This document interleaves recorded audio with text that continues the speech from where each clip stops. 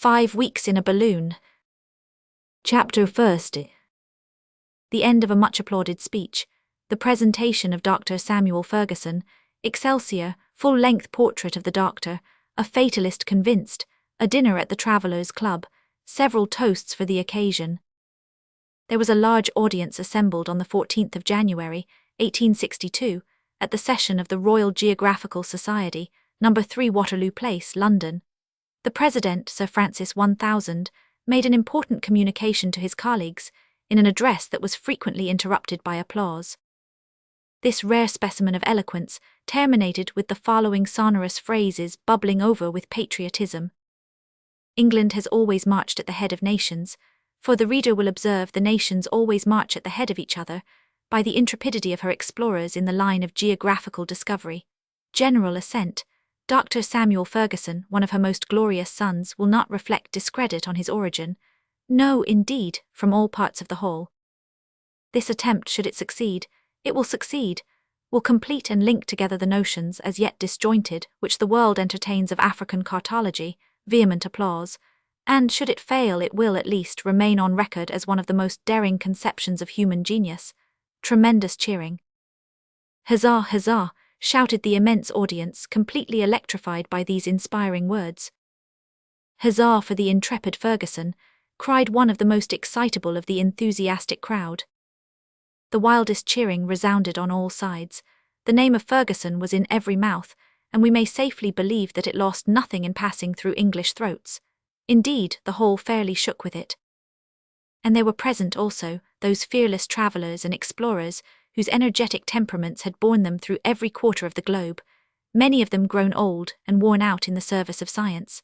All had, in some degree, physically or morally, undergone the source trials. They had escaped shipwreck, conflagration, Indian tomahawks and war clubs, the faggot and the stake, nay, even the cannibal maws of the South Sea Islanders. But still their hearts beat high during Sir Francis 1000's address, which certainly was the finest oratorical success that the Royal Geographical Society of London had yet achieved. But in England, enthusiasm does not stop short with mere words. It strikes off money faster than the dies of the Royal Mint itself, so a subscription to encourage Dr. Ferguson was voted there and then, and it at once attained the handsome amount of £2,500. The sum was made commensurate with the importance of the enterprise. A member of the society then inquired of the President whether Dr. Ferguson was not to be officially introduced. "The doctor is at the disposition of the meeting," replied Sir Francis. "Let him come in then, bring him in," shouted the audience. "We'd like to see a man of such extraordinary daring face to face." "Perhaps this incredible proposition of his is only intended to mystify us," growled an apoplectic old admiral. "Suppose that there should turn out to be no such person as Dr. Ferguson," exclaimed another voice with a malicious twang. "Why then we'd have to invent one," replied a facetious member of this grave society. "Ask Dr. Ferguson to come in," was the quiet remark of Sir Francis 1000. And come in the doctor did, and stood there, quite unmoved by the thunders of applause that greeted his appearance. He was a man of about 40 years of age, of medium height and physique. His sanguine temperament was disclosed in the deep colour of his cheeks. His countenance was coldly expressive, with regular features and a large nose, one of those noses that resemble the prow of a ship, and stamp the faces of men predestined to accomplish great discoveries. His eyes, which were gentle and intelligent rather than bold, lent a peculiar charm to his physiognomy. His arms were long, and his feet were planted with that solidity which indicates a great pedestrian. A calm gravity seemed to surround the doctor's entire person, and no one would dream that he could become the agent of any mystification, however harmless. Hence the applause that greeted him at the outset continued until he, with a friendly gesture, claimed silence on his own behalf. He stepped toward the seat that had been prepared for him on his presentation, and then, standing erect and motionless, he, with a determined glance, pointed his right forefinger upward, and pronounced aloud the single word, "Excelsior." Never had one of Bright's or Cobden's sudden onslaughts, never had one of Palmerston's abrupt demands for funds to plate the rocks of the English coast with iron made such a sensation.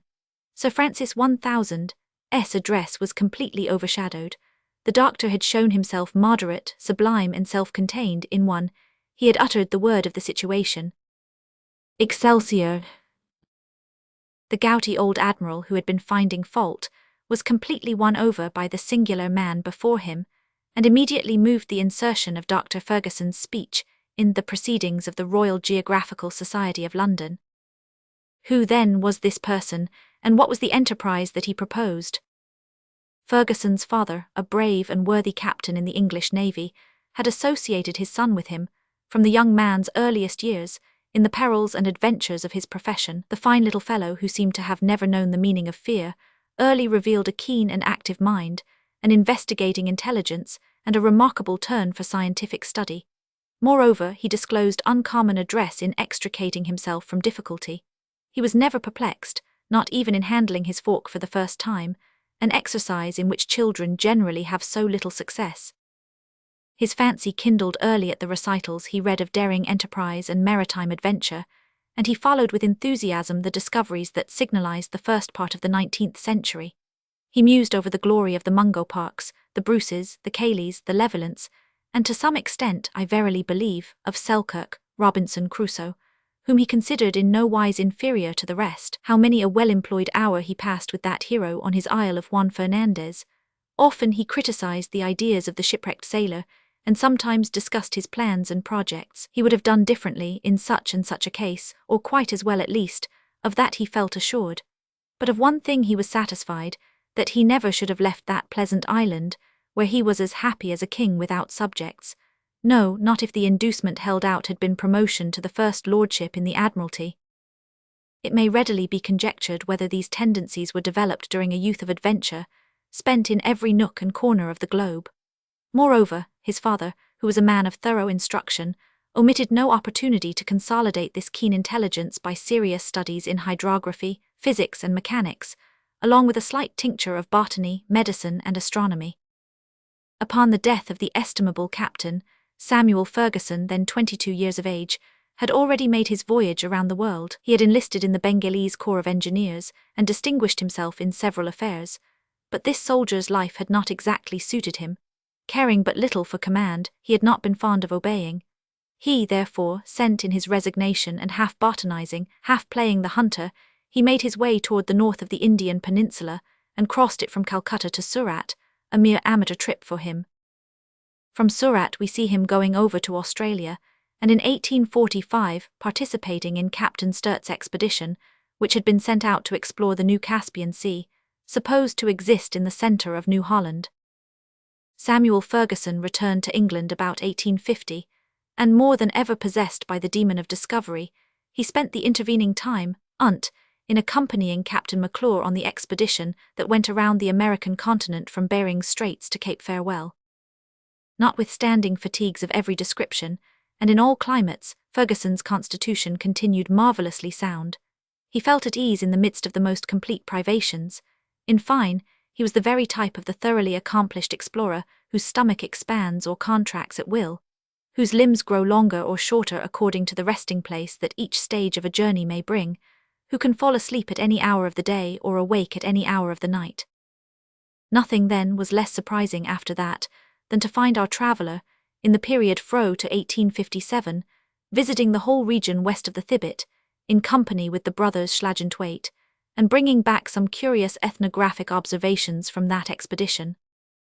During these different journeys, Ferguson had been the most active and interesting correspondent of the Daily Telegraph, the penny newspaper whose circulation amounts to 140,000 copies, and yet scarcely suffices for its many legions of readers. Thus, the doctor had become well known to the public, although he could not claim membership in either of the Royal Geographical Societies of London, Paris, Berlin, Vienna, or St. Petersburg, or yet with the Travellers' Club, or even the Royal Polytechnic Institute, where his friend the statistician Cockburn ruled in state.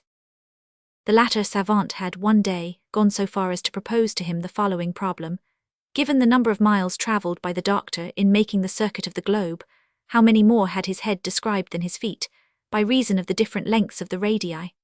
Or, the number of miles traversed by the doctor's head and feet respectively being given, required the exact height of that gentleman.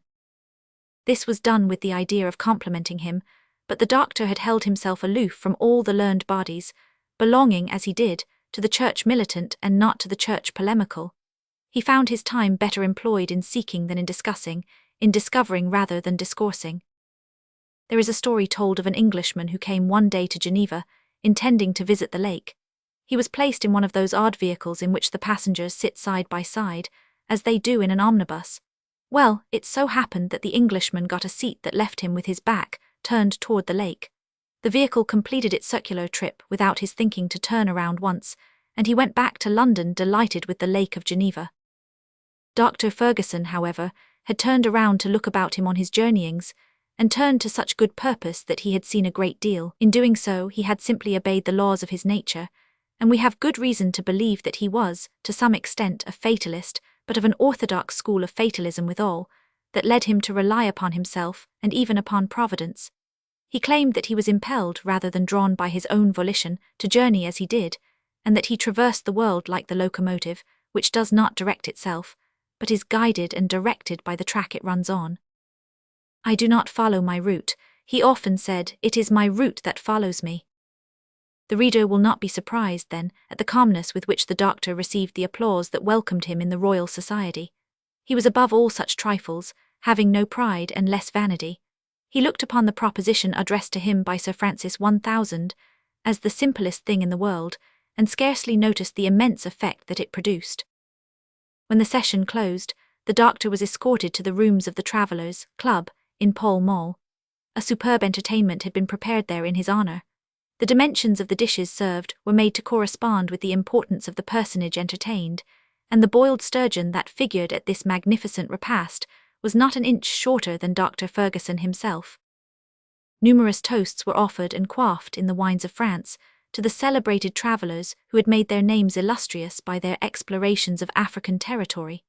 The guests drank to their health or to their memory, in alphabetical order, a good old English way of doing the thing. Among those remembered thus were Abidi, Adams, Adamson, Anderson, Arnaud, Bakey, Baldwin, Barth, Batauda, Biquet, Beltram, Duberba, Bimbachi, Bolognesi, Balwick, Belzoni, Bonamain, Brisson, Brown, Bruce, Brunrowlett, Burchell, Burkhart, Burton, Kayland, Cayley, Campbell, Chapman, Clapperton, Clotbay, Colomieu, Curville, Cumming, Cunny, De Bono, Deccan, Denham, Disaventures, Dixon, Dutchard, Duchelu, Duncan, Durand, Durrell, Duverier, 500 Escarac, Delocher, Erhart, Ferret, Fresnel, Galinier, Galton, Jeffrey, Gulberry, Hahn, Halm, Harnier, Heckwart, Huglin, Horniman, Horton, Imbert, Kaufman, Noblecher, Krapf, Cummer, Lafargue, Lang, Lafil, Lambert, Lamoureux, Lampriere, John Lander, Richard Lander, Lefebvre, Legion, Levilant, Livingstone, MacCarthy, Magyar, Mason, Maltsack, Moffat, Malian, Montero, Morrison, Mungo Park, Niemans, Overweg, Panet, Parteriel, Pascal, Pierce, Peddy, Penny, Petherick, Poncet, Prax, Raffinal, Rab, Ribman, Richardson, Riley, Ritchie, Rochet, de Hericourt, Rongawi, Rocher, Rappel, Sognier, Speak, Stadner, Thibaud, Thompson, Thornton, Toole, Tousney, Trotter, Tucky, Tyrwhitt, Vaudy, Vassier, Vincent, Vinco, Vogel, Walberg, Warrington, Washington, Wern, Wild, and last, but not least, Dr. Ferguson, who by his incredible attempt was to link together the achievements of all these explorers and complete the series of African discovery. Chapter 2. The article in the Daily Telegraph, War between the Scientific Journals, Mr. Peterman backs his friend Dr. Ferguson, reply of the savant Koner, bets made, sundry propositions offered to the doctor. On the next day, in its number of January 15th, the Daily Telegraph published an article couched in the following terms. Africa is at length about to surrender the secret of her vast solitudes. A modern Oedipus is to give us the key to that enigma which the learned men of 60 centuries have not been able to decipher. In other days, to seek the sources of the Nile, Fons Nilique Ara, was regarded as a mad endeavour, a chimera that could not be realized.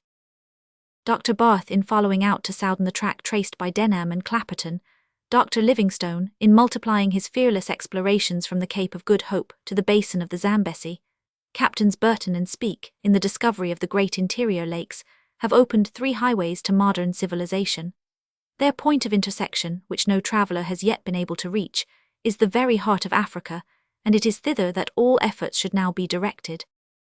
The labours of these hardy pioneers of science are now about to be knit together by the daring project of Dr. Samuel Ferguson, whose fine explorations our readers have frequently had the opportunity of appreciating. This intrepid discoverer proposes to traverse all Africa from east to west in a balloon. If we are well informed, the point of departure for this surprising journey is to be the island of Zanzibar, upon the eastern coast. As for the point of arrival, it is reserved for Providence alone to designate. The proposal for this scientific undertaking was officially made yesterday at the rooms of the Royal Geographical Society, and the sum of £2,500 was voted to defray the expenses of the enterprise. We shall keep our readers informed as to the progress of this enterprise, which has no precedent in the annals of exploration. As may be supposed, the foregoing article had an enormous echo among scientific people. At first it stirred up a storm of incredulity. Dr. Ferguson passed for a purely chimerical personage of the Barnum stamp, who, after having gone through the United States, proposed to do the British Isles. A humorous reply appeared in the February number of the Bulletins de la Société Géographique of Geneva, which very wittily showed up the Royal Society of London and their phenomenal sturgeon. But Herr Petermann, in his Mythilungen, published at Gotha, reduced the Geneva Journal to the most absolute silence. Herr Petermann knew Dr. Ferguson personally and guaranteed the intrepidity of his dauntless friend. Besides, all manner of doubt was quickly put out of the question.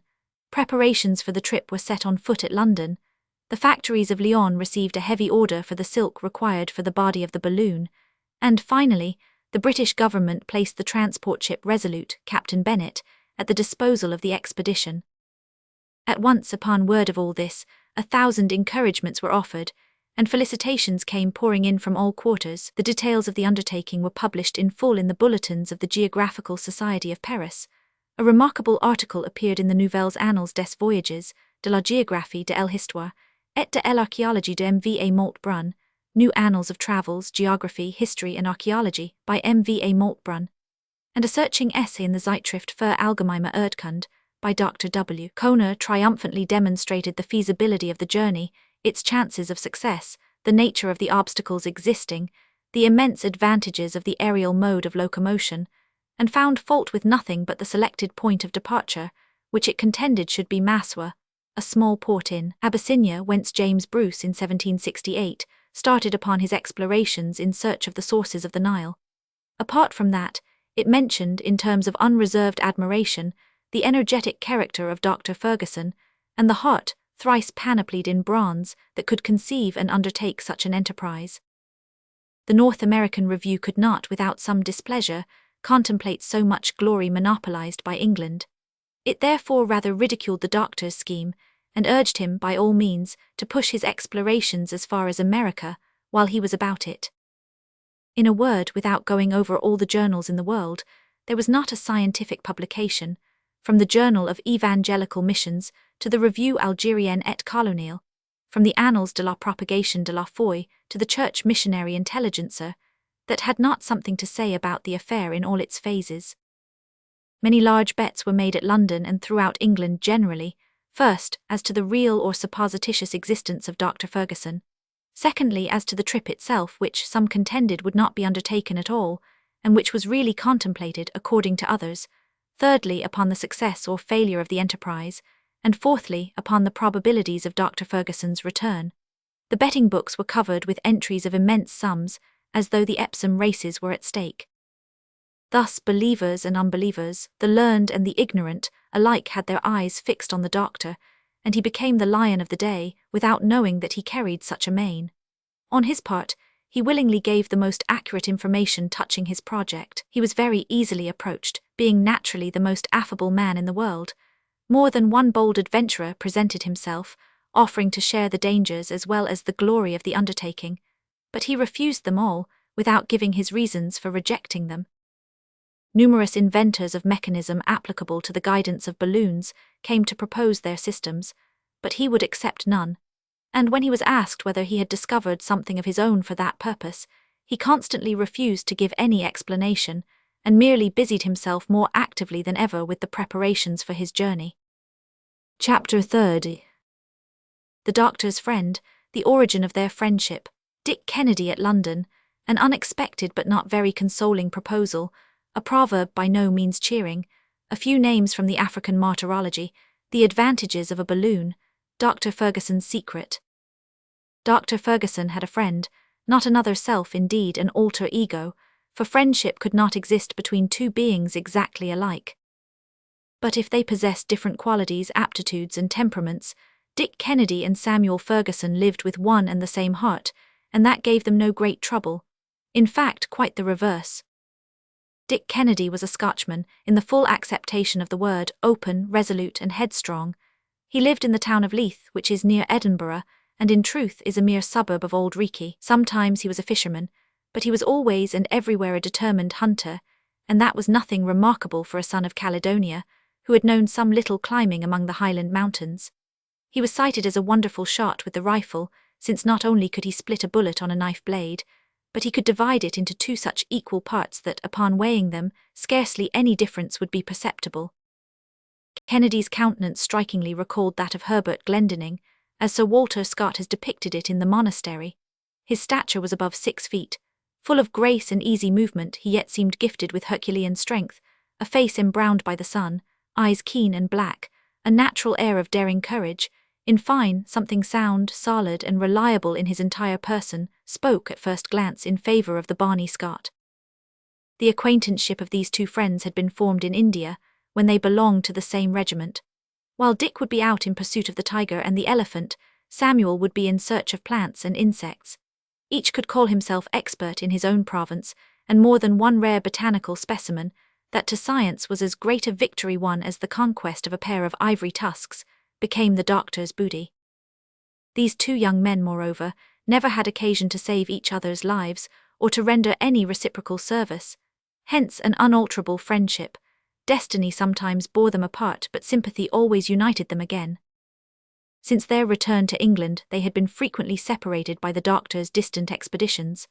But on his return, the latter never failed to go, not to ask for hospitality, but to bestow some weeks of his presence at the home of his crony Dick. The Scot talked of the past, the doctor busily prepared for the future. The one looked back, the other forward. Hence a restless spirit personified in Ferguson, perfect calmness typified in Kennedy, such was the contrast. After his journey to the Thibet, the doctor had remained nearly 2 years without hinting at new explorations. And Dick, supposing that his friend's instinct for travel and thirst for adventure had at length died out, was perfectly enchanted. They would have ended badly some day or other, he thought to himself. No matter what experience one has with men, one does not travel always with impunity among cannibals and wild beasts.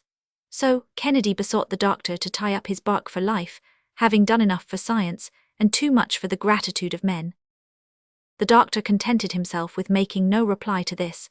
He remained absorbed in his own reflections, giving himself up to secret calculations, passing his nights among heaps of figures, and making experiments with the strangest-looking machinery, inexplicable to everybody but himself.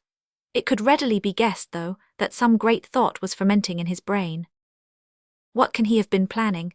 Wondered Kennedy, when in the month of January his friend quitted him to return to London.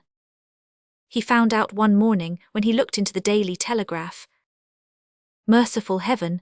He exclaimed, the lunatic, the madman, cross Africa in a balloon, nothing but that was wanted to cap the climax. That's what he's been bothering his wits about these 2 years past. Now, reader, substitute for all these exclamation points as many ringing thumps with a brawny fist upon the table, and you have some idea of the manual exercise that Dick went through while he thus spoke. When his confidential maid-of-all-work, the aged Elspeth, tried to insinuate that the whole thing might be a hoax. Not a bit of it, said he. Don't I know my man, isn't it just like him, travel through the air, there now he's jealous of the eagles next, no, I warrant you he'll not do it, I'll find a way to stop him. Why if they'd let him alone he'd start some day for the moon. On that very evening Kennedy, half alarmed and half exasperated, took the train for London, where he arrived next morning. 3/4 of an hour later, a cab deposited him at the door of the doctor's modest dwelling, in Soho Square, Greek Street. Forthwith he bounded up the steps and announced his arrival with 5 good, hearty, sounding raps at the door. Ferguson opened in person. "Dick, you here?" he exclaimed, but with no great expression of surprise after all. Dick himself was the response. "What, my dear boy, you at London, and this the mid-season of the winter shooting?" "Yes, here I am at London." "And what have you come to town for?" to prevent the greatest piece of folly that ever was conceived. Folly, said the doctor. Is what this paper says the truth? Rejoined Kennedy, holding out the copy of the Daily Telegraph mentioned above. Ah, that's what you mean, is it? These newspapers are great tattlers, but sit down, my dear Dick. No, I won't sit down. Then you really intend to attempt this journey? Most certainly. All my preparations are getting along finely, and Where are your traps? Let me have a chance at them. I'll make them fly. I'll put your preparations in fine order. And so saying, the gallant Scot gave way to a genuine explosion of wrath. Come, be calm, my dear Dick, resumed the doctor. You're angry at me because I did not acquaint you with my new project. He calls this his new project. I have been very busy, the doctor went on without heeding the interruption. I have had so much to look after, but rest assured that I should not have started without writing to you. Oh, indeed, I'm highly honored. Because it is my intention to take you with me. Upon this, the Scotchman gave a leap that a wild goat would not have been ashamed of among his native crags. Ah, really then, you want them to send us both to Bedlam? I have counted positively upon you, my dear Dick, and I have picked you out from all the rest. Kennedy stood speechless with amazement. After listening to me for 10 minutes, said the doctor, you will thank me. Are you speaking seriously? Very seriously. And suppose that I refuse to go with you. But you won't refuse. But suppose that I were to refuse. Well, I'd go alone. Let us sit down, said Kennedy, and talk without excitement. The moment you give up jesting about it, we can discuss the thing. Let us discuss it then at breakfast, if you have no objections, my dear Dick. The two friends took their seats opposite to each other, at a little table with a plate of toast and a huge tea urn before them. My dear Samuel, said the sportsman, your project is insane, it is impossible, it has no resemblance to anything reasonable or practicable. That's for us to find out when we shall have tried it. But trying it is exactly what you ought not to attempt. Why so, if you please? Well, the risks, the difficulty of the thing. As for difficulties, replied Ferguson in a serious tone, they were made to be overcome. As for risks and dangers, who can flatter himself that he is to escape them? Everything in life involves danger. It may even be dangerous to sit down at one's own table, or to put one's hat on one's own head. Moreover, we must look upon what is to occur as having already occurred, and see nothing but the present in the future, for the future is but the present a little farther on. There it is, exclaimed Kennedy with a shrug, as great a fatalist as ever. Yes, but in the good sense of the word. Let us not trouble ourselves, then, about what fate has in store for us, and let us not forget our good old English proverb. The man who is born to be hung will never be drowned. There was no reply to make, but that did not prevent Kennedy from resuming a series of arguments which may be readily conjectured, but which were too long for us to repeat. Well then, he said after an hour's discussion, if you are absolutely determined to make this trip across the African continent, if it is necessary for your happiness, why not pursue the ordinary routes? Why, ejaculated the doctor, growing animated, because all attempts to do so up to this time have utterly failed, because from Mungo Park, assassinated on the Niger, to Vogel, who disappeared in the Wadai country, from Oudney, who died at Murmur, and Clapperton, lost at Sakatu, to the Frenchman Mason, who was cut to pieces, from Major Laing, killed by the Tuaregs, to Rocha from Hamburg, massacred in the beginning of 1860, the names of victim after victim have been inscribed on the lists of African martyrdom, because to contend successfully against the elements, against hunger and thirst and fever, against savage beasts and still more savage men is impossible, because what cannot be done in one way should be tried in another. In fine, because what one cannot pass through directly in the middle must be passed by going to one side or overhead. If passing over it were the only question, interposed Kennedy, but passing high up in the air, doctor, there's the rub. Come then, said the doctor, what have I to fear? You will admit that I have taken my precautions in such manner as to be certain that my balloon will not fall, but should it disappoint me, I should find myself on the ground in the normal conditions imposed upon other explorers. But my balloon will not deceive me, and we need make no such calculations. Yes, but you must take them into view. No, Dick, I intend not to be separated from the balloon until I reach the western coast of Africa. With it, everything is possible. Without it, I fall back into the dangers and difficulties, as well as the natural obstacles that ordinarily attend such an expedition. With it, neither heat, nor torrents, nor tempests, nor the simoom, nor unhealthy climates, nor wild animals, nor savage men are to be feared. If I feel too hot, I can ascend. If too cold, I can come down. Should there be a mountain, I can pass over it. A precipice, I can sweep across it. A river, I can sail beyond it. A storm, I can rise away above it. A torrent, I can skim it like a bird. I can advance without fatigue, I can halt without need of repose, I can soar above the nascent cities. I can speed onward with the rapidity of a tornado, sometimes at the loftiest heights, sometimes only 100 feet above the soil, while the map of Africa unrolls itself beneath my gaze in the great atlas of the world. Even the stubborn Kennedy began to feel moved, and yet the spectacle thus conjured up before him gave him the vertigo. He riveted his eyes upon the doctor with wonder and admiration, and yet with fear, for he already felt himself swinging aloft in space. "Come, come," said he at last, "let us see Samuel, then you have discovered the means of guiding a balloon." "Not by any means, that is a utopian idea." "Then you will go." "Whithersoever Providence wills, but at all events from east to west." "Why so?" "Because I expect to avail myself of the trade winds, the direction of which is always the same." "Ah, yes, indeed," said Kennedy, reflecting. "The trade winds, yes, truly, one might, there's something in that." "Something in it, yes, my excellent friend, there's everything in it. The English government has placed a transport at my disposal, and 3 or 4 vessels are to cruise off the western coast of Africa about the presumed period of my arrival. In 3 months at most, I shall be at Zanzibar, where I will inflate my balloon, and from that point we shall launch ourselves." "We," said Dick. "Have you still a shadow of an objection to offer? Speak, friend Kennedy." "An objection? I have 1,000, but among other things tell me if you expect to see the country. If you expect to mount and descend at pleasure, you cannot do so without losing your gas. Up to this time no other means have been devised, and it is this that has always prevented long journeys in the air." "My dear Dick, I have only one word to answer. I shall not lose one particle of gas." "And yet you can descend when you please." "I shall descend when I please." "And how will you do that?" "Aha, therein lies my secret, friend Dick. Have faith and let my device be yours, Excelsior." "Excelsior be it then," said the sportsman, who did not understand a word of Latin. But he made up his mind to oppose his friend's departure by all means in his power, and so pretended to give in, at the same time keeping on the watch. As for the doctor, he went on diligently with his preparations.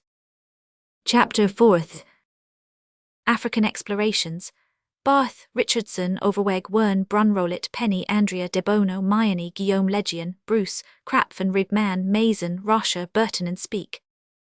The aerial line which Dr. Ferguson counted upon following had not been chosen at random. His point of departure had been carefully studied, and it was not without good cause that he had resolved to ascend at the island of Zanzibar. This island, lying near to the eastern coast of Africa, is in the 6th degree of south latitude, that is to say, 430 geographical miles below the equator. From this island the latest expedition, sent by way of the Great Lakes to explore the sources of the Nile, had just set out. But it would be well to indicate what explorations Dr. Ferguson hoped to link together. The 2 principal ones were those of Dr. Barth in 1849 and of Lieutenants Burton and Speke in 1858. Dr. Barth is a Hamburger, who obtained permission for himself and for his countryman Overweg to join the expedition of the Englishman Richardson. The latter was charged with a mission in the Soudan. This vast region is situated between the 15th and 10th degrees of north latitude. That is to say, that, in order to approach it, the explorer must penetrate 1,500 miles into the interior of Africa. Until then, the country in question had been known only through the journeys of Denham, of Clapperton and of Oudney, made fro to 1824. Richardson, Barth and Overweg, jealously anxious to push their investigations farther, arrived at Tunis and Tripoli like their predecessors, and got as far as Merzouk, the capital of Fezzan. They then abandoned the perpendicular line and made a sharp turn westward toward Ghot, guided with difficulty by the Tuaregs. After 1,000 scenes of pillage, of vexation and attacks by armed forces, their caravan arrived in October at the vast oasis of Aspen. Dr. Barth, separated from his companions, made an excursion to the town of Aghades and rejoined the expedition, which resumed its march on the 12th of December. At length it reached the province of Damogu. There the three travellers parted, and Barth took the road to Kano, where he arrived by dint of perseverance, and after paying considerable tribute. In spite of an intense fever, he quitted that place on the 7th of March, accompanied by a single servant. The principal aim of his journey was to reconnoitre Lake Tchad, from which he was still 350 miles distant. He therefore advanced toward the east, and reached the town of Zarikalo in the Bornu country, which is the core of the great Central Empire of Africa. There he heard of the death of Richardson, who had succumbed to fatigue and privation. He next arrived at Kuka, the capital of Bornu on the borders of the lake. Finally, at the end of 3 weeks, on the 14th of April, 12 months after having quitted Tripoli, he reached the town of Ngornu. We find him again setting forth on the 29th of March, 1851, with Overweg, to visit the kingdom of Adamaua to the south of the lake, and from there he pushed on as far as the town of Yola, a little below 9 degrees north latitude. This was the extreme southern limit reached by that daring traveller. He returned in the month of August to Kuka. From there he successively traversed the Mandara, Bargami and Clainam countries, and reached his extreme limit in the east, the town of Masna, situated at 17 degrees 20 minutes west longitude.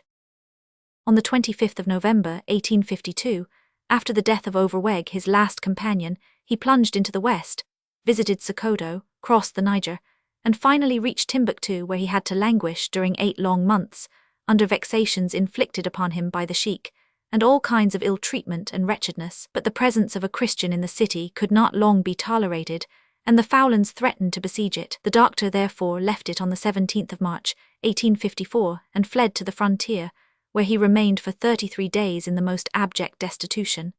He then managed to get back to Kano in November, thence to Kuka, where he resumed Denham's route after 4 months' delay. He regained Tripoli toward the close of August, 1855, and arrived in London on the 6th of September, the only survivor of his party. Such was the venturesome journey of Dr. Barth. Dr. Ferguson carefully noted the fact that he had stopped at 4 degrees north latitude and 17 degrees west longitude. Now let us see what Lieutenants Burton and Speke accomplished in eastern Africa. The various expeditions that had ascended the Nile could never manage to reach the mysterious source of that river. According to the narrative of the German doctor, Ferdinand Verne, the expedition attempted in 1840, under the auspices of Mehemet Ali, stopped at Gondokoro, between the 4th and 5th parallels of north latitude. In 1855, Brun Rollet, a native of Savoy, appointed consul for Sardinia in eastern Soudan, to take the place of Vodi, who had just died, set out from Khartoum, and under the name of Yacoub the merchant, trading in gums and ivory, got as far as Belinia beyond the 4th degree, but had to return in ill health to Khartoum, where he died in 1857. Neither Dr. Penny, the head of the Egyptian medical service, who in a small steamer penetrated 1 degree beyond Gondokoro, and then came back to die of exhaustion at Khartoum, nor Myani, the Venetian, who, turning the cataracts below Gondokoro, reached the 2nd parallel, nor the Maltese trader Andrea de Bono, who pushed his journey up the Nile still farther, could work their way beyond the apparently impassable limit. In 1859, M. Guillaume Legion, entrusted with a mission by the French government, reached Khartoum by way of the Red Sea, and embarked upon the Nile with a retinue of 21 hired men and 20 soldiers, but he could not get past Gondokoro, and ran extreme risk of his life among the Negro tribes, who were in full revolt. The expedition directed by M. Descarac de Locha made an equally unsuccessful attempt to reach the famous sources of the Nile. This fatal limit invariably brought every traveller to a halt. In ancient times, the ambassadors of Nero reached the 9th degree of latitude, but in 18 centuries only from 5 to 6 degrees, or from 300 to 360 geographical miles, were gained. Many travellers endeavoured to reach the sources of the Nile by taking their point of departure on the eastern coast of Africa. Between 1768 and the Scotch traveller, Bruce set out from Maswa, a port of Abyssinia, traversed the Tigray, visited the ruins of Axum, saw the sources of the Nile where they did not exist, and obtained no serious result.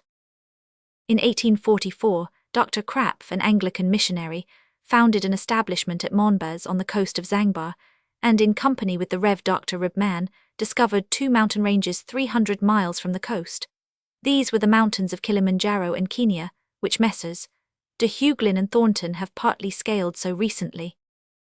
In 1845, Mason, the French explorer, disembarked alone at Bagamoyo, directly opposite to Zanzibar, and got as far as Djele Mhora, where the chief caused him to be put to death in the most cruel torment. In 1859, in the month of August, the young traveller Rocher from Hamburg set out with a caravan of Arab merchants, reached Lake Nyassa, and was there assassinated while he slept. Finally, in 1857, Lieutenants Burton and Speke, both officers in the Bengal Army, were sent by the London Geographical Society to explore the great African lakes, and on the 17th of June they quitted Zanzibar and plunged directly into the west. After 4 months of incredible suffering, their baggage having been pillaged and their attendants beaten and slain, they arrived at Kaise, a sort of central rendezvous for traders and caravans. They were in the midst of the country of the moon, and there they collected some precious documents concerning the manners, government, religion, fauna and flora of the region. They next made for the first of the Great Lakes, the one named Tanganyika, situated between the 3rd and 8th degrees of south latitude. They reached it on the 14th of February, 1858, and visited the various tribes residing on its banks, the most of whom are cannibals. They departed again on the 26th of May, and re-entered Kaise on the 20th of June. There Burton, who was completely worn out, lay ill for several months, during which time Speke made a push to the northward of more than 300 miles, going as far as Lake Ocracua, which he came in sight of on the 3d of August. But he could descry only the opening of it at latitude 2 degrees 30 minutes. He reached Kaise on his return on the 25th of August, and in company with Burton again took up the route to Zanzibar, where they arrived in the month of March in the following year. These 2 daring explorers then re-embarked for England, and the Geographical Society of Paris decreed them its annual prize medal. Dr. Ferguson carefully remarked that they had not gone beyond the 2nd degree of south latitude, nor the 29th of east longitude. The problem, therefore, was how to link the explorations of Burton and Speke with those of Dr. Barth, since to do so was to undertake to traverse an extent of more than 12 degrees of territory. Chapter 5. Kennedy's dreams, articles and pronouns in the plural, Dick's insinuations, a promenade over the map of Africa, what is contained between 2 points of the compass, expeditions now on foot, Speke and Grant, Krapf, de Deccan and de Hugelin. Dr. Ferguson energetically pushed the preparations for his departure, and in person superintended the construction of his balloon, with certain modifications, in regard to which he observed the most absolute silence. For a long time past, he had been applying himself to the study of the Arab language and the various Mandingo idioms, and thanks to his talents as a polyglot, he had made rapid progress. In the meanwhile his friend, the sportsman, never let him out of his sight, afraid, no doubt, that the doctor might take his departure without saying a word to anybody. On this subject, he regaled him with the most persuasive arguments which, however, did not persuade Samuel Ferguson, and wasted his breath in pathetic entreaties, by which the latter seemed to be but slightly moved. In fine, Dick felt that the doctor was slipping through his fingers. The poor Scot was really to be pitied. He could not look upon the azure vault without a sombre terror. When asleep, he felt oscillations that made his head reel, and every night he had visions of being swung aloft at immeasurable heights. We must add that, during these fearful nightmares, he once or twice fell out of bed. His first care then was to show Ferguson a severe contusion that he had received on the cranium. And yet, he would add with warmth, that was at the height of only 3 feet, not an inch more, and such a bump as this. Only think, then. This insinuation, full of sad meaning as it was, did not seem to touch the doctor's heart. "We'll not fall," was his invariable reply. "But still, suppose that we were to fall." "We will not fall." This was decisive, and Kennedy had nothing more to say. What particularly exasperated Dick was, that the doctor seemed completely to lose sight of his personality, of his, Kennedy's, and to look upon him as irrevocably destined to become his aerial companion. Not even the shadow of a doubt was ever suggested, and Samuel made an intolerable misuse of the first-person plural. We are getting along, we shall be ready on the, we shall start on the, etc., etc. And then there was the singular possessive adjective. Our balloon, our car, our expedition. And the same in the plural too. Our preparations, our discoveries, our ascensions. Dick shuddered at them, although he was determined not to go, but he did not want to annoy his friend. Let us also disclose the fact that, without knowing exactly why himself, he had sent to Edinburgh for a certain selection of heavy clothing, and his best hunting gear and firearms. One day, after having admitted that, with an overwhelming run of good luck, there might be one chance of success in 1,000, he pretended to yield entirely to the doctor's wishes.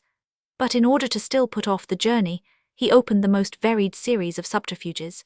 He threw himself back upon questioning the utility of the expedition, its opportuneness, etc. This discovery of the sources of the Nile, was it likely to be of any use? Would one have really labored for the welfare of humanity? When, after all, the African tribes should have been civilized, would they be any happier? Were folk certain that civilization had not its chosen abode there rather than in Europe? Perhaps. And then, couldn't one wait a little longer? The trip across Africa would certainly be accomplished some day, and in a less hazardous manner. In another month, or in 6 months before the year was over, some explorer would undoubtedly come in, etc., etc. These hints produced an effect exactly opposite to what was desired or intended, and the doctor trembled with impatience. Are you willing then, wretched Dick, are you willing, false friend, that this glory should belong to another? Must I then be untrue to my past history, recall before obstacles that are not serious, requite with cowardly hesitation what both the English government and the Royal Society of London have done for me? But, resumed Kennedy, who made great use of that conjunction. But, said the doctor, are you not aware that my journey is to compete with the success of the expeditions now on foot? Don't you know that fresh explorers are advancing toward the center of Africa? Still, listen to me, Dick, and cast your eyes over that map. Dick glanced over it with resignation. Now ascend the course of the Nile. I have ascended it, replied the Scotchman with docility. Stop at Gondokoro. I am there. And Kennedy thought to himself how easy such a trip was, on the map. Now take one of the points of these dividers, and let it rest upon that place, beyond which the most daring explorers have scarcely gone. I have done so. And now look along the coast for the island of Zanzibar, in latitude 6 degrees south. I have it. Now follow the same parallel and arrive at Kaize. I have done so. Run up again along the 33rd degree of longitude to the opening of Lake Aucariao, at the point where Lieutenant Speke had to halt. I am there a little more, and I should have tumbled into the lake. Very good. Now do you know what we have the right to suppose, according to the information given by the tribes that live along its shores? I haven't the least idea. Why, that this lake, the lower extremity of which is in 2 degrees and 30 minutes, must extend also 2 degrees and a half above the equator. Really? Well, from this northern extremity there flows a stream which must necessarily join the Nile, if it be not the Nile itself. That is indeed curious. Then let the other point of your dividers rest upon that extremity of Lake Aucariao. It is done, friend Ferguson. Now how many degrees can you count between the 2 points? Scarcely 2. And do you know what that means, Dick? Not the least in the world. Why, that makes scarcely 120 miles, in other words a nothing. Almost nothing, Samuel. Well, do you know what is taking place at this moment? No, upon my honor I do not. Very well then, I'll tell you. The Geographical Society regard as very important the exploration of this lake of which Speke caught a glimpse. Under their auspices, Lieutenant, now Captain, Speke has associated with him Captain Grant, of the army in India. They have put themselves at the head of a numerous and well-equipped expedition. Their mission is to ascend the lake and return to Gondokoro. They have received a subsidy of more than £5,000, and the governor of the Cape of Good Hope has placed Hottentot soldiers at their disposal. They set out from Zanzibar at the close of October 1860. In the meanwhile John Petherick, the English consul at the city of Khartoum, has received about £700 from the Foreign Office. He is to equip a steamer at Khartoum, stock it with sufficient provisions, and make his way to Gondokoro. There he will await Captain Speke's caravan and be able to replenish its supplies to some extent. Well planned, said Kennedy.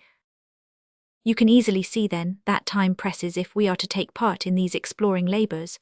And that is not all, since, while some are thus advancing with sure steps to the discovery of the sources of the Nile, others are penetrating to the very heart of Africa. On foot, said Kennedy.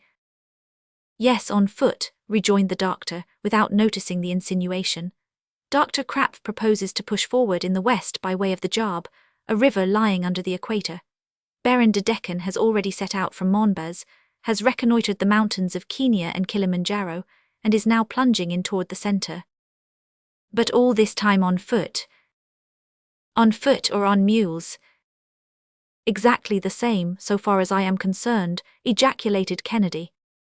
Lastly, resumed the doctor, M. de Huglin, the Austrian vice-consul at Khartoum, has just organised a very important expedition, the first aim of which is to search for the traveller Vogel, who in 1853 was sent into the Soudan to associate himself with the labours of Dr. Barth. In 1856 he quitted Bornu, and determined to explore the unknown country that lies between Lake Tchad and Darfur. Nothing has been seen of him since that time. Letters that were received in Alexandria in 1860 said that he was killed at the order of the King of Wadai, but other letters, addressed by Dr. Hartmann to the traveller's father, relate that, according to the recital of a letter of Bornu, Vogel was merely held as a prisoner at Wara. All hope is not then lost, hence a committee has been organised under the presidency of the regent of Saxe-Coburg-Gotha. My friend Petermann is its secretary. A national subscription has provided for the expense of the expedition, whose strength has been increased by the voluntary accession of several learned men, and M. de Huglin set out from Maswa in the month of June. While engaged in looking for Vogel, he is also to explore all the country between the Nile and Lake Tchad, that is to say, to knit together the operations of Captain Speke and those of Dr. Barth, and then Africa will have been traversed from east to west. Well, said the canny Scot, since everything is getting on so well, what's the use of our going down there? Dr. Ferguson made no reply, but contented himself with a significant shrug of the shoulders. Chapter 6. A servant match him, he can see the satellites of Jupiter, Dick and Joe hard at it, doubt and faith, the weighing ceremony, Joe and Wellington, he gets a half-crown. Dr. Ferguson had a servant who answered with alacrity to the name of Joe. He was an excellent fellow, who testified the most absolute confidence in his master, and the most unlimited devotion to his interests, even anticipating his wishes and orders, which were always intelligently executed. In fine, he was a Caleb without the growling, and a perfect pattern of constant good humour. Had he been made on purpose for the place, it could not have been better done. Ferguson put himself entirely in his hands, so far as the ordinary details of existence were concerned, and he did well. Incomparable, whole-souled Joe, a servant who orders your dinner, who likes what you like, who packs your trunk without forgetting your socks or your linen, who has charge of your keys and your secrets and takes no advantage of all this. But then, what a man the doctor was in the eyes of this worthy Joe, with what respect and what confidence the latter received all his decisions. When Ferguson had spoken, he would be a fool who should attempt to question the matter. Everything he thought was exactly right, everything he said the perfection of wisdom, everything he ordered to be done quite feasible, all that he undertook practicable, all that he accomplished admirable. You might have cut Joe to pieces, not an agreeable operation to be sure, and yet he would not have altered his opinion of his master. So when the doctor conceived the project of crossing Africa through the air, for Joe the thing was already done. Obstacles no longer existed. From the moment when the doctor had made up his mind to start, he had arrived, along with his faithful attendant too, for the noble fellow knew, without a word uttered about it, that he would be one of the party. Moreover, he was just the man to render the greatest service by his intelligence and his wonderful agility. Had the occasion arisen to name a professor of gymnastics for the monkeys in the zoological garden, who are smart enough by the way, Joe would certainly have received the appointment. Leaping, climbing, almost flying, these were all sport to him. If Ferguson was the head and Kennedy the arm, Joe was to be the right hand of the expedition. He had already accompanied his master on several journeys, and had a smattering of science appropriate to his condition and style of mind, but he was especially remarkable for a sort of mild philosophy, a charming turn of optimism. In his sight everything was easy, logical, natural, and consequently he could see no use in complaining or grumbling. Among other gifts, he possessed a strength and range of vision that were perfectly surprising. He enjoyed, in common with Moslin, Kepler's professor, the rare faculty of distinguishing the satellites of Jupiter with the naked eye, and of counting 14 of the stars in the group of Pleiades, the remotest of them being only of the 9th magnitude. He presumed none the more for that. On the contrary, he made his bow to you at a distance, and when occasion arose he bravely knew how to use his eyes. With such profound faith as Joe felt in the doctor, it is not to be wondered at that incessant discussions sprang up between him and Kennedy, without any lack of respect to the latter, however. One doubted, the other believed. One had a prudent foresight, the other blind confidence. The doctor, however, vibrated between doubt and confidence. That is to say, he troubled his head with neither one nor the other. "Well, Mr. Kennedy," Joe would say. "Well, my boy. The moment's at hand. It seems that we are to sail for the moon." "You mean the mountains of the moon, which are not quite so far off, but never mind, one trip is just as dangerous as the other." "Dangerous? What, with a man like Dr. Ferguson?" "I don't want to spoil your illusions, my good Joe, but this undertaking of his is nothing more nor less than the act of a madman. He won't go, though." "He won't go, eh? Then you haven't seen his balloon at Mitchell's factory in the borough?" "I'll take precious good care to keep away from it." "Well, you'll lose a fine sight, sir. What a splendid thing it is, what a pretty shape, what a nice car, how snug we'll feel in it." "Then you really think of going with your master?" "I," answered Joe with an accent of profound conviction. "Why, I'd go with him wherever he pleases. Who ever heard of such a thing? Leave him to go off alone after we've been all over the world together? Who would help him when he was tired? Who would give him a hand in climbing over the rocks? Who would attend him when he was sick? No, Mr. Kennedy, Joe will always stick to the doctor." "You're a fine fellow, Joe. But then you're coming with us?" "Oh, certainly," said Kennedy. "That is to say, I will go with you up to the last moment, to prevent Samuel even then from being guilty of such an act of folly. I will follow him as far as Zanzibar, so as to stop him there if possible." "You'll stop nothing at all, Mr. Kennedy, with all respect to you, sir. My master is no hair-brained person. He takes a long time to think over what he means to do, and then, when he once gets started, the evil one himself couldn't make him give it up." "Well, we'll see about that." "Don't flatter yourself, sir, but then the main thing is to have you with us. For a hunter like you, sir, Africa's a great country, so either way you won't be sorry for the trip." "No, that's a fact, I shan't be sorry for it, if I can get this crazy man to give up his scheme." "By the way," said Joe, "you know that the weighing comes off today." "The weighing? What weighing?" "Why, my master and you and I are all to be weighed today."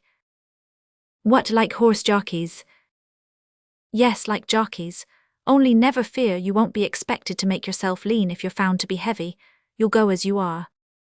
"Well, I can tell you I am not going to let myself be weighed," said Kennedy firmly. "But, sir, it seems that the doctor's machine requires it." "Well, his machine will have to do without it." "Humph, and suppose that it couldn't go up then?" "Egad, that's all I want." Come, Mr. Kennedy, my master will be sending for us directly." "I shan't go." "Oh, now you won't vex the doctor in that way." "Aye, that I will." "Well," said Joe with a laugh, "you say that because he's not here, but when he says to your face, 'Dick, with all respect to you, sir, Dick, I want to know exactly how much you weigh,' you'll go, I warrant it." "No, I will not go." At this moment the doctor entered his study, where this discussion had been taking place, and as he came in cast a glance at Kennedy, who did not feel altogether at his ease. "Dick," said the doctor, "come with Joe, I want to know how much you both weigh." "But you may keep your hat on, come," and Kennedy went. They repaired in company to the workshop of the Messrs. Mitchell, where one of those so-called Roman scales was in readiness. It was necessary, by the way, for the doctor to know the weight of his companions, so as to fix the equilibrium of his balloon, so he made Dick get up on the platform of the scales. The latter, without making any resistance, said, in an undertone, "Oh, well, that doesn't bind me to anything." £153, said the doctor, noting it down on his tablets. Am I too heavy? Why no, Mr. Kennedy, said Joe, and then you know I am light to make up for it. So saying, Joe, with enthusiasm, took his place on the scales, and very nearly upset them in his ready haste. He struck the attitude of Wellington where he is made to ape Achilles, at Hyde Park entrance, and was superb in it without the shield.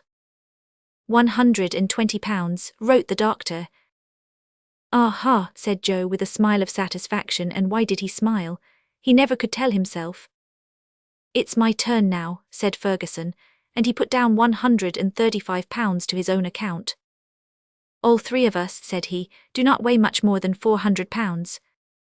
But, sir, said Joe, if it was necessary for your expedition, I could make myself thinner by £20, by not eating so much.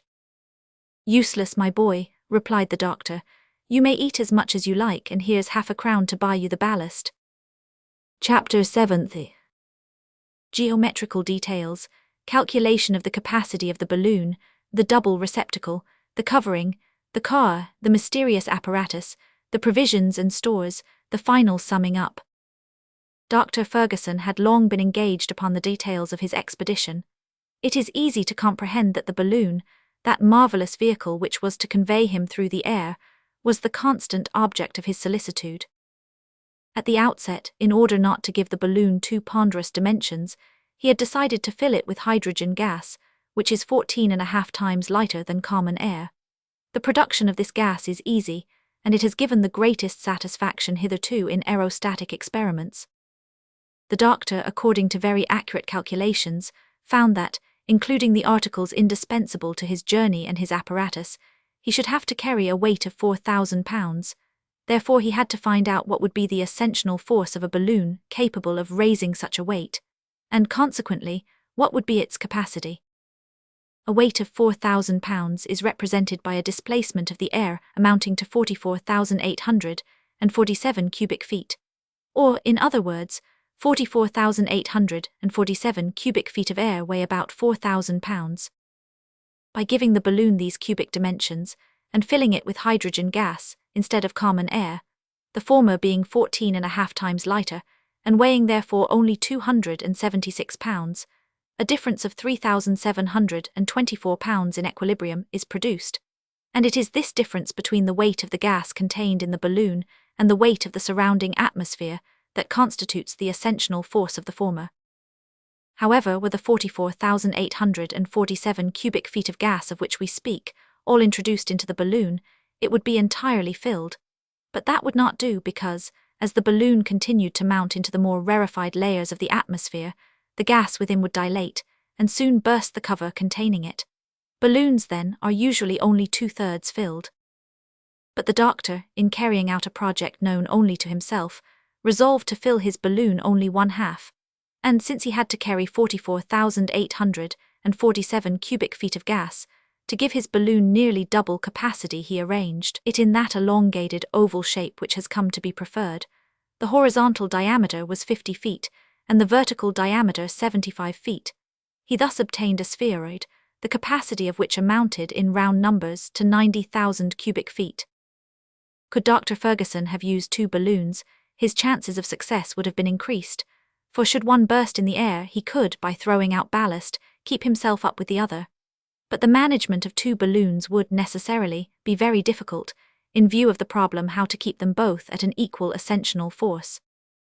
After having pondered the matter carefully, Dr. Ferguson, by an ingenious arrangement, combined the advantages of 2 balloons without incurring their inconveniences.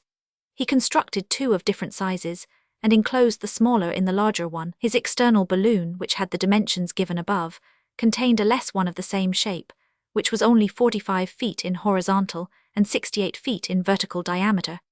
The capacity of this interior balloon was only 67,000 cubic feet. It was to float in the fluid surrounding it. A valve opened from one balloon into the other, and thus enabled the aeronaut to communicate with both. This arrangement offered the advantage that if gas had to be let off so as to descend, that which was in the outer balloon would go first, and were it completely emptied, the smaller one would still remain intact. The outer envelope might then be cast off as a useless encumbrance. and the second balloon, left free to itself, would not offer the same hold to the currents of air as a half-inflated one must needs present.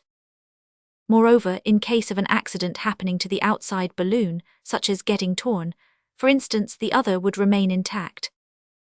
The balloons were made of a strong but light Leon silk, coated with gutta percha.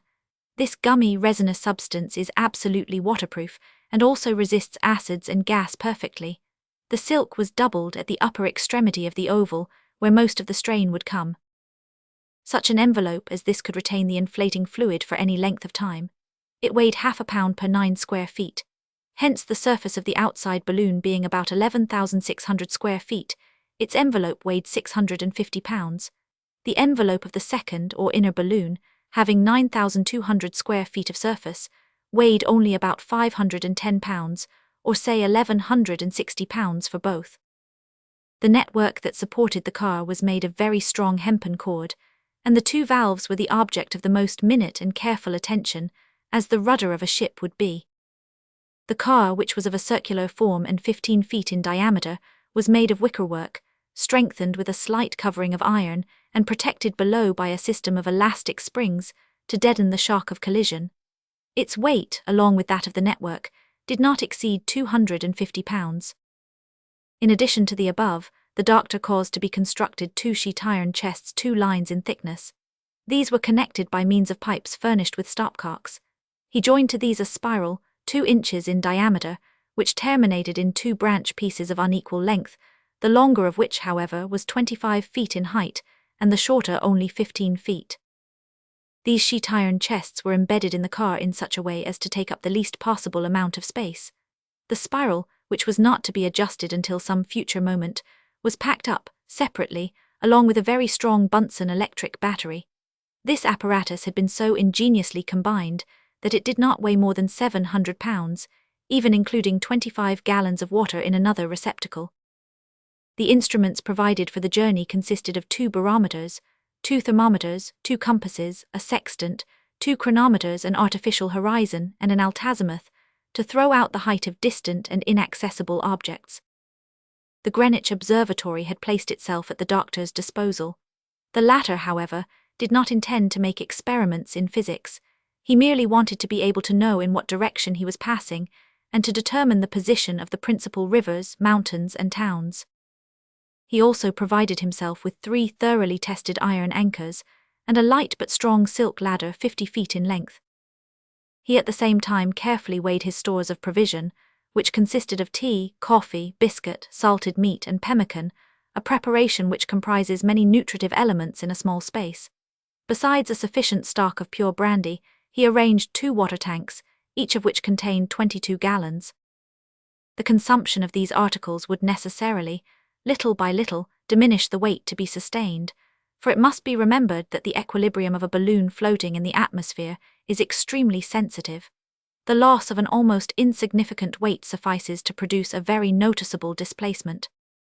Nor did the doctor forget an awning to shelter the car, nor the coverings and blankets that were to be the bedding of the journey, nor some fowling pieces and rifles, with their requisite supply of powder and ball. Here is the summing up of his various items, and their weight as he computed it. Ferguson 135 pounds, Kennedy 153, Joe 120, weight of the outside balloon 650, weight of the second balloon 510, car and network 280, anchors, instruments, awnings, and sundry utensils, guns, coverings, meat, pemmican, biscuits, tea, coffee, brandy 386, water 400, apparatus 700, weight of the hydrogen 276, ballast 200, 4,000 pounds. Such were the items of the 4,000 pounds that Dr. Ferguson proposed to carry up with him. He took only 200 pounds of ballast for unforeseen emergencies, as he remarked, since otherwise he did not expect to use any, thanks to the peculiarity of his apparatus. Chapter 8. Joe's importance, the commander of the Resolute, Kennedy's arsenal, mutual amenities, the farewell dinner, departure on the 21st of February, the doctor's scientific sessions, Duvalier, Livingstone, details of the aerial voyage, Kennedy silenced. About the 10th of February, the preparations were pretty well completed, and the balloons, firmly secured one within the other, were altogether finished. They had been subjected to a powerful pneumatic pressure in all parts, and the test gave excellent evidence of their solidity and of the care applied in their construction. Joe hardly knew what he was about with delight. He trotted incessantly to and fro between his home in Greek Street and the Mitchell establishment, always full of business, but always in the highest spirits, giving details of the affair to people who did not even ask him. So proud was he, above all things, of being permitted to accompany his master. I have even a shrewd suspicion that what with showing the balloon, explaining the plans and views of the doctor, giving folks a glimpse of the latter through a half-opened window, or pointing him out as he passed along the streets, the clever scamp earned a few half-crowns, but we must not find fault with him for that. He had as much right as anybody else to speculate upon the admiration and curiosity of his contemporaries. On the 16th of February, the Resolute cast anchor near Greenwich. She was a screw propeller of 800 tons, a fast sailer, and the very vessel that had been sent out to the polar regions to revictual the last expedition of Sir James Ross. Her commander, Captain Bennet, had the name of being a very amiable person, and he took a particular interest in the doctor's expedition, having been one of that gentleman's admirers for a long time. Bennet was rather a man of science than a man of war, which did not, however, prevent his vessel from carrying 4 carronades, that had never hurt anybody to be sure, but had performed the most pacific duty in the world. The hold of the Resolute was so arranged as to find a stowing place for the balloon. The latter was shipped with the greatest precaution on the 18th of February, and was then carefully deposited at the bottom of the vessel in such a way as to prevent accident. The car and its accessories, the anchors, the cords, the supplies, the water tanks, which were to be filled on arriving, all were embarked and put away under Ferguson's own eyes. 10 tons of sulfuric acid and 10 tons of iron filings were put on board for the future production of the hydrogen gas. The quantity was more than enough, but it was well to be provided against accident. The apparatus to be employed in manufacturing the gas, including some 30 empty casks, was also stowed away in the hold. These various preparations were terminated on the 18th of February in the evening. 2 staterooms, comfortably fitted up, were ready for the reception of Dr. Ferguson and his friend Kennedy. The latter, all the while swearing that he would not go, went on board with a regular arsenal of hunting weapons, among which were 2 double-barreled breech-loading fowling pieces, and a rifle that had withstood every test, of the make of Purdy, Moore and Dixon, at Edinburgh. With such a weapon a marksman would find no difficulty in lodging a bullet in the eye of a chamois at the distance of 2,000 paces. Along with these implements, he had 2 of Colt's 6-shooters, for unforeseen emergencies. His powder case, his cartridge pouch, his lead and his bullets did not exceed a certain weight prescribed by the doctor. The 3 travellers got themselves to rights on board during the working hours of February 19th. They were received with much distinction by the captain and his officers, the doctor continuing as reserved as ever, and thinking of nothing but his expedition. Dick seemed a good deal moved, but was unwilling to betray it, while Joe was fairly dancing and breaking out in laughable remarks. The worthy fellow soon became the jester and merry andrew of the boatswain's mess, where a berth had been kept for him. On the 20th, a grand farewell dinner was given to Dr. Ferguson and Kennedy by the Royal Geographical Society. Commander Bennet and his officers were present at the entertainment, which was signalized by copious libations and numerous toasts. Healths were drunk, in sufficient abundance to guarantee all the guests a lifetime of centuries. Sir Francis 1000 presided with restrained but dignified feeling. To his own supreme confusion, Dick Kennedy came in for a large share in the jovial felicitations of the night. After having drunk to the intrepid Ferguson, the glory of England, they had to drink to the no less courageous Kennedy, his daring companion. Dick blushed a good deal and that passed for modesty, whereupon the applause redoubled and Dick blushed again. A message from the Queen arrived while they were at dessert. Her Majesty offered her compliments to the 2 travellers and expressed her wishes for their safe and successful journey. This, of course, rendered imperative fresh toasts to Her Most Gracious Majesty. At midnight, after touching farewells and warm shaking of hands, the guests separated. The boats of the Resolute were in waiting at the stairs of Westminster Bridge. The captain leaped in, accompanied by his officers and passengers, and the rapid current of the Thames, aiding the strong arms of the rowers, bore them swiftly to Greenwich. In an hour's time all were asleep on board. The next morning, February 21st, at 3 o'clock, the furnaces began to roar. At 5 the anchors were weighed, and the Resolute, powerfully driven by her screw, began to plough the water toward the mouth of the Thames. It is needless to say that the topic of conversation with everyone on board was Dr. Ferguson's enterprise. Seeing and hearing the doctor soon inspired everybody with such confidence that, in a very short time, there was no one, excepting the incredulous Scotchman, on the steamer who had the least doubt of the perfect feasibility and success of the expedition. During the long, unoccupied hours of the voyage, the doctor held regular sittings, with lectures on geographical science, in the officers' mess room. These young men felt an intense interest in the discoveries made during the last 40 years in Africa, and the doctor related to them the explorations of Barth, Burton, Speke, and Grant, and depicted the wonders of this vast, mysterious country, now thrown open on all sides to the investigations of science. On the north, the young Duveyrier was exploring Sahara and bringing the chiefs of the Tuaregs to Paris. Under the inspiration of the French government, 2 expeditions were preparing, which, descending from the north and coming from the west, would cross each other at Timbuktu. In the south, the indefatigable Livingstone was still advancing toward the equator, and since March 1862, he had, in company with Mackenzie, ascended the river Ravunia. The 19th century would assuredly not pass, contended the doctor, without Africa having been compelled to surrender the secrets she has kept locked up in her bosom for 6,000 years. But the interest of Dr. Ferguson's hearers was excited to the highest pitch when he made known to them, in detail, the preparations for his own journey. They took pleasure in verifying his calculations, they discussed them, and the doctor frankly took part in the discussion. As a general thing, they were surprised at the limited quantity of provision that he took with him, and one day one of the officers questioned him on that subject. "That peculiar point astonishes you, does it?" said Ferguson. "It does indeed. But how long do you think my trip is going to last? Whole months? If so, you are greatly mistaken.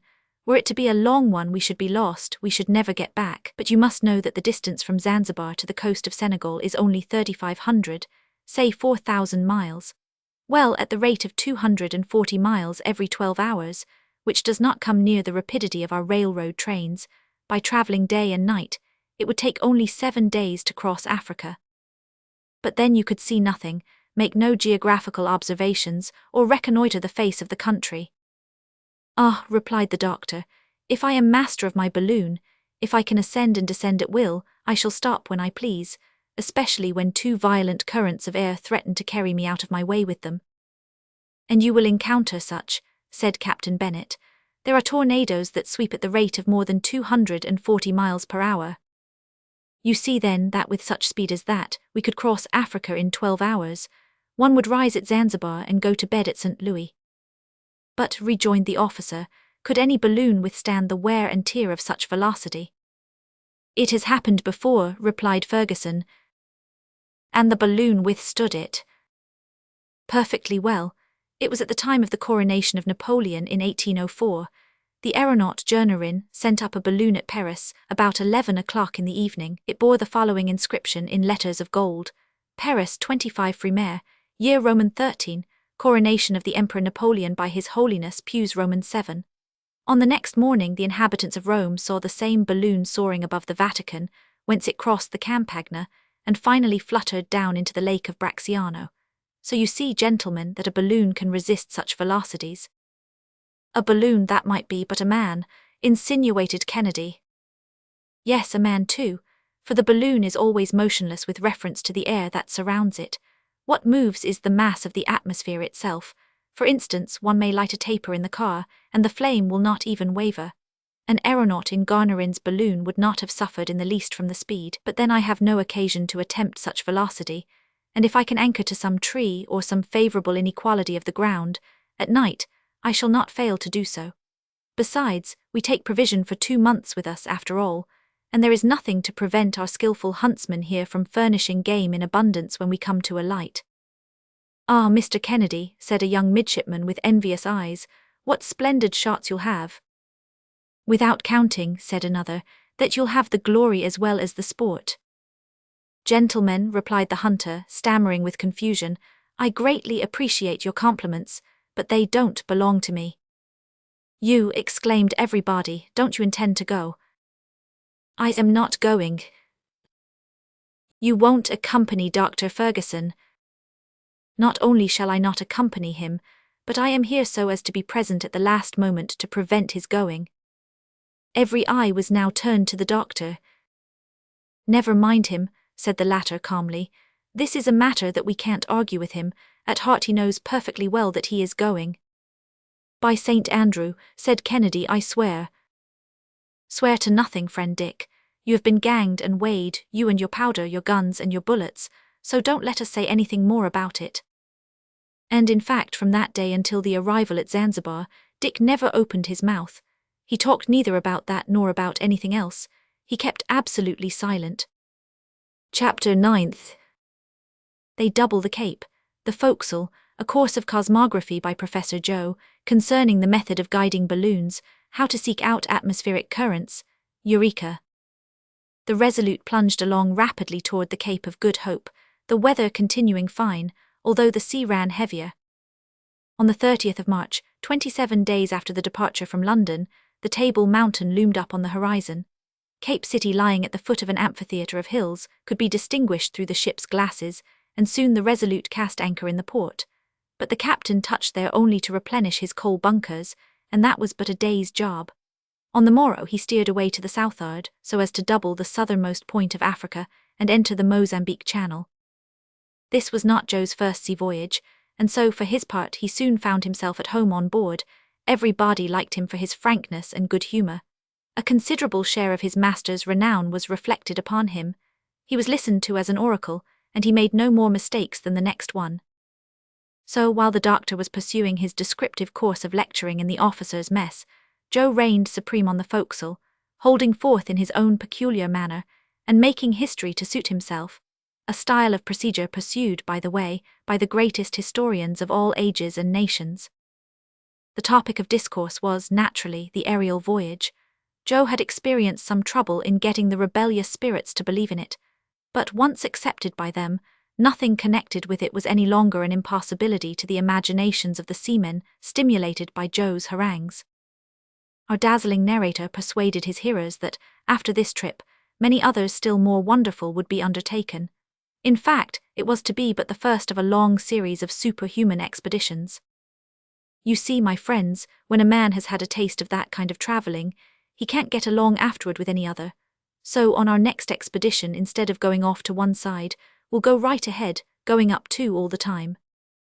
Humph, then you'll go to the moon, said one of the crowd with a stare of amazement. To the moon, exclaimed Joe, to the moon. Pooh, that's too common.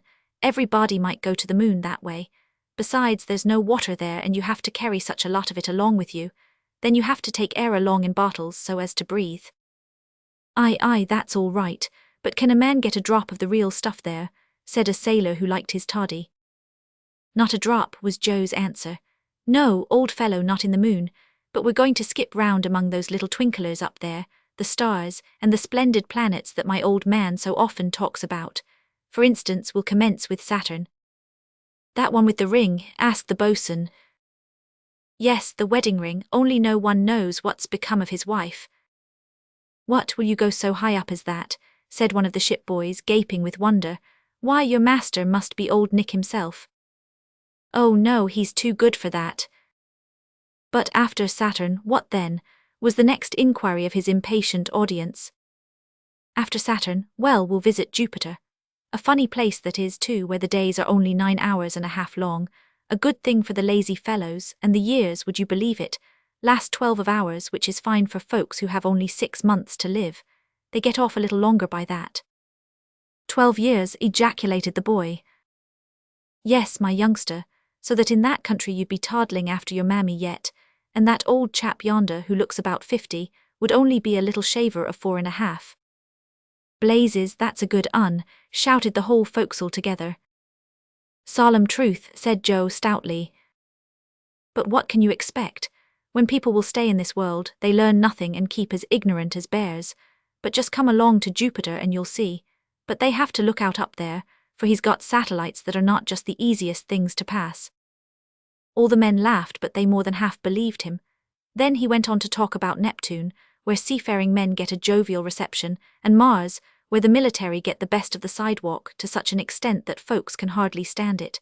Finally, he drew them a heavenly picture of the delights of Venus. And when we get back from that expedition, said the indefatigable narrator, they'll decorate us with the Southern Cross that shines up there in the Creator's buttonhole. Aye, and you'd have well earned it, said the sailors.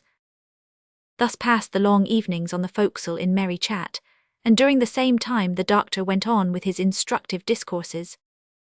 One day the conversation turned upon the means of directing balloons, and the doctor was asked his opinion about it. "I don't think," said he, "that we shall succeed in finding out a system of directing them. I am familiar with all the plans attempted and proposed, and not one has succeeded, not one is practicable. You may readily understand that I have occupied my mind with this subject, which was, necessarily, so interesting to me, but I have not been able to solve the problem with the appliances now known to mechanical science. We would have to discover a motive power of extraordinary force, and almost impossible lightness of machinery. And even then, we could not resist atmospheric currents of any considerable strength. Until now, the effort has been rather to direct the car than the balloon, and that has been one great error. Still, there are many points of resemblance between a balloon and a ship which is directed at will." "Not at all," retorted the doctor. "There is little or no similarity between the two cases. Air is infinitely less dense than water, in which the ship is only half submerged, while the whole bulk of a balloon is plunged in the atmosphere, and remains motionless with reference to the element that surrounds it." "You think, then, that aerostatic science has said its last word?" "Not at all, not at all. But we must look for another point in the case, and if we cannot manage to guide our balloon, we must at least try to keep it in favorable aerial currents. In proportion as we ascend, the latter become much more uniform and flow more constantly in one direction. They are no longer disturbed by the mountains and valleys that traverse the surface of the globe, and these, you know, are the chief cause of the variations of the wind and the inequality of their force. Therefore, these zones having been once determined, the balloon will merely have to be placed in the currents best adapted to its destination. But then, continued Captain Bennet, in order to reach them you must keep constantly ascending or descending. That is the real difficulty, Doctor. And why, my dear Captain? Let us understand one another. It would be a difficulty and an obstacle only for long journeys, and not for short aerial excursions. And why so, if you please? Because you can ascend only by throwing out ballast, you can descend only after letting off gas, and by these processes your ballast and your gas are soon exhausted. My dear sir, that's the whole question. There is the only difficulty that science need now seek to overcome. The problem is not how to guide the balloon, but how to take it up and down without expending the gas which is its strength, its lifeblood, its soul, if I may use the expression. You are right, my dear doctor, but this problem is not yet solved. This means has not yet been discovered. I beg your pardon, it has been discovered. By whom? By me. By you. You may readily believe that otherwise I should not have risked this expedition across Africa in a balloon. In 24 hours I should have been without gas. But you said nothing about that in England. No, I did not want to have myself overhauled in public. I saw no use in that. I made my preparatory experiments in secret and was satisfied. I have no occasion, then, to learn anything more from them. Well, doctor, would it be proper to ask what is your secret? Here it is, gentlemen, the simplest thing in the world. The attention of his auditory was now directed to the doctor in the utmost degree, as he quietly proceeded with his explanation. Chapter 10th. Former experiments, the doctor's 5 receptacles, the gas cylinder, the calorifer, the system of manoeuvring, success certain. The attempt has often been made, gentlemen, said the doctor, to rise and descend at will, without losing ballast or gas from the balloon. A French aeronaut, M. Munier, tried to accomplish this by compressing air in an inner receptacle. A Belgian, Dr. Van Heck, by means of wings and paddles, obtained a vertical power that would have sufficed in most cases, but the practical results secured from these experiments have been insignificant. I therefore resolved to go about the thing more directly, so at the start I dispensed with ballast altogether, excepting as a provision for cases of special emergency, such as the breakage of my apparatus or the necessity of ascending very suddenly, so as to avoid unforeseen obstacles. My means of ascent and descent consist simply in dilating or contracting the gas that is in the balloon by the application of different temperatures, and here is the method of obtaining that result. You saw me bring on board with the car several cases or receptacles, the use of which you may not have understood. They are 5 in number. The first contains about 25 gallons of water, to which I add a few drops of sulfuric acid, so as to augment its capacity as a conductor of electricity, and then I decompose it by means of a powerful Bunsen battery. Water, as you know, consists of 2 parts of hydrogen to 1 of oxygen gas. The latter, through the action of the battery, passes at its positive pole into the second receptacle. A third receptacle, placed above the second one, and of double its capacity, receives the hydrogen passing into it by the negative pole. Stopcocks, of which one has an orifice twice the size of the other, communicate between these receptacles and a fourth one, which is called the mixture reservoir, since in it the 2 gases obtained by the decomposition of the water do really commingle. The capacity of this fourth tank is about 41 cubic feet. On the upper part of this tank is a platinum tube provided with a stopcock. You will now readily understand, gentlemen, the apparatus that I have described to you is really a gas cylinder and blowpipe for oxygen and hydrogen, the heat of which exceeds that of a forge fire. This much established, I proceed to the second part of my apparatus. From the lowest part of my balloon, which is hermetically closed, issue 2 tubes a little distance apart.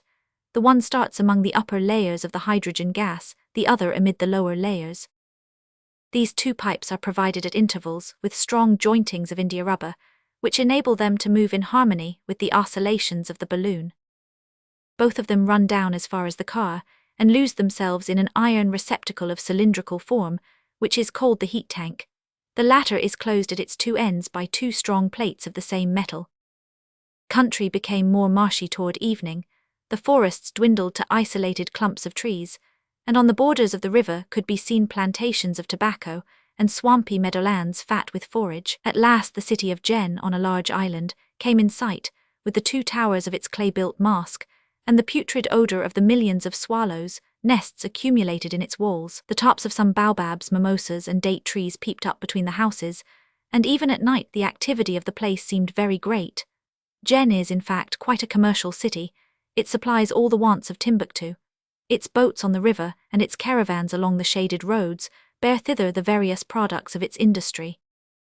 Were it not that to do so would prolong our journey, said the doctor, I should like to alight at this place. There must be more than one Arab there who has travelled in England and France, and to whom our style of locomotion is not altogether new, but it would not be prudent.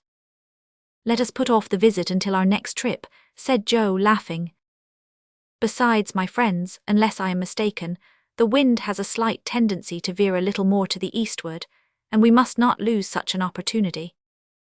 The doctor threw overboard some articles that were no longer of use, some empty bottles, and a case that had contained preserved meat, and thereby managed to keep the balloon in a belt of the atmosphere more favourable to his plans. At 4 o'clock in the morning, the first rays of the sun lighted up Sego, the capital of Bambara, which could be recognized at once by the 4 towns that compose it, by its Saracenic mosques, and by the incessant going and coming of the flat-bottomed boats that convey its inhabitants from one quarter to the other. But the travellers were not more seen than they saw. They sped rapidly and directly to the northwest, and the doctor's anxiety gradually subsided. 2 more days in this direction, and at this rate of speed, and we'll reach the Senegal River. And we'll be in a friendly country, asked the hunter. Not altogether, but if the worst came to the worst and the balloon were to fail us, we might make our way to the French settlements. But let it hold out only for a few 100 miles, and we shall arrive without fatigue, alarm, or danger at the western coast. And the thing will be over, added Joe. Hey-ho, so much the worse. If it wasn't for the pleasure of telling about it, I would never want to set foot on the ground again. Do you think anybody will believe our story, Doctor? Who can tell, Joe? One thing, however, will be undeniable. 1,000 witnesses saw us start on one side of the African continent, and 1,000 more will see us arrive on the other.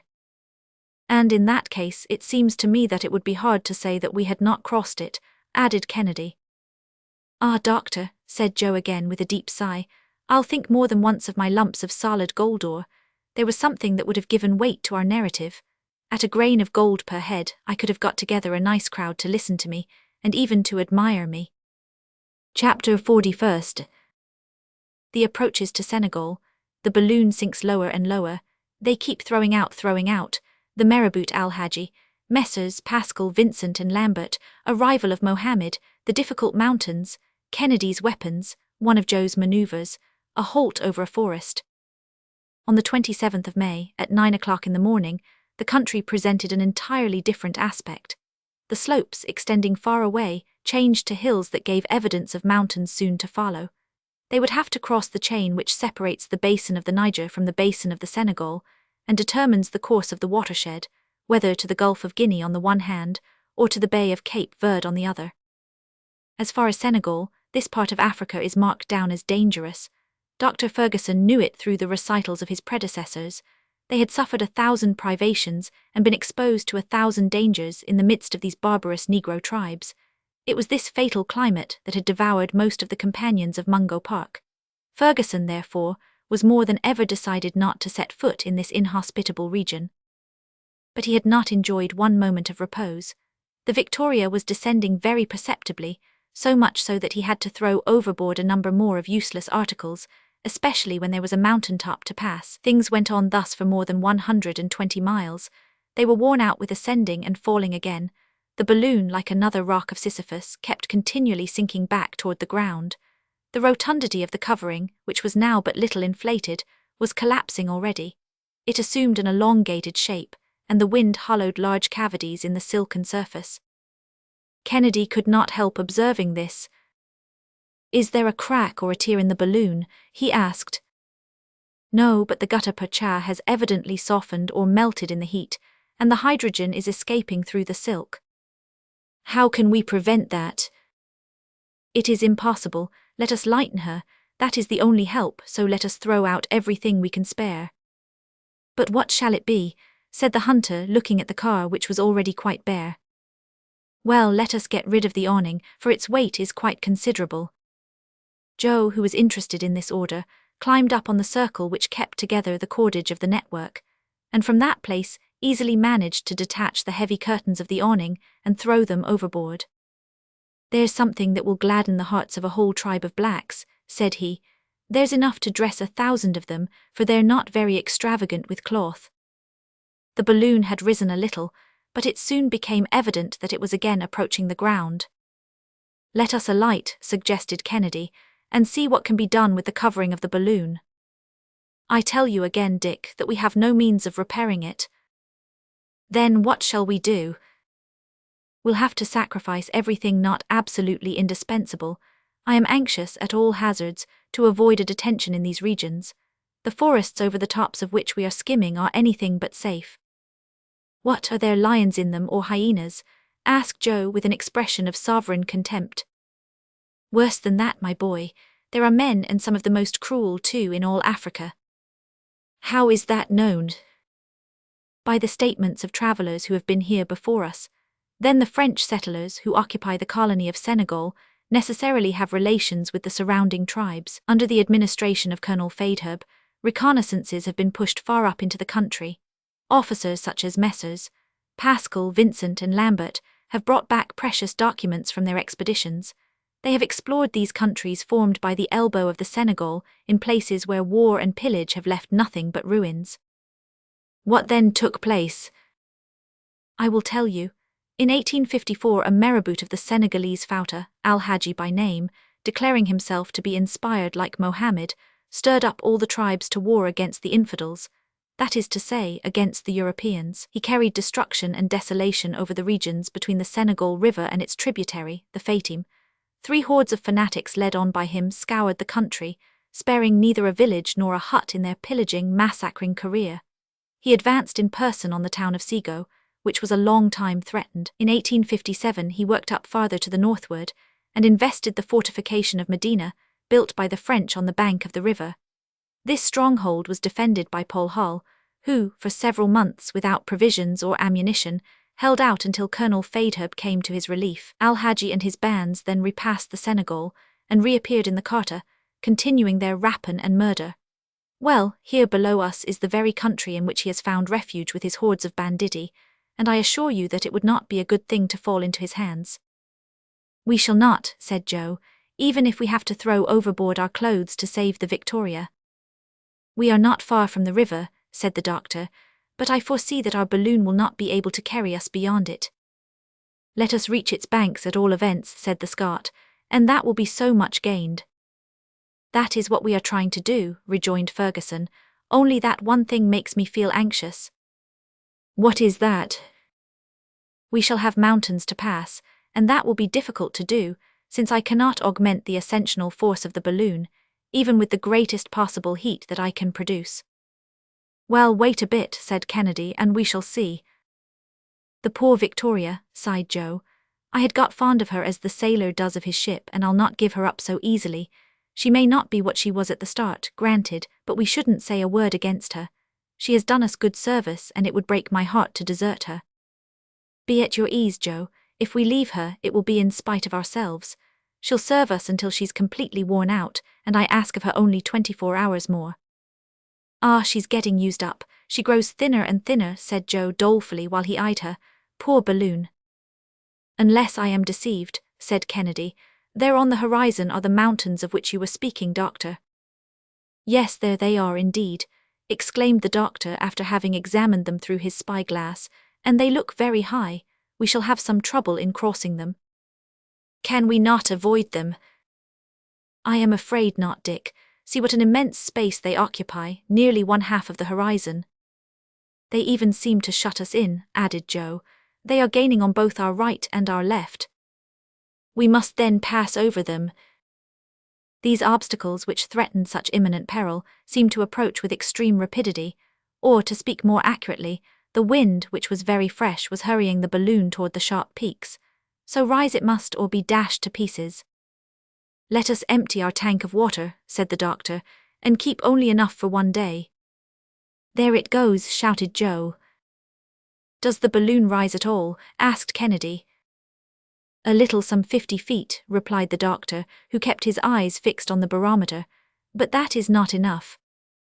In truth, the lofty peaks were starting up so swiftly before the travellers that they seemed to be rushing down upon them. The balloon was far from rising above them. She lacked an elevation of more than 500 feet more. The stock of water for the cylinder was also thrown overboard, and only a few pints were retained, but still all this was not enough. We must pass them, though, urged the doctor. Let us throw out the tanks, we have emptied them, said Kennedy. Over with them. There they go, panted Joe, but it's hard to see ourselves dropping off this way by piecemeal. Now, for your part, Joe, make no attempt to sacrifice yourself as you did the other day. Whatever happens, swear to me that you will not leave us. Have no fears, my master, we shall not be separated. The Victoria had ascended some 120 feet, but the crest of the mountain still towered above it. It was an almost perpendicular ridge that ended in a regular wall rising abruptly in a straight line. It still rose more than 200 feet over the aeronauts.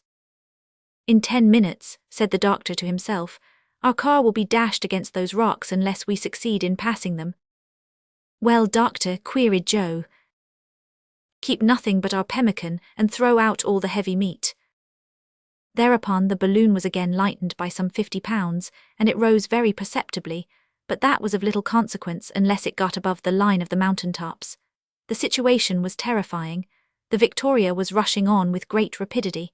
They could feel that she would be dashed to pieces, that the shock would be fearful.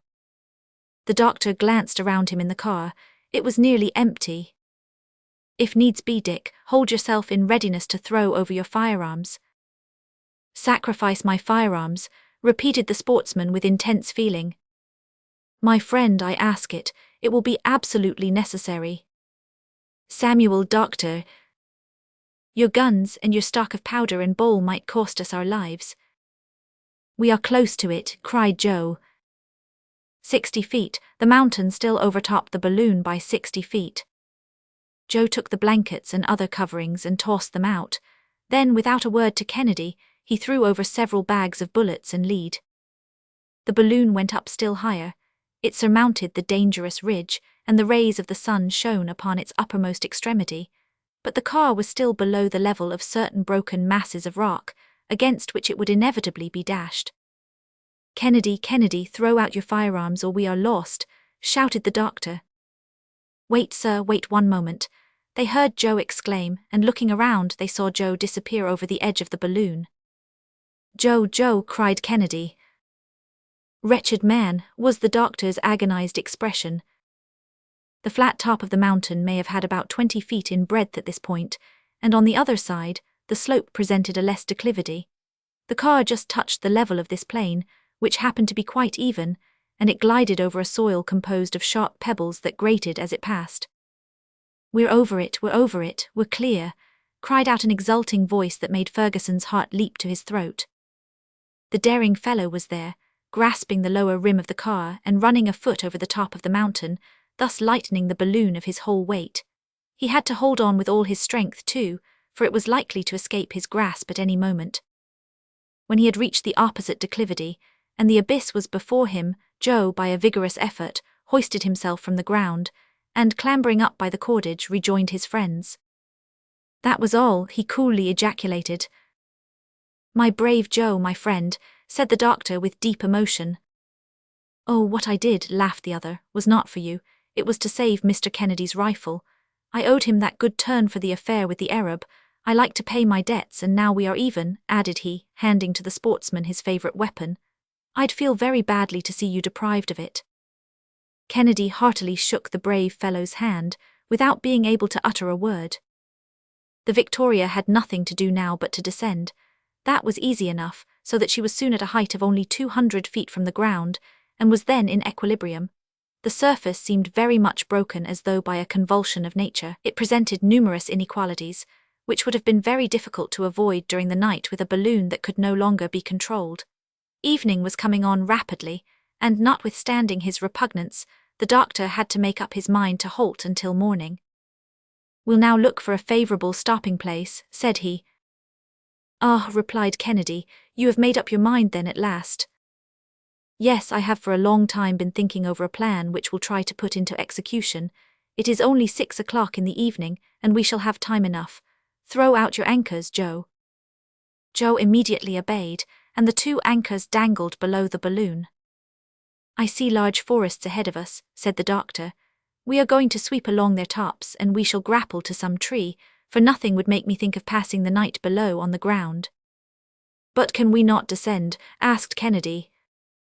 "To what purpose? I repeat that it would be dangerous for us to separate, and besides I claim your help for a difficult piece of work."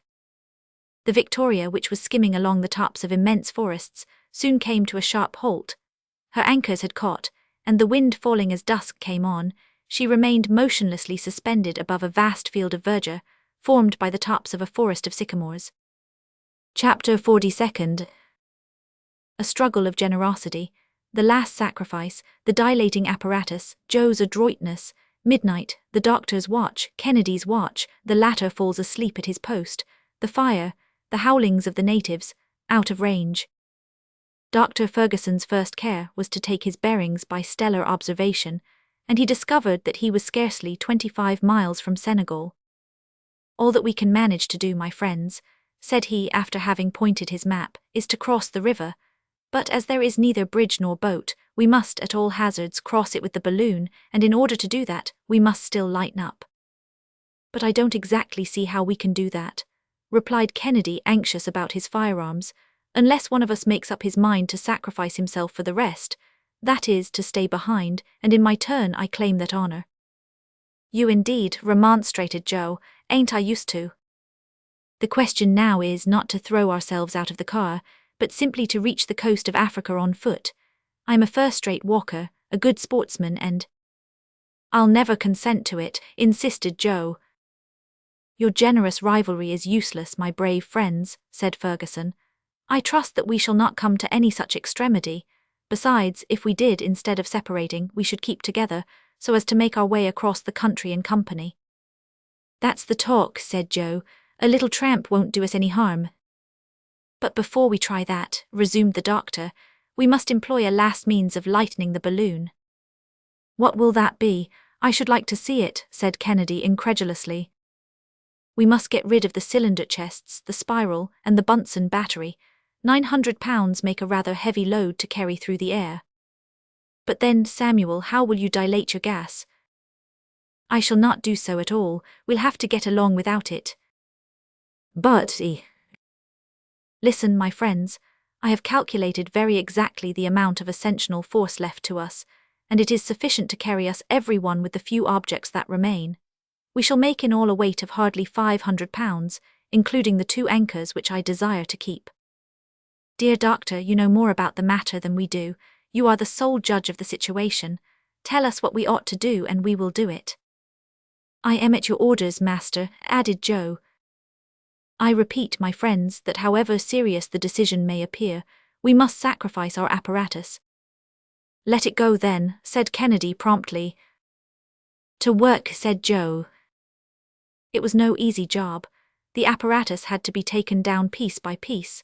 First, they took out the mixing reservoir, then the one belonging to the cylinder, and lastly the tank in which the decomposition of the water was effected. The united strength of all 3 travelers was required to detach these reservoirs from the bottom of the car in which they had been so firmly secured. But Kennedy was so strong, Joe so adroit, and the doctor so ingenious, that they finally succeeded.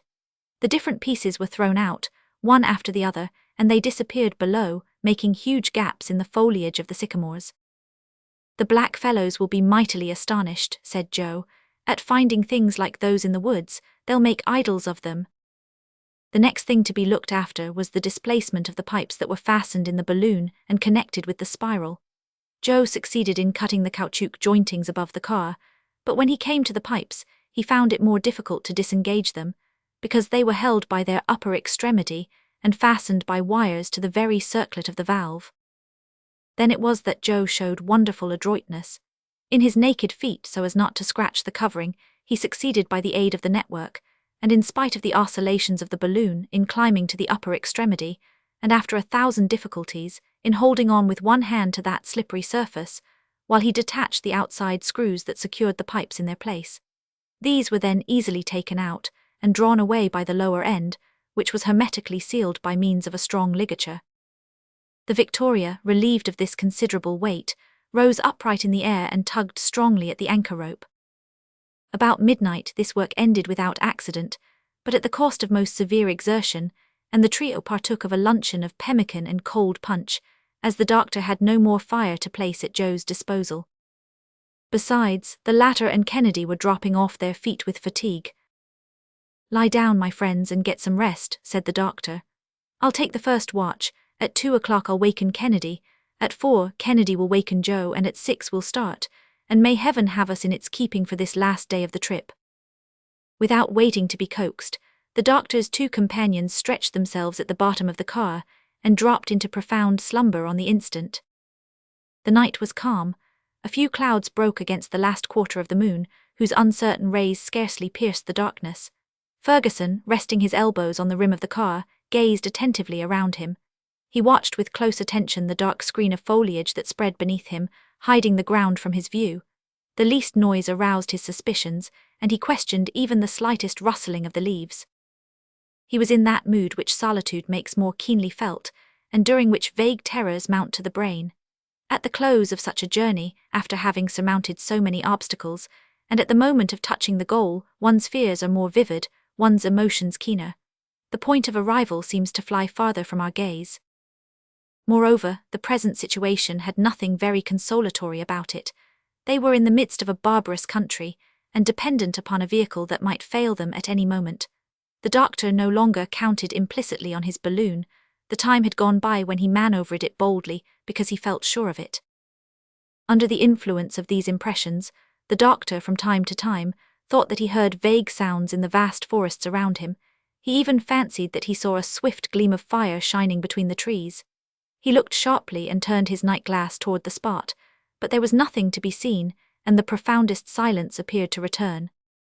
He had no doubt been under the dominion of a mere hallucination. He continued to listen, but without hearing the slightest noise. When his watch had expired, he woke Kennedy and, enjoining upon him to observe the extremest vigilance, took his place beside Joe and fell sound asleep.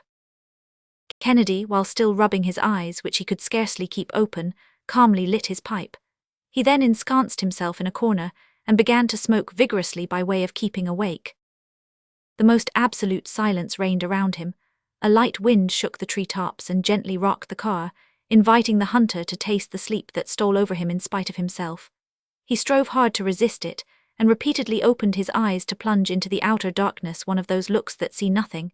But at last, yielding to fatigue, he sank back and slumbered. How long he had been buried in this stupor he knew not, but he was suddenly aroused from it by a strange, unexpected crackling sound. He rubbed his eyes and sprang to his feet. An intense glare half blinded him and heated his cheek. The forest was in flames. "Fire, fire," he shouted, scarcely comprehending what had happened. His two companions started up in alarm. "What's the matter?" was the doctor's immediate exclamation. "Fire," said Joe, but who could? At this moment loud yells were heard under the foliage, which was now illuminated as brightly as the day. "Ah, the savages," cried Joe again. "They have set fire to the forest so as to be the more certain of burning us up." "The Talabas, Al-Hadji's marabouts, no doubt," said the doctor. A circle of fire hemmed the Victoria in. The crackling of the dry wood mingled with the hissing and sputtering of the green branches. The clambering vines, the foliage, all the living part of this vegetation, writhed in the destructive element. The eye took in nothing but one vast ocean of flame. The large trees stood forth in black relief in this huge furnace, their branches covered with glowing coals, while the whole blazing mass, the entire conflagration, was reflected on the clouds, and the travellers could fancy themselves enveloped in a hollow globe of fire. "Let us escape to the ground," shouted Kennedy. "It is our only chance of safety." But Ferguson checked him with a firm grasp, and dashing at the anchor rope, severed it with one well-directed blow of his hatchet. Meanwhile, the flames, leaping up at the balloon, already quivered on its illuminated sides, but the Victoria, released from her fastenings, spun upward 1,000 feet into the air. Frightful yells resounded through the forest, along with the report of firearms, while the balloon, caught in a current of air that rose with the dawn of day, was borne to the westward. It was now 4 o'clock in the morning. Chapter 43. The Talabas, the pursuit, a devastated country, the wind begins to fall, the Victoria sinks, the last of the provisions, the leaps of the balloon, a defence with firearms, the wind freshens, the Senegal River, the cataracts of Guiana, the hot air, the passage of the river. Had we not taken the precaution to lighten the balloon yesterday evening, we should have been lost beyond redemption, said the doctor after a long silence. "See what's gained by doing things at the right time," replied Joe. "One gets out of scrapes then, and nothing is more natural." "We are not out of danger yet," said the doctor. "What do you still apprehend?" queried Kennedy. "The balloon can't descend without your permission, and even were it to do so." "Were it to do so, Dick, look." They had just passed the borders of the forest, and the three friends could see some 30 mounted men clad in broad pantaloons and the floating bournaces. They were armed, some with lances and others with long muskets, and they were following on their quick, fiery little steeds the direction of the balloon, which was moving at only moderate speed. When they caught sight of the aeronauts, they uttered savage cries and brandished their weapons. Anger and menace could be read upon their swarthy faces, made more ferocious by thin but bristling beards. Meanwhile they galloped along without difficulty over the low levels and gentle declivities that lead down to the Senegal. "It is indeed they," said the doctor. "The cruel Talabas, the ferocious marabouts of Al-Hadji. I would rather find myself in the middle of the forest encircled by wild beasts than fall into the hands of these banditti." "They haven't a very obliging look," assented Kennedy, "and they are rough, stalwart fellows." "Happily those brutes can't fly," remarked Joe, "and that's something." "See," said Ferguson, "those villages in ruins, those huts burned down, that is their work. Where vast stretches of cultivated land were once seen, they have brought barrenness and devastation." "At all events, however," interposed Kennedy, "they can't overtake us, and if we succeed in putting the river between us and them, we are safe." "Perfectly, Dick," replied Ferguson, "but we must not fall to the ground. and as he said this he glanced at the barometer. In any case, Joe, added Kennedy, it would do us no harm to look to our firearms. No harm in the world, Mr. Dick. We are lucky that we didn't scatter them along the road. My rifle, said the sportsman. I hope that I shall never be separated from it. And so saying, Kennedy loaded the pet piece with the greatest care, for he had plenty of powder and ball remaining. At what height are we? He asked the doctor. About 750 feet, but we no longer have the power of seeking favorable currents, either going up or coming down. We are at the mercy of the balloon. That is vexatious, rejoined Kennedy. The wind is poor, but if we had come across a hurricane like some of those we met before, these vile brigands would have been out of sight long ago. The rascals follow us at their leisure, said Joe. They're only at a short gallop, quite a nice little ride. If we were within range, sighed the sportsman, I should amuse myself with dismounting a few of them. Exactly, said the doctor. But then they would have you within range also, and our balloon would offer only too plain a target to the bullets from their long guns, and if they were to make a hole in it, I leave you to judge what our situation would be. The pursuit of the Talabas continued all morning, and by 11 o'clock the aeronauts had made scarcely 15 miles to the westward. The doctor was anxiously watching for the least cloud on the horizon. He feared above all things a change in the atmosphere. Should he be thrown back toward the Niger, what would become of him? Besides, he remarked that the balloon tended to fall considerably. Since the start, he had already lost more than 300 feet, and the Senegal must be about a dozen miles distant. At his present rate of speed, he could count upon travelling only 3 hours longer. At this moment his attention was attracted by fresh cries. The Talabas appeared to be much excited, and were spurring their horses. The doctor consulted his barometer, and at once discovered the cause of these symptoms. Are we descending? Asked Kennedy. Yes, replied the doctor. The mischief, thought Joe.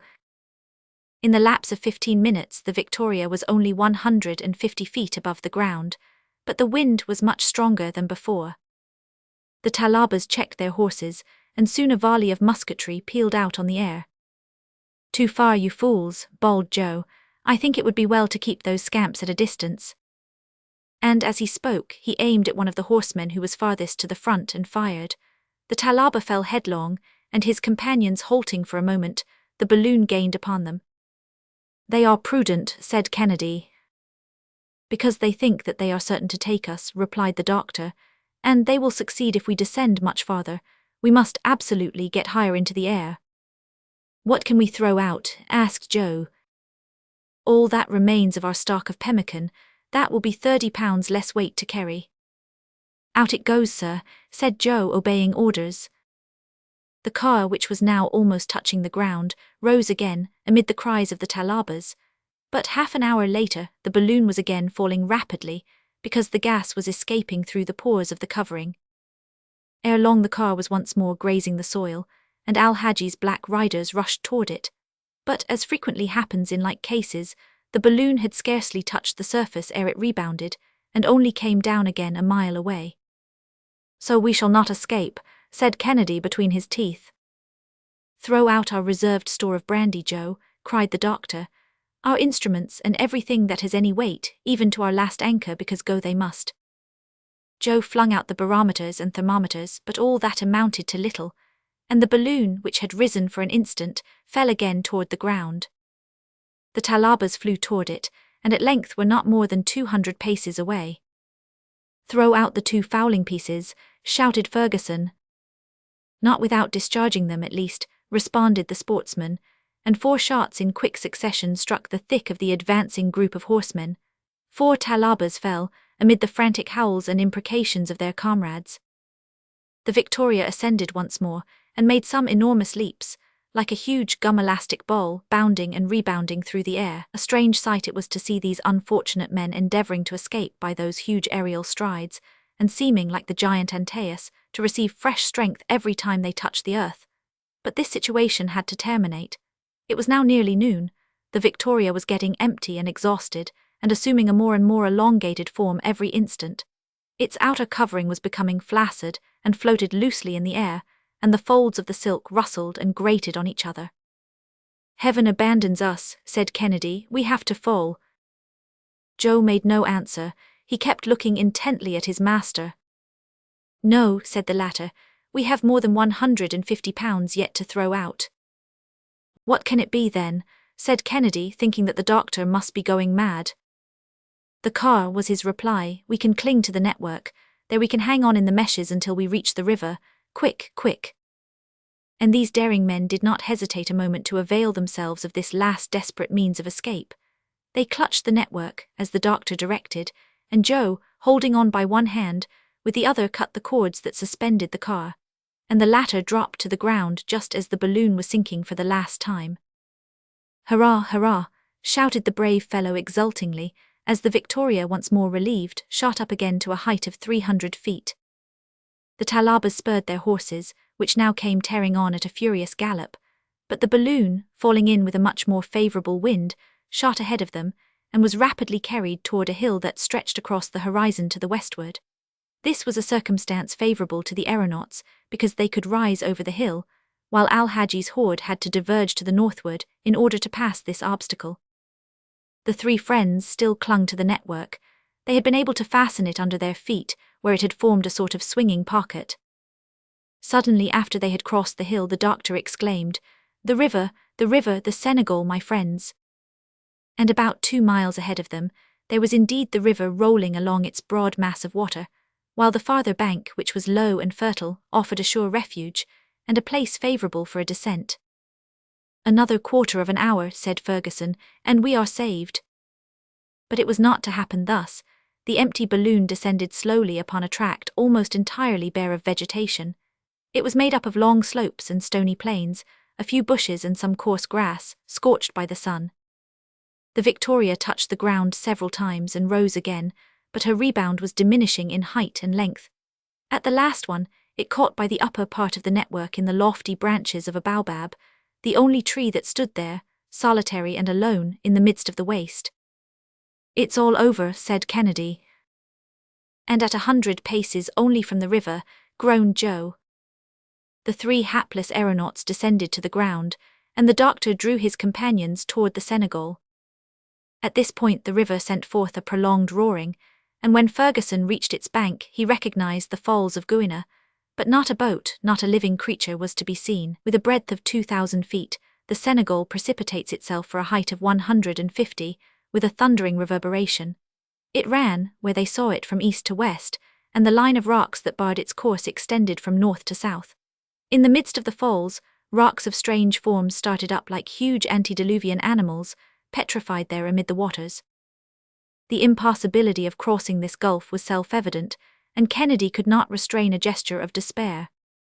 But Dr. Ferguson, with an energetic accent of undaunted daring, exclaimed, "All is not over." "I knew it," said Joe, with that confidence in his master which nothing could ever shake. The sight of the dried-up grass had inspired the doctor with a bold idea. It was the last chance of escape. He led his friends quickly back to where they had left the covering of the balloon. "We have at least an hour's start of those banditti," said he. "Let us lose no time, my friends. Gather a quantity of this dried grass. I want 100 pounds of it at least." "For what purpose?" asked Kennedy, surprised. "I have no more gas. Well, I'll cross the river with hot air." "Ah, doctor," exclaimed Kennedy, "you are indeed a great man." Joe and Kennedy at once went to work, and soon had an immense pile of dried grass heaped up near the baobab. In the meantime, the doctor had enlarged the orifice of the balloon by cutting it open at the lower end. He then was very careful to expel the last remnant of hydrogen through the valve, after which he heaped up a quantity of grass under the balloon and set fire to it. It takes but a little while to inflate a balloon with hot air. A head of 180 degrees is sufficient to diminish the weight of the air it contains to the extent of 1/2, by rarefying it. Thus, the Victoria quickly began to assume a more rounded form. There was no lack of grass, the fire was kept in full blast by the doctor's assiduous efforts, and the balloon grew fuller every instant. It was then 3:15. At this moment the band of Talabas reappeared about 2 miles to the northward, and the three friends could hear their cries, and the clatter of their horses galloping at full speed. "In 20 minutes they will be here," said Kennedy. More grass, Joe. In 10 minutes we shall have her full of hot air. Here it is, Doctor.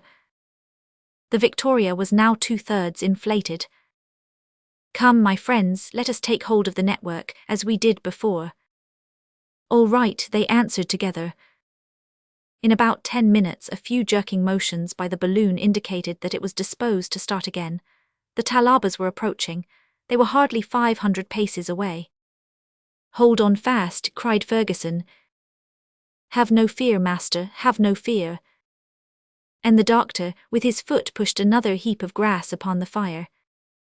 With this, the balloon, now completely inflated by the increased temperature, moved away, sweeping the branches of the baobab in her flight.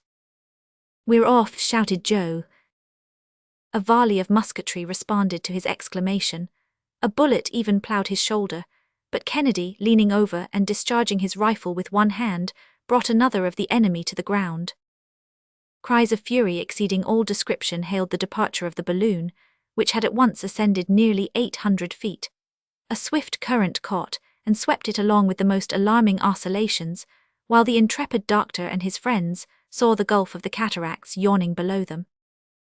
10 minutes later, and without having exchanged a word, they descended gradually toward the other bank of the river. There, astonished, speechless, terrified, stood a group of men clad in the French uniform. Judge of their amazement when they saw the balloon rise from the right bank of the river. They had well nigh taken it for some celestial phenomenon, but their officers, a lieutenant of marines and a naval ensign, having seen mention made of Dr. Ferguson's daring expedition in the European papers, quickly explained the real state of the case. The balloon, losing its inflation little by little, settled with the daring travellers still clinging to its network, but it was doubtful whether it would reach the land. At once some of the brave Frenchmen rushed into the water and caught the 3 aeronauts in their arms, just as the Victoria fell at the distance of a few fathoms from the left bank of the Senegal. Dr. Ferguson, exclaimed the lieutenant. The same, sir, replied the doctor quietly, and his 2 friends. The Frenchmen escorted our travellers from the river, while the balloon, half empty and borne away by a swift current, sped on to plunge like a huge bubble, headlong with the waters of the Senegal, into the cataracts of Guiana. The poor Victoria, was Joe's farewell remark. The doctor could not restrain a tear, and extending his hands, his 2 friends wrung them silently with that deep emotion which requires no spoken words. Chapter 44. Conclusion: the certificate, the French settlements, the post of Medina, the Basilic, St. Louis, the English frigate, the return to London. The expedition upon the bank of the river had been sent by the governor of Senegal. It consisted of 2 officers, Messrs. Duffrace, lieutenant of marines, and Radamel, naval ensign, and with these were a sergeant and 7 soldiers. For 2 days they had been engaged in reconnoitring the most favourable situation for a post at Guiana, when they became witnesses of Dr. Ferguson's arrival. The warm greetings and felicitations of which our travellers were the recipients may be imagined. The Frenchmen, and they alone, having had ocular proof of the accomplishment of the daring project, naturally became Dr. Ferguson's witnesses. Hence the doctor at once asked them to give their official testimony of his arrival at the cataracts of Guiana. You would have no objection to signing a certificate of the fact, would you? He inquired of Lieutenant Duffrace. At your orders, the latter instantly replied. The Englishmen were escorted to a provisional post, established on the bank of the river, where they found the most assiduous attention, and everything to supply their wants. And there the following certificate was drawn up in the terms in which it appears today, in the archives of the Royal Geographical Society of London. We, the undersigned, do hereby declare that, on the day herein mentioned, we witnessed the arrival of Dr. Ferguson and his 2 companions, Richard Kennedy and Joseph Wilson, clinging to the cordage and network of a balloon, and that the said balloon fell at a distance of a few paces from us into the river, and being swept away by the current was lost in the cataracts of Guiana. In testimony whereof, we have hereunto set our hands and seals beside those of the persons hereinabove named, for the information of all whom it may concern. Done at the cataracts of Guiana, on the 24th of May, 1862. Signed, Samuel Ferguson, Richard Kennedy, Joseph Wilson, Duffrace, Lieutenant of Marines, Rademel naval ensign, Dufay's sergeant, Flippo Mayer Pellissier Lorwa Rascagnit Gillen Lebel privates. Here ended the astonishing journey of Dr. Ferguson and his brave companions, as vouched for by undeniable testimony, and they found themselves among friends in the midst of most hospitable tribes, whose relations with the French settlements are frequent and amicable. They had arrived at Senegal on Saturday, the 24th of May, and on the 27th of the same month they reached the post of Medina, situated a little farther to the north, but on the river. There the French officers received them with open arms, and lavished upon them all the resources of their hospitality. Thus aided, the doctor and his friends were enabled to embark almost immediately on the small steamer called the Basilic, which ran down to the mouth of the river. 2 weeks later, on the 10th of June, they arrived at St. Louis, where the governor gave them a magnificent reception, and they recovered completely from their excitement and fatigue. Besides, Joe said to everyone who chose to listen, "That was a stupid trip of ours, after all, and I wouldn't advise anybody who is greedy for excitement to undertake it. It gets very tiresome at the last, and if it hadn't been for the adventures on Lake Tchad and at the Senegal River, I do believe that we'd have died of yawning." An English frigate was just about to sail, and the 3 travellers procured passage on board of her. On the 25th of June they arrived at Portsmouth, and on the next day at London. We will not describe the reception they got from the Royal Geographical Society, nor the intense curiosity and consideration of which they became the objects. Kennedy set off at once for Edinburgh with his famous rifle, for he was in haste to relieve the anxiety of his faithful old housekeeper. The doctor and his devoted Joe remained the same men that we have known them, excepting that one change took place at their own suggestion. They ceased to be master and servant in order to become bosom friends. The journals of all Europe were untiring in their praises of the bold explorers, and the Daily Telegraph struck off an edition of 377,000 copies on the day when it published a sketch of the trip.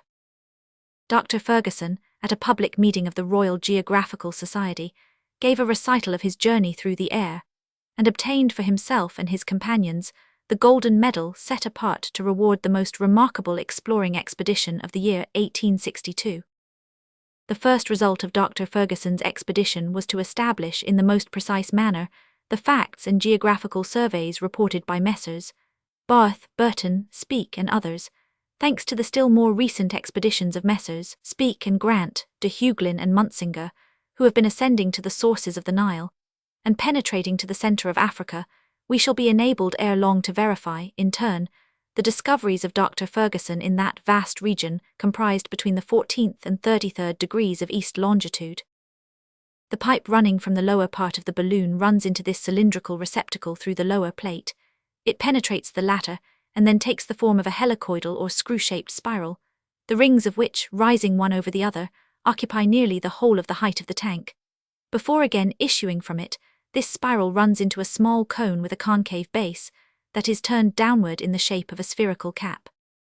It is from the top of this cone that the second pipe issues, and it runs, as I have said, into the upper beds of the balloon.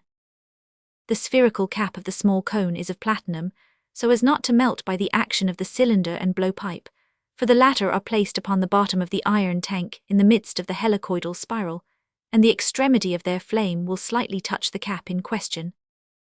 You all know, gentlemen, what a calorifer to heat apartments is. You know how it acts. The air of the apartments is forced to pass through its pipes, and is then released with a heightened temperature. Well, what I have just described to you is nothing more nor less than a calorifer. In fact, what is it that takes place? The cylinder once lighted, the hydrogen in the spiral and in the concave cone becomes heated, and rapidly ascends through the pipe that leads to the upper part of the balloon. A vacuum is created below, and it attracts the gas in the lower parts. This becomes heated in its turn, and is continually replaced. Thus, an extremely rapid current of gas is established in the pipes and in the spiral, which issues from the balloon and then returns to it, and is heated over again, incessantly.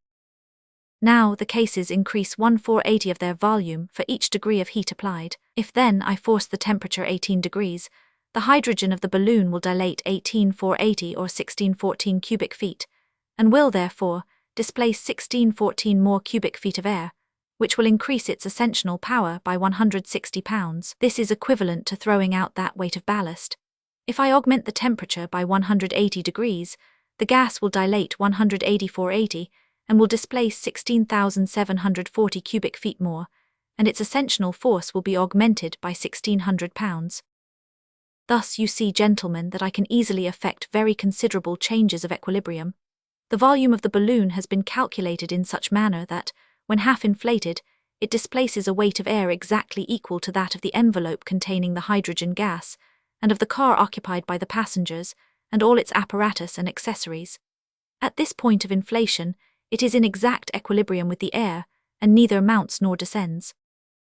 In order, then, to effect an ascent, I give the gas a temperature superior to the temperature of the surrounding air by means of my cylinder. By this excessive heat it obtains a larger distension and inflates the balloon more. The latter, then, ascends in proportion as I heat the hydrogen. The descent, of course, is effected by lowering the heat of the cylinder and letting the temperature abate. The ascent would be usually more rapid than the descent, but that is a fortunate circumstance, since it is of no importance to me to descend rapidly, while on the other hand, it is by a very rapid ascent that I avoid obstacles. The real danger lurks below and not above. Besides, as I have said, I have a certain quantity of ballast, which will enable me to ascend more rapidly still, when necessary. My valve at the top of the balloon is nothing more nor less than a safety valve. The balloon always retains the same quantity of hydrogen, and the variations of temperature that I produce in the midst of this shut-up gas are of themselves sufficient to provide for all these ascending and descending movements. Now, gentlemen, as a practical detail, let me add this. The combustion of the hydrogen and of the oxygen at the point of the cylinder produces solely the vapor or steam of water. I have, therefore, provided the lower part of the cylindrical iron box with escape pipe, with a valve operating by means of a pressure of 2 atmospheres. Consequently, so soon as this amount of pressure is attained, the steam escapes of itself. Here are the exact figures: 25 gallons of water, separated into its constituent elements, y pounds of oxygen and pounds of hydrogen. This represents at atmospheric tension 1,800 cubic feet of the former and 780 cubic feet of the latter, or 5670 cubic feet, in all of the mixture. Hence, the stopcock of my cylinder, when fully open, expends 27 cubic feet per hour, with a flame at least 6 times as strong as that of the large lamps used for lighting streets. On an average, then, and in order to keep myself at a very moderate elevation, I should not burn more than 9 cubic feet per hour, so that my 25 gallons of water represent 636 hours of aerial navigation, or a little more than 26 days. Well, as I can descend when I please, to replenish my stock of water on the way, my trip might be indefinitely prolonged. Such, gentlemen, is my secret. It is simple, and like most simple things it cannot fail to succeed. The dilation and contraction of the gas in the balloon is my means of locomotion, which calls for neither cumbersome wings nor any other mechanical motor. A calorifer to produce the changes of temperature, and a cylinder to generate the heat, are neither inconvenient nor heavy. I think, therefore, that I have combined all the elements of success. Dr. Ferguson here terminated his discourse and was most heartily applauded. There was not an objection to make to it, all had been foreseen and decided. However, said the captain, the thing may prove dangerous. What matters that, replied the doctor, provided that it be practicable. Chapter 11th. The arrival at Zanzibar, the English consul, ill will of the inhabitants, the island of Kumbeni, the rain-makers, inflation of the balloon, departure on the 18th of April, the last goodbye, the Victoria. An invariably favourable wind had accelerated the progress of the Resolute toward the place of her destination. The navigation of the Mozambique Channel was especially calm and pleasant. The agreeable character of the trip by sea was regarded as a good omen of the probable issue of the trip through the air. Everyone looked forward to the hour of arrival, and sought to give the last touch to the doctor's preparations. At length the vessel hove in sight of the town of Zanzibar, upon the island of the same name, and on the 15th of April at 11 o'clock in the morning she anchored in the port. The island of Zanzibar belongs to the Imam of Muscat, an ally of France and England, and is undoubtedly his finest settlement. The port is frequented by a great many vessels from the neighbouring countries. The island is separated from the African coast only by a channel, the greatest width of which is but 30 miles. It has a large trade in gums, ivory, and above all in ebony, for Zanzibar is the great slave market. Thither converges all the booty captured in the battles which the chiefs of the interior are continually fighting. This traffic extends along the whole eastern coast, and as far as the Nile latitudes. Mr. G. Legion even reports that he has seen it carried on openly under the French flag. Upon the arrival of the Resolute, the English consul at Zanzibar came on board to offer his services to the doctor, of whose projects the European newspapers had made him aware for a month past. But up to that moment, he had remained with the numerous phalanx of the incredulous. "I doubted," said he, holding out his hand to Dr. Ferguson, "but now I doubt no longer." He invited the doctor, Kennedy, and the faithful Joe, of course, to his own dwelling. Through his courtesy, the doctor was enabled to have knowledge of the various letters that he had received from Captain Speke. The captain and his companions had suffered dreadfully from hunger and bad weather before reaching the Ugogo country.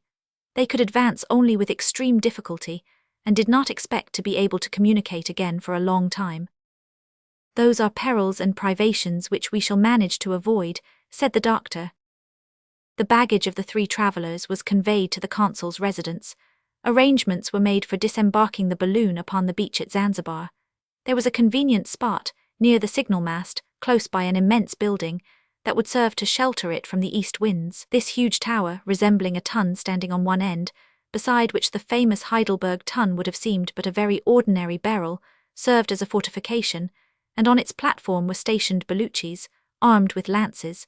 These Baluchis are a kind of brawling, good-for-nothing Janissaries. But when about to land the balloon, the consul was informed that the population of the island would oppose their doing so by force. Nothing is so blind as fanatical passion. The news of the arrival of a Christian, who was to ascend into the air, was received with rage. The Negroes, more exasperated than the Arabs, saw in this project an attack upon their religion. They took it into their heads that some mischief was meant to the sun and the moon. Now, these 2 luminaries are objects of veneration to the African tribes, and they determined to oppose so sacrilegious an enterprise.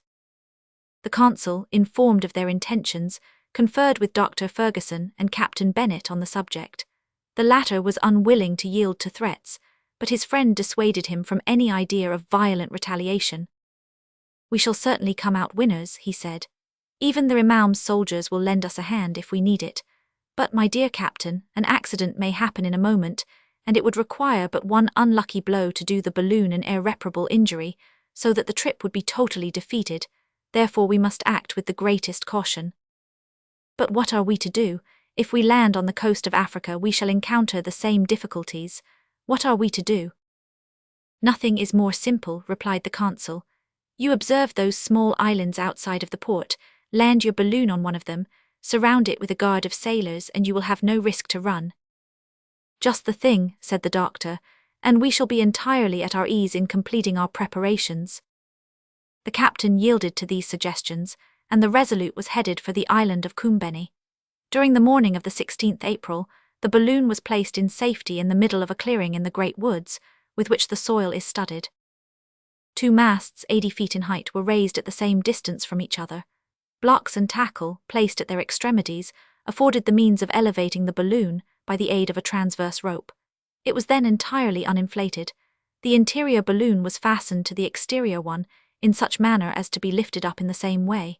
To the lower end of each balloon were fixed the pipes that served to introduce the hydrogen gas.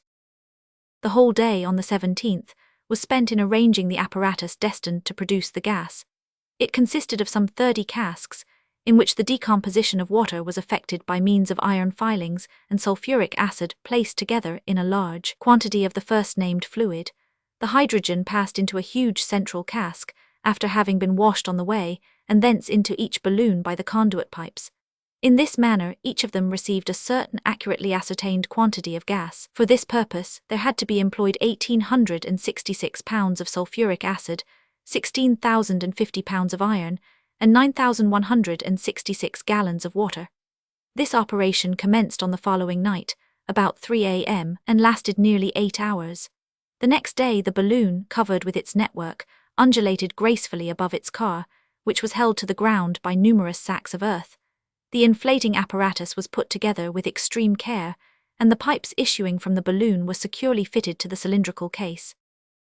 The anchors, the cordage, the instruments, the travelling wraps, the awning, the provisions, and the arms were put in the place assigned to them in the car. The supply of water was procured at Zanzibar. The 200 pounds of ballast were distributed in 50 bags placed at the bottom of the car, but within arm's reach.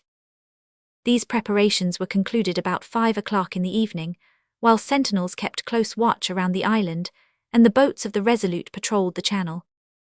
The blacks continued to show their displeasure by grimaces and contortions.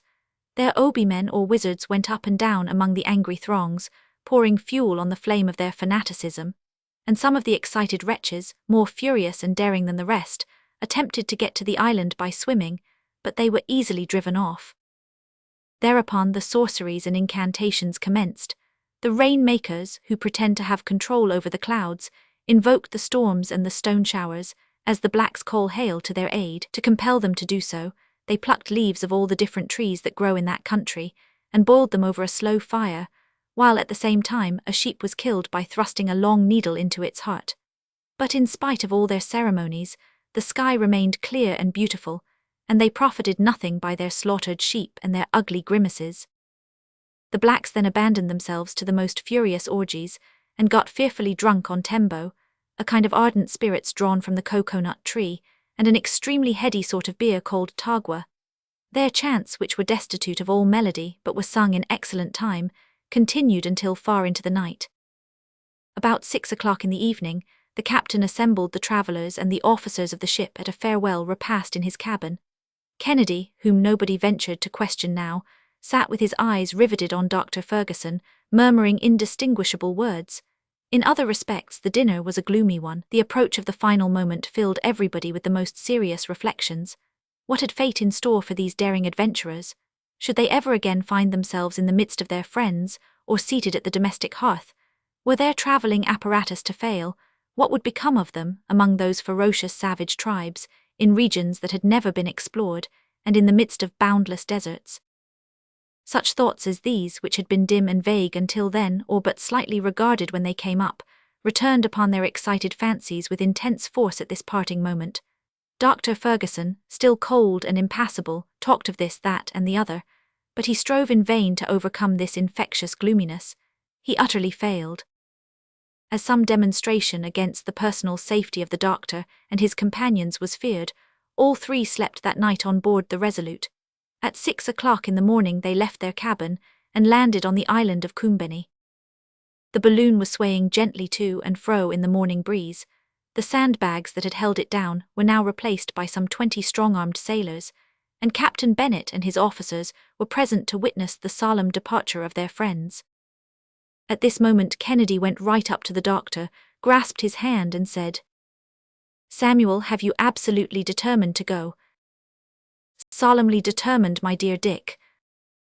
I have done everything that I could to prevent this expedition, have I not?" "Everything." "Well then, my conscience is clear on that score, and I will go with you." "I was sure you would," said the doctor, betraying in his features swift traces of emotion. At last the moment of final leave-taking arrived. The captain and his officers embraced their dauntless friends with great feeling, not excepting even Joe, who, worthy fellow, was as proud and happy as a prince. Every one in the party insisted upon having a final shake of the doctor's hand. At 9 o'clock the three travellers got into their car. The doctor lit the combustible in his cylinder and turned the flame so as to produce a rapid heat, and the balloon, which had rested on the ground in perfect equipoise, began to rise in a few minutes, so that the seamen had to slacken the ropes they held it by. The car then rose about 20 feet above their heads. "My friends," exclaimed the doctor, standing up between his two companions and taking off his hat, "let us give our aerial ship a name that will bring her good luck. Let us christen her Victoria." This speech was answered with stentorian cheers of "Huzzah for the Queen! Huzzah for Old England!" At this moment the ascensional force of the balloon increased prodigiously, and Ferguson, Kennedy, and Joe waved a last goodbye to their friends. "Let go all," shouted the doctor, and at the word the Victoria shot rapidly up into the sky, while the 4 carronades on board the Resolute thundered forth a parting salute in her honour. Chapter 12. Crossing the strait, the Rima, Dick's remark and Joe's proposition, a recipe for coffee making, the Useramo, the unfortunate Mason, Mount Duthumi, the doctor's cards, night under a nopal. The air was pure, the wind moderate, and the balloon ascended almost perpendicularly to a height of 1,500 feet, as indicated by a depression of 2 inches in the barometric column. At this height, a more decided current carried the balloon toward the southwest. What a magnificent spectacle was then outspread beneath the gaze of the travelers! The island of Zanzibar could be seen in its entire extent, marked out by its deeper color upon a vast planisphere. The fields had the appearance of patterns of different colors, and thick clumps of green indicated the groves and thickets. The inhabitants of the island looked no larger than insects. The huzzing and shouting were little by little lost in the distance, and only the discharge of the ship's guns could be heard in the concavity beneath the balloon, as the latter sped on its flight. "How fine that is," said Joe, breaking silence for the first time. He got no reply. The doctor was busy observing the variations of the barometer and noting down the details of his ascent. Kennedy looked on and had not eyes enough to take in all that he saw. The rays of the sun coming to the aid of the heating cylinder, the tension of the gas increased, and the Victoria attained the height of 2,500 feet. The Resolute looked like a mere cockleshell, and the African coast could be distinctly seen in the west, marked out by a fringe of foam. "You don't talk," said Joe again. "We are looking," said the doctor, directing his spyglass toward the mainland. "For my part, I must talk." "As much as you please, Joe, talk as much as you like." And Joe went on alone with a tremendous volley of exclamations. The O's and the R's exploded one after the other incessantly from his lips. During his passage over the sea, the doctor deemed it best to keep at his present elevation. He could thus reconnoiter a greater stretch of the coast. The thermometer and the barometer, hanging up inside of the half-opened awning, were always within sight, and a second barometer suspended outside was to serve during the night watches. At the end of about 2 hours, the Victoria, driven along at a speed of a little more than 8 miles, very visibly neared the coast of the mainland. The doctor, thereupon, determined to descend a little nearer to the ground, so he moderated the flame of his cylinder, and the balloon in a few moments had descended to an altitude only 300 feet above the soil. It was then found to be passing just over the Mrima country, the name of this part of the eastern coast of Africa. Dense borders of mango trees protected its margin, and the ebb tide disclosed to view their thick roots, chafed and gnawed by the teeth of the Indian Ocean. The sands which, at an earlier period, formed the coastline, rounded away along the distant horizon, and Mount Nguru reared aloft its sharp summit in the northwest. The Victoria passed near to a village which the doctor found marked upon his chart as KL. Its entire population had assembled in crowds, and were yelling with anger and fear, at the same time vainly directing their arrows against this monster of the air that swept along so majestically away above all their powerless fury. The wind was setting to the southward, but the doctor felt no concern on that score, since it enabled him the better to follow the route traced by Captains Burton and Speke. Kennedy had at length become as talkative as Joe, and the two kept up a continual interchange of admiring interjections and exclamations. "Out upon stagecoaches," said one. "Steamers indeed," said the other. "Railroads, rubbish," put in Kennedy, "that you travel on without seeing the country." "Balloons, they're the sort for me," Joe would add. "Why, you don't feel yourself going, and nature takes the trouble to spread herself out before one's eyes. What a splendid sight, what a spectacle, what a delight, a dream in a hammock." "Suppose we take our breakfast," was Joe's unpoetical change of tune at last, for the keen, open air had mightily sharpened his appetite. "Good idea, my boy." "Oh, it won't take us long to do the cooking, biscuit and potted meat." "And as much coffee as you like," said the doctor. "I give you leave to borrow a little heat from my cylinder. There's enough and to spare for that matter, and so we shall avoid the risk of a conflagration." "That would be a dreadful misfortune," ejaculated Kennedy. "It's the same as a powder magazine suspended over our heads." "Not precisely," said Ferguson, "but still if the gas were to take fire it would burn up gradually, and we should settle down on the ground, which would be disagreeable. But never fear, our balloon is hermetically sealed." "Let us eat a bite then," replied Kennedy. "Now, gentlemen," put in Joe, While doing the same as you, I'm going to get you up a cup of coffee that I think you'll have something to say about. The fact is, added the doctor, that Joe, along with 1,000 other virtues, has a remarkable talent for the preparation of that delicious beverage. He compounds it of a mixture of various origin, but he never would reveal to me the ingredients. Well, master, since we are so far above ground, I can tell you the secret. It is just to mix equal quantities of mocha, of bourbon coffee, and of Rio Nunes.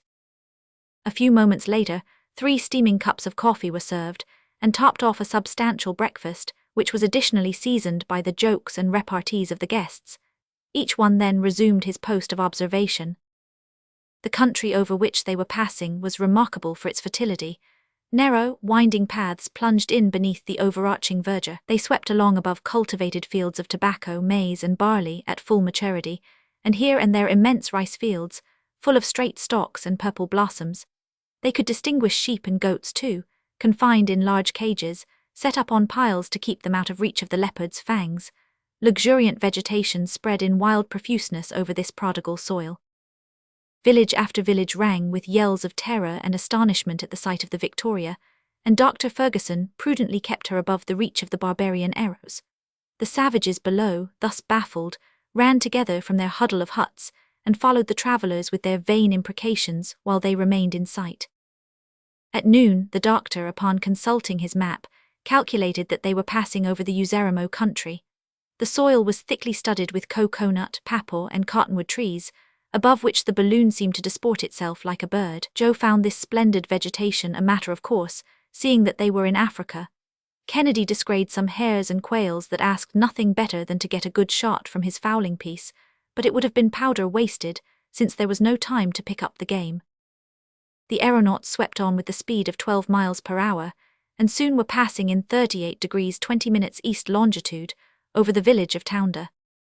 It was there, said the doctor, that Burton and Speke were seized with violent fevers, and for a moment thought their expedition ruined.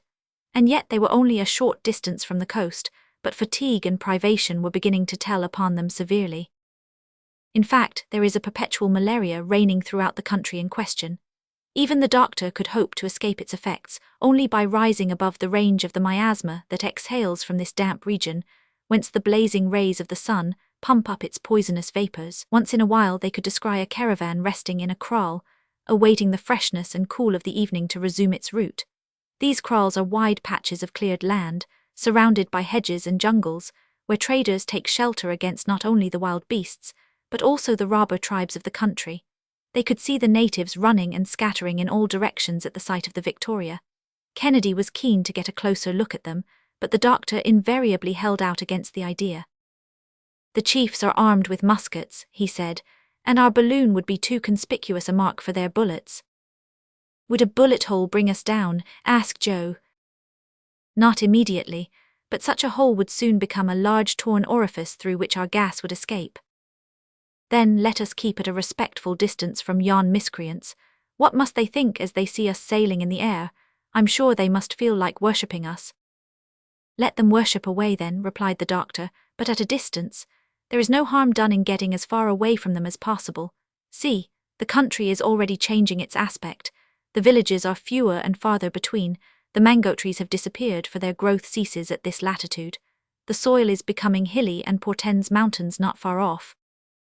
Yes, said Kennedy, it seems to me that I can see some high land on this side. In the west, those are the nearest ranges of the Orizara, Mount Duthumi, no doubt, behind which I hope to find shelter for the night. I'll stir up the heat in the cylinder a little, for we must keep at an elevation of 500 or 600 feet. That was a grand idea of yours, sir, said Joe. It's mighty easy to manage it, you turn a cock and the thing's done. Ah, here we are more at our ease, said the sportsman, as the balloon ascended. The reflection of the sun on those red sands was getting to be insupportable. What splendid trees, cried Joe. They're quite natural, but they are very fine. Why, a dozen of them would make a forest. Those are baobabs, replied Dr. Ferguson. See, there's one with a trunk fully 100 feet in circumference. It was perhaps at the foot of that very tree that Mason, the French traveller, expired in 1845, for we are over the village of Djele-Mhora, to which he pushed on alone. He was seized by the chief of this region, fastened to the foot of a baobab, and the ferocious black then severed all his joints while the war song of his tribe was chanted. He then made a gash in the prisoner's neck, stopped to sharpen his knife, and fairly tore away the poor wretch's head before it had been cut from the body. The unfortunate Frenchman was but 26 years of age. "And France has never avenged so hideous a crime," said Kennedy. France did demand satisfaction, and the Cid of Zanzibar did all in his power to capture the murderer, but in vain. "I move that we don't stop here," urged Joe. "Let us go up, master, let us go up higher by all means." "All the more willingly, Joe, that there is Mount Duthumi right ahead of us. If my calculations be right, we shall have passed it before 7 o'clock in the evening." "Shall we not travel at night?" asked the Scotchman. "No, as little as possible. With care and vigilance we might do so safely, but it is not enough to sweep across Africa. We want to see it. Up to this time we have nothing to complain of, master. The best cultivated and most fertile country in the world instead of a desert. Believe the geographers after that. Let us wait, Joe, we shall see by and by." About 6:30 in the evening, the Victoria was directly opposite Mount Duthumi. In order to pass, it had to ascend to a height of more than 3,000 feet, and to accomplish that the doctor had only to raise the temperature of his gas 18 degrees. It might have been correctly said that he held his balloon in his hand. Kennedy had only to indicate to him the obstacles to be surmounted, and the Victoria sped through the air, skimming the summits of the range. At 8 o'clock it descended the farther slope, the acclivity of which was much less abrupt.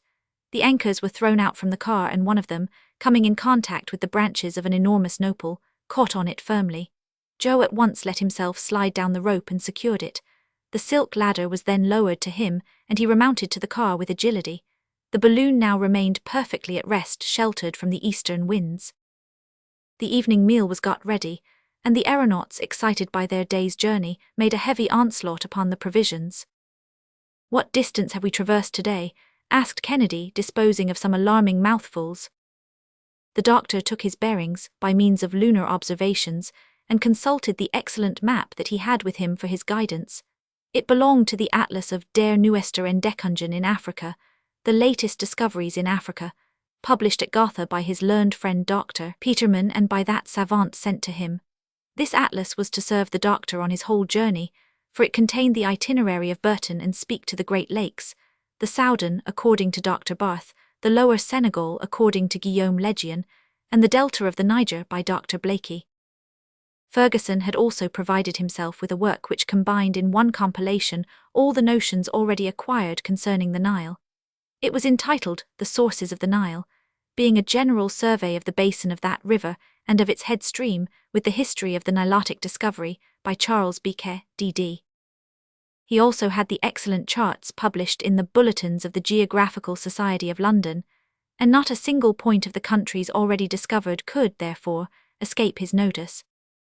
Upon tracing on his maps, he found that his latitudinal route had been 2 degrees, or 120 miles to the westward. Kennedy remarked that the route tended toward the south, but this direction was satisfactory to the doctor, who desired to reconnoitre the tracks of his predecessors as much as possible. It was agreed that the night should be divided into 3 watches, so that each of the party should take his turn in watching over the safety of the rest. The doctor took the watch commencing at 9 o'clock, Kennedy the one commencing at midnight, and Joe the 3 o'clock morning watch. So Kennedy and Joe, well wrapped in their blankets, stretched themselves at full length under the awning and slept quietly, while Dr. Ferguson kept on the lookout. Chapter 13. Change of weather. Kennedy has the fever, the doctor's medicine, travels on land, the basin of Imenge, Mount Rubeho, 6,000 feet elevation, a halt in the daytime. The night was calm. However, on Saturday morning Kennedy, as he awoke, complained of lassitude and feverish chills. The weather was changing. The sky, covered with clouds, seemed to be laying in supplies for a fresh deluge. A gloomy region is that Zungamoro country, where it rains continually, excepting perhaps for a couple of weeks in the month of January. A violent shower was not long in drenching our travellers. Below them, the roads intersected by nullahs, a sort of instantaneous torrent, were soon rendered impracticable, entangled as they were besides with thorny thickets and gigantic lianas or creeping vines. The sulphuretted hydrogen emanations, which Captain Burton mentions, could be distinctly smelt. According to his statement, and I think he's right, said the doctor, one could readily believe that there is a corpse hidden behind every thicket. An ugly country this, sighed Joe, and it seems to me that Mr. Kennedy is none the better for having passed the night in it. To tell the truth, I have quite a high fever, said the sportsman. There's nothing remarkable about that, my dear Dick, for we are in one of the most unhealthy regions in Africa, but we shall not remain here long, so let's be off. Thanks to a skillful maneuver achieved by Joe, the anchor was disengaged, and Joe reascended to the car by means of the ladder. The doctor vigorously dilated the gas, and the Victoria resumed her flight, driven along by a spanking breeze. Only a few scattered huts could be seen through the pestilential mists, but the appearance of the country soon changed, for it often happens in Africa that some of the unhealthiest districts lie close beside others that are perfectly salubrious. Kennedy was visibly suffering, and the fever was mastering his vigorous constitution. It won't do to fall ill, though, he grumbled, and so saying he wrapped himself in a blanket and lay down under the awning. A little patience, Dick, and you'll soon get over this, said the doctor. Get over it, egad, Samuel, if you've any drug in your travelling chest that will set me on my feet again, bring it without delay. I'll swallow it with my eyes shut.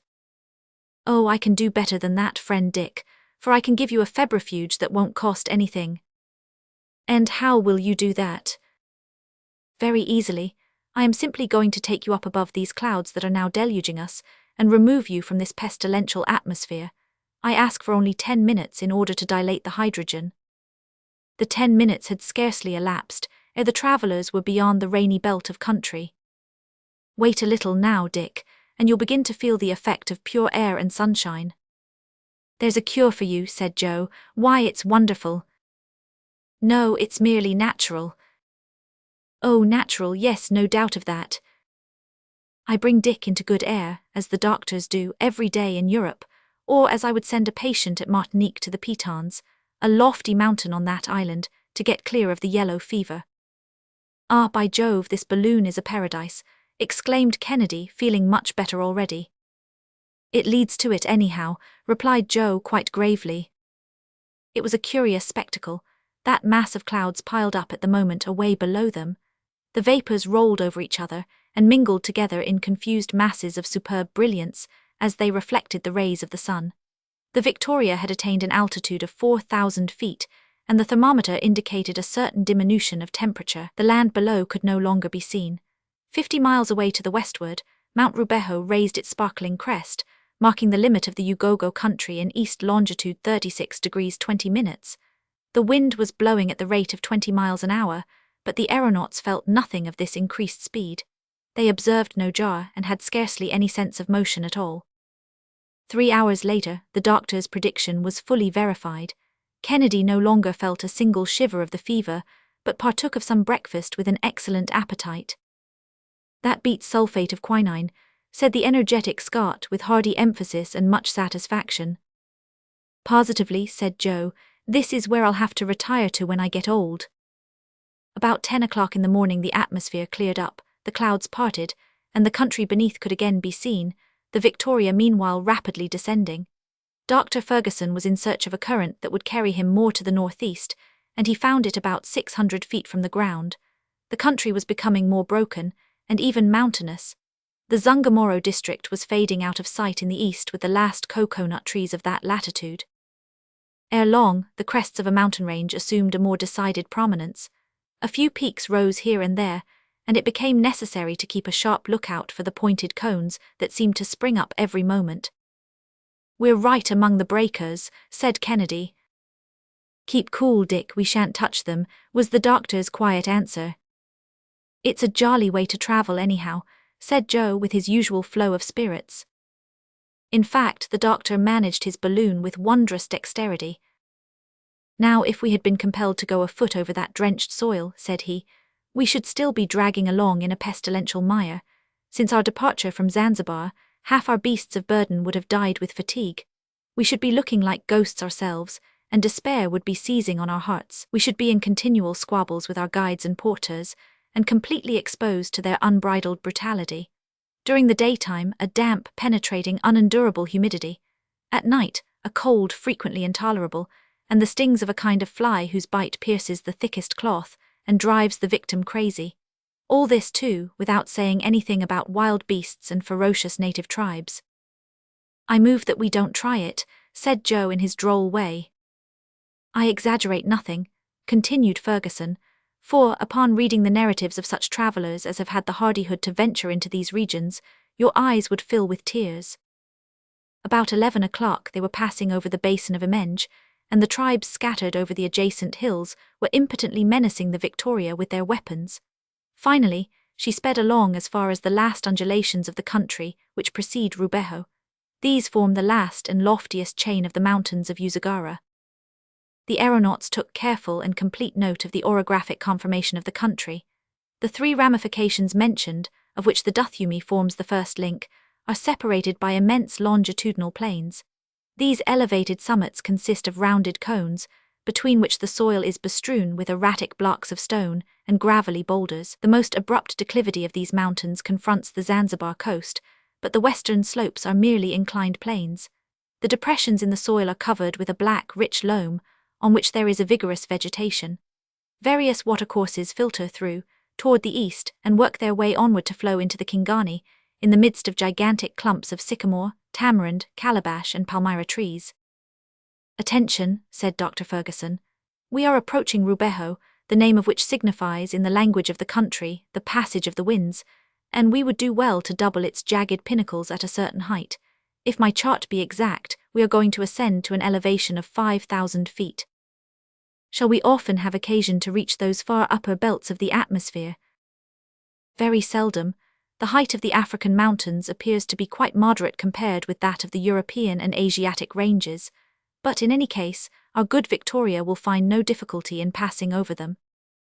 In a very little while, the gas expanded under the action of the heat, and the balloon took a very decided ascensional movement.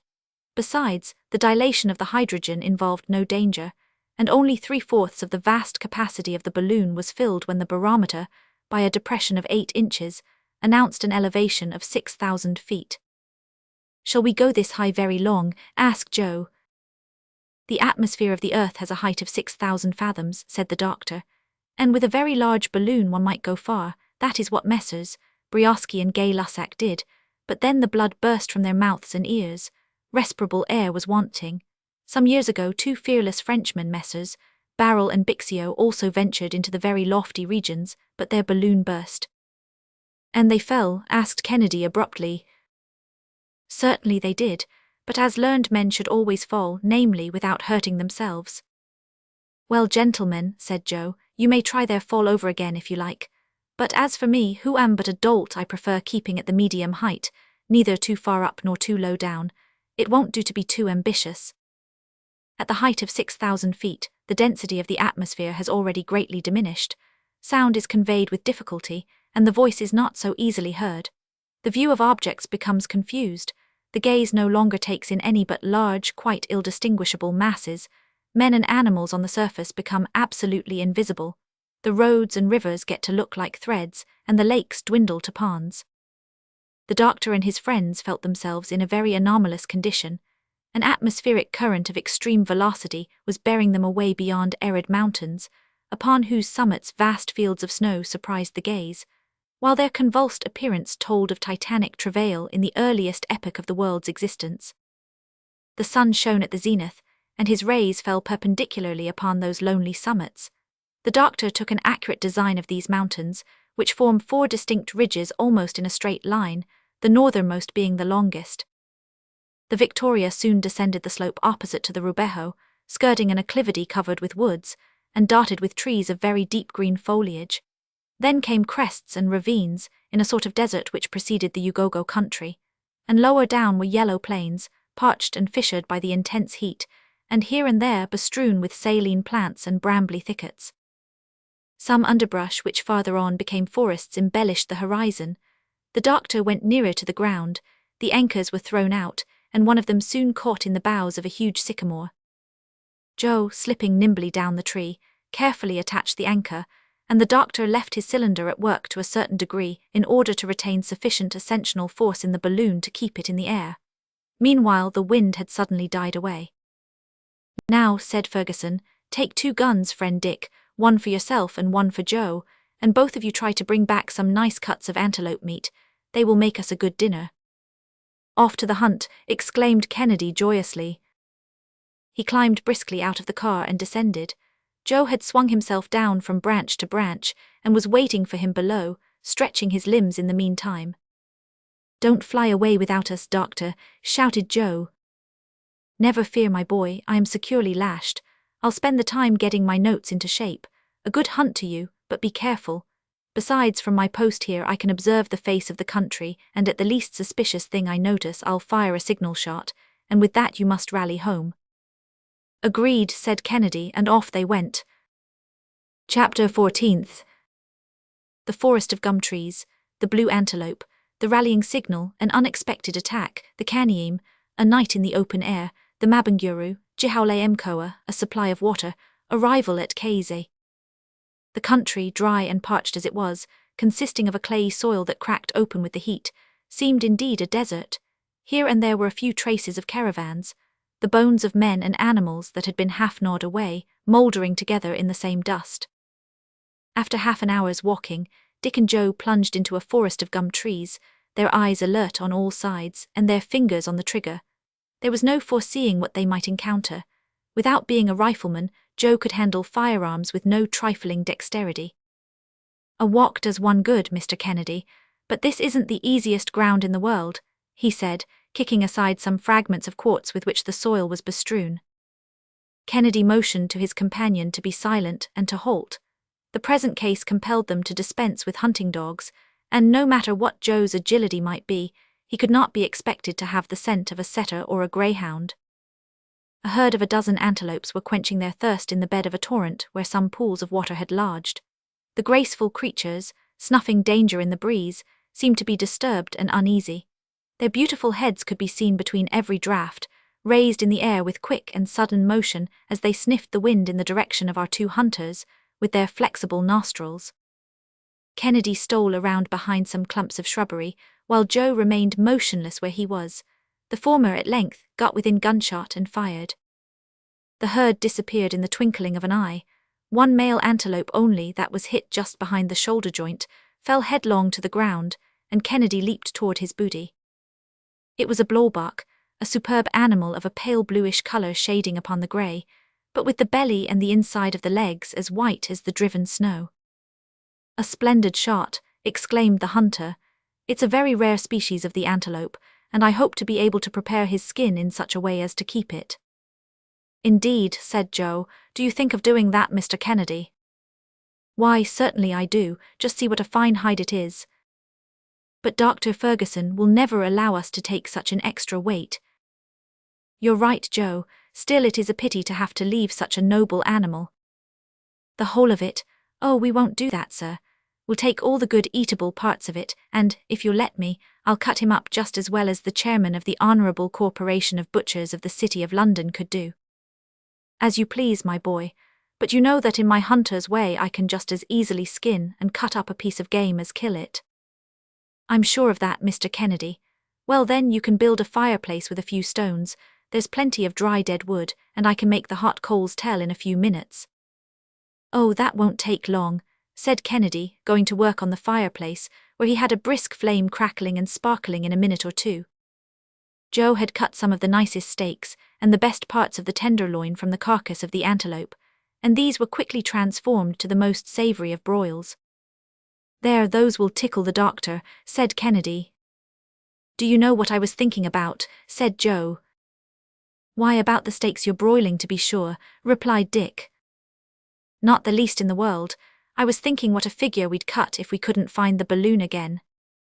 "By George, what an idea. Why, do you think the doctor would desert us?" "No, but suppose his anchor were to slip?" "Impossible, and besides, the doctor would find no difficulty in coming down again with his balloon. He handles it at his ease." "But suppose the wind were to sweep it off, so that he couldn't come back toward us?" Come, Joe, a truce to your suppositions, they're anything but pleasant." "Ah, sir, everything that happens in this world is natural, of course, but then anything may happen, and we ought to look out beforehand." At this moment the report of a gun rang out upon the air.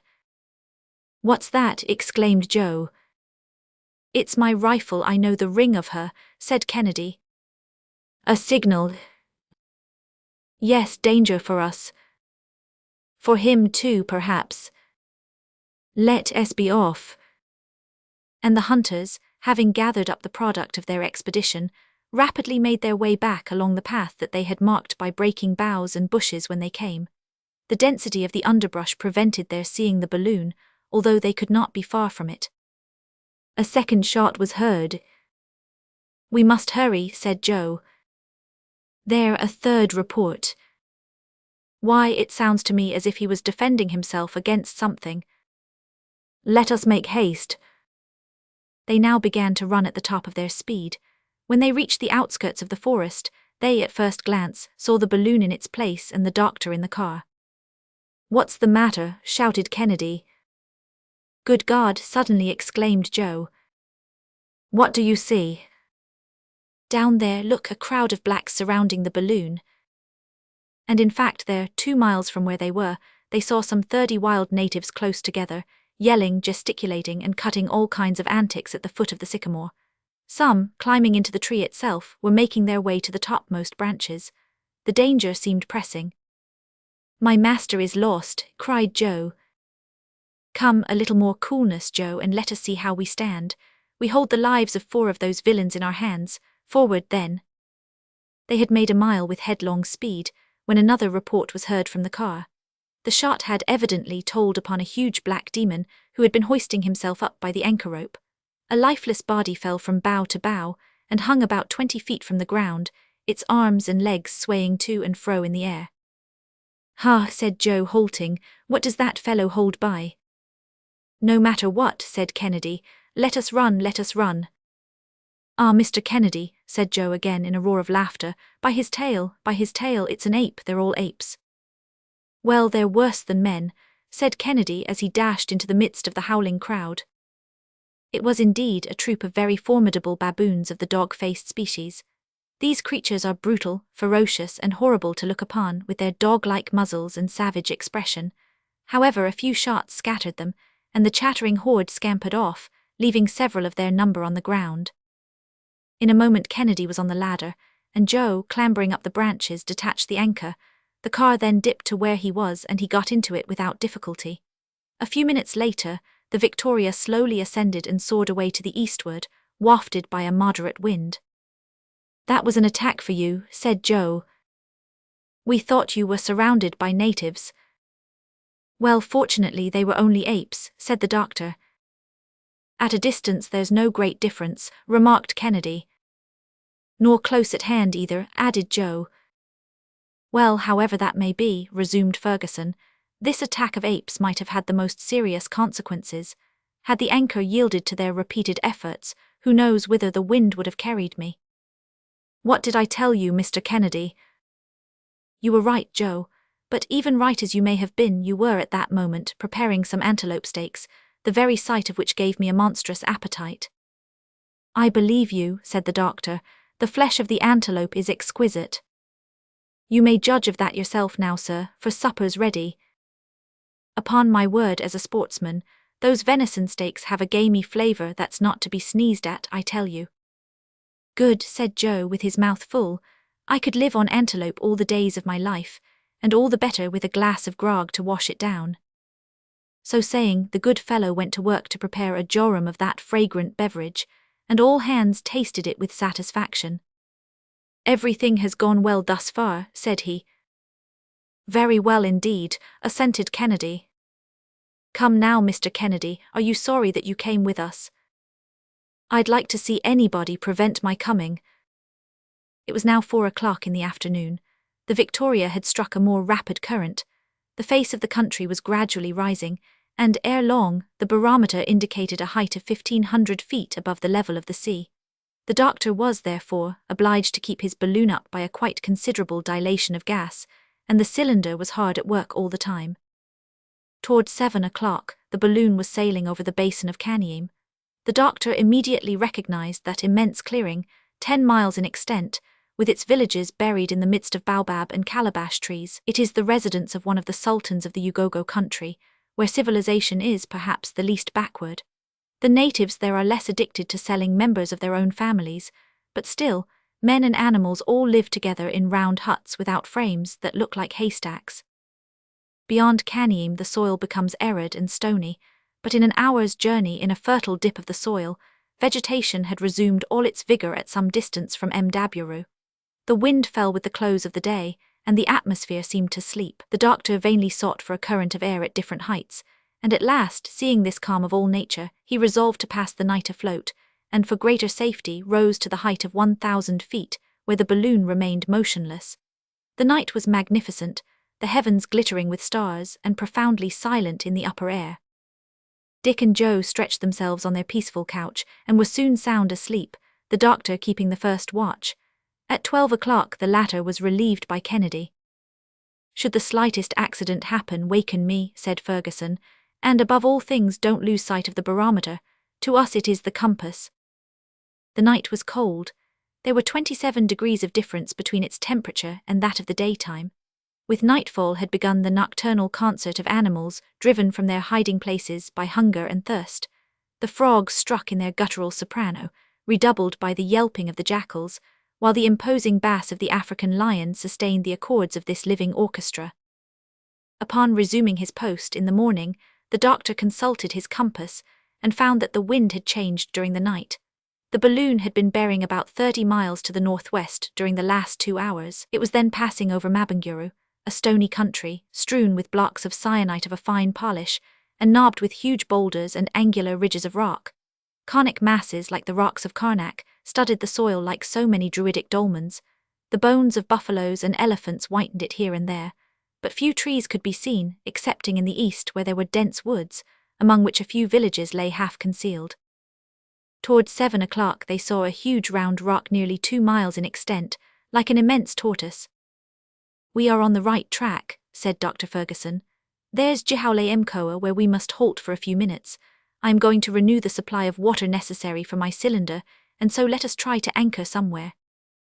"There are very few trees," replied the hunter. "Never mind, let us try. Joe, throw out the anchors." The balloon, gradually losing its ascensional force, approached the ground. The anchors ran along until, at last, one of them caught in the fissure of a rock, and the balloon remained motionless.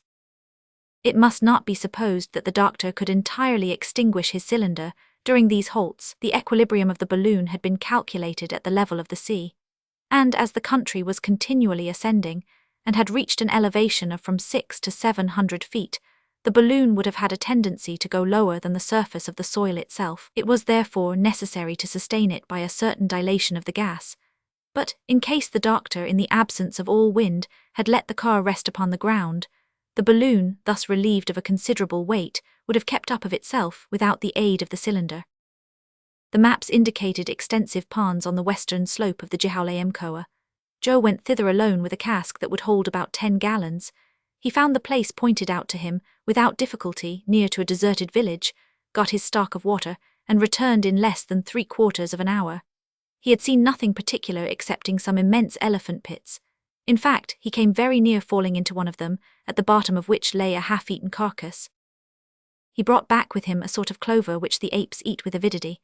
The doctor recognized the fruit of the mbenbu, tree which grows in profusion, on the western part of Jihaule Mkoa. Ferguson waited for Joe with a certain feeling of impatience, for even a short halt in this inhospitable region always inspires a degree of fear. The water was got aboard without trouble, as the car was nearly resting on the ground. Joe then found it easy to loosen the anchor and leaped lightly to his place beside the doctor. The latter then replenished the flame in the cylinder, and the balloon majestically soared into the air. It was then about 100 miles from Kazay, an important establishment in the interior of Africa, where, thanks to a south-southeasterly current, the travellers might hope to arrive on that same day. They were moving at the rate of 14 miles per hour, and the guidance of the balloon was becoming difficult, as they dared not rise very high without extreme dilation of the gas, the country itself being at an average height of 3,000 feet. Hence the doctor preferred not to force the dilation, and so adroitly followed the sinuosities of a pretty sharply inclined plane, and swept very close to the villages of Thembo and Turawells. The latter forms part of the Unyamwezi, a magnificent country where the trees attain enormous dimensions, among them the cactus, which grows to gigantic size. About 2 o'clock in magnificent weather, but under a fiery sun that devoured the least breath of air, the balloon was floating over the town of Kazay, situated about 350 miles from the coast. We left Zanzibar at 9 o'clock in the morning, said the doctor, consulting his notes, and after 2 days' passage we have, including our deviations, travelled nearly 500 geographical miles. Captains Burton and Speke took 4 months and a half to make the same distance. Chapter 15th. Kazay, the noisy marketplace, the appearance of the balloon, the Wangaga, the sons of the moon, the doctor's walk, the population of the place, the royal tembe, the sultan's wives, a royal drunken bout, Joe an object of worship, how they dance in the moon, a reaction, 2 moons in one sky, the instability of divine honours. Kazay, an important point in Central Africa, is not a city. In truth, there are no cities in the interior. Kazay is but a collection of 6 extensive excavations.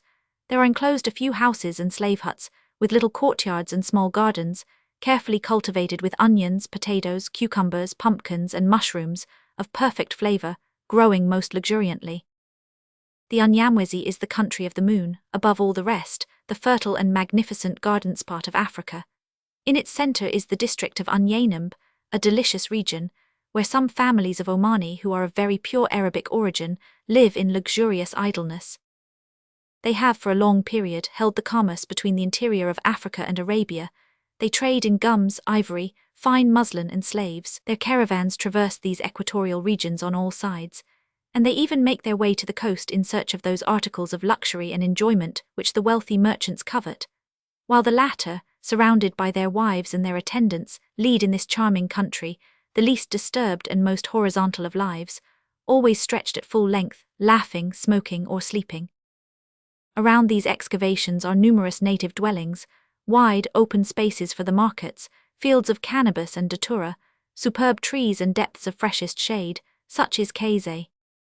There, too, is held the general rendezvous of the caravans, those of the south, with their slaves and their freightage of ivory, and those of the west, which export cotton, glassware, and trinkets to the tribes of the Great Lakes. So in the marketplace there reigns perpetual excitement, a nameless hubbub, made up of the cries of mixed-breed porters and carriers, the beating of drums and the twanging of horns, the neighing of mules, the braying of donkeys, the singing of women, the squalling of children, and the banging of the huge rattan, wielded by the jemadar or leader of the caravans, who beats time to this pastoral symphony.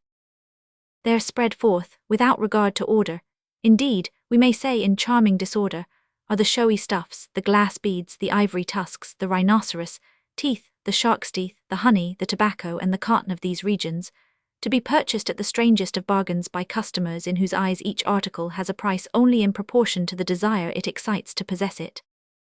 All at once this agitation, movement and noise stopped as though by magic. The balloon had just come in sight, far aloft in the sky, where it hovered majestically for a few moments, and then descended slowly, without deviating from its perpendicular. Men, women, children, merchants and slaves, Arabs and Negroes, as suddenly disappeared within the Thames and the huts. "My dear doctor," said Kennedy, "if we continue to produce such a sensation as this, we shall find some difficulty in establishing commercial relations with the people hereabouts." "There's one kind of trade that we might carry on, though, easily enough," said Joe, "and that would be to go down there quietly and walk off with the best of the goods, without troubling our heads about the merchants. We'd get rich that way." "Ah," said the doctor, "these natives are a little scared at first, but they won't be long in coming back, either through suspicion or through curiosity." "Do you really think so, doctor?"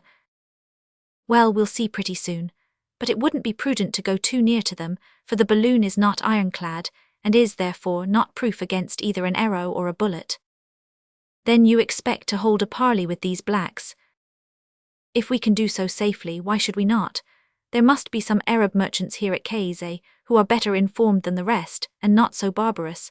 I remember that Burton and Speke had nothing but praises to utter concerning the hospitality of these people, so we might at least make the venture." The balloon having, meanwhile, gradually approached the ground, one of the anchors lodged in the top of a tree near the marketplace. By this time the whole population had emerged from their hiding places stealthily, thrusting their heads out first. Several waganga, recognizable by their badges of conical shellwork, came boldly forward. They were the sorcerers of the place. They bore in their girdles small gourds, coated with tallow, and several other articles of witchcraft, all of them, by the way, most professionally filthy. Little by little the crowd gathered beside them, the women and children grouped around them, the drums renewed their deafening uproar. Hands were violently clapped together, and then raised toward the sky.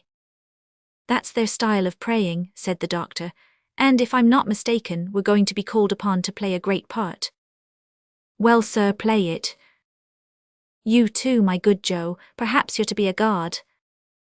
"Well, master, that won't trouble me much, I like a little flattery." At this moment one of the sorcerers, a myanga, made a sign, and all the clamour died away into the profoundest silence. He then addressed a few words to the strangers, but in an unknown tongue. Dr. Ferguson, not having understood them, shouted some sentences in Arabic at a venture, and was immediately answered in that language. The speaker below then delivered himself of a very copious harangue, which was also very flowery and very gravely listened to by his audience.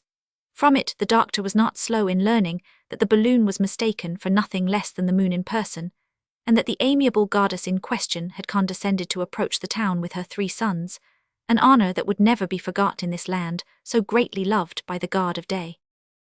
The doctor responded with much dignity that the moon made her provincial tour every 1,000 years, feeling the necessity of showing herself nearer at hand to her worshippers. He, therefore, begged them not to be disturbed by her presence, but to take advantage of it to make known all their wants and longings. The sorcerer in his turn replied that the Sultan, the Mwani, who had been sick for many years, implored the aid of heaven, and he invited the son of the moon to visit him. The doctor acquainted his companions with the invitation. "And you are going to call upon this Negro king?" asked Kennedy. "Undoubtedly so. These people appear well disposed. The air is calm, there is not a breath of wind, and we have nothing to fear for the balloon." "But what will you do?" "Be quiet on that score, my dear Dick. With a little medicine I shall work my way through the affair." Then, addressing the crowd, he said, "The moon, taking compassion on the sovereign who is so dear to the children of Unyamwezi, has charged us to restore him to health. Let him prepare to receive us." The clamour, the songs and demonstrations of all kinds increased twofold, and the whole immense ants' nest of black heads was again in motion. "Now, my friends," said Dr. Ferguson, "we must look out for everything beforehand. We may be forced to leave this at any moment unexpectedly and be off with extra speed. Dick had better remain, therefore, in the car, and keep the cylinder warm so as to secure a sufficient ascensional force for the balloon. The anchor is solidly fastened, and there is nothing to fear in that respect. I shall descend, and Joe will go with me, only that he must remain at the foot of the ladder." "What, are you going alone into that blackamoor's den?" "How, doctor, am I not to go with you?" "No, I shall go alone. These good folks imagine that the goddess of the moon has come to see them, and their superstition protects me. So have no fear, and each one remain at the post that I have assigned to him." "Well, since you wish it," sighed Kennedy. "Look closely to the dilation of the gas." "Agreed." By this time, the shouts of the natives had swelled to double volume, as they vehemently implored the aid of the heavenly powers. There, said Joe, "they're rather rough in their orders to their good moon and her divine sons." The doctor, equipped with his travelling medicine chest, descended to the ground, preceded by Joe, who kept a straight countenance and looked as grave and knowing as the circumstances of the case required. He then seated himself at the foot of the ladder in the Arab fashion, with his legs crossed under him, and a portion of the crowd collected around him in a circle, at respectful distances. In the meanwhile the doctor, escorted to the sound of savage instruments and with wild religious dances, slowly proceeded toward the royal tembe, situated a considerable distance outside of the town. It was about 3 o'clock, and the sun was shining brilliantly. In fact, what less could it do upon so grand an occasion? The doctor stepped along with great dignity, the waganga surrounding him and keeping off the crowd. He was soon joined by the natural son of the Sultan, a handsomely built young fellow, who, according to the custom of the country, was the sole heir of the paternal goods, to the exclusion of the old man's legitimate children. He prostrated himself before the son of the moon, but the latter graciously raised him to his feet. 3/4 of an hour later, through shady paths, surrounded by all the luxuriance of tropical vegetation, this enthusiastic procession arrived at the Sultan's palace, a sort of square edifice called a titania, and situated on the slope of a hill. A kind of veranda formed by the thatched roof adorned the outside, supported upon wooden pillars which had some pretensions to being carved. Long lines of dark red clay decorated the walls in characters that strove to reproduce the forms of men and serpents, the latter better imitated, of course, than the former. The roofing of this abode did not rest directly upon the walls, and the air could, therefore, circulate freely, but windows there were none, and the door hardly deserved the name. Dr. Ferguson was received with all the honours by the guards and favourites of the Sultan. These were men of a fine race, the Wanyamwezi so-called, a pure type of the Central African populations, strong, robust, well-made, and in splendid condition. Their hair, divided into a great number of small tresses, fell over their shoulders, and by means of black and blue incisions, they had tattooed their cheeks from the temples to the mouth. Their ears, frightfully distended, held dangling to them discs of wood and plates of gum copal. They were clad in brilliantly painted cloths, and the soldiers were armed with the saw-toothed war-club, the bow and arrows barbed and poisoned with the juice of the euphorbium, the cutlass, the cyma, a long sabre also with saw-like teeth, and some small battle-axes. The doctor advanced into the palace, and there, notwithstanding the Sultan's illness, the din, which was terrific before, redoubled the instant that he arrived. He noticed at the lintels of the door some rabbits' tails and zebras' manes, suspended as talismans. He was received by the whole troop of His Majesty's wives, to the harmonious accords of the upatu, a sort of cymbal made of the bottom of a copper kettle, and to the uproar of the kilindo, a drum 5 feet high, hollowed out from the trunk of a tree, and hammered by the ponderous, horny fists of 2 jet-black virtuosi. Most of the women were rather good-looking, and they laughed and chattered merrily as they smoked their tobacco and thang in huge black pipes. They seemed to be well made, too, under the long robes that they wore gracefully flung about their persons, and carried a sort of kilt, woven from the fibres of calabash fastened around their girdles. 6 of them were not the least merry of the party, although put aside from the rest, and reserved for a cruel fate. On the death of the Sultan, they were to be buried alive with him, so as to occupy and divert his mind during the period of eternal solitude. Dr. Ferguson, taking in the whole scene at a rapid glance, approached the wooden couch on which the Sultan lay reclining. There he saw a man of about 40, completely brutalized by orgies of every description, and in a condition that left little or nothing to be done. The sickness that had afflicted him for so many years was simply perpetual drunkenness. The royal sot had nearly lost all consciousness, and all the ammonia in the world would not have set him on his feet again. His favourites and the women kept on bended knees during this solemn visit. By means of a few drops of powerful cordial, the doctor for a moment reanimated the imbruted carcass that lay before him.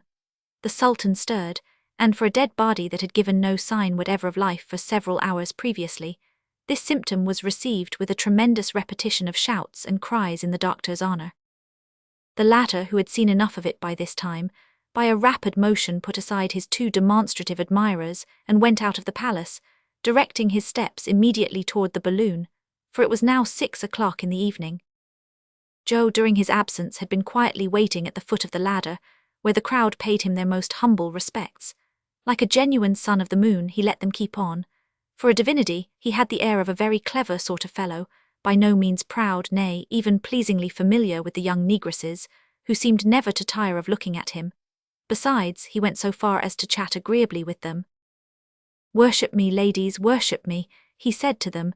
"I'm a clever sort of devil if I am the son of a goddess." They brought him propitiatory gifts, such as are usually deposited in the fetish huts or mzimu. These gifts consisted of stalks of barley and of pombe. Joe considered himself in duty bound to taste the latter species of strong beer, but his palate, although accustomed to gin and whiskey, could not withstand the strength of the new beverage, and he had to make a horrible grimace, which his dusky friends took to be a benevolent smile. Thereupon the young damsels, conjoining their voices in a drawling chant, began to dance around him with the utmost gravity. "Ah, you're dancing, are you?" said he. "Well, I won't be behind you in politeness, and so I'll give you one of my country reels." So at it he went, in one of the wildest jigs that ever was seen, twisting, turning, and jerking himself in all directions, dancing with his hands, dancing with his body, dancing with his knees, dancing with his feet, describing the most fearful contortions and extravagant evolutions, throwing himself into incredible attitudes, grimacing beyond all belief, and in fine giving his savage admirers a strange idea of the style of ballet adopted by the deities in the moon. Then the whole collection of blacks, naturally as imitative as monkeys, at once reproduced all his airs and graces, his leaps and shakes and contortions. They did not lose a single gesticulation, they did not forget an attitude, and the result was such a pandemonium of movement, noise, and excitement as it would be out of the question even feebly to describe. But in the very midst of the fun, Joe saw the doctor approaching. The latter was coming at full speed, surrounded by a yelling and disorderly throng. The chiefs and sorcerers seemed to be highly excited. They were close upon the doctor's heels, crowding and threatening him. Singular reaction. What had happened? Had the Sultan unluckily perished in the hands of his celestial physician? Kennedy, from his post of observation, saw the danger without knowing what had caused it, and the balloon, powerfully urged by the dilation of the gas, strained and tugged at the ropes that held it as though impatient to soar away. The doctor had got as far as the foot of the ladder. A superstitious fear still held the crowd aloof and hindered them from committing any violence on his person. He rapidly scaled the ladder, and Joe followed him with his usual agility. "Not a moment to lose," said the doctor. "Don't attempt to let go the anchor, we'll cut the cord, follow me." "But what's the matter?" asked Joe, clambering into the car. "What's happened?" questioned Kennedy, rifle in hand. "Look," replied the doctor, pointing to the horizon. "Well," ejaculated the Scot. "Well, the moon." And in fact there was the moon rising red and magnificent, a globe of fire in a field of blue. It was she indeed, she and the balloon, both in one sky. Either there were two moons then, or these strangers were impostors, designing scamps false deities. Such were the very natural reflections of the crowd, and hence the reaction in their feelings. Joe could not, for the life of him, keep in a roar of laughter, and the population of Kaise, comprehending that their prey was slipping through their clutches, set up prolonged howlings, aiming the while their bows and muskets at the balloon. But one of the sorcerers made a sign, and all the weapons were lowered. He then began to climb into the tree, intending to seize the rope and bring the machine to the ground. Joe leaned out with a hatchet ready. "Shall I cut away?" said he. "No, wait a moment," replied the doctor. "But this black—" "We may perhaps save our anchor, and I hold a great deal by that. There'll always be time enough to cut loose."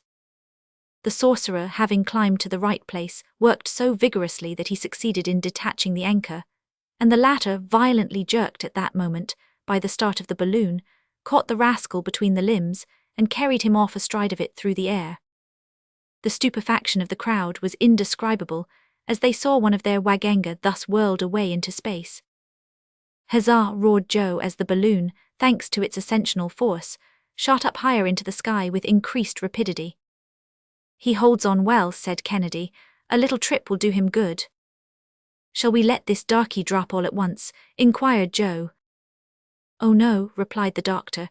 "We'll let him down easily, and I warrant me that after such an adventure the power of the wizard will be enormously enhanced in the sight of his comrades." "Why, I wouldn't put it past them to make a god of him," said Joe with a laugh.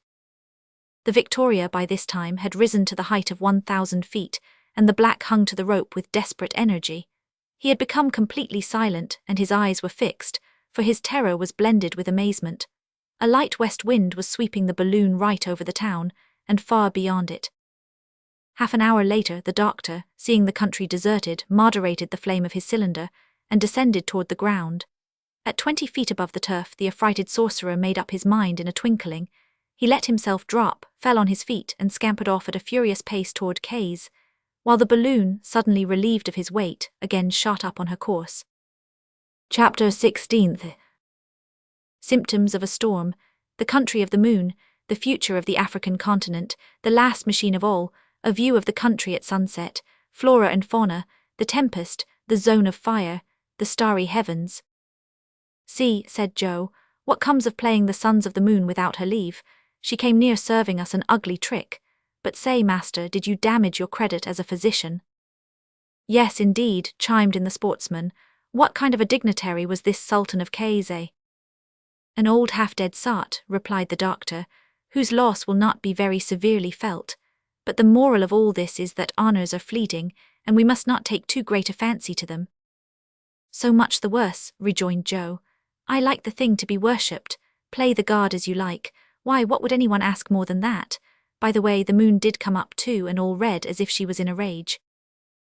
While the three friends went on chatting of this and other things, and Joe examined the luminary of night from an entirely novel point of view, the heavens became covered with heavy clouds to the northward, and the lowering masses assumed a most sinister and threatening look.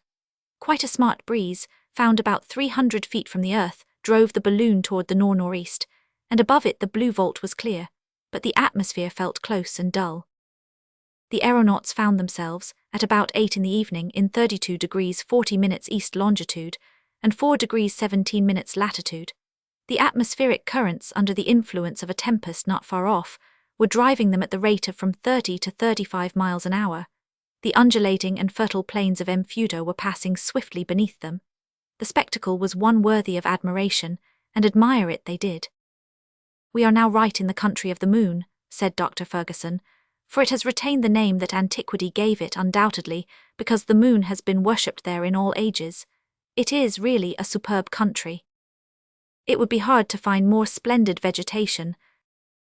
If we found the like of it around London it would not be natural, but it would be very pleasant, put in Joe. Why is it that such savage countries get all these fine things? And who knows, said the doctor, that this country may not one day become the centre of civilization. The races of the future may repair hither, when Europe shall have become exhausted in the effort to feed her inhabitants. Do you think so really? Asked Kennedy. Undoubtedly, my dear Dick. Just note the progress of events, consider the migrations of races, and you will arrive at the same conclusion assuredly. Asia was the first nurse of the world, was she not? For about 4,000 years she travailed, she grew pregnant, she produced, and then, when stones began to cover the soil where the golden harvests sung by Homer had flourished, her children abandoned her exhausted and barren bosom. You next see them precipitating themselves upon young and vigorous Europe, which has nourished them for the last 2,000 years. But already her fertility is beginning to die out. Her productive powers are diminishing every day. Those new diseases that annually attack the products of the soil, those defective crops, those insufficient resources, are all signs of a vitality that is rapidly wearing out and of an approaching exhaustion. Thus we already see the millions rushing to the luxuriant bosom of America as a source of help, not inexhaustible indeed, but not yet exhausted. In its turn, that new continent will grow old, its virgin forests will fall before the axe of industry, and its soil will become weak through having too fully produced what had been demanded of it. Where 2 harvests bloomed every year, hardly one will be gathered from a soil completely drained of its strength. Then Africa will be there to offer to new races the treasures that for centuries have been accumulating in her breast. Those climates now so fatal to strangers will be purified by cultivation and by drainage of the soil, and those scattered water supplies will be gathered into one common bed to form an artery of navigation. Then this country over which we are now passing, more fertile, richer, and fuller of vitality than the rest, will become some grand realm where more astonishing discoveries than steam and electricity will be brought to light. Ah, sir, said Joe, I'd like to see all that. You got up too early in the morning, my boy. Besides, said Kennedy, that may prove to be a very dull period when industry will swallow up everything for its own profit. By dint of inventing machinery, men will end in being eaten up by it.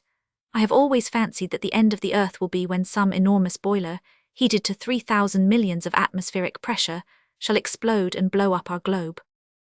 And I add that the Americans, said Joe, will not have been the last to work at the machine. In fact, assented the doctor, they are great boiler makers. But without allowing ourselves to be carried away by such speculations, let us rest content with enjoying the beauties of this country of the moon, since we have been permitted to see it. The sun, darting his last rays beneath the masses of heaped-up cloud, adorned with a crest of gold the slightest inequalities of the ground below. Gigantic trees, arborescent bushes, mosses on the even surface, all had their share of this luminous effulgence. The soil, slightly undulating, here and there rose into little conical hills. There were no mountains visible on the horizon. Immense brambly palisades, impenetrable hedges of thorny jungle, separated the clearings dotted with numerous villages, and immense euphorbiae surrounded them with natural fortifications, interlacing their trunks with the coral-shaped branches of the shrubbery and undergrowth. Ere long, the malagazari, the chief tributary of Lake Tanganyika, was seen winding between heavy thickets of verdure, offering an asylum to many watercourses that spring from the torrents formed in the season of freshets, or from ponds hollowed in the clayey soil. To observers looking from a height, it was a chain of waterfalls thrown across the whole western face of the country. Animals with huge humps were feeding in the luxuriant prairies, and were half hidden, sometimes in the tall grass. Spreading forests in bloom redolent of spicy perfumes presented themselves to the gaze like immense bouquets. But in these bouquets, lions, leopards, hyenas, and tigers were then crouching for shelter from the last hot rays of the setting sun. From time to time, an elephant made the tall tops of the undergrowth sway to and fro, and you could hear the crackling of huge branches as his ponderous ivory tusks broke them in his way. "What a sporting country!" exclaimed Dick, unable longer to restrain his enthusiasm. "Why, a single ball fired at random into those forests would bring down game worthy of it. Suppose we try it once." "No, my dear Dick, the night is close at hand, a threatening night with a tempest in the background, and the storms are awful in this country where the heated soil is like one vast electric battery." "You are right, sir," said Joe. "The heat has got to be enough to choke one, and the breeze has died away. One can feel that something's coming." "The atmosphere is saturated with electricity," replied the doctor.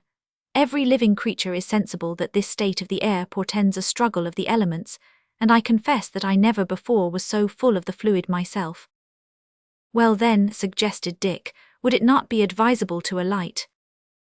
"On the contrary, Dick, I'd rather go up, only that I am afraid of being carried out of my course by these countercurrents contending in the atmosphere." "Have you any idea, then, of abandoning the route that we have followed since we left the coast?" "If I can manage to do so," replied the doctor, "I will turn more directly northward, by from 7 to 8 degrees. I shall then endeavour to ascend toward the presumed latitudes of the sources of the Nile. Perhaps we may discover some traces of Captain Speke's expedition, or of M. de Huglin's caravan. Unless I am mistaken, we are at 32 degrees 40 minutes east longitude, and I should like to ascend directly north of the equator." "Look there," exclaimed Kennedy suddenly. "See those hippopotami sliding out of the pools, those masses of blood-coloured flesh, and those crocodiles snuffing the air aloud." "They're choking," ejaculated Joe.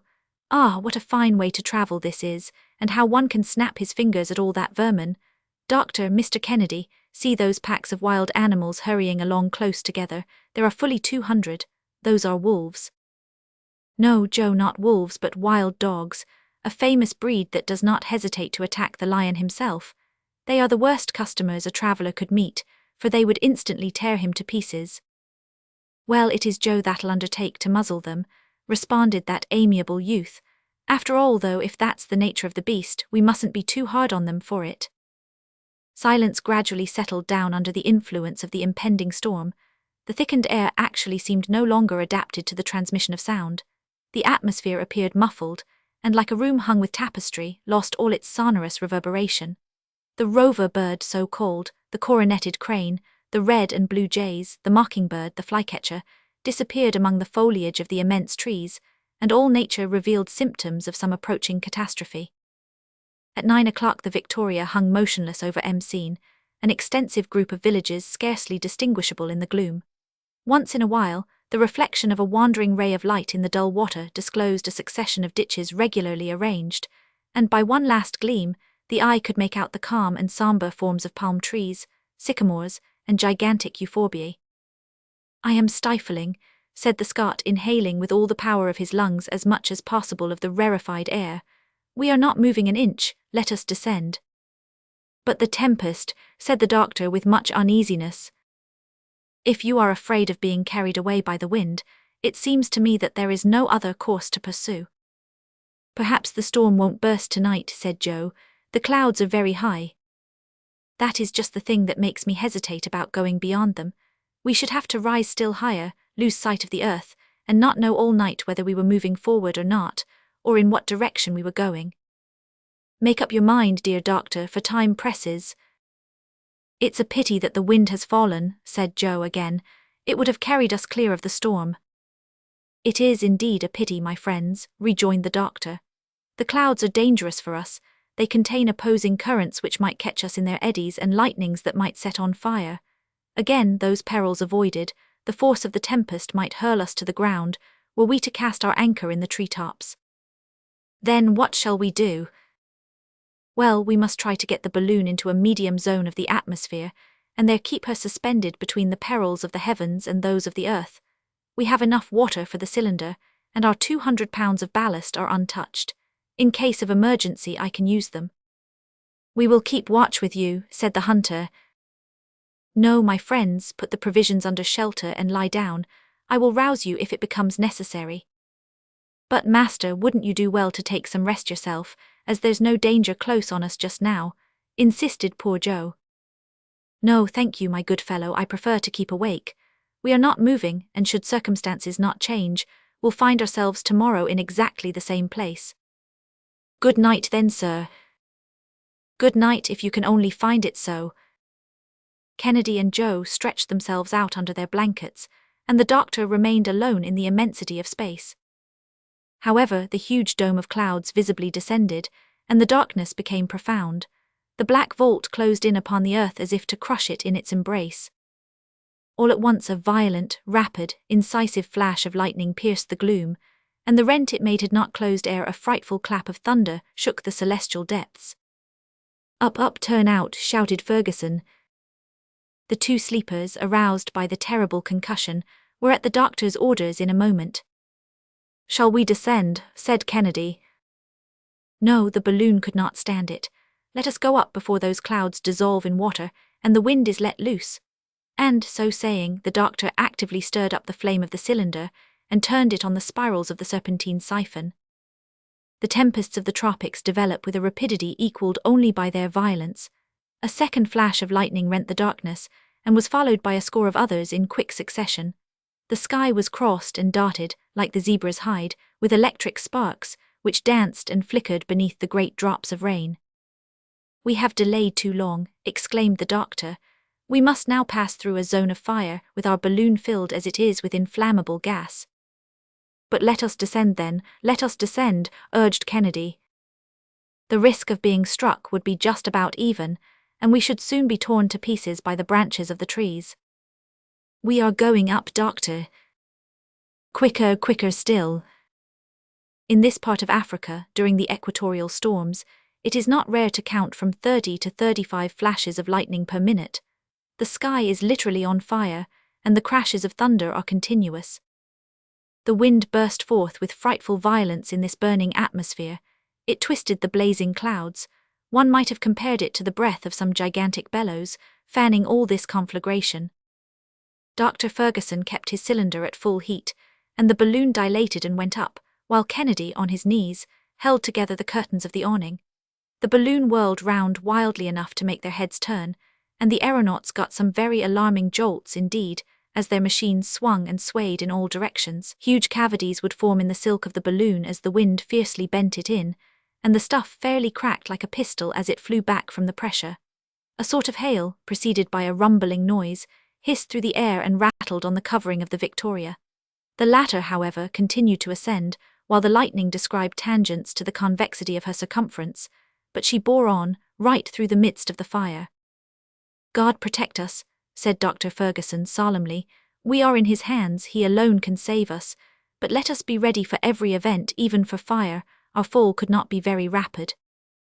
The doctor's voice could scarcely be heard by his companions, but they could see his countenance calm as ever even amid the flashing of the lightnings. He was watching the phenomena of phosphorescence produced by the fires of St. Elmo, that were now skipping to and fro along the network of the balloon. The latter whirled and swung but steadily ascended, and ere the hour was over it had passed the stormy belt. The electric display was going on below it like a vast crown of artificial fireworks suspended from the car. Then they enjoyed one of the grandest spectacles that nature can offer to the gaze of man. Below them the tempest, above them the starry firmament, tranquil, mute, impassible, with the moon projecting her peaceful rays over these angry clouds. Dr. Ferguson consulted the barometer. It announced 12,000 feet of elevation. It was then 11 o'clock at night. Thank heaven, all danger is past. All we have to do now is to keep ourselves at this height, said the doctor. It was frightful, remarked Kennedy. Oh, said Joe, it gives a little variety to the trip, and I'm not sorry to have seen a storm from a trifling distance up in the air. It's a fine sight. Chapter 17. The mountains of the moon, an ocean of verdure, they cast anchor, the towing elephant, a running fire, death of the monster, the field oven, a meal on the grass, a night on the ground. About 4 a.m, Monday, the sun reappeared in the horizon, the clouds had dispersed, and a cheery breeze refreshed the morning dawn. The earth, all redolent with fragrant exhalations, reappeared to the gaze of our travellers. The balloon, whirled about by opposing currents, had hardly budged from its place, and the doctor, letting the gas contract, descended so as to get a more northerly direction. For a long while his quest was fruitless. The wind carried him toward the west until he came in sight of the famous mountains of the moon, which grouped themselves in a semicircle around the extremity of Lake Tanganyika. Their ridges, but slightly indented, stood out against the bluish horizon, so that they might have been mistaken for a natural fortification, not to be passed by the explorers of the centre of Africa. Among them were a few isolated cones, revealing the mark of the eternal snows. "Here we are at last," said the doctor, "in an unexplored country." Captain Burton pushed very far to the westward, but he could not reach those celebrated mountains. He even denied their existence, strongly as it was affirmed by Speke, his companion. He pretended that they were born in the latter's fancy, but for us, my friends, there is no further doubt possible. "Shall we cross them?" asked Kennedy. "Not if it please God.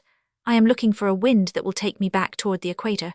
I will even wait for one if necessary, and will make the balloon like a ship that casts anchor until favourable breezes come up." But the foresight of the doctor was not long in bringing its reward, for, after having tried different heights, the Victoria at length began to sail off to the northeastward with medium speed. "We are in the right track," said the doctor, consulting his compass, "and scarcely 200 feet from the surface. Lucky circumstances for us, enabling us as they do to reconnoitre these new regions." When Captain Speke set out to discover Lake Ucayali, he ascended more to the eastward in a straight line above Kaise. "Shall we keep on long in this way?" inquired the Scot. "Perhaps. Our object is to push a point in the direction of the sources of the Nile, and we have more than 600 miles to make before we get to the extreme limit reached by the explorers who came from the north." "And we shan't set foot on the solid ground," murmured Joe. "It's enough to cramp a fellow's legs." "Oh yes, indeed, my good Joe," said the doctor, reassuring him. "We have to economize our provisions, you know, and on the way, Dick, you must get us some fresh meat." "Whenever you like, doctor." "We shall also have to replenish our stock of water. Who knows but we may be carried to some of the dried-up regions, so we cannot take too many precautions." At noon the Victoria was at 29 degrees 15 minutes east longitude and 3 degrees 15 minutes south latitude. She passed the village of Iafu, the last northern limit of the Unyamwezi, opposite to the Lake Ucayali, which could still be seen. The tribes living near to the equator seem to be a little more civilized, and are governed by absolute monarchs, whose control is an unlimited despotism. Their most compact union of power constitutes the province of Karagwe. It was decided by the aeronauts that they would alight at the first favourable place. They found that they should have to make a prolonged halt and take a careful inspection of the balloon. So the flame of the cylinder was moderated, and the anchors, flung out from the car, ere long began to sweep the grass of an immense prairie, that from a certain height looked like a shaven lawn, but the growth of which in reality was from 7 to 8 feet in height. The balloon skimmed this tall grass without bending it, like a gigantic butterfly.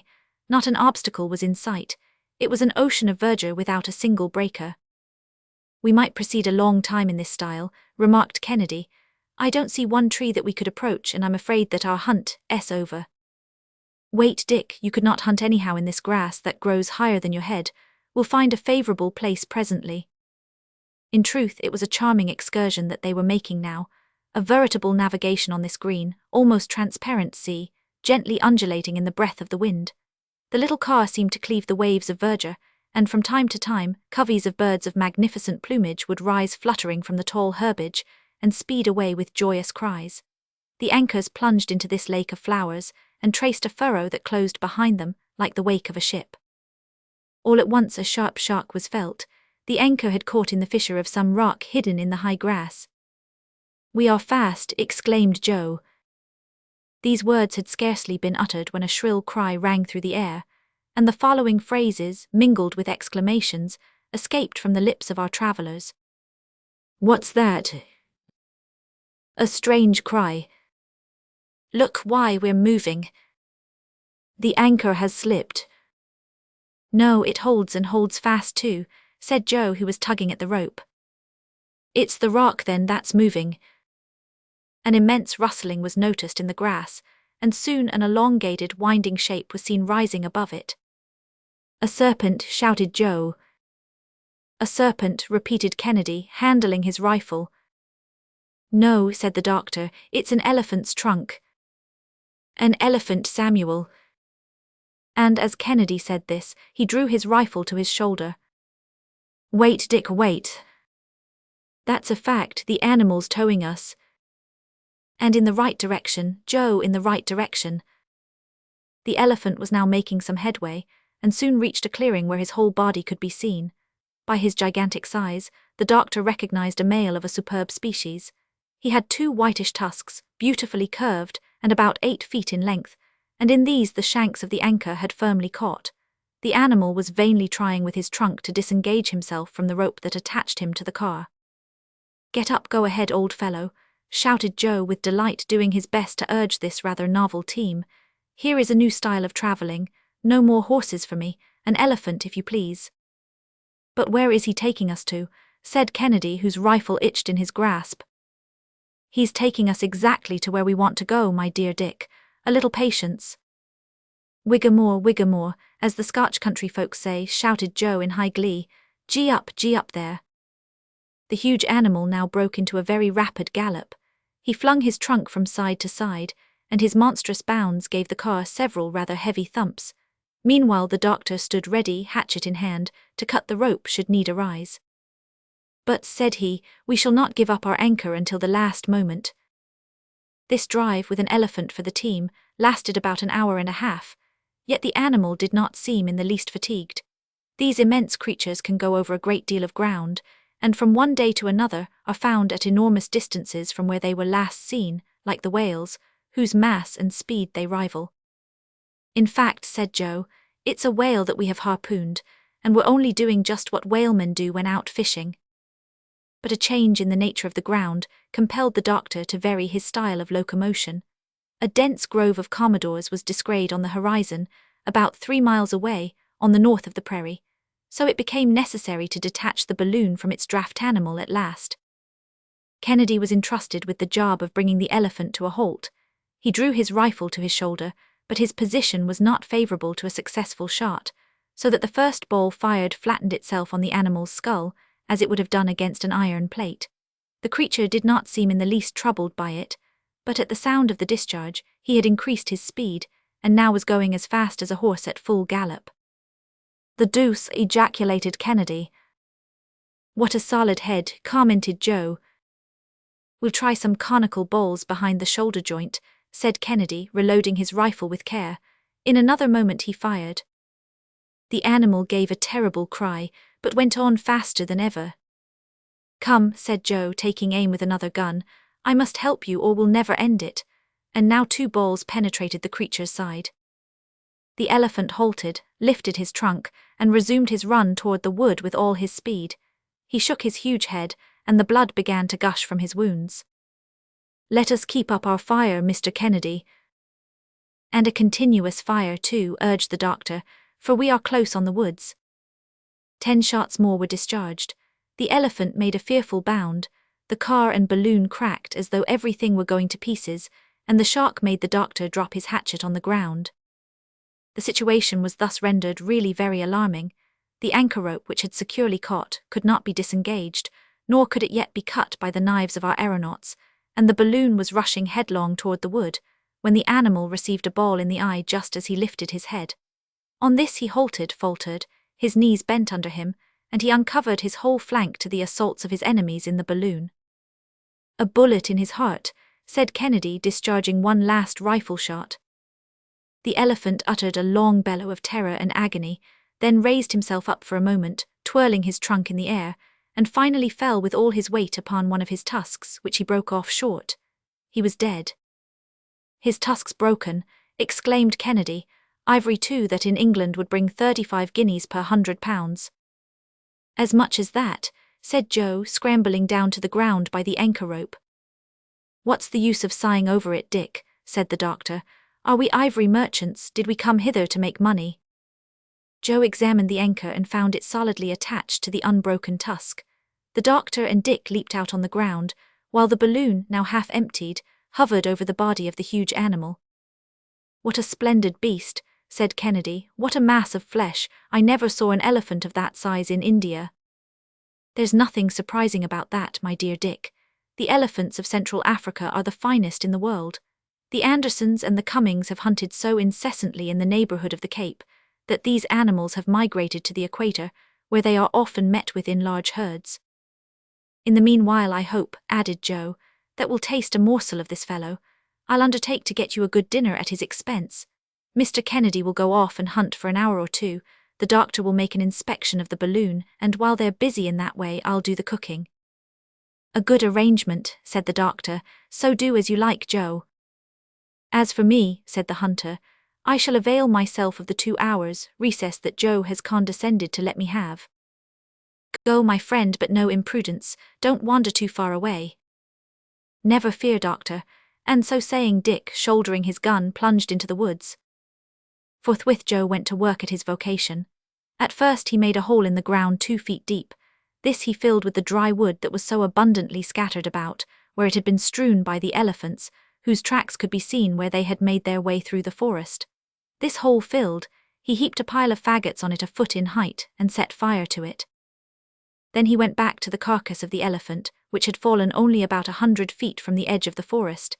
He next proceeded adroitly to cut off the trunk, which might have been 2 feet in diameter at the base. Of this he selected the most delicate portion, and then took with it one of the animal's spongy feet. In fact, these are the finest morsels, like the hump of the bison, the paws of the bear, and the head of the wild boar. When the pile of faggots had been thoroughly consumed, inside and outside, the whole, cleared of the cinders and hot coals, retained a very high temperature. The pieces of elephant meat, surrounded with aromatic leaves, were placed in this extempore oven and covered with hot coals. Then Joe piled up a second heap of sticks over all, and when it had burned out, the meat was cooked to a turn. Then Joe took the viands from the oven, spread the savoury mess upon green leaves, and arranged his dinner upon a magnificent patch of greensward. He finally brought out some biscuit, some coffee, and some cognac, and got a can of pure, fresh water from a neighbouring streamlet. The repast thus prepared was a pleasant sight to behold, and Joe, without being too proud, thought that it would also be pleasant to eat. A journey without danger or fatigue, he soliloquized. Your meals when you please, a swinging hammock all the time. What more could a man ask? And there was Kennedy who didn't want to come. On his part, Dr. Ferguson was engrossed in a serious and thorough examination of the balloon. The latter did not appear to have suffered from the storm. The silk and the gutta percha had resisted wonderfully, and upon estimating the exact height of the ground and the ascensional force of the balloon, our aeronaut saw, with satisfaction, that the hydrogen was in exactly the same quantity as before. The covering had remained completely waterproof. It was now only 5 days since our travellers had quitted Zanzibar. Their pemmican had not yet been touched. Their stock of biscuit and potted meat was enough for a long trip, and there was nothing to be replenished but the water. The pipes and spiral seemed to be in perfect condition, since, thanks to their india-rubber jointings, they had yielded to all the oscillations of the balloon. His examination ended, the doctor betook himself to setting his notes in order. He made a very accurate sketch of the surrounding landscape, with its long prairie stretching away out of sight, the forest of commodores, and the balloon resting motionless over the body of the dead elephant. At the end of his 2 hours, Kennedy returned with a string of fat partridges and the haunch of an oryx, a sort of gemsbok belonging to the most agile species of antelopes. Joe took upon himself to prepare this surplus stock of provisions for a later repast. But dinner's ready, he shouted in his most musical voice. And the 3 travellers had only to sit down on the green turf. The trunk and feet of the elephant were declared to be exquisite. Old England was toasted, as usual, and delicious savannas perfumed this charming country for the first time. Kennedy ate, drank, and chatted like 4. He was perfectly delighted with his new life, and seriously proposed to the doctor to settle in this forest, to construct a cabin of boughs and foliage, and there and then to lay the foundation of a Robinson Crusoe dynasty in Africa. The proposition went no further, although Joe had at once selected the part of Man Friday for himself. The country seemed so quiet, so deserted, that the doctor resolved to pass the night on the ground, and Joe arranged a circle of watchfires as an indispensable barrier against wild animals, for the hyenas, cougars, and jackals, attracted by the smell of the dead elephant, were prowling about in the neighborhood. Kennedy had to fire his rifle several times at these unceremonious visitors, but the night passed without any untoward occurrence. Chapter 18th. The Caragua, Lake Ucayali, a night on an island, the equator, crossing the lake, the Cascades, a view of the country, the sources of the Nile, the island of Benga, the signature of Andrea de Bono, the flag with the arms of England. At 5 o'clock in the morning, preparations for departure commenced. Joe, with the hatchet which he had fortunately recovered, broke the elephant's tusks. The balloon, restored to liberty, sped away to the northwest with our travellers, at the rate of 18 miles per hour. The doctor had carefully taken his position by the altitude of the stars during the preceding night. He knew that he was in latitude 2 degrees 40 minutes below the equator, or at a distance of 160 geographical miles. He swept along over many villages, without heeding the cries that the appearance of the balloon excited. He took note of the conformation of places with quick sights. He passed the slopes of the Rubem, which are nearly as abrupt as the summits of the Ausagara, and farther on at Tenga, encountered the first projections of the Caragua chains, which in his opinion are direct spurs of the Mountains of the Moon. So, the ancient legend which made these mountains the cradle of the Nile came near to the truth, since they really border upon Lake Ucayali, the conjectured reservoir of the waters of the great river. From Kafuro, the main district of the merchants of that country, he descried at length on the horizon the lake so much desired and so long sought for, of which Captain Speke caught a glimpse on the 3d of August, 1858. Samuel Ferguson felt real emotion. He was almost in contact with one of the principal points of his expedition, and with his spyglass constantly raised, he kept every nook and corner of the mysterious region in sight. His gaze wandered over details that might have been thus described. Beneath him extended a country generally destitute of cultivation. Only here and there some ravines seemed under tillage. The surface, dotted with peaks of medium height, grew flat as it approached the lake.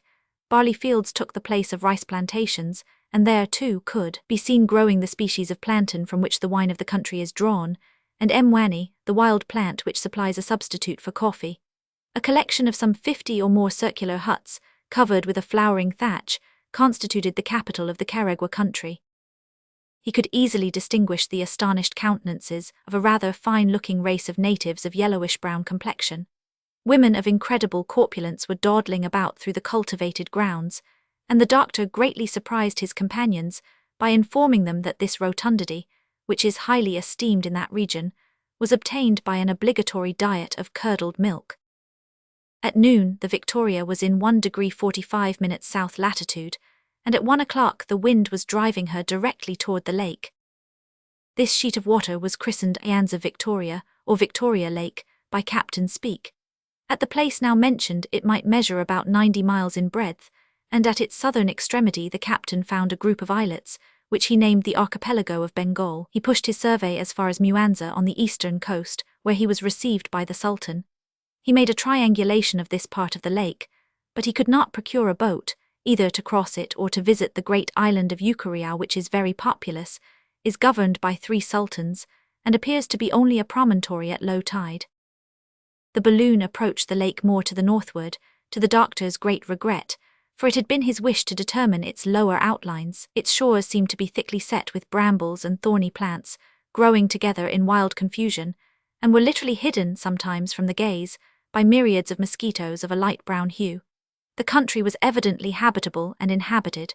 Troops of hippopotami could be seen disporting themselves in the forests of reeds, or plunging beneath the whitish waters of the lake. The latter, seen from above, presented toward the west so broad an horizon that it might have been called a sea. The distance between the 2 shores is so great that communication cannot be established, and storms are frequent and violent, for the winds sweep with fury over this elevated and unsheltered basin. The doctor experienced some difficulty in guiding his course. He was afraid of being carried toward the east, but fortunately a current bore him directly toward the north, and at 6 o'clock in the evening the balloon alighted on a small desert island in 30 minutes south latitude and 32 degrees 52 minutes east longitude, about 20 miles from the shore. The travelers succeeded in making fast to a tree, and the wind having fallen calm toward evening, they remained quietly at anchor. They dared not dream of taking the ground, since here, as on the shores of the Ianza, legions of mosquitoes covered the soil in dense clouds. Joe even came back from securing the anchor in the tree, speckled with bites, but he kept his temper, because he found it quite the natural thing for mosquitoes to treat him as they had done. Nevertheless, the doctor, who was less of an optimist, let out as much rope as he could, so as to escape these pitiless insects that began to rise toward him with a threatening hum. The doctor ascertained the height of the lake above the level of the sea, as it had been determined by Captain Speke, say 3,750 feet. "Here we are then on an island," said Joe, scratching as though he'd tear his nails out. "We could make the tour of it in a jiffy," added Kennedy, "and, excepting these confounded mosquitoes, there's not a living being to be seen on it." "The islands with which the lake is dotted," replied the doctor, "are nothing after all but the tops of submerged hills, but we are lucky to have found a retreat among them, for the shores of the lake are inhabited by ferocious tribes. Take your sleep then, since Providence has granted us a tranquil night." "Won't you do the same, doctor?" "No, I could not close my eyes. My thoughts would banish sleep. Tomorrow, my friends, should the wind prove favorable, we shall go due north, and we shall perhaps discover the sources of the Nile, that grand secret which has so long remained impenetrable. Near as we are to the sources of the renowned river, I could not sleep." Kennedy and Joe, whom scientific speculations failed to disturb to that extent, were not long in falling into sound slumber, while the doctor held his post. On Wednesday apud, the balloon started at 4 o'clock in the morning, with a greyish sky overhead. Night was slow in quitting the surface of the lake, which was enveloped in a dense fog, but presently a violent breeze scattered all the mists, and after the balloon had been swung to and fro for a moment in opposite directions, it at length veered in a straight line toward the north. Dr. Ferguson fairly clapped his hands for joy. "We are on the right track," he exclaimed. "Today or never we shall see the Nile. Look, my friends, we are crossing the equator, we are entering our own hemisphere." "Ah," said Joe, "do you think, doctor, that the equator passes here?" "Just here, my boy." "Well then, with all respect to you, sir, it seems to me that this is the very time to moisten it." "Good," said the doctor, laughing. "Let us have a glass of punch. You have a way of comprehending cosmography that is anything but dull." And thus was the passage of the Victoria over the equator duly celebrated. The balloon made rapid headway. In the west could be seen a low and but slightly diversified coast, and farther away in the background, the elevated plains of the Uganda and the Usoga. At length, the rapidity of the wind became excessive, approaching 30 miles per hour. The waters of the Nyanza, violently agitated, were foaming like the billows of a sea. By the appearance of certain long swells that followed the sinking of the waves, the doctor was enabled to conclude that the lake must have great depth of water. Only 1 or 2 rude boats were seen during this rapid passage. This lake is evidently, from its elevated position, the natural reservoir of the rivers in the eastern part of Africa, and the sky gives back to it in rain what it takes in vapor from the streams that flow out of it. I am certain that the Nile must here take its rise." "Well, we shall see," said Kennedy. About 9 o'clock they drew nearer to the western coast. It seemed deserted and covered with woods. The wind freshened a little toward the east, and the other shore of the lake could be seen. It bent around in such a curve as to end in a wide angle toward 2 degrees 40 minutes north latitude. Lofty mountains uplifted their arid peaks at this extremity of Nyanza, but between them, a deep and winding gorge gave exit to a turbulent and foaming river. While busy managing the balloon, Dr. Ferguson never ceased reconnoitring the country with eager eyes. "Look," he exclaimed, "look, my friends, the statements of the Arabs were correct. They spoke of a river by which Lake Ucayali discharged its waters toward the north, and this river exists and we are descending it, and it flows with a speed analogous to our own. And this drop of water now gliding away beneath our feet is, beyond all question, rushing on to mingle with the Mediterranean. It is the Nile." "It is the Nile," echoed Kennedy, carried away by the enthusiasm of his friend. "Hurrah for the Nile," shouted Joe, glad and always ready to cheer for something. Enormous rocks here and there embarrassed the course of this mysterious river. The water foamed as it fell in rapids and cataracts, which confirmed the doctor in his preconceived ideas on the subject. From the environing mountains, numerous torrents came plunging and seething down, and the eye could take them in by hundreds. There could be seen, starting from the soil, delicate jets of water scattering in all directions, crossing and recrossing each other, mingling, contending in the swiftness of their progress, and all rushing toward that nascent stream which became a river after having drunk them in. "Here is indeed the Nile," reiterated the doctor with the tone of profound conviction. "The origin of its name, like the origin of its waters, has fired the imagination of the learned. They have sought to trace it from the Greek, the Coptic, the Sanskrit, but all that matters little now, since we have made it surrender the secret of its source." "But," said the Scotchman, "how are you to make sure of the identity of this river with the one recognized by the travellers from the north?" "We shall have certain, irrefutable, convincing, and infallible proof," replied Ferguson, "should the wind hold another hour in our favour."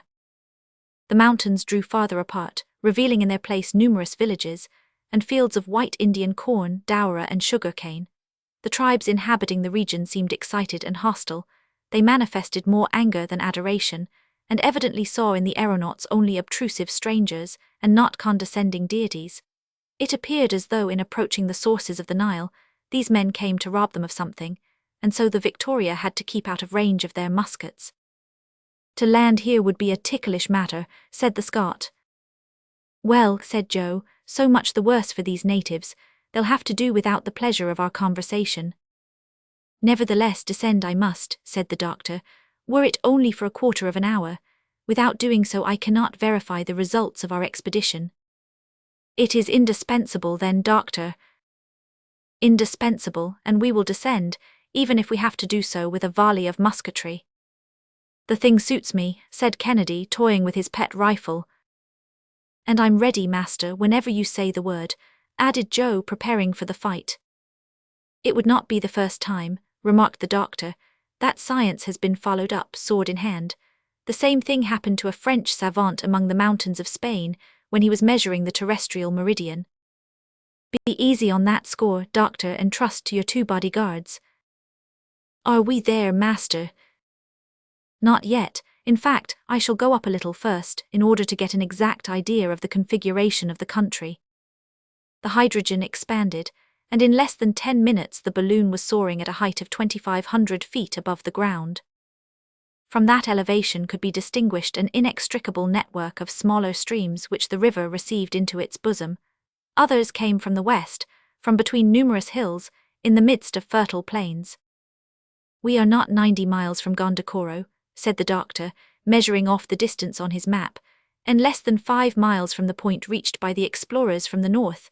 Let us descend with great care." And upon this, the balloon was lowered about 2,000 feet. "Now, my friends, let us be ready, come what may." "Ready it is," said Dick and Joe with one voice. "Good." In a few moments the balloon was advancing along the bed of the river, and scarcely 100 feet above the ground. The Nile measured but 50 fathoms in width at this point, and the natives were in great excitement, rushing to and fro, tumultuously, in the villages that lined the banks of the stream. At the 2nd degree, it forms a perpendicular cascade of 10 feet in height, and consequently impassable by boats. "Here then is the cascade mentioned by De Bono," exclaimed the doctor. The basin of the river spread out, dotted with numerous islands, which Dr. Ferguson devoured with his eyes. He seemed to be seeking for a point of reference which he had not yet found. By this time, some blacks having ventured in a boat just under the balloon, Kennedy saluted them with a shot from his rifle that made them regain the bank at their utmost speed. "A good journey to you, bold Joe, and if I were in your place I wouldn't try coming back again. I should be mightily afraid of a monster that can hurl thunderbolts when he pleases." But all at once, the doctor snatched up his spyglass and directed it toward an island reposing in the middle of the river. "4 trees," he exclaimed. "Look down there." Sure enough, there were 4 trees standing alone at one end of it. "It is Bengal Island. It is the very same," repeated the doctor exultingly. "And what of that?" asked Dick. "It is there that we shall alight if God permits." But it seems to be inhabited, Doctor. Joe is right, and unless I'm mistaken, there is a group of about a score of natives on it now. We'll make them scatter. There'll be no great trouble in that, responded Ferguson. So be it, chimed in the hunter. The sun was at the zenith as the balloon approached the island. The blacks, who were members of the Mikado tribe, were howling lustily, and one of them waved his bark hat in the air. Kennedy took aim at him, fired, and his hat flew about him in pieces. Thereupon there was a general scamper. The natives plunged headlong into the river and swam to the opposite bank. Immediately there came a shower of bowls from both banks, along with a perfect cloud of arrows, but without doing the balloon any damage, where it rested with its anchor snugly secured in the fissure of a rock. Joe lost no time in sliding to the ground. "The ladder," cried the doctor. "Follow me, Kennedy." "What do you wish, sir?" "Let us alight, I want a witness." "Here I am." "Mind your post, Joe, and keep a good lookout." "Never fear, Doctor, I'll answer for all that." "Come, Dick," said the doctor as he touched the ground. So saying, he drew his companion along toward a group of rocks that rose upon one point of the island. There, after searching for some time, he began to rummage among the brambles, and in so doing scratched his hands until they bled. Suddenly he grasped Kennedy's arm, exclaiming, "Look, look!" "Letters!" Yes, there indeed could be descried, with perfect precision of outline, some letters carved on the rock. It was quite easy to make them out. A.D. A.D., repeated Dr. Ferguson. Andrea de Bono, the very signature of the traveller who farthest ascended the current of the Nile. "No doubt of that, friend Samuel," assented Kennedy. "Are you now convinced?" "It is the Nile. We cannot entertain a doubt on that score now," was the reply. The doctor, for the last time, examined those precious initials, the exact form and size of which he carefully noted. "And now," said he, "now for the balloon." "Quickly then, for I see some of the natives getting ready to recross the river." "That matters little to us now. Let the wind but send us northward for a few hours, and we shall reach Gondokoro and press the hands of some of our countrymen." 10 minutes more and the balloon was majestically ascending, while Dr. Ferguson, in token of success, waved the English flag triumphantly from his car. Chapter 19th. The Nile, the trembling mountain, a remembrance of the country, the narratives of the Arabs, the Nyams, Joe's shrewd cogitations, the balloon runs the gauntlet, aerostatic ascensions, Madame Blanchard. "Which way do we head?" asked Kennedy as he saw his friend consulting the compass. "Northeast." "The deuce, but that's not the north." "No, Dick, and I'm afraid that we shall have some trouble in getting to Gondokoro. I am sorry for it, but at last we have succeeded in connecting the explorations from the east with those from the north, and we must not complain." The balloon was now receding gradually from the Nile. "One last look," said the doctor, "at this impassable latitude, beyond which the most intrepid travellers could not make their way. There are those intractable tribes, of whom Petherick, Arnaud, Muni, and the young traveller Legion, to whom we are indebted for the best work on the Upper Nile, have spoken." "Thus, then," added Kennedy inquiringly, "our discoveries agree with the speculations of science." "Absolutely so. The sources of the White Nile of the Bahr el Abiad are immersed in a lake as large as a sea. It is there that it takes its rise. Poesy undoubtedly loses something thereby. People were fond of ascribing a celestial origin to this king of rivers. The ancients gave it the name of an ocean, and were not far from believing that it flowed directly from the sun. But we must come down from these flights from time to time, and accept what science teaches us. There will not always be scientific men, perhaps, but there always will be poets. "We can still see cataracts," said Joe. "Those are the cataracts of Makido in the 3rd degree of latitude. Nothing could be more accurate. Oh, if we could only have followed the course of the Nile for a few hours." "And down yonder below us I see the top of a mountain," said the hunter. "That is Mount Longwek, the trembling mountain of the Arabs. This whole country was visited by de Bono, who went through it under the name of Latif Effendi. The tribes living near the Nile are hostile to each other, and are continually waging a war of extermination. You may form some idea, then, of the difficulties he had to encounter." The wind was carrying the balloon toward the northwest, and in order to avoid Mount Longwek, it was necessary to seek a more slanting current. "My friends," said the doctor, "here is where our passage of the African continent really commences. Up to this time we have been following the traces of our predecessors. Henceforth we are to launch ourselves upon the unknown. We shall not lack the courage, shall we?" "Never," said Dick and Joe together, almost in a shout. "Onward then, and may we have the help of heaven." At 10 o'clock at night, after passing over ravines, forests, and scattered villages, the aeronauts reached the side of the trembling mountain, along whose gentle slopes they went quietly gliding. In that memorable day, the 23d of April, they had, in 15 hours, impelled by a rapid breeze, traversed a distance of more than 315 miles. But this latter part of the journey had left them in dull spirits, and complete silence reigned in the car. Was Dr. Ferguson absorbed in the thought of his discoveries? Were his two companions thinking of their trip through those unknown regions? There were, no doubt, mingled with these reflections, the keenest reminiscences of home and distant friends.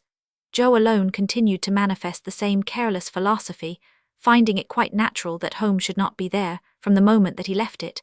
But he respected the silent mood of his friends, the doctor and Kennedy. About 10 the balloon anchored on the side of the trembling mountain, so called because in Arab tradition it is said to tremble the instant that a Mussulman sets foot upon it. The travellers then partook of a substantial meal, and all quietly passed the night as usual, keeping the regular watches. On awaking the next morning they all had pleasanter feelings. The weather was fine and the wind was blowing from the right quarter, so that a good breakfast, seasoned with Joe's merry pranks, put them in high good humour. The region they were now crossing is very extensive. It borders on the mountains of the Moon on one side and those of Darfur on the other, a space about as broad as Europe. We are, no doubt, crossing what is supposed to be the kingdom of Uzoga. Geographers have pretended that there existed, in the centre of Africa, a vast depression, an immense central lake. We shall see whether there is any truth in that idea, said the doctor. But how did they come to think so? Asked Kennedy. From the recitals of the Arabs. Those fellows are great narrators, too much so, probably.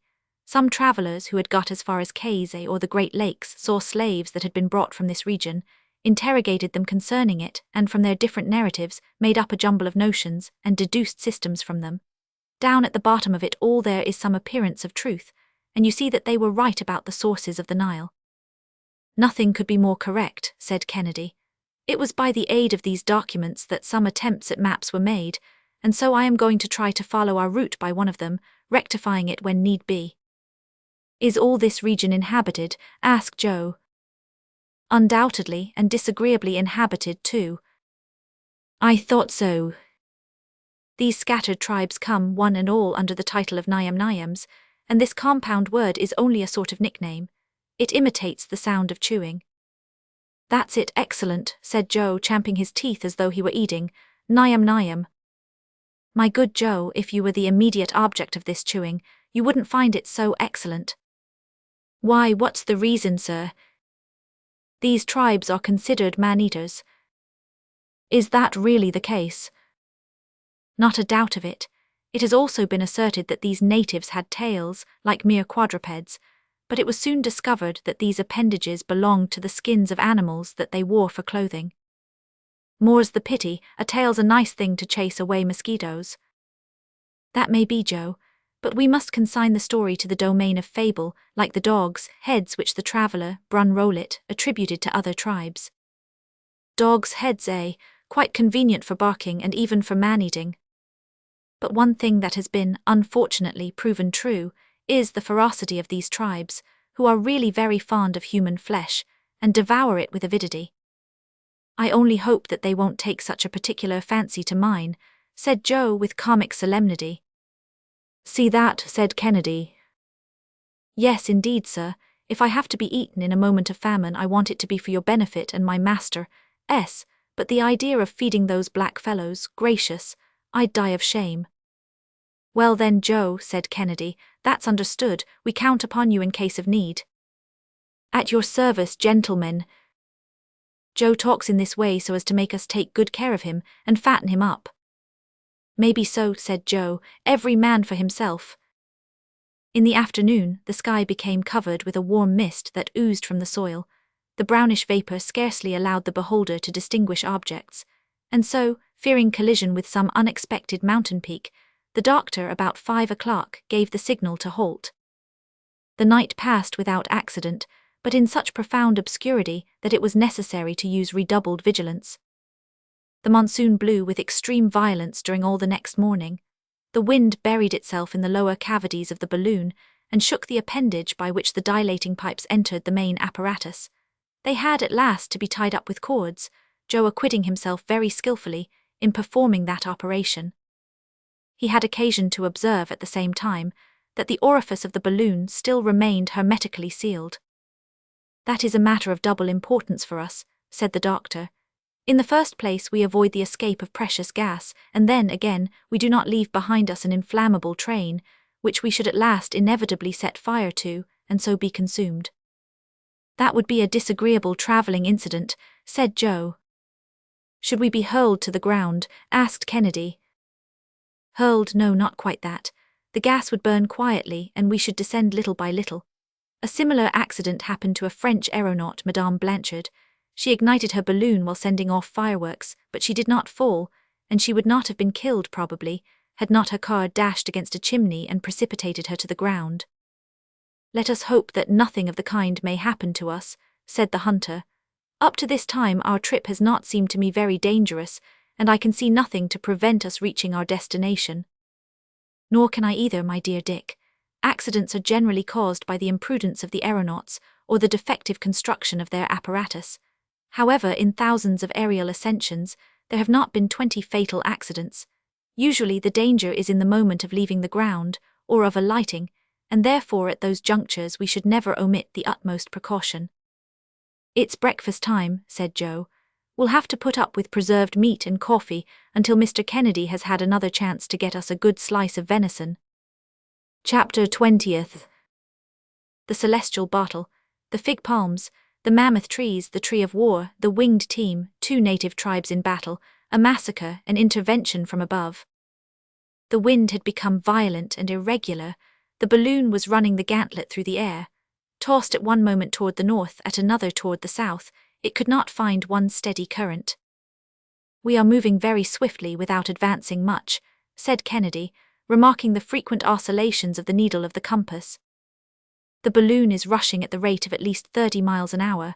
Lean over and see how the country is gliding away beneath us," said the doctor. "See, that forest looks as though it were precipitating itself upon us." "The forest has become a clearing," added the other. "And the clearing a village," continued Joe a moment or two later. "Look at the faces of those astonished darkies." "Oh, it's natural enough that they should be astonished," said the doctor. "The French peasants, when they first saw a balloon, fired at it, thinking that it was an aerial monster. A Soudan Negro may be excused, then, for opening his eyes very wide." "Faith," said Joe as the Victoria skimmed closely along the ground, at scarcely the elevation of 100 feet, and immediately over a village. "I'll throw them an empty bottle with your leave, doctor, and if it reaches them safe and sound, they'll worship it. If it breaks, they'll make talismans of the pieces." So saying, he flung out a bottle, which of course was broken into 1,000 fragments, while the Negroes scampered into their round huts, uttering shrill cries. A little farther on, Kennedy called out, "Look at that strange tree. The upper part is of one kind and the lower part of another." "Well," said Joe, "here's a country where the trees grow on top of each other."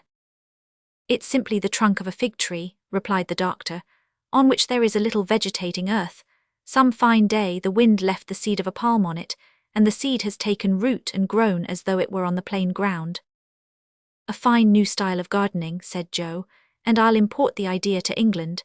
It would be just the thing in the London parks, without counting that it would be another way to increase the number of fruit trees. We could have gardens up in the air, and the small house owners would like that." At this moment, they had to raise the balloon so as to pass over a forest of trees that were more than 300 feet in height, a kind of ancient banyan. "What magnificent trees!" exclaimed Kennedy. "I never saw anything so fine as the appearance of these venerable forests. Look, doctor." "The height of these banyans is really remarkable, my dear Dick, and yet they would be nothing astonishing in the New World." Why are there still loftier trees in existence? Undoubtedly, among the mammoth trees of California, there is a cedar 480 feet in height. It would overtop the Houses of Parliament and even the Great Pyramid of Egypt. The trunk at the surface of the ground was 120 feet in circumference, and the concentric layers of the wood disclosed an age of more than 4,000 years. But then, sir, there was nothing wonderful in it. When one has lived 4,000 years, one ought to be pretty tall, was Joe's remark. Meanwhile, during the doctor's recital and Joe's response, the forest had given place to a large collection of huts surrounding an open space. In the middle of this grew a solitary tree, and Joe exclaimed as he caught sight of it, "Well, if that tree has produced such flowers as those for the last 4,000 years, I have to offer it my compliments anyhow." And he pointed to a gigantic sycamore, whose whole trunk was covered with human bones. The flowers of which Joe spoke were heads freshly severed from the bodies, and suspended by daggers thrust into the bark of the tree. "The wart tree of these cannibals," said the doctor. "The Indians merely carry off the scalp, but these Negroes take the whole head." "A mere matter of fashion," said Joe. But already the village and the bleeding heads were disappearing on the horizon. Another place offered a still more revolting spectacle: half-devoured corpses, skeletons mouldering to dust, human limbs scattered here and there and left to feed the jackals and hyenas. No doubt these are the bodies of criminals. According to the custom in Abyssinia, these people have left them a prey to the wild beasts, who kill them with their terrible teeth and claws, and then devour them at their leisure. "Not a whit more cruel than hanging," said the Scot. "Filthier, that's all." "In the southern regions of Africa they content themselves," resumed the doctor, "with shutting up the criminal in his own hut with his cattle, and sometimes with his family. They then set fire to the hut and the whole party are burned together. I call that cruel, but like friend Kennedy, I think that the gallows is quite as cruel, quite as barbarous." Joe, by the aid of his keen sight, which he did not fail to use continually, noticed some flocks of birds of prey flitting about the horizon. "They are eagles," exclaimed Kennedy, after reconnoitring them through the glass, "magnificent birds whose flight is as rapid as ours." "Heaven preserve us from their attacks," said the doctor. "They are more to be feared by us than wild beasts or savage tribes." "Bah," said the hunter, "we can drive them off with a few rifle shots." "Nevertheless, I would prefer, dear Dick, not having to rely upon your skill this time, for the silk of our balloon could not resist their sharp beaks. Fortunately, the huge birds will, I believe, be more frightened than attracted by our machine." "Yes, but a new idea, and I have dozens of them," said Joe. "If we could only manage to capture a team of live eagles, we could hitch them to the balloon and they'd haul us through the air." "The thing has been seriously proposed," replied the doctor, "but I think it hardly practicable with creatures naturally so restive." "Oh, we tame them," said Joe. "Instead of driving them with bits, we do it with eye blinkers that would cover their eyes. Half blinded in that way, they'd go to the right or to the left as we desired. When blinded completely, they would stop." "Allow me, Joe, to prefer a favorable wind to your team of eagles. It costs less for fodder and is more reliable." "Well, you may have your choice, master, but I stick to my idea." It now was noon. The Victoria had been going at a more moderate speed for some time. The country merely passed below it, it no longer flew.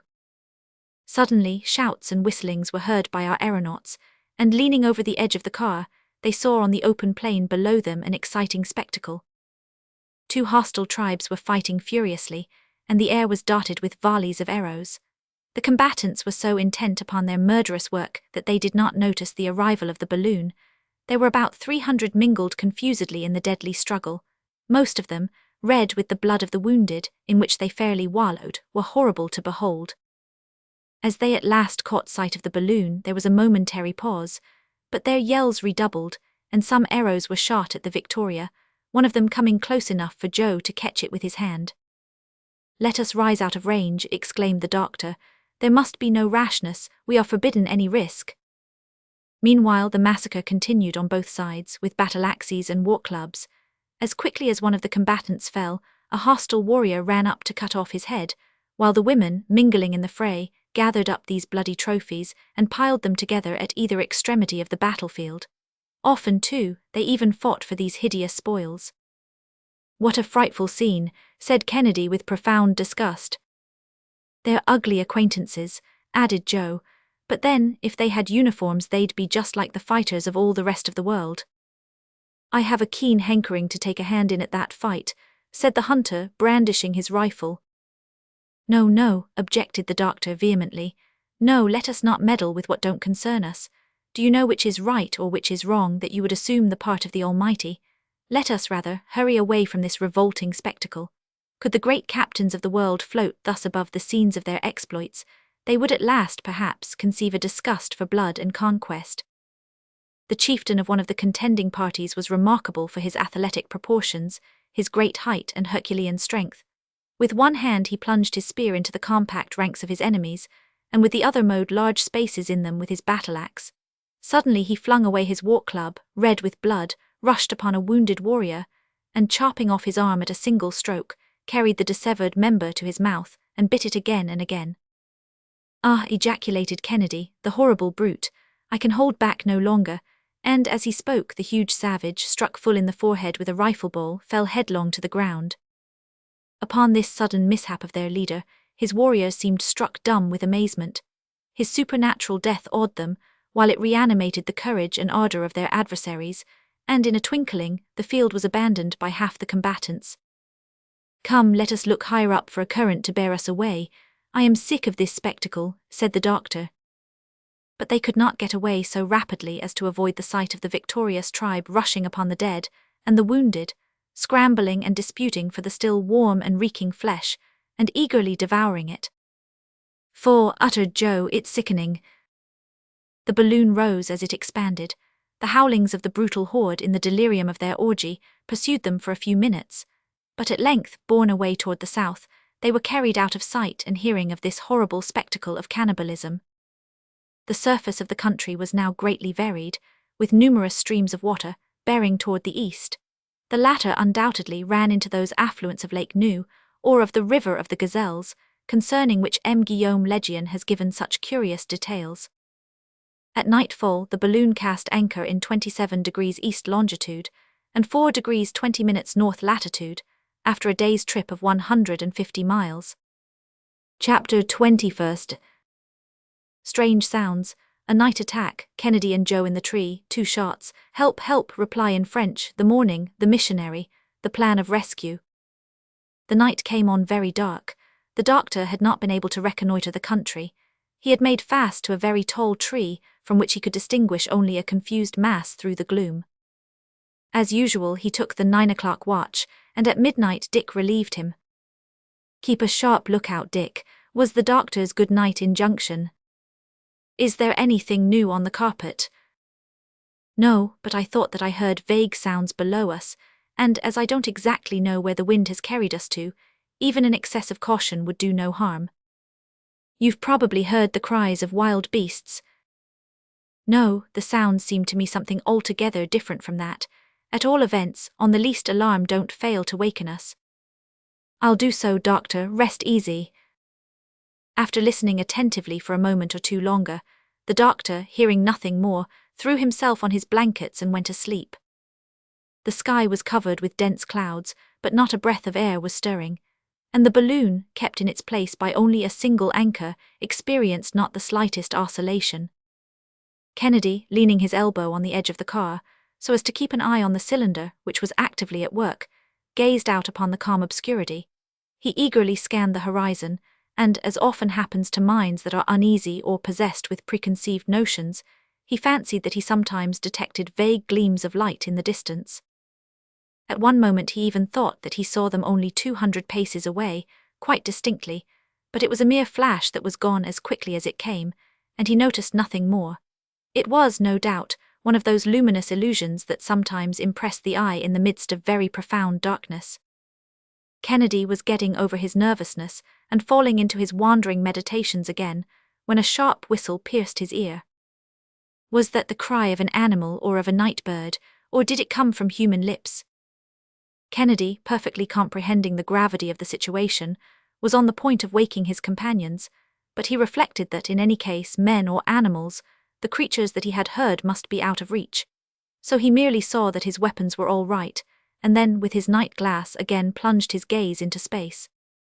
It was not long before he thought he could perceive below him vague forms that seemed to be gliding toward the tree. And then, by the aid of a ray of moonlight that shot like an electric flash between two masses of cloud, he distinctly made out a group of human figures moving in the shadow. The adventure with the dog-faced baboons returned to his memory, and he placed his hand on the doctor's shoulder. The latter was awake in a moment. "Silence," said Dick. "Let us speak below our breath." "Has anything happened?" "Yes, let us waken Joe."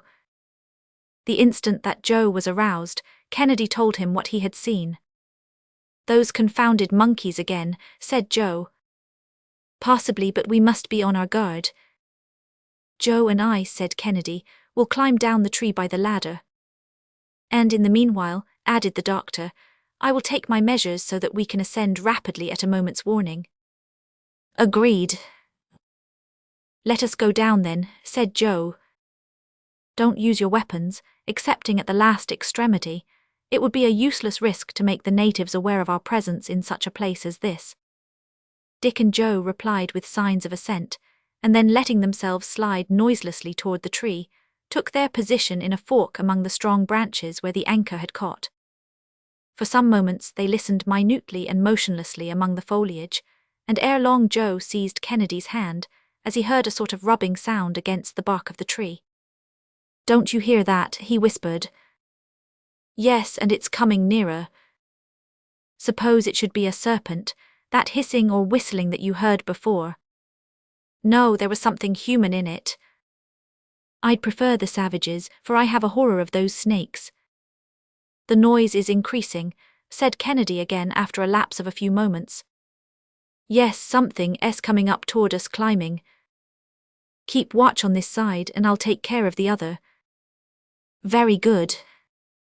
There they were, isolated at the top of one of the larger branches, shooting out in the midst of one of those miniature forests called baobab trees.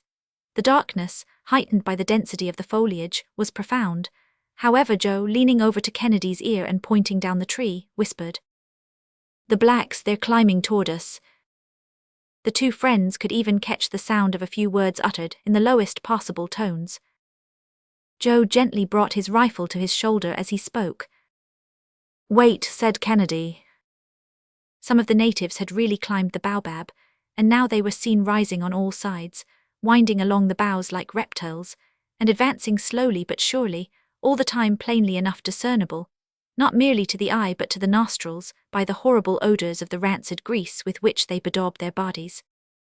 Ere long, two heads appeared to the gaze of Kennedy and Joe, on a level with the very branch to which they were clinging. "Attention," said Kennedy, "fire." The double concussion resounded like a thunderbolt and died away into cries of rage and pain, and in a moment the whole horde had disappeared.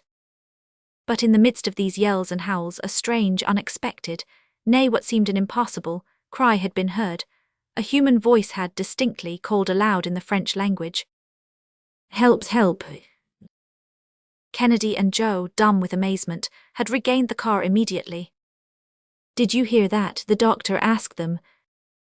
"Undoubtedly that supernatural cry, à moi, comes from a Frenchman in the hands of these barbarians."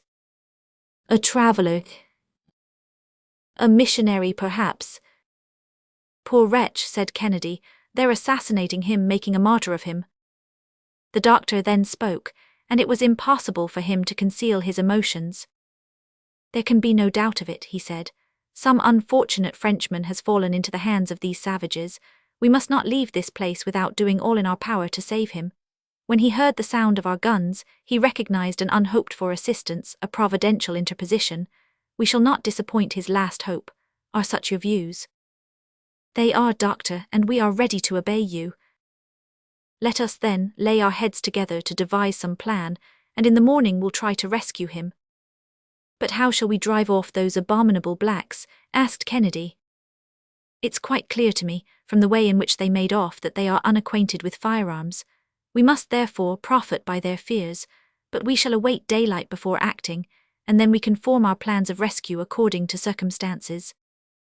"The poor captive cannot be far off," said Joe, "because—" "Help, help," repeated the voice, but much more feebly this time.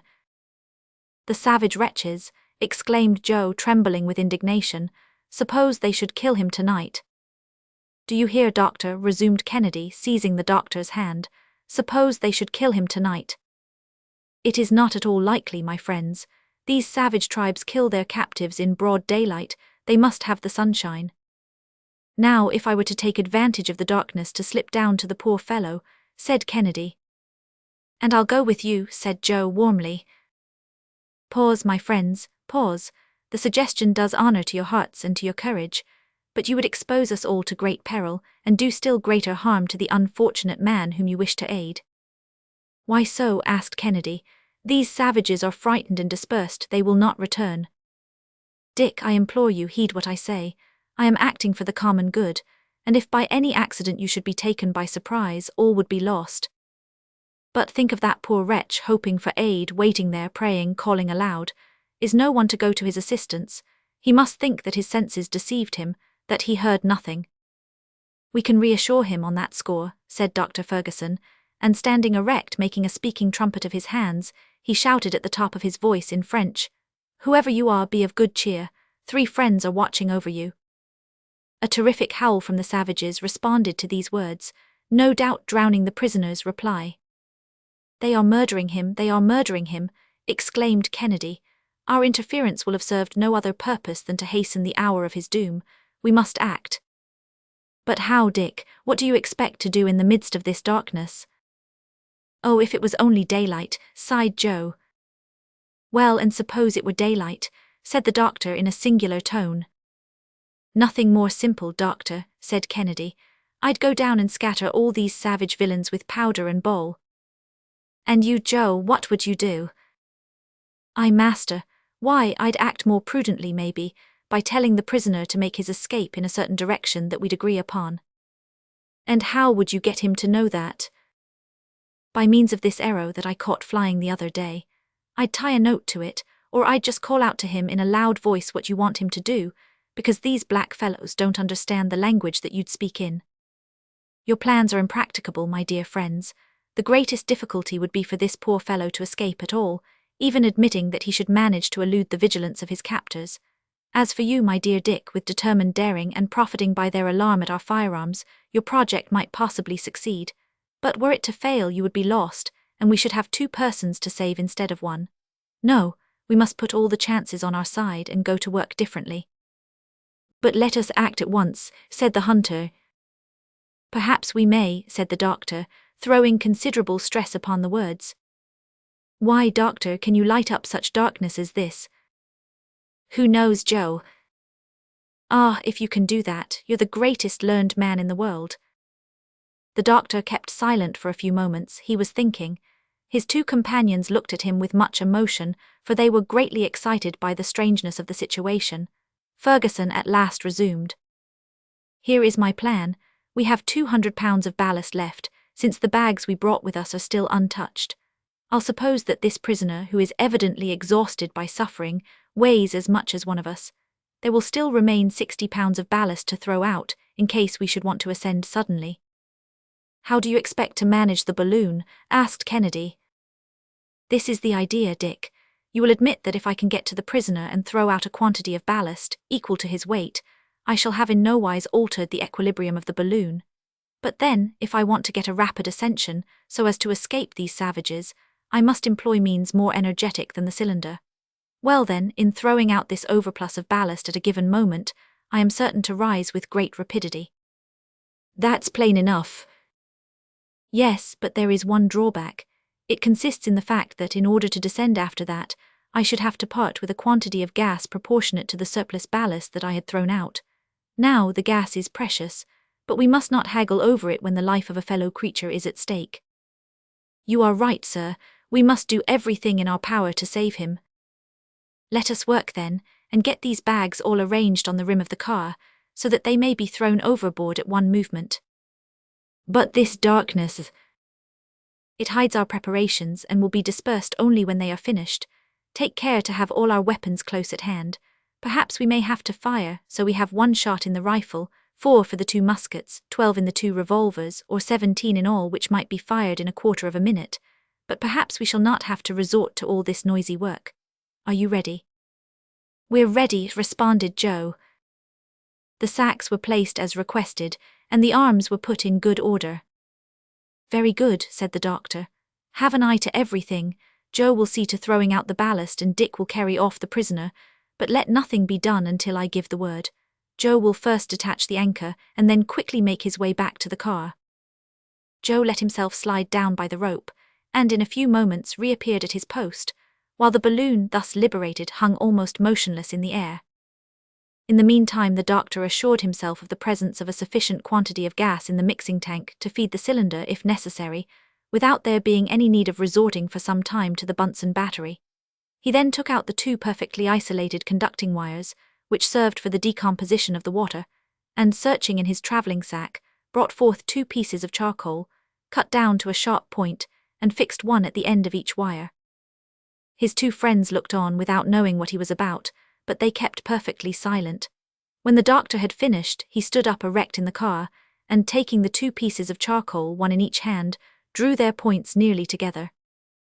In a twinkling, an intense and dazzling light was produced, with an insupportable glow between the 2 pointed ends of charcoal, and a huge jet of electric radiance literally broke the darkness of the night. "Oh!" ejaculated the astonished friends. "Not a word," cautioned the doctor. Chapter 22.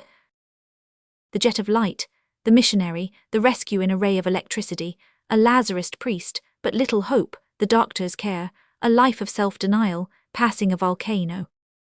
Dr. Ferguson darted his powerful electric jet toward various points of space, and caused it to rest on a spot from which shouts of terror were heard. His companions fixed their gaze eagerly on the place. The baobab, over which the balloon was hanging almost motionless, stood in the center of a clearing, where, between fields of Indian corn and sugar cane, were seen some 50 low, conical huts, around which swarmed a numerous tribe. 100 feet below the balloon stood a large post or stake, and at its foot lay a human being, a young man of 30 years or more, with long black hair, half naked, wasted and wan, bleeding, covered with wounds, his head bowed over upon his breast as Christ's was when he hung upon the cross. The hair, cut shorter on the top of his skull, still indicated the place of a half-effaced tonsure. "A missionary, a priest," exclaimed Joe. "Poor unfortunate man," said Kennedy. "We must save him, Dick," responded the doctor. "We must save him." The crowd of blacks, when they saw the balloon over their heads, like a huge comet with a train of dazzling light, were seized with a terror that may be readily imagined. Upon hearing their cries, the prisoner raised his head. His eyes gleamed with sudden hope, and without too thoroughly comprehending what was taking place, he stretched out his hands to his unexpected deliverers. "He is alive," exclaimed Ferguson. "God be praised, the savages have got a fine scare and we shall save him. Are you ready, friends?" "Ready, doctor," at the word. Joe shut off the cylinder. The doctor's order was executed. An almost imperceptible breath of air impelled the balloon directly over the prisoner, at the same time that it gently lowered with the contraction of the gas. For about 10 minutes it remained floating in the midst of luminous waves, for Ferguson continued to flash right down upon the throng his glowing sheaf of rays, which, here and there, marked out swift and vivid sheets of light. The tribe, under the influence of an indescribable terror, disappeared little by little in the huts, and there was complete solitude around the stake. The doctor had therefore been right in counting upon the fantastic appearance of the balloon throwing out rays, as vivid as the sun's, through this intense gloom. The car was approaching the ground, but a few of the savages, more audacious than the rest, guessing that their victim was about to escape from their clutches, came back with loud yells, and Kennedy seized his rifle. The doctor, however, besought him not to fire. The priest, on his knees, for he had not the strength to stand erect, was not even fastened to the stake, his weakness rendering that precaution superfluous. At the instant when the car was close to the ground, the brawny Scot, laying aside his rifle, and seizing the priest around the waist, lifted him into the car, while at the same moment Joe tossed over the 200 pounds of ballast. The doctor had expected to ascend rapidly, but contrary to his calculations, the balloon, after going up some 3 or 4 feet, remained there perfectly motionless. "What holds us?" he asked with an accent of terror. Some of the savages were running toward them, uttering ferocious cries. "Aha," said Joe, "one of those cursed blacks is hanging to the car." Dick, Dick, cried the doctor, the water tank. Kennedy caught his friend's idea on the instant, and snatching up with desperate strength one of the water tanks weighing about 100 pounds, he tossed it overboard. The balloon, thus suddenly lightened, made a leap of 300 feet into the air, amid the howlings of the tribe whose prisoner thus escaped them in a blaze of dazzling light. "Hurrah!" shouted the doctor's comrades. Suddenly the balloon took a fresh leap, which carried it up to an elevation of 1,000 feet. "What's that?" said Kennedy, who had nearly lost his balance. "Oh, nothing, only that black villain leaving us," replied the doctor tranquilly, and Joe, leaning over, saw the savage that had clung to the car whirling over and over, with his arms outstretched in the air, and presently dashed to pieces on the ground. The doctor then separated his electric wires, and everything was again buried in profound obscurity. It was now 1 o'clock in the morning. The Frenchman, who had swooned away, at length opened his eyes. "You are saved," were the doctor's first words. "Saved," he with a sad smile replied in English, "saved from a cruel death. My brethren, I thank you, but my days are numbered, nay, even my hours, and I have but little longer to live." With this, the missionary, again yielding to exhaustion, relapsed into his fainting fit. "He is dying," said Kennedy. "No," replied the doctor, bending over him, "but he is very weak, so let us lay him under the awning." And they did gently deposit on their blankets that poor, wasted body, covered with scars and wounds, still bleeding where fire and steel had, in 20 places, left their agonizing marks. The doctor, taking an old handkerchief, quickly prepared a little lint, which he spread over the wounds after having washed them. These rapid attentions were bestowed with the celerity and skill of a practiced surgeon, and when they were complete, the doctor, taking a cordial from his medicine chest, poured a few drops upon his patient's lips. The latter feebly pressed his kind hands, and scarcely had the strength to say, "Thank you, thank you." The doctor comprehended that he must be left perfectly quiet, so he closed the folds of the awning and resumed the guidance of the balloon. The latter, after taking into account the weight of the new passenger, had been lightened of 180 pounds, and therefore kept aloft without the aid of the cylinder. At the first dawn of day, a current drove it gently toward the west-northwest. The doctor went in under the awning for a moment or two to look at his still sleeping patient. "May heaven spare the life of our new companion. Have you any hope?" said the Scot. "Yes, Dick, with care in this pure, fresh atmosphere." "How that man has suffered," said Joe with feeling. "He did bolder things than we've done, in venturing all alone among those savage tribes." "That cannot be questioned," assented the hunter. During the entire day, the doctor would not allow the sleep of his patient to be disturbed. It was really a long stupor, broken only by an occasional murmur of pain that continued to disquiet and agitate the doctor greatly. Toward evening the balloon remained stationary in the midst of the gloom, and during the night, while Kennedy and Joe relieved each other in carefully tending the sick man, Ferguson kept watch over the safety of all. By the morning of the next day, the balloon had moved but very slightly to the westward. The dawn came up pure and magnificent. The sick man was able to call his friends with a stronger voice. They raised the curtains of the awning, and he inhaled with delight the keen morning air. "How do you feel today?" asked the doctor. "Better perhaps," he replied. "But you, my friends, I have not seen you yet excepting in a dream. I can indeed scarcely recall what has occurred. Who are you, that your names may not be forgotten in my dying prayers?" "We are English travellers," replied Ferguson. "We are trying to cross Africa in a balloon, and on our way, we have had the good fortune to rescue you." "Science has its heroes," said the missionary. "But religion its martyrs," rejoined the Scot. "Are you a missionary?" asked the doctor. "I am a priest of the Lazarist mission. Heaven sent you to me, heaven be praised. The sacrifice of my life had been accomplished. But you come from Europe, tell me about Europe, about France. I have been without news for the last 5 years." "5 years alone and among these savages," exclaimed Kennedy with amazement. "They are souls to redeem, ignorant and barbarous brethren whom religion alone can instruct and civilize." Dr. Ferguson, yielding to the priest's request, talked to him long and fully about France. He listened eagerly, and his eyes filled with tears. He seized Kennedy's and Joe's hands by turns in his own, which were burning with fever. The doctor prepared him some tea, and he drank it with satisfaction. After that, he had strength enough to raise himself up a little, and smiled with pleasure at seeing himself borne along through so pure a sky. "You are daring travelers," he said, "and you will succeed in your bold enterprise. You will again behold your relatives, your friends, your country, you." At this moment, the weakness of the young missionary became so extreme that they had to lay him again on the bed, where a prostration, lasting for several hours, held him like a dead man under the eye of Dr. Ferguson. The latter could not suppress his emotion, for he felt that this life now in his charge was ebbing away. Were they then so soon to lose him whom they had snatched from an agonizing death? The doctor again washed and dressed the young martyr's frightful wounds, and had to sacrifice nearly his whole stock of water to refresh his burning limbs. He surrounded him with the tenderest and most intelligent care, until at length the sick man revived, little by little in his arms, and recovered his consciousness if not his strength.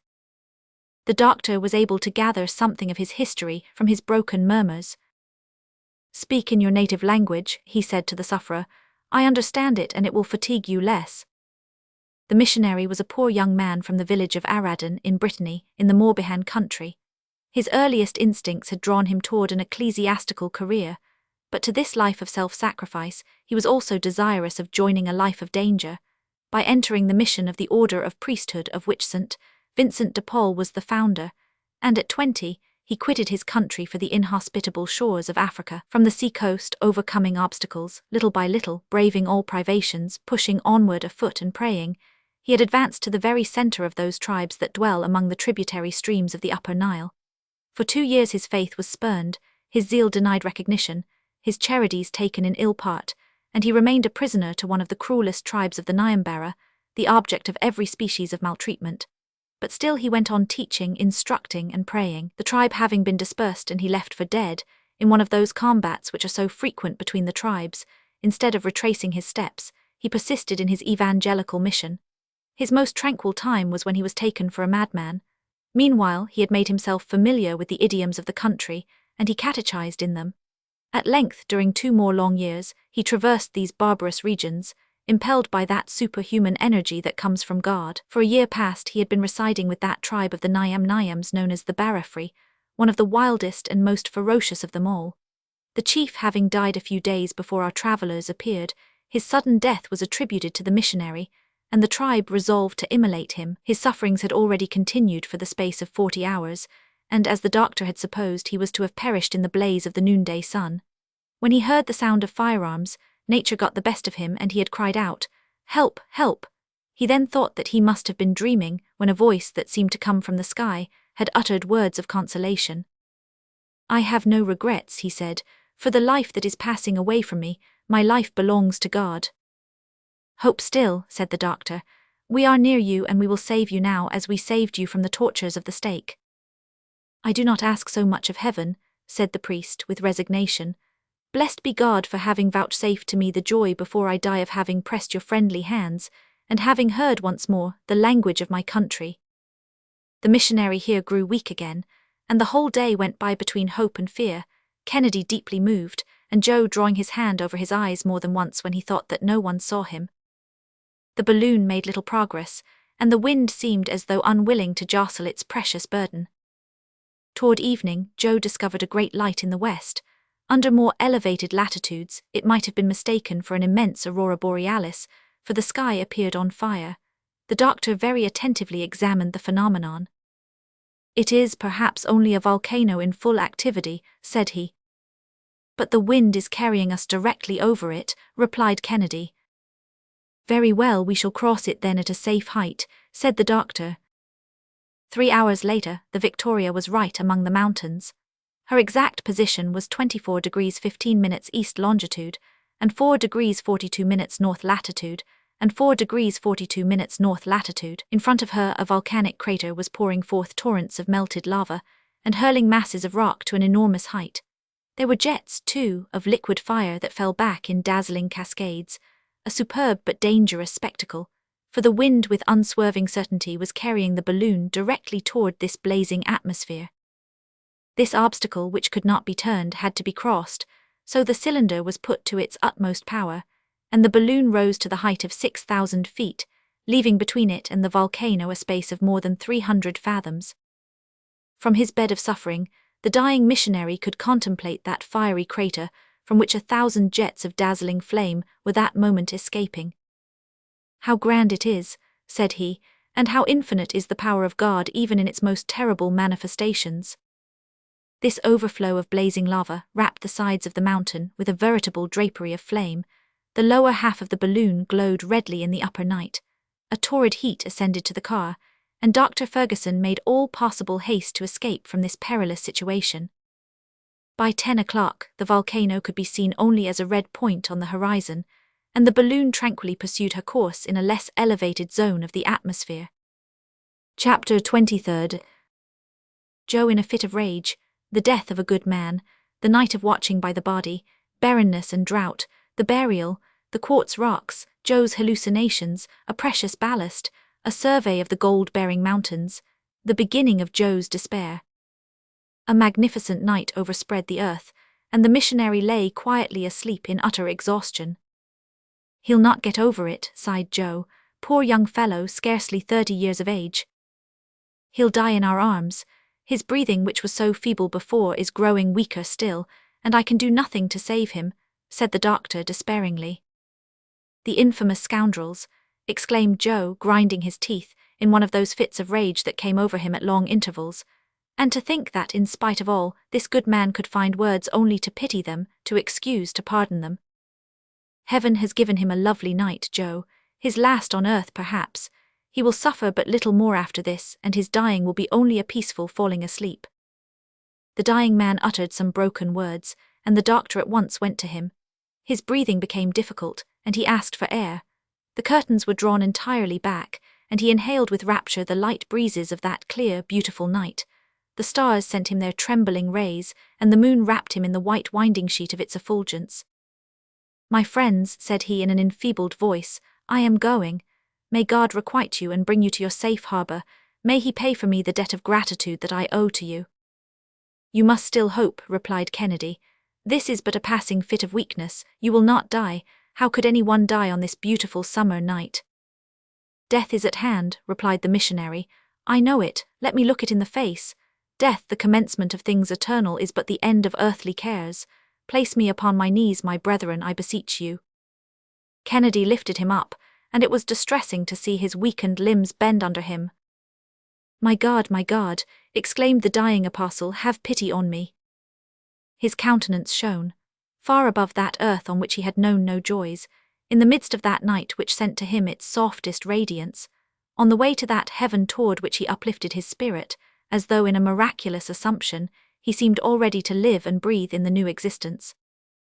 His last gesture was a supreme blessing on his new friends of only one day. Then he fell back into the arms of Kennedy, whose countenance was bathed in hot tears. "Dead," said the doctor, bending over him, "dead," and with one common accord the three friends knelt together in silent prayer. "Tomorrow," resumed the doctor, "we shall bury him in the African soil which he has besprinkled with his blood." During the rest of the night the body was watched, turn by the three travelers, and not a word disturbed the solemn silence. Each of them was weeping. The next day the wind came from the south, and the balloon moved slowly over a vast plateau of mountains. There were extinct craters, here barren ravines, not a drop of water on those parched crests, piles of broken rocks, huge stony masses scattered hither and thither, and interspersed with whitish marl, all indicated the most complete sterility.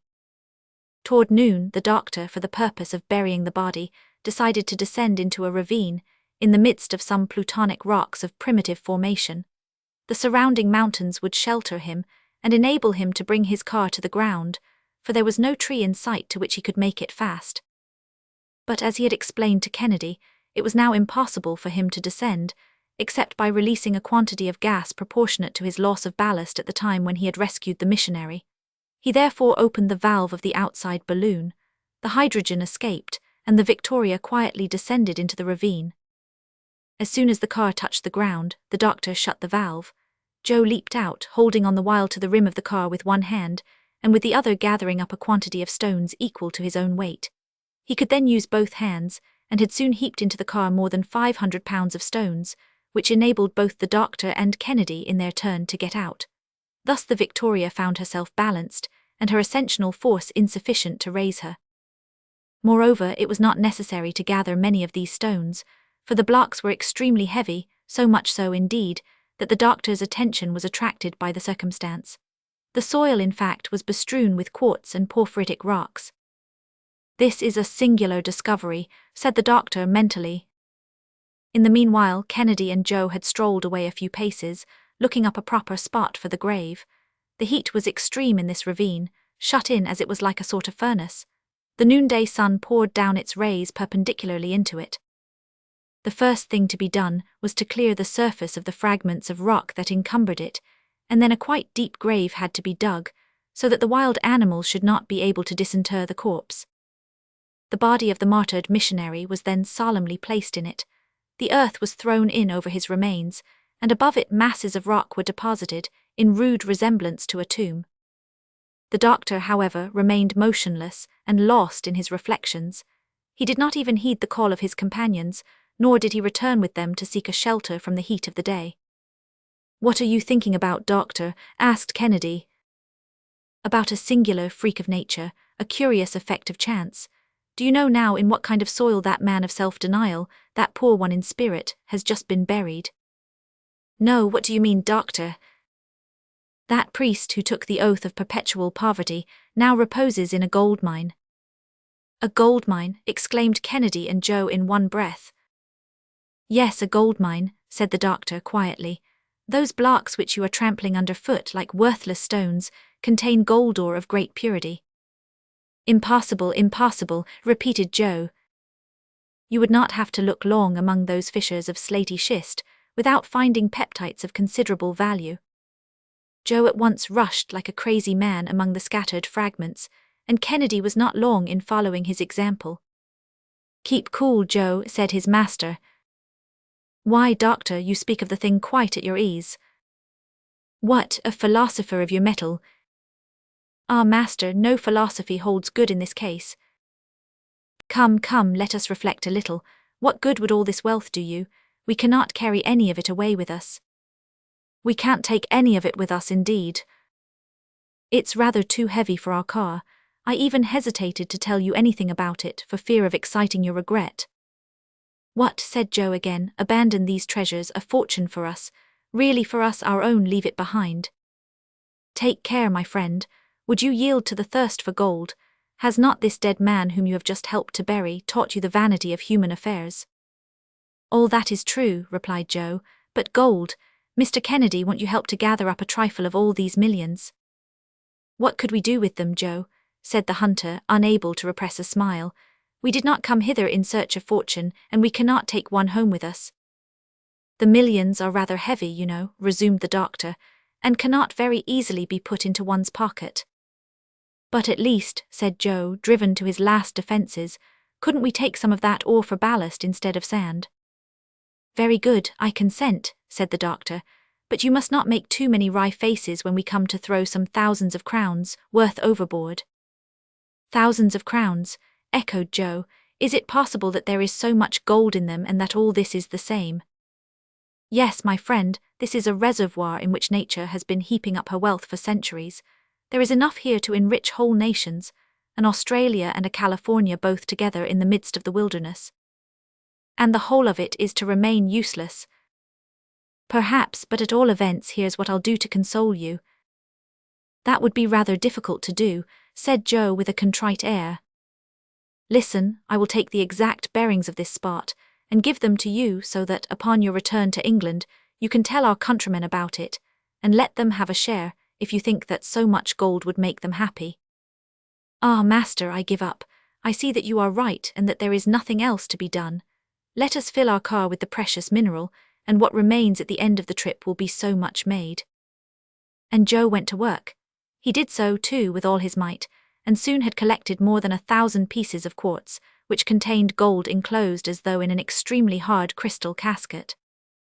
The doctor watched him with a smile, and while Joe went on, he took the bearings, and found that the missionary's grave lay in 22 degrees 23 minutes east longitude, and 4 degrees 55 minutes north latitude. Then, casting one glance at the swelling of the soil, beneath which the body of the poor Frenchman reposed, he went back to his car. He would have erected a plain, rude cross over the tomb, left solitary thus in the midst of the African deserts, but not a tree was to be seen in the environs. God will recognize it, said Kennedy. An anxiety of another sort now began to steal over the doctor's mind. He would have given much of the gold before him for a little water, for he had to replace what had been thrown overboard when the Negro was carried up into the air, but it was impossible to find it in these arid regions, and this reflection gave him great uneasiness. He had to feed his cylinder continually, and he even began to find that he had not enough to quench the thirst of his party. Therefore he determined to lose no opportunity of replenishing his supply. Upon getting back to the car, he found it burdened with the quartz blocks that Joe's greed had heaped in it. He got in, however, without saying anything. Kennedy took his customary place, and Joe followed, but not without casting a covetous glance at the treasures in the ravine. The doctor rekindled the light in the cylinder, the spiral became heated, the current of hydrogen came in a few minutes and the gas dilated, but the balloon did not stir an inch. Joe looked on uneasily but kept silent. "Joe," said the doctor. Joe made no reply. "Joe, don't you hear me?" Joe made a sign that he heard, but he would not understand. "Do me the kindness to throw out some of that quartz."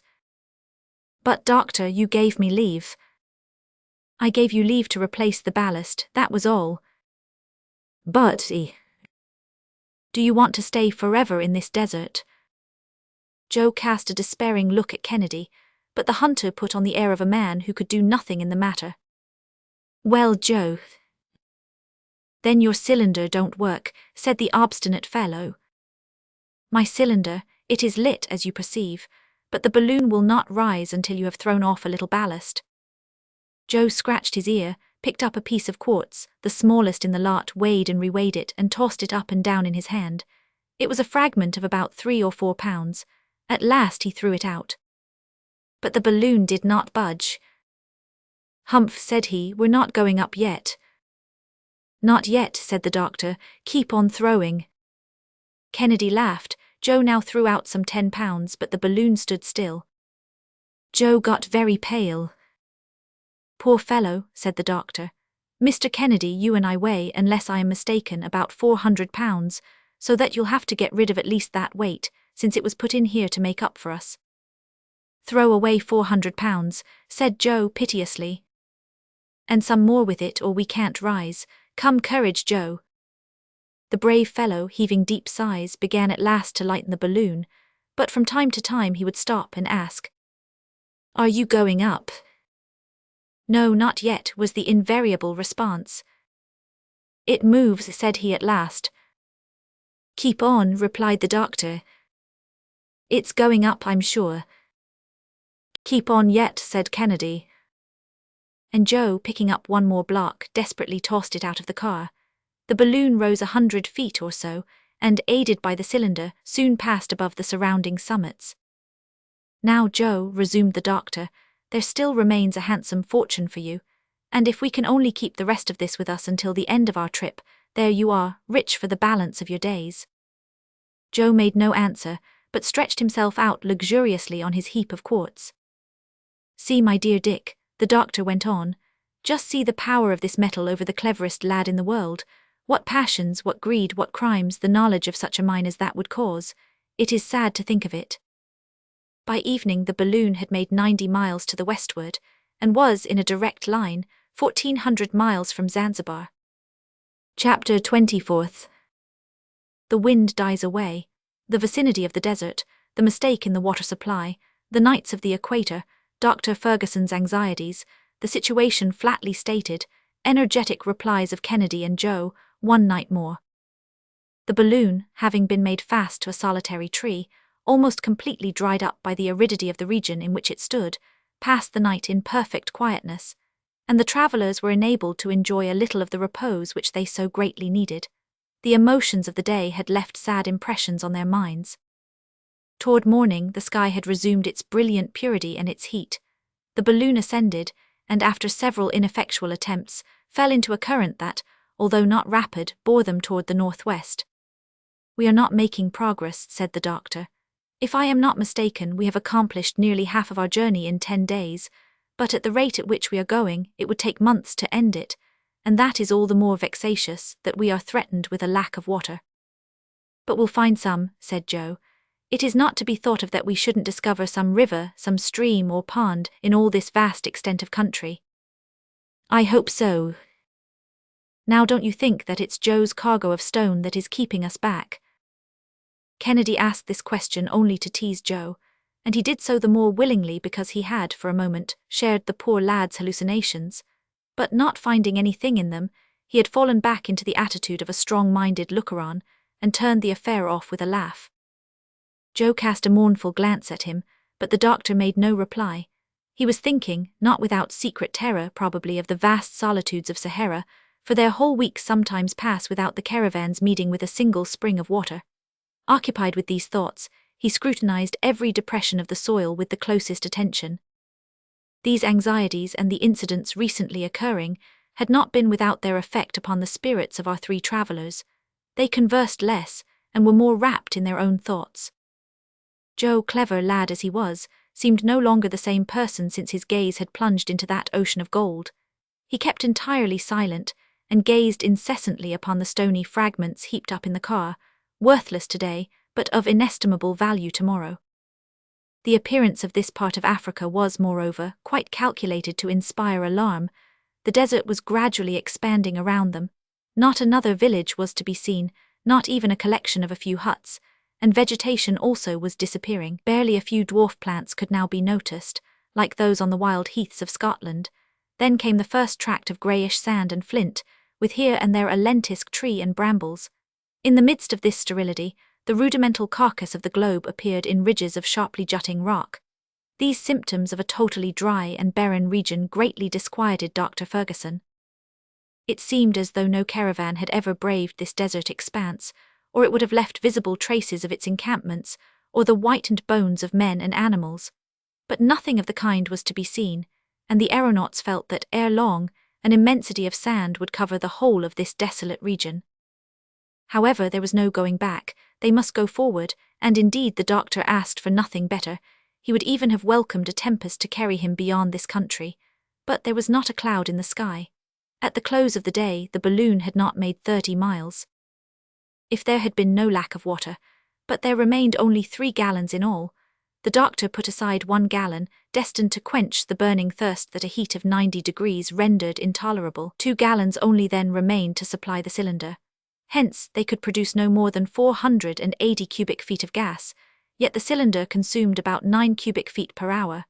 Consequently, they could not keep on longer than 54 hours, and all this was a mathematical calculation. 54 hours, said the doctor to his companions. Therefore, as I am determined not to travel by night, for fear of passing some stream or pool, we have but 3 days and a half of journeying during which we must find water at all hazards. I have thought it my duty to make you aware of the real state of the case, as I have retained only 1 gallon for drinking, and we shall have to put ourselves on the shortest allowance. Put us on short allowance then, doctor, responded Kennedy, but we must not despair. We have 3 days left, you say? Yes, my dear Dick. Well, as grieving over the matter won't help us, in 3 days there will be time enough to decide upon what is to be done. In the meanwhile, let us redouble our vigilance. At their evening meal, the water was strictly measured out, and the brandy was increased in quantity in the punch they drank. But they had to be careful with the spirits, the latter being more likely to produce than to quench thirst. The car rested during the night upon an immense plateau, in which there was a deep hollow. Its height was scarcely 800 feet above the level of the sea. This circumstance gave the doctor some hope, since it recalled to his mind the conjectures of geographers concerning the existence of a vast stretch of water in the centre of Africa. But if such a lake really existed, the point was to reach it, and not a sign of change was visible in the motionless sky. To the tranquil night and its starry magnificence succeeded the unchanging daylight and the blazing rays of the sun, and from the earliest dawn the temperature became scorching. At 5 o'clock in the morning, the doctor gave the signal for departure, and for a considerable time the balloon remained immovable in the leaden atmosphere. The doctor might have escaped this intense heat by rising into a higher range, but in order to do so, he would have had to consume a large quantity of water, a thing that had now become impossible. He contented himself, therefore, with keeping the balloon at 100 feet from the ground, and at that elevation, a feeble current drove it toward the western horizon. The breakfast consisted of a little dried meat and pemmican. By noon, the Victoria had advanced only a few miles. "We cannot go any faster," said the doctor. "We no longer command, we have to obey." "Ah, doctor, here is one of those occasions when a propeller would not be a thing to be despised." "Undoubtedly so, Dick, provided it would not require an expenditure of water to put it in motion, for in that case the situation would be precisely the same. Moreover, up to this time, nothing practical of the sort has been invented. Balloons are still at that point where ships were before the invention of steam. It took 6,000 years to invent propellers and screws, so we have time enough yet." "Confounded heat," said Joe, wiping away the perspiration that was streaming from his forehead. "If we had water, this heat would be of service to us, for it dilates the hydrogen in the balloon and diminishes the amount required in the spiral, although it is true that, if we were not short of the useful liquid, we should not have to economize it. Ah, that rascally savage who cost us the tank." "You don't regret, though, what you did, doctor?" "No, Dick, since it was in our power to save that unfortunate missionary from a horrible death. But the 100 pounds of water that we threw overboard would be very useful to us now. It would be 13 or 14 days more of progress secured, or quite enough to carry us over this desert." "We've made at least half the journey, haven't we?" asked Joe. "In distance, yes, but in duration, no, should the wind leave us, and it even now has a tendency to die away altogether." "Come, sir," said Joe again, "we must not complain. We've got along pretty well thus far, and whatever happens to me I can't get desperate. We'll find water, mind, I tell you so." The soil, however, ran lower from mile to mile. The undulations of the gold-bearing mountains they had left died away into the plain, like the last throes of exhausted nature. Scanty grass took the place of the fine trees of the east. Only a few belts of half-scorched herbage still contended against the invasion of the sand, and the huge rocks that had rolled down from the distant summits, crushed in their fall, had scattered in sharp-edged pebbles which soon again became coarse sand, and finally impalpable dust. "Here at last is Africa, such as you pictured it to yourself, Joe. Was I not right in saying, wait a little, eh?" "Well, master, it's all natural, at least heat and dust. It would be foolish to look for anything else in such a country. Do you see," he added, laughing, "I had no confidence for my part in your forests and your prairies. They were out of reason. What was the use of coming so far to find scenery just like England? Here's the first time that I believe in Africa, and I'm not sorry to get a taste of it." Toward evening, the doctor calculated that the balloon had not made 20 miles during that whole burning day, and a heated gloom closed in upon it, as soon as the sun had disappeared behind the horizon, which was traced against the sky with all the precision of a straight line. The next day was Thursday, the 1st of May, but the days followed each other with desperate monotony. Each morning was like the one that had preceded it. Noon poured down the same exhaustless rays, and night condensed in its shadow the scattered heat, which the ensuing day would again bequeath to the succeeding night. The wind, now scarcely observable, was rather a gasp than a breath, and the morning could almost be foreseen when even that gasp would cease. The doctor reacted against the gloominess of the situation, and retained all the coolness and self-possession of a disciplined heart. With his glass he scrutinized every quarter of the horizon. He saw the last rising ground gradually melting to the dead level, and the last vegetation disappearing, while before him stretched the immensity of the desert. The responsibility resting upon him pressed sorely, but he did not allow his disquiet to appear. Those two men, Dick and Joe, friends of his, both of them, he had induced to come with him almost by the force alone of friendship and of duty. Had he done well in that? Was it not like attempting to tread forbidden paths? Was he not in this trip trying to pass the borders of the impossible? Had not the Almighty reserved for later ages the knowledge of this inhospitable continent?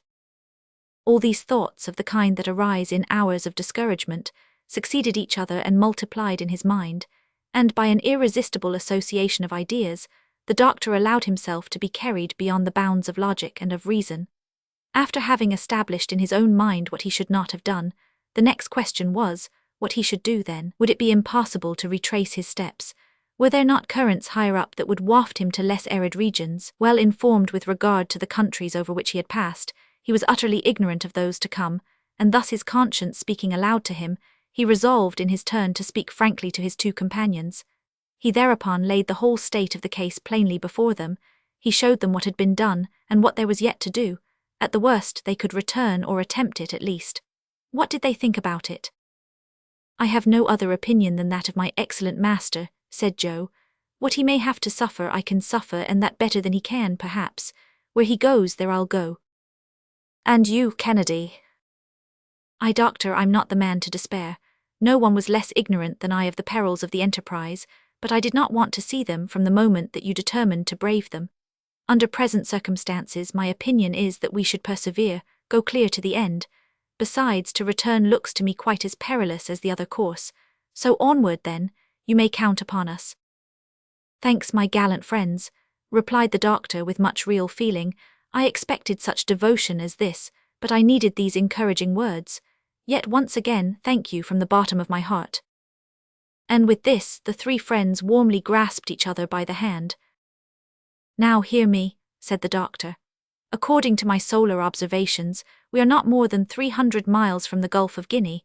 The desert, therefore, cannot extend indefinitely, since the coast is inhabited, and the country has been explored for some distance back into the interior. If needs be, we can direct our course to that quarter, and it seems out of the question that we should not come across some oasis, or some well, where we could replenish our stock of water. But what we want now is the wind, for without it we are held here suspended in the air at a dead calm. Let us wait with resignation, said the hunter. But each of the party in his turn vainly scanned the space around him during that long wearisome day. Nothing could be seen to form the basis of a hope. The very last inequalities of the soil disappeared with the setting sun, whose horizontal rays stretched in long lines of fire over the flat immensity. It was the desert. Our aeronauts had scarcely gone a distance of 15 miles, having expended, as on the preceding day, 135 cubic feet of gas to feed the cylinder, and 2 pints of water out of the remaining 8 had been sacrificed to the demands of intense thirst. The night passed quietly, too quietly indeed, but the doctor did not sleep. Chapter 25. A little philosophy, a cloud on the horizon, in the midst of a fog, the strange balloon, an exact view of the Victoria, the palm trees, traces of a caravan, the well in the midst of the desert. On the morrow there was the same purity of sky, the same stillness of the atmosphere. The balloon rose to an elevation of 500 feet, but it had scarcely changed its position to the westward in any perceptible degree. We are right in the open desert, said the doctor. Look at that vast reach of sand. What a strange spectacle, what a singular arrangement of nature. Why should there be in one place such extreme luxuriance of vegetation yonder, and here this extreme aridity, and that in the same latitude, and under the same rays of the sun? The why concerns me but little, answered Kennedy. The reason interests me less than the fact. The thing is so, that's the important part of it. Oh, it is well to philosophize a little, Dick, it does no harm. Let us philosophize then, if you will. We have time enough before us, we are hardly moving, the wind is afraid to blow, it sleeps. That will not last forever, put in Joe. I think I see some banks of clouds in the east. Joe's right, said the doctor after he had taken a look. Good, said Kennedy. Now for our clouds with a fine rain and a fresh wind to dash it into our faces. Well, we'll see, Dick, we'll see. But this is Friday, master, and I'm afraid of Fridays. Well, I hope that this very day you'll get over those notions. I hope so, master, too. Hugh, he added, mopping his face, heat's a good thing, especially in winter, but in summer it don't do to take too much of it. Don't you fear the effect of the sun's heat on our balloon? Asked Kennedy, addressing the doctor. No, the gutta-percha coating resists much higher temperatures than even this. With my spiral I have subjected it inside to as much as 158 degrees sometimes, and the covering does not appear to have suffered. A cloud, a real cloud, shouted Joe at this moment, for that piercing eyesight of his beat all the glasses. And in fact, a thick bank of vapour, now quite distinct, could be seen slowly emerging above the horizon. It appeared to be very deep, and as it were puffed out. It was in reality a conglomeration of smaller clouds. The latter invariably retained their original formation, and from this circumstance the doctor concluded that there was no current of air in their collected mass. This compact body of vapour had appeared about 8 o'clock in the morning, and by 11 it had already reached the height of the sun's disk. The latter then disappeared entirely behind the murky veil, and the lower belt of cloud at the same moment lifted above the line of the horizon, which was again disclosed in a full blaze of daylight. It's only an isolated cloud, remarked the doctor. It won't do to count much upon that. Look, Dick, its shape is just the same as when we saw it this morning. Then, doctor, there's to be neither rain nor wind, at least for us. I fear so. The cloud keeps at a great height. Well, doctor, suppose we were to go in pursuit of this cloud, since it refuses to burst upon us. I fancy that to do so wouldn't help us much. It would be a consumption of gas and, consequently, of water to little purpose. But in our situation we must not leave anything untried. Therefore let us ascend. And with this the doctor put on a full head of flame from the cylinder, and the dilation of the hydrogen, occasioned by such sudden and intense heat, sent the balloon rapidly aloft. About 1,500 feet from the ground, it encountered an opaque mass of cloud, and entered a dense fog suspended at that elevation, but it did not meet with the least breath of wind. This fog seemed even destitute of humidity, and the articles brought in contact with it were scarcely dampened in the slightest degree. The balloon, completely enveloped in the vapor, gained a little increase of speed perhaps, and that was all. The doctor gloomily recognized what trifling success he had obtained from his maneuver, and was relapsing into deep meditation, when he heard Joe exclaim, in tones of most intense astonishment, "Ah, by all that's beautiful! What's the matter, Joe?" "Doctor, Mr. Kennedy, here's something curious." "What is it, then?" "We are not alone up here. There are rogues about, they've stolen our invention." "Has he gone crazy?" asked Kennedy. Joe stood there perfectly motionless, the very picture of amazement. "Can the hot sun have really affected the poor fellow's brain?" said the doctor, turning toward him. "Will you tell me?" "Look," said Joe, pointing to a certain quarter of the sky. "By St. James," exclaimed Kennedy in turn, "why, who would have believed it? Look, look, doctor." "I see it," said the doctor very quietly. "Another balloon, and other passengers like ourselves." And sure enough, there was another balloon about 200 paces from them, floating in the air with its car and its aeronauts. It was following exactly the same route as the Victoria. "Well," said the doctor, "nothing remains for us but to make signals, take the flag, Kennedy, and show them our colors." It seemed that the travelers by the other balloon had just the same idea at the same moment, for the same kind of flag repeated precisely the same salute with a hand that moved in just the same manner. "What does that mean?" asked Kennedy. "They are apes," said Joe, "imitating us." "It means," said the doctor, laughing, "that it is you, Dick, yourself, making that signal to yourself, or in other words that we see ourselves in the second balloon, which is no other than the Victoria." "As to that, master, with all respect to you," said Joe, "you'll never make me believe it." "Climb up on the edge of the car, Joe, wave your arms, and then you'll see." Joe obeyed, and all his gestures were instantaneously and exactly repeated. "It is merely the effect of the mirage," said the doctor, "and nothing else, a simple optical phenomenon due to the unequal refraction of light by different layers of the atmosphere, and that is all." "It's wonderful," said Joe, who could not make up his mind to surrender, but went on repeating his gesticulations. "What a curious sight.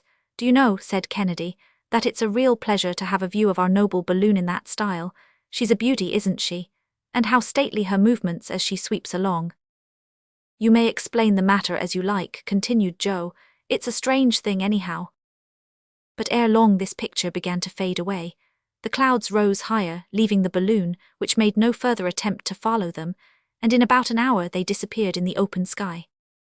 The wind, which had been scarcely perceptible, seemed still to diminish, and the doctor in perfect desperation descended toward the ground, and all three of the travellers, whom the incident just recorded had, for a few moments diverted from their anxieties, relapsed into gloomy meditation, sweltering the while beneath the scorching heat. About 4 o'clock, Joe descried some object standing out against the vast background of sand, and soon was able to declare positively that there were 2 palm trees at no great distance. "Palm trees," exclaimed Ferguson, "why then there's a spring, a well." He took up his glass and satisfied himself that Joe's eyes had not been mistaken. At length he said over and over again, "Water, water, and we are saved, for if we do move slowly still we move and we shall arrive at last." "Good, master, but suppose we were to drink a mouthful in the meantime, for this air is stifling." "Let us drink then, my boy." No one waited to be coaxed. A whole pint was swallowed then and there, reducing the total remaining supply to 3 pints and a half. "Ah, that does one good," said Joe. "Wasn't it fine? Barclay and Perkins never turned out ale equal to that." "See the advantage of being put on short allowance," moralized the doctor. "It is not great, after all," retorted Kennedy. "And if I were never again to have the pleasure of drinking water, I should agree on condition that I should never be deprived of it."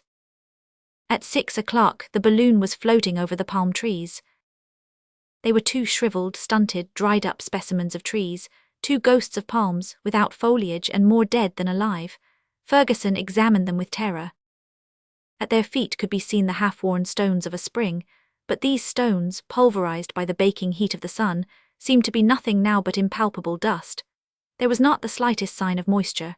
The doctor's heart shrank within him, and he was about to communicate his thoughts to his companions, when their exclamations attracted his attention. As far as the eye could reach to the eastward, extended a long line of whitened bones.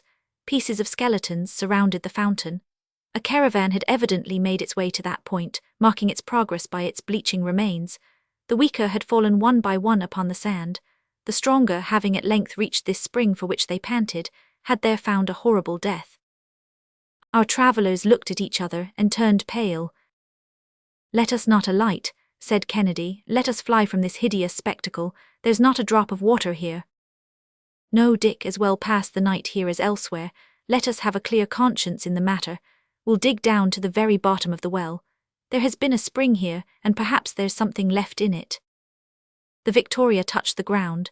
Joe and Kennedy put into the car a quantity of sand equal to their weight and leaped out. They then hastened to the well and penetrated to the interior by a flight of steps that was now nothing but dust. The spring appeared to have been dry for years. They dug down into a parched and powdery sand, the very driest of all sand, indeed. There was not one trace of moisture. The doctor saw them come up to the surface of the desert, saturated with perspiration, worn out, covered with fine dust, exhausted, discouraged and despairing. He then comprehended that their search had been fruitless. He had expected as much, and he kept silent, for he felt that from this moment forth, he must have courage and energy enough for 3.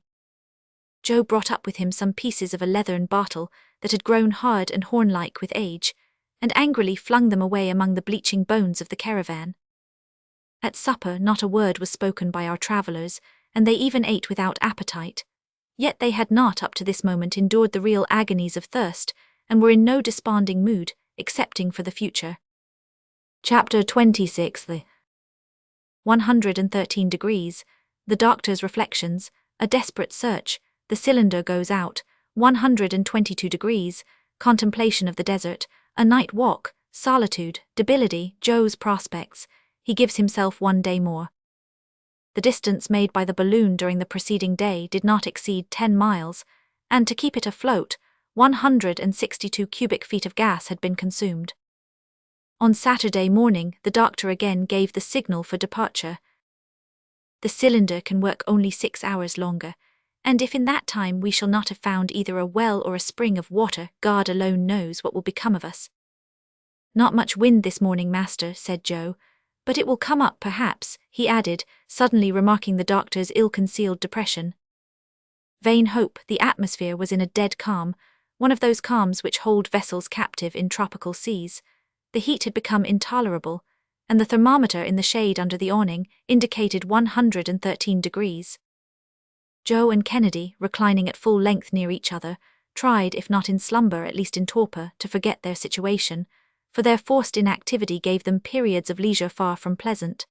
That man is to be pitied the most who cannot wean himself from gloomy reflections by actual work, or some practical pursuit.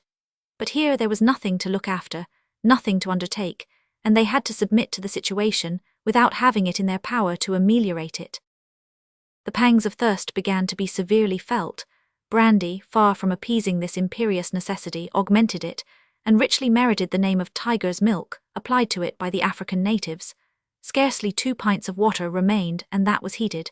Each of the party devoured the few precious drops with his gaze, yet neither of them dared to moisten his lips with them. 2 pints of water in the midst of the desert. Then it was that Dr. Ferguson, buried in meditation, asked himself whether he had acted with prudence. Would he not have done better to have kept the water that he had decomposed in pure loss in order to sustain him in the air? He had gained a little distance, to be sure, but was he any nearer to his journey's end? What difference did 60 miles to the rear make in this region, when there was no water to be had where they were? The wind, should it rise, would blow there as it did here, only less strongly at this point if it came from the east. But hope urged him onward, and yet those 2 gallons of water expended in vain would have sufficed for 9 days' halt in the desert. And what changes might not have occurred in 9 days? Perhaps, too, while retaining the water, he might have ascended by throwing out ballast at the cost merely of discharging some gas, when he had again to descend. But the gas in his balloon was his blood, his very life. 1,001 such reflections whirled in succession through his brain, and resting his head between his hands, he sat there for hours without raising it. "We must make one final effort," he said at last about 10 o'clock in the morning. "We must endeavor just once more to find an atmospheric current to bear us away from here, and to that end must risk our last resources." Therefore, while his companions slept, the doctor raised the hydrogen in the balloon to an elevated temperature, and the huge globe, filling out by the dilation of the gas, rose straight up in the perpendicular rays of the sun. The doctor searched vainly for a breath of wind, from the height of 100 feet to that of 5 miles. His starting point remained fatally right below him, and absolute calm seemed to reign, up to the extreme limits of the breathing atmosphere. At length the feeding supply of water gave out, the cylinder was extinguished for lack of gas, the Bunsen battery ceased to work, and the balloon, shrinking together, gently descended to the sand, in the very place that the car had hollowed out there.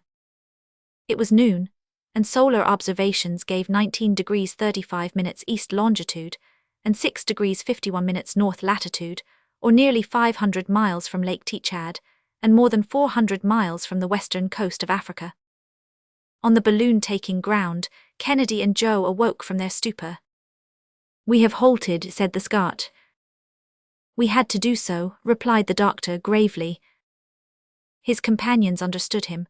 The level of the soil at that point corresponded with the level of the sea, and consequently the balloon remained in perfect equilibrium and absolutely motionless. The weight of the 3 travelers was replaced with an equivalent quantity of sand, and they got out of the car.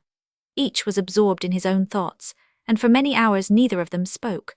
Joe prepared their evening meal, which consisted of biscuit and pemmican, and was hardly tasted by either of the party. A mouthful of scalding water from their little store completed this gloomy repast.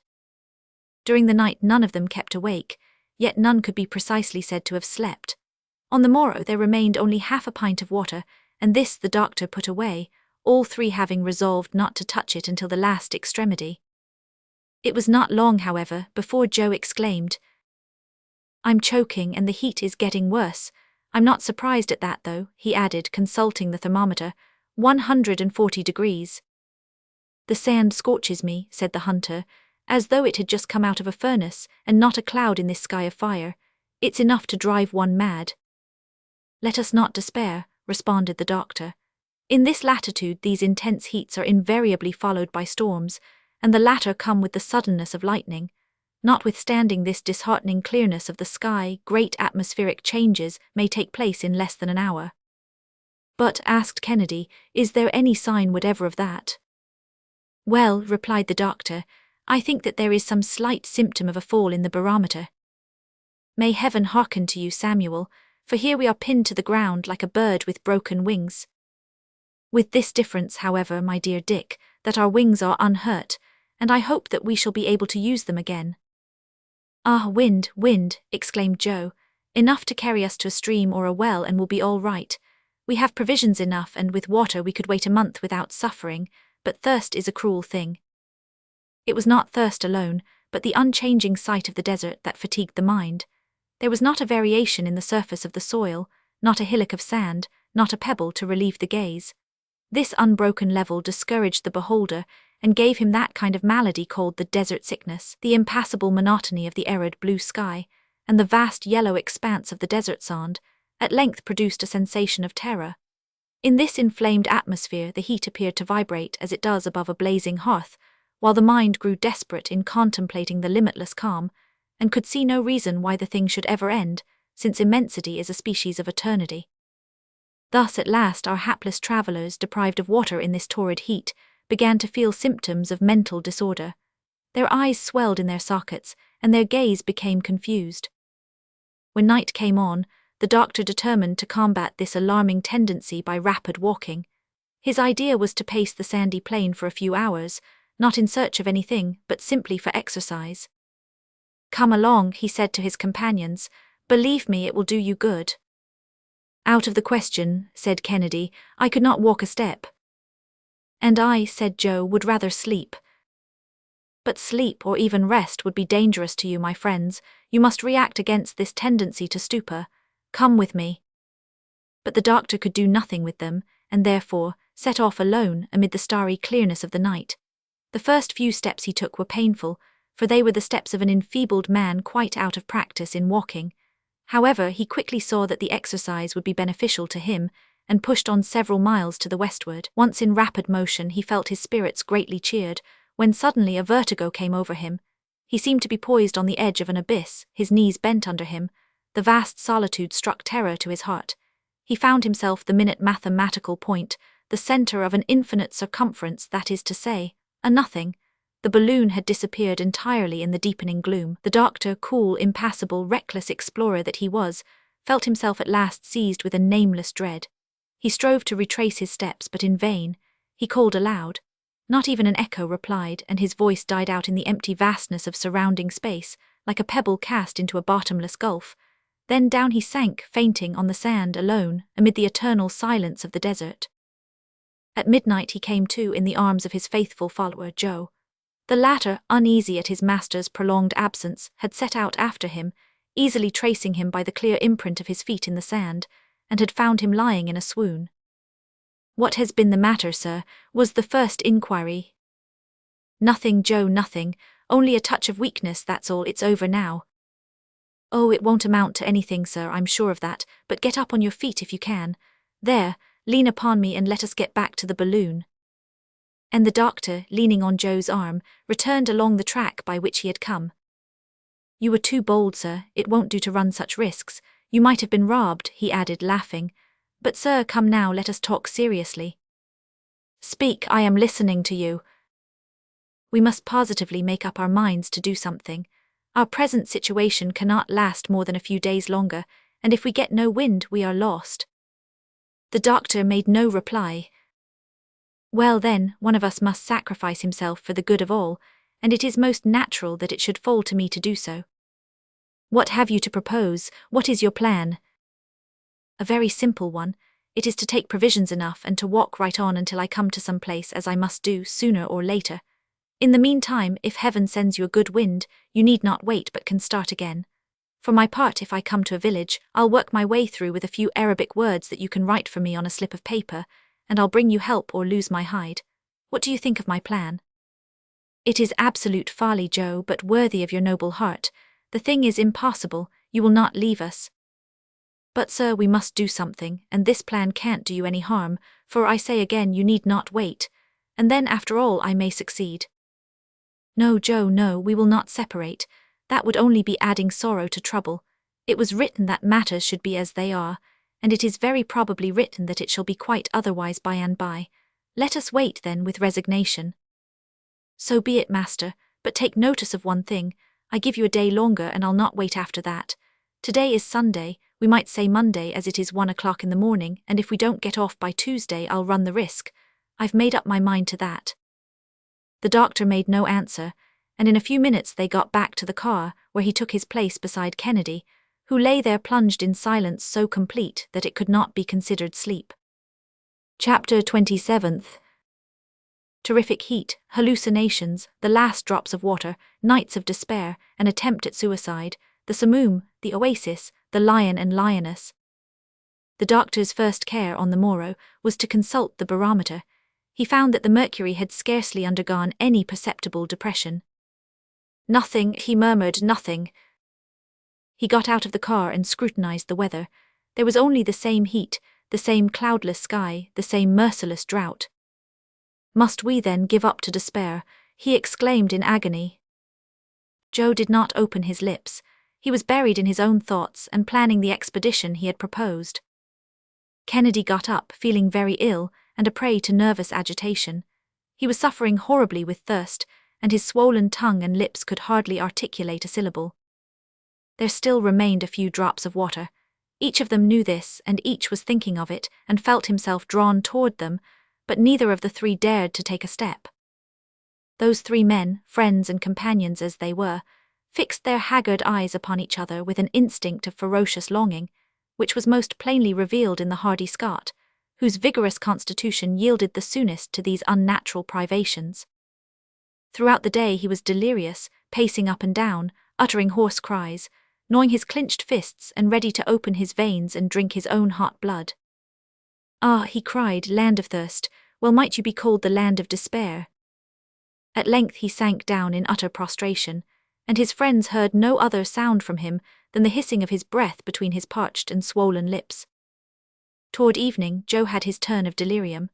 The vast expanse of sand appeared to him an immense pond, full of clear and limpid water, and more than once he dashed himself upon the scorching waste to drink long draughts, and rose again with his mouth clogged with hot dust. "Curses on it," he yelled in his madness, "it's nothing but salt water." Then, while Ferguson and Kennedy lay there motionless, the resistless longing came over him to drain the last few drops of water that had been kept in reserve. The natural instinct proved too strong. He dragged himself toward the car on his knees. He glared at the bottle containing the precious fluid. He gave one wild, eager glance, seized the treasured store, and bore it to his lips. At that instant he heard a heart-rending cry close beside him, "Water, water!" It was Kennedy, who had crawled up close to him, and was begging there upon his knees and weeping piteously. Joe, himself in tears, gave the poor wretch the bottle, and Kennedy drained the last drop with savage haste. "Thanks," he murmured hoarsely, but Joe did not hear him, for both alike had dropped fainting on the sand. What took place during that fearful night neither of them knew, but on Tuesday morning, under those showers of heat which the sun poured down upon them, the unfortunate men felt their limbs gradually drying up, and when Joe attempted to rise he found it impossible. He looked around him. In the car the doctor, completely overwhelmed, sat with his arms folded on his breast, gazing with idiotic fixedness upon some imaginary point in space. Kennedy was frightful to behold. He was rolling his head from right to left like a wild beast in a cage. All at once his eyes rested on the butt of his rifle, which jutted above the rim of the car. "Ah!" he screamed, raising himself with a superhuman effort. Desperate mad, he snatched at the weapon and turned the barrel toward his mouth. "Kennedy!" shouted Joe, throwing himself upon his friend. "Let go, hands off," moaned the Scot in a hoarse, grating voice, and then the two struggled desperately for the rifle. "Let go or I'll kill you," repeated Kennedy. But Joe clung to him only the more fiercely, and they had been contending thus without the doctor seeing them for many seconds, when suddenly the rifle went off. At the sound of its discharge, the doctor rose up erect like a spectre and glared around him. But all at once his glance grew more animated. He extended his hand toward the horizon, and in a voice no longer human shrieked, "There, off there!" There was such fearful force in the cry that Kennedy and Joe released each other, and both looked where the doctor pointed. The plain was agitated like the sea shaken by the fury of a tempest. Billows of sand went tossing over each other amid blinding clouds of dust. An immense pillar was seen whirling toward them through the air from the southeast, with terrific velocity. The sun was disappearing behind an opaque veil of cloud, whose enormous barrier extended clear to the horizon, while the grains of fine sand went gliding together with all the supple ease of liquid particles, and the rising dust tide gained more and more with every second. Ferguson's eyes gleamed with a ray of energetic hope. "The simoom!" he exclaimed. "The simoom," repeated Joe without exactly knowing what it meant. "So much the better," said Kennedy with the bitterness of despair. "So much the better we shall die." "So much the better," echoed the doctor, "for we shall live," and so saying he began rapidly to throw out the sand that encumbered the car. At length his companions understood him, and took their places at his side. "And now, Joe," said the doctor, "throw out some 50 pounds of your ore there." Joe no longer hesitated, although he still felt a fleeting pang of regret. The balloon at once began to ascend. It was high time, said the doctor. The simoom, in fact, came rushing on like a thunderbolt, and a moment later the balloon would have been crushed, torn to atoms, annihilated. The awful whirlwind was almost upon it, and it was already pelted with showers of sand driven like hail by the storm. Out with more ballast, shouted the doctor. There, responded Joe, tossing over a huge fragment of quartz.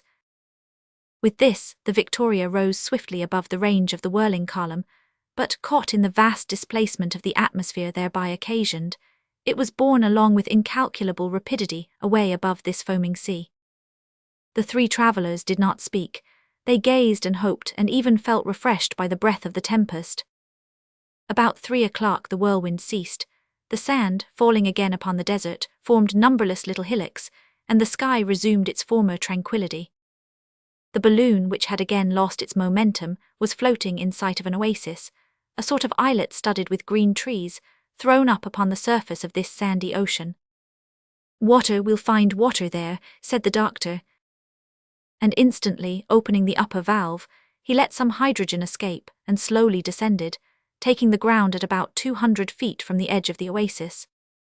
In 4 hours the travellers had swept over a distance of 240 miles. The car was at once ballasted, and Kennedy, closely followed by Joe, leaped out. "Take your guns with you," said the doctor. "Take your guns and be careful." Dick grasped his rifle, and Joe took one of the fowling pieces.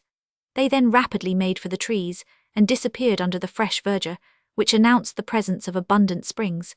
As they hurried on, they had not taken notice of certain large footprints and fresh tracks of some living creature marked here and there in the damp soil.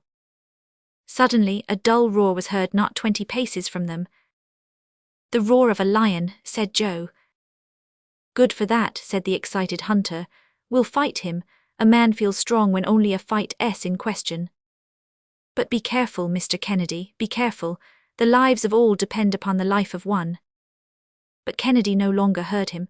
He was pushing on, his eye blazing, his rifle cocked, fearful to behold in his daring rashness. There, under a palm tree, stood an enormous black-maned lion, crouching for a spring on his antagonist. Scarcely had he caught a glimpse of the hunter when he bounded through the air, but he had not touched the ground ere a bullet pierced his heart, and he fell to the earth dead. "Hurrah, hurrah!" shouted Joe with wild exultation. Kennedy rushed toward the well, slid down the dampened steps, and flung himself at full length by the side of a fresh spring, in which he plunged his parched lips. Joe followed suit, and for some minutes nothing was heard but the sound they made with their mouths, drinking more like maddened beasts than men. "Take care, Mr. Kennedy," said Joe at last. "Let us not overdo the thing," and he panted for breath. But Kennedy, without a word, drank on. He even plunged his hands and then his head into the delicious tide. He fairly revelled in its coolness. "But the doctor," said Joe, "our friend Dr. Ferguson." That one word recalled Kennedy to himself, and hastily filling a flask that he had brought with him, he started on a run up the steps of the well. But what was his amazement when he saw an opaque body of enormous dimensions blocking up the passage. Joe, who was close upon Kennedy's heels, recoiled with him. "We are blocked in, entrapped." "Impossible, what does that mean?" Dick had no time to finish. A terrific roar made him only too quickly aware what foe confronted him. "Another lion," exclaimed Joe. "A lioness, rather," said Kennedy. "Ah, ferocious brute," he added. "I'll settle you in a moment more," and swiftly reloaded his rifle. In another instant he fired, but the animal had disappeared. "Onward," shouted Kennedy. "No," interposed the other. "That shot did not kill her. Her body would have rolled down the steps. She's up there, ready to spring upon the first of us who appears, and he would be a lost man." "But what are we to do? We must get out of this, and the doctor is expecting us." "Let us decoy the animal. Take my piece and give me your rifle." "What is your plan?" "You'll see." And Joe, taking off his linen jacket, hung it on the end of the rifle and thrust it above the top of the steps. The lioness flung herself furiously upon it. Kennedy was on the alert for her, and his bullet broke her shoulder. The lioness, with a frightful howl of agony, rolled down the steps, overturning Joe in her fall. The poor fellow imagined that he could already feel the enormous paws of the savage beast in his flesh, when a second detonation resounded in the narrow passage, and Dr. Ferguson appeared at the opening above with his gun in hand, and still smoking from the discharge.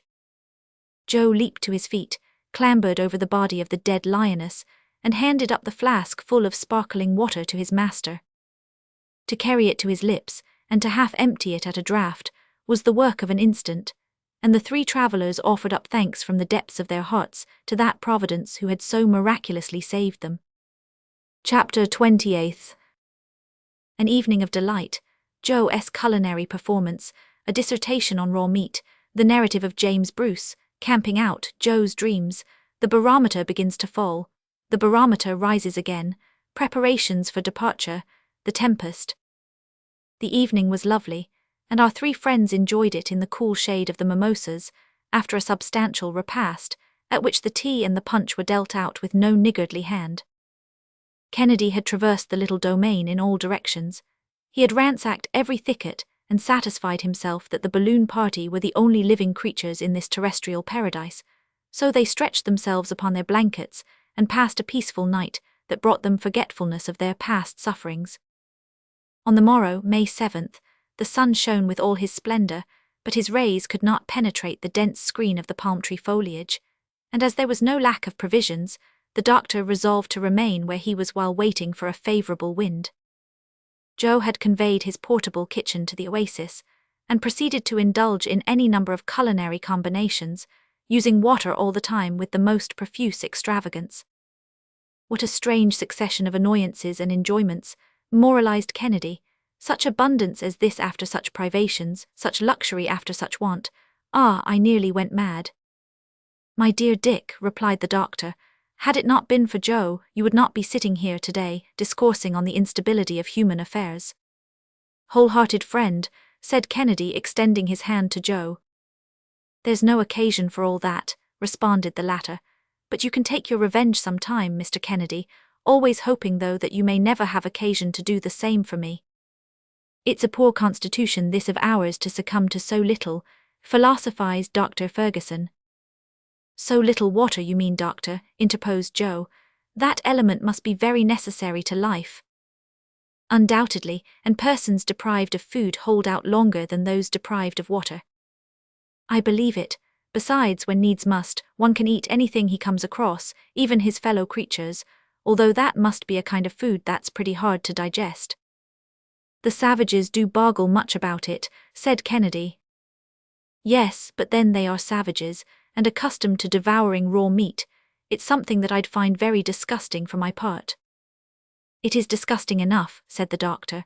That's a fact, and so much so indeed that nobody believed the narratives of the earliest travellers in Africa, who brought back word that many tribes on that continent subsisted upon raw meat, and people generally refused to credit the statement. It was under such circumstances that a very singular adventure befell James Bruce. Tell it to us, doctor. We've time enough to hear it, said Joe, stretching himself voluptuously on the cool greensward. By all means. James Bruce was a Scotchman of Stirlingshire, who, between 1768 and traversed all Abyssinia, as far as Lake Tyana, in search of the sources of the Nile. He afterward returned to England, but did not publish an account of his journeys until his statements were received with extreme incredulity, and such may be the reception accorded to our own. The manners and customs of the Abyssinians seemed so different from those of the English that no one would credit the description of them. Among other details, Bruce had put forward the assertion that the tribes of eastern Africa fed upon raw flesh, and this set everybody against him. He might say so as much as he pleased. There was no one likely to go and see. One day in a parlour at Edinburgh, a Scotch gentleman took up the subject in his presence, as it had become the topic of daily pleasantry, and in reference to the eating of raw flesh, said that the thing was neither possible nor true. Bruce made no reply, but went out and returned a few minutes later with a raw steak, seasoned with pepper and salt in the African style. Sir, said he to the Scotchman, in doubting my statements you have grossly affronted me. In believing the thing to be impossible, you have been egregiously mistaken, and in proof thereof you will now eat this beefsteak raw, or you will give me instant satisfaction. The Scotchman had a wholesome dread of the brawny traveller, and did eat the steak, although not without a good many wry faces. Thereupon, with the utmost coolness, James Bruce added, even admitting, sir, that the thing were untrue, you will, at least, no longer maintain that it is impossible. Well put in, said Joe, And if the Scotchman found it lie heavy on his stomach, he got no more than he deserved. If on our return to England they dare to doubt what we say about our travels. Well, Joe, what would you do? Why, I'll make the doubters swallow the pieces of the balloon, without either salt or pepper. All burst out laughing at Joe's queer notions, and thus the day slipped by in pleasant chat. With returning strength, hope had revived, and with hope came the courage to do and to dare. The past was obliterated in the presence of the future with providential rapidity. Joe would have been willing to remain forever in this enchanting asylum. It was the realm he had pictured in his dreams. He felt himself at home. His master had to give him his exact location, and it was with the gravest air imaginable that he wrote down on his tablets 15 degrees 43 minutes east longitude and 8 degrees 32 minutes north latitude. Kennedy had but one regret, to wit, that he could not hunt in that miniature forest, because, according to his ideas, there was a slight deficiency of ferocious wild beasts in it. But, my dear Dick, said the doctor, haven't you rather a short memory? How about the lion and the lioness? Oh, that, he ejaculated with the contempt of a thoroughbred sportsman for game already killed. But the fact is, that finding them here would lead one to suppose that we can't be far from a more fertile country. It don't prove much, Dick, for those animals, when goaded by hunger or thirst, will travel long distances, and I think that tonight we had better keep a more vigilant lookout and light fires besides. What in such heat as this? Said Joe. Well, if it's necessary we'll have to do it, but I do think it a real pity to burn this pretty grove that has been such a comfort to us. Oh, above all things, we must take the utmost care not to set it on fire, replied the doctor, so that others in the same strait as ourselves may some day find shelter here in the middle of the desert. I'll be very careful indeed, doctor, but do you think that this oasis is known? Undoubtedly, it is a halting place for the caravans that frequent the centre of Africa, and a visit from one of them might be anything but pleasant to you, Joe. Why, are there any more of those rascally Nyams around here? Certainly, that is the general name of all the neighbouring tribes, and under the same climates, the same races are likely to have similar manners and customs. Pa, said Joe, but after all it's natural enough. If savages had the ways of gentlemen, where would be the difference? By George, these fine fellows wouldn't have to be coaxed long to eat the Scotchman's raw steak, nor the Scotchman either into the bargain. With this very sensible observation, Joe began to get ready his firewood for the night, making just as little of it as possible. Fortunately, these precautions were superfluous, and each of the party in his turn dropped off into the soundest slumber. On the next day the weather still showed no sign of change, but kept provokingly and obstinately fair. The balloon remained motionless, without any oscillation to betray a breath of wind. The doctor began to get uneasy again. If their stay in the desert were to be prolonged like this, their provisions would give out. After nearly perishing for want of water, they would at last have to starve to death. But he took fresh courage as he saw the mercury fall considerably in the barometer, and noticed evident signs of an early change in the atmosphere. He therefore resolved to make all his preparations for a start, so as to avail himself of the first opportunity. The feeding tank and the water tank were both completely filled. Then he had to re-establish the equilibrium of the balloon, and Joe was obliged to part with another considerable portion of his precious quartz. With restored health, his ambitious notions had come back to him, and he made more than one wry face before obeying his master, but the latter convinced him that he could not carry so considerable a weight with him through the air, and gave him his choice between the water and the gold. Joe hesitated no longer, but flung out the requisite quantity of his much-prized ore upon the sand. The next people who come this way, he remarked, will be rather surprised to find a fortune in such a place. And suppose some learned traveller should come across these specimens, suggested Kennedy. You may be certain, Dick, that they would take him by surprise, and that he would publish his astonishment in several folios, so that some day we shall hear of a wonderful deposit of gold-bearing quartz in the midst of the African sands. And Joe there will be the cause of it all. This idea of mystifying some learned sage tickled Joe hugely, and made him laugh. During the rest of the day the doctor vainly kept on the watch for a change of weather. The temperature rose, and, had it not been for the shade of the oasis, would have been insupportable. The thermometer marked 149 degrees in the sun, and a veritable rain of fire filled the air. This was the most intense heat that they had yet noted. Joe arranged their bivouac for that evening, as he had done for the previous night, and during the watches kept by the doctor and Kennedy there was no fresh incident. But toward 3 o'clock in the morning, while Joe was on guard, the temperature suddenly fell, the sky became overcast with clouds and the darkness increased. "Turn out," cried Joe, arousing his companions. "Turn out, here's the wind." "At last," exclaimed the doctor, eyeing the heavens. "But it is a storm, the balloon, let us hasten to the balloon." It was high time for them to reach it. The Victoria was bending to the force of the hurricane and dragging along the car, the latter grazing the sand. Had any portion of the ballast been accidentally thrown out, the balloon would have been swept away, and all hope of recovering it have been forever lost. But fleet-footed Joe put forth his utmost speed and checked the car while the balloon beat upon the sand, at the risk of being torn to pieces. The doctor, followed by Kennedy, leaped in and lit his cylinder, while his companions threw out the superfluous ballast. The travellers took one last look at the trees of the oasis bowing to the force of the hurricane, and soon, catching the wind at 200 feet above the ground, disappeared in the gloom. Chapter 29. Signs of vegetation, the fantastic notion of a French author, a magnificent country, the kingdom of Adamuva, the explorations of Speke and Burton connected with those of Dr. Barth, the Atlantica Mountains, the river Banao, the city of Yola, the Bajal, Mount Mendif. From the moment of their departure, the travellers moved with great velocity. They longed to leave behind them the desert, which had so nearly been fatal to them. About 9:15 in the morning, they caught a glimpse of some signs of vegetation, herbage floating on that sea of sand, and announcing, as the weeds upon the ocean did to Christopher Columbus, the nearness of the shore, green shoots peeping up timidly between pebbles that were, in their turn, to be the rocks of that vast expanse. Hills, but of trifling height, were seen in wavy lines upon the horizon. Their profile, muffled by the heavy mist, was defined but vaguely. The monotony, however, was beginning to disappear.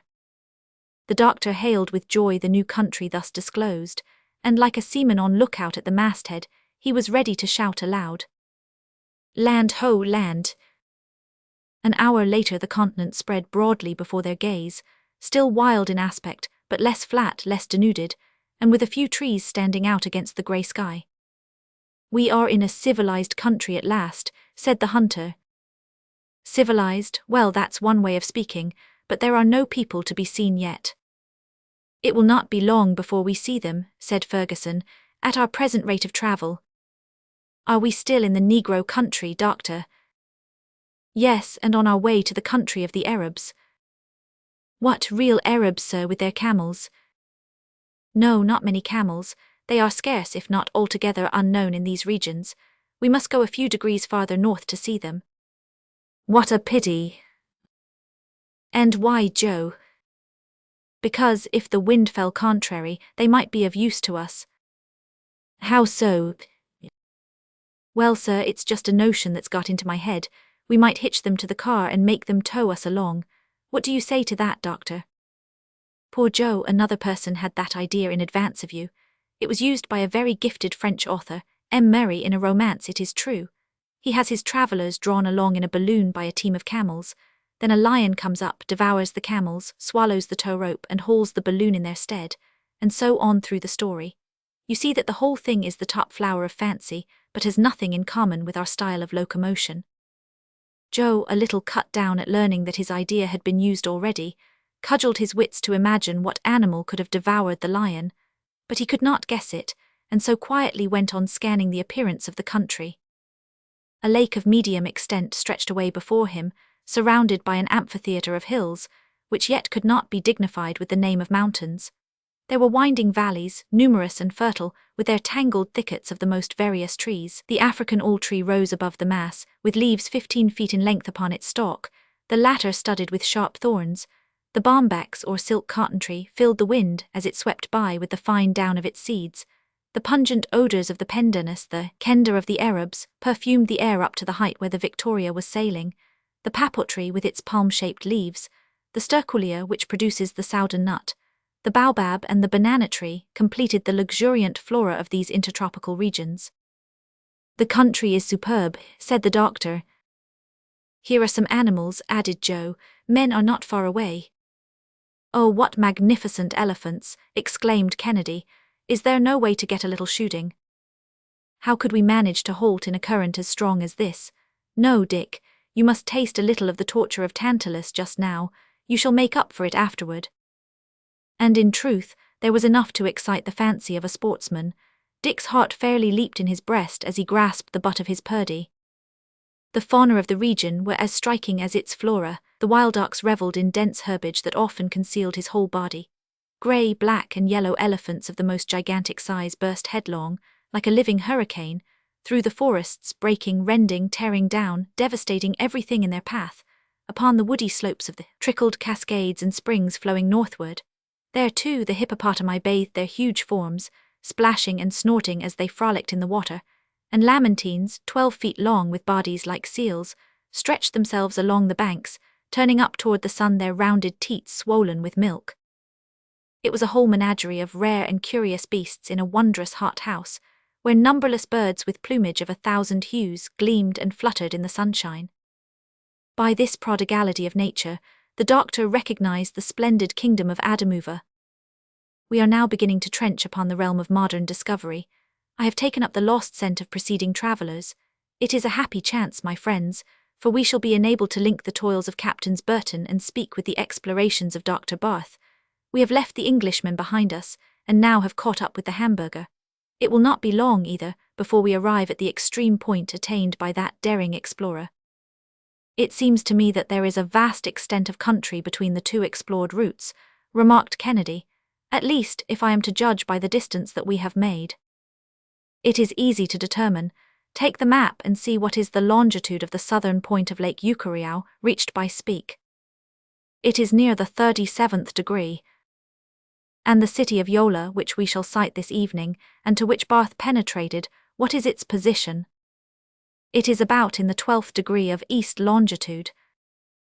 Then there are 25 degrees, or, counting 60 miles to each, about 1,500 miles in all."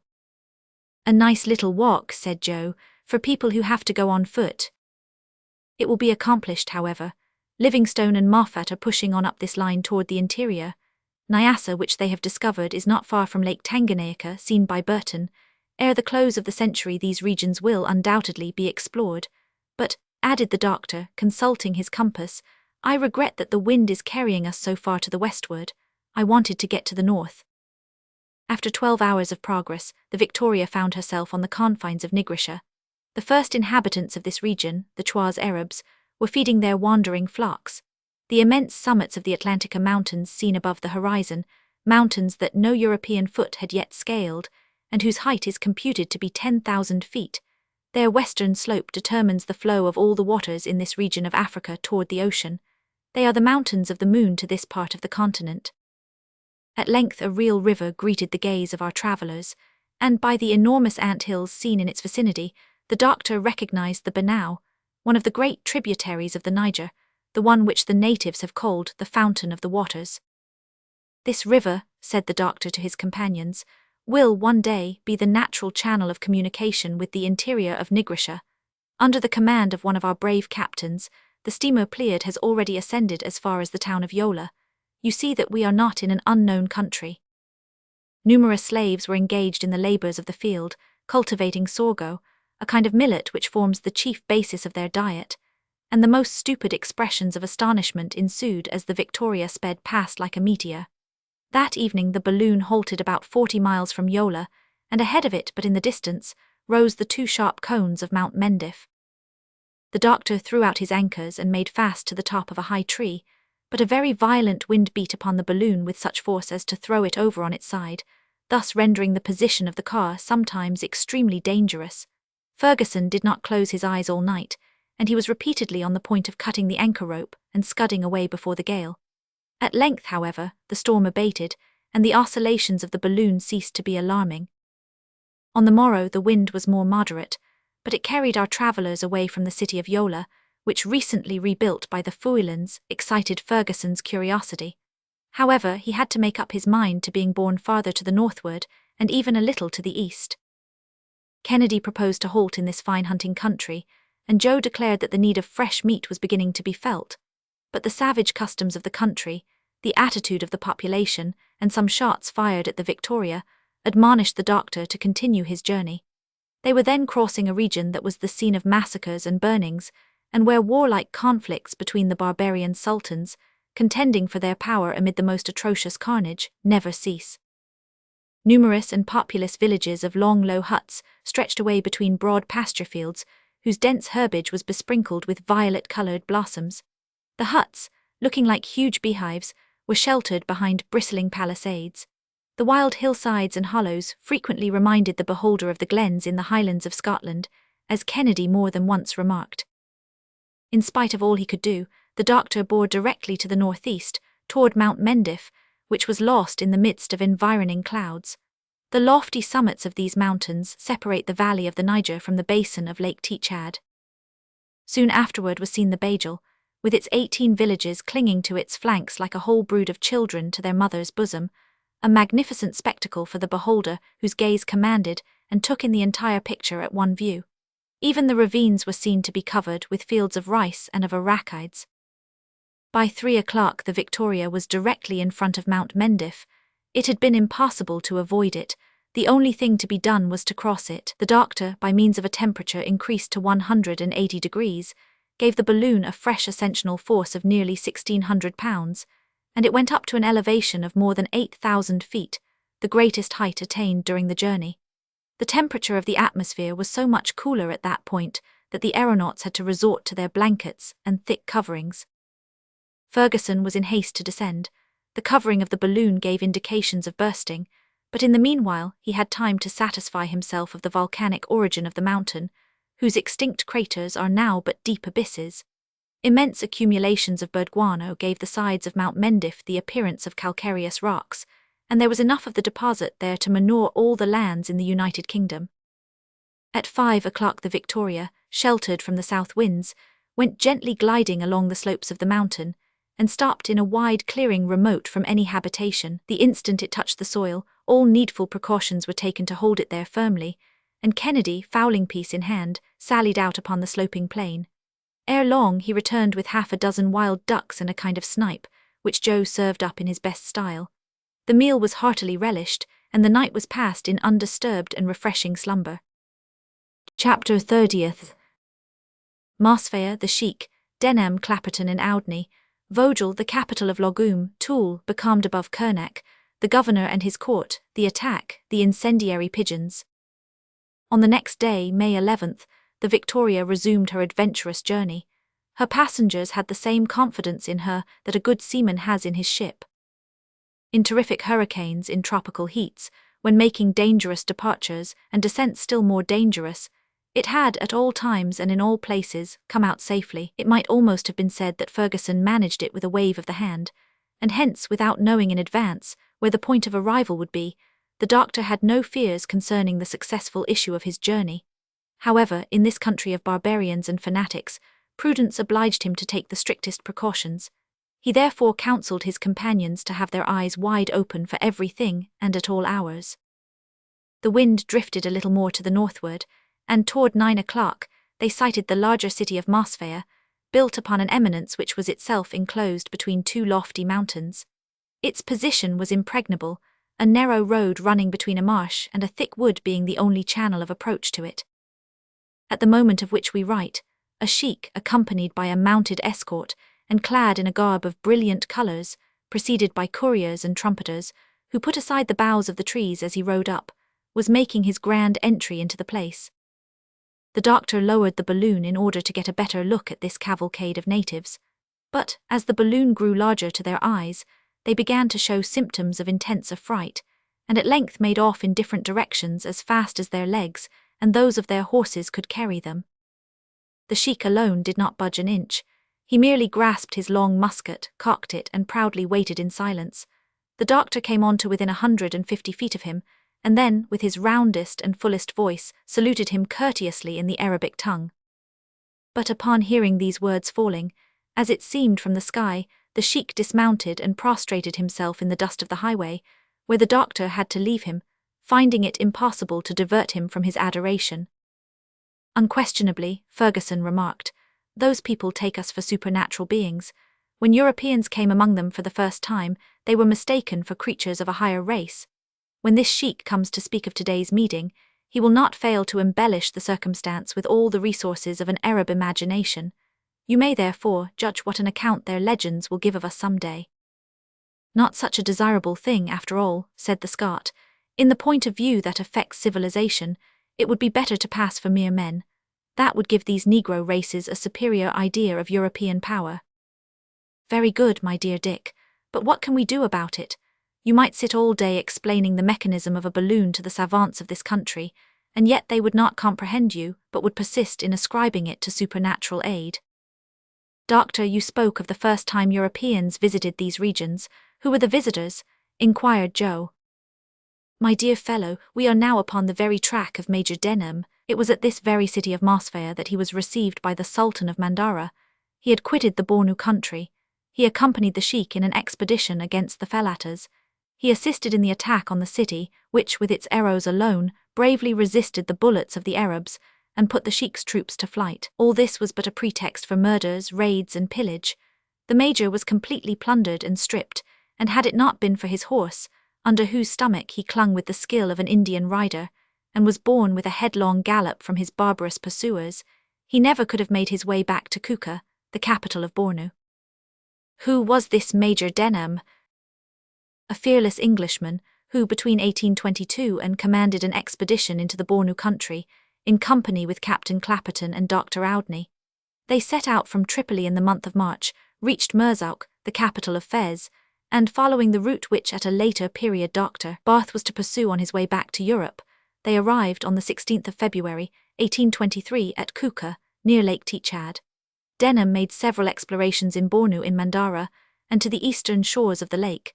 In the meantime, on the 15th of December, 1823, Captain Clapperton and Dr. Oudney had pushed their way through the southern country as far as Sakatu, and Oudney died of fatigue and exhaustion in the town of Murma. This part of Africa has, therefore, paid a heavy tribute of victims to the cause of science, said Kennedy. Yes, this country is fatal to travellers. We are moving directly toward the kingdom of Baghirmi, which Vogel traversed in 1856, so as to reach the Wadai country where he disappeared. This young man, at the age of 23, had been sent to cooperate with Dr. Barth. They met on the 1st of December, 1854, and thereupon commenced his explorations of the country.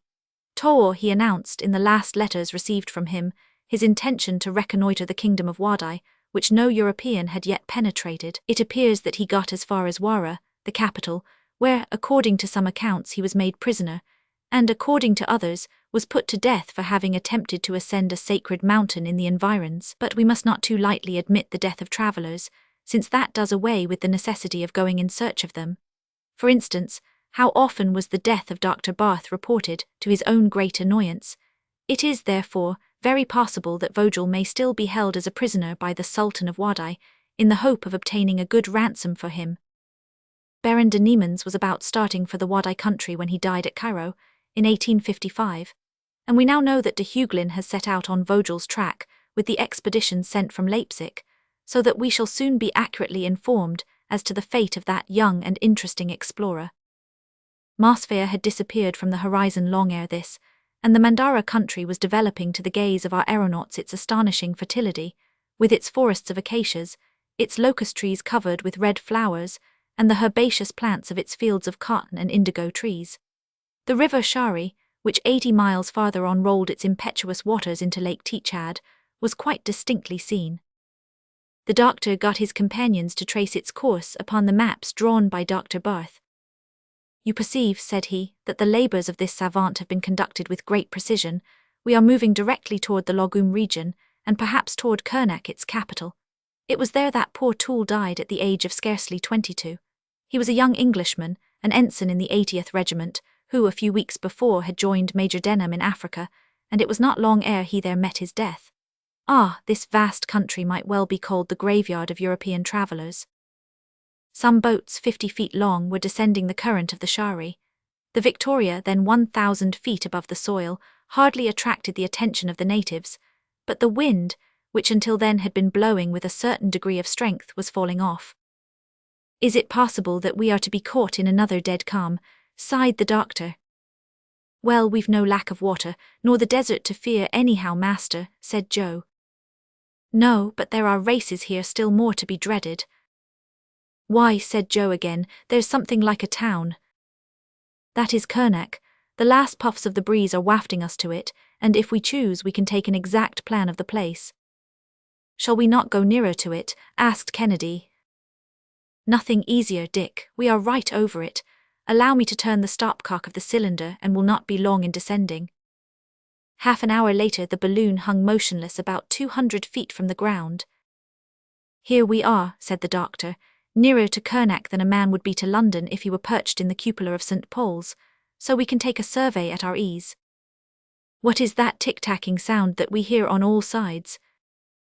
Joe looked attentively, and at length discovered that the noise they heard was produced by a number of weavers beating cloth stretched in the open air, on large trunks of trees. The capital of Logum could then be seen in its entire extent, like an unrolled chart. It is really a city with straight rows of houses and quite wide streets. In the midst of a large open space there was a slave market, attended by a great crowd of customers, for the Mandara women, who have extremely small hands and feet, are in excellent request, and can be sold at lucrative rates. At the sight of the Victoria, the scene so often produced occurred again. At first there were outcries, and then followed general stupefaction. Business was abandoned, work was flung aside, and all noise ceased. The aeronauts remained as they were, completely motionless, and lost not a detail of the populous city. They even went down to within 60 feet of the ground. Hereupon the governor of Logum came out from his residence, displaying his green standard, and accompanied by his musicians, who blew on hoarse buffalo horns, as though they would split their cheeks or anything else, excepting their own lungs. The crowd at once gathered around him. In the meanwhile Dr. Ferguson tried to make himself heard, but in vain. This population looked like proud and intelligent people, with their high foreheads, their almost aquiline noses and their curling hair, but the presence of the Victoria troubled them greatly. Horsemen could be seen galloping in all directions, and it soon became evident that the governor's troops were assembling to oppose so extraordinary a foe. Joe wore himself out waving handkerchiefs of every colour and shape to them, but his exertions were all to no purpose. However, the sheik, surrounded by his court, proclaimed silence and pronounced a discourse, of which the doctor could not understand a word. It was Arabic, mixed with Baghirmi. He could make out enough, however, by the universal language of gestures, to be aware that he was receiving a very polite invitation to depart. Indeed, he would have asked for nothing better, but for lack of wind, the thing had become impossible. His non-compliance, therefore, exasperated the governor, whose courtiers and attendants set up a furious howl to enforce immediate obedience on the part of the aerial monster. They were odd-looking fellows, those courtiers, with their 5 or 6 shirts swathed around their bodies. They had enormous stomachs, some of which actually seemed to be artificial. The doctor surprised his companions by informing them that this was the way to pay court to the Sultan. The rotundity of the stomach indicated the ambition of its possessor. These corpulent gentry gesticulated and bawled at the top of their voices, one of them particularly distinguishing himself above the rest, to such an extent indeed that he must have been a prime minister, at least, if the disturbance he made was any criterion of his rank. The common rabble of dusky denizens united their howlings with the uproar of the court, repeating their gesticulations like so many monkeys, and thereby producing a single and instantaneous movement of 10,000 arms at one time. To these means of intimidation, which were presently deemed insufficient, were added others still more formidable. Soldiers armed with bows and arrows were drawn up in line of battle, but by this time the balloon was expanding and rising quietly beyond their reach. Upon this the governor seized a musket and aimed it at the balloon, but Kennedy, who was watching him, shattered the uplifted weapon in the sheik's grasp. At this unexpected blow there was a general rout. Every mother's son of them scampered for his dwelling with the utmost celerity, and stayed there, so that the streets of the town were absolutely deserted for the remainder of that day. Night came, and not a breath of wind was stirring. The aeronauts had to make up their minds to remain motionless at the distance of but 300 feet above the ground. Not a fire or light shone in the deep gloom, and around reigned the silence of death. But the doctor only redoubled his vigilance, as this apparent quiet might conceal some snare. And he had reason to be watchful. About midnight the whole city seemed to be in a blaze. Hundreds of streaks of flame crossed each other and shot to and fro in the air like rockets, forming a regular network of fire. "That's really curious," said the doctor, somewhat puzzled to make out what it meant. "By all that's glorious," shouted Kennedy, "it looks as if the fire were ascending and coming up toward us." And sure enough, with an accompaniment of musket shots, yelling, and din of every description, the mass of fire was indeed mounting toward the Victoria. Joe got ready to throw out ballast, and Ferguson was not long at guessing the truth. Thousands of pigeons, their tails garnished with combustibles, had been set loose and driven toward the Victoria, and now, in their terror, they were flying high up, zigzagging the atmosphere with lines of fire. Kennedy was preparing to discharge all his batteries into the middle of the ascending multitude, but what could he have done against such a numberless army? The pigeons were already whisking around the car. They were even surrounding the balloon, the sides of which, reflecting their illumination, looked as though enveloped with a network of fire. The doctor dared hesitate no longer, and throwing out a fragment of quartz, he kept himself beyond the reach of these dangerous assailants, and for 2 hours afterward he could see them wandering hither and thither through the darkness of the night, until little by little their light diminished, and they one by one died out. "Now we may sleep in quiet," said the doctor. "Not badly got up for barbarians," mused friend Joe, speaking his thoughts aloud. "Oh, they employ these pigeons frequently, to set fire to the thatch of hostile villages, but this time the village mounted higher than they could go. Why, positively, a balloon need fear no enemies." "Yes, indeed it may," objected Ferguson. "What are they then, doctor?" "They are the careless people in the car. So, my friends, let us have vigilance in all places and at all times." Chapter 31. Departure in the night time. All three, Kennedy's instincts, precautions, the course of the Shari River, Lake Teachad, the water of the lake, the hippopotamus, one bullet thrown away. About 3 o'clock in the morning, Joe, who was then on watch, at length saw the city move away from beneath his feet. The Victoria was once again in motion, and both the doctor and Kennedy awoke. The former consulted his compass, and saw with satisfaction that the wind was carrying them toward the northeast. "We are in luck," said he.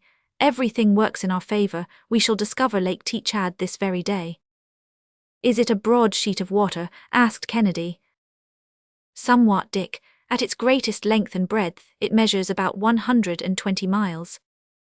It will spice our trip, with a little variety to sail over a spacious sheet of water. After all, though, I don't see that we have much to complain of on that score. Our trip has been very much varied indeed, and moreover we are getting on under the best possible conditions." "Unquestionably so. Excepting those privations on the desert, we have encountered no serious danger. It is not to be denied that our noble balloon has behaved wonderfully well. Today is May 12th, and we started on the 18th of April. That makes 25 days of journeying. In 10 days more we shall have reached our destination." "Where is that?" "I do not know, but what does that signify?" "You are right again, Samuel. Let us entrust to Providence the care of guiding us and of keeping us in good health as we are now. We don't look much as though we had been crossing the most pestilential country in the world. We had an opportunity of getting up in life, and that's what we have done." "Hurrah for trips in the air," cried Joe. "Here we are at the end of 25 days in good condition, well fed and well rested. We've had too much rest, in fact, for my legs begin to feel rusty, and I wouldn't be vexed a bit to stretch them with a run of 30 miles or so." "You can do that, Joe, in the streets of London, but in fine we set out 3 together, like Denham, Clapperton and Overweg, like Bath, Richardson and Vogel, and more fortunate than our predecessors here, we are 3 in number still, but it is most important for us not to separate. If, while one of us was on the ground, the Victoria should have to ascend in order to escape some sudden danger, who knows whether we should ever see each other again. Therefore it is that I say again to Kennedy frankly that I do not like his going off alone to hunt. But still, Samuel, you will permit me to indulge that fancy a little. There is no harm in renewing our stock of provisions. Besides, before our departure, you held out to me the prospect of some superb hunting, and thus far I have done but little in the line of the Andersons and Cummings.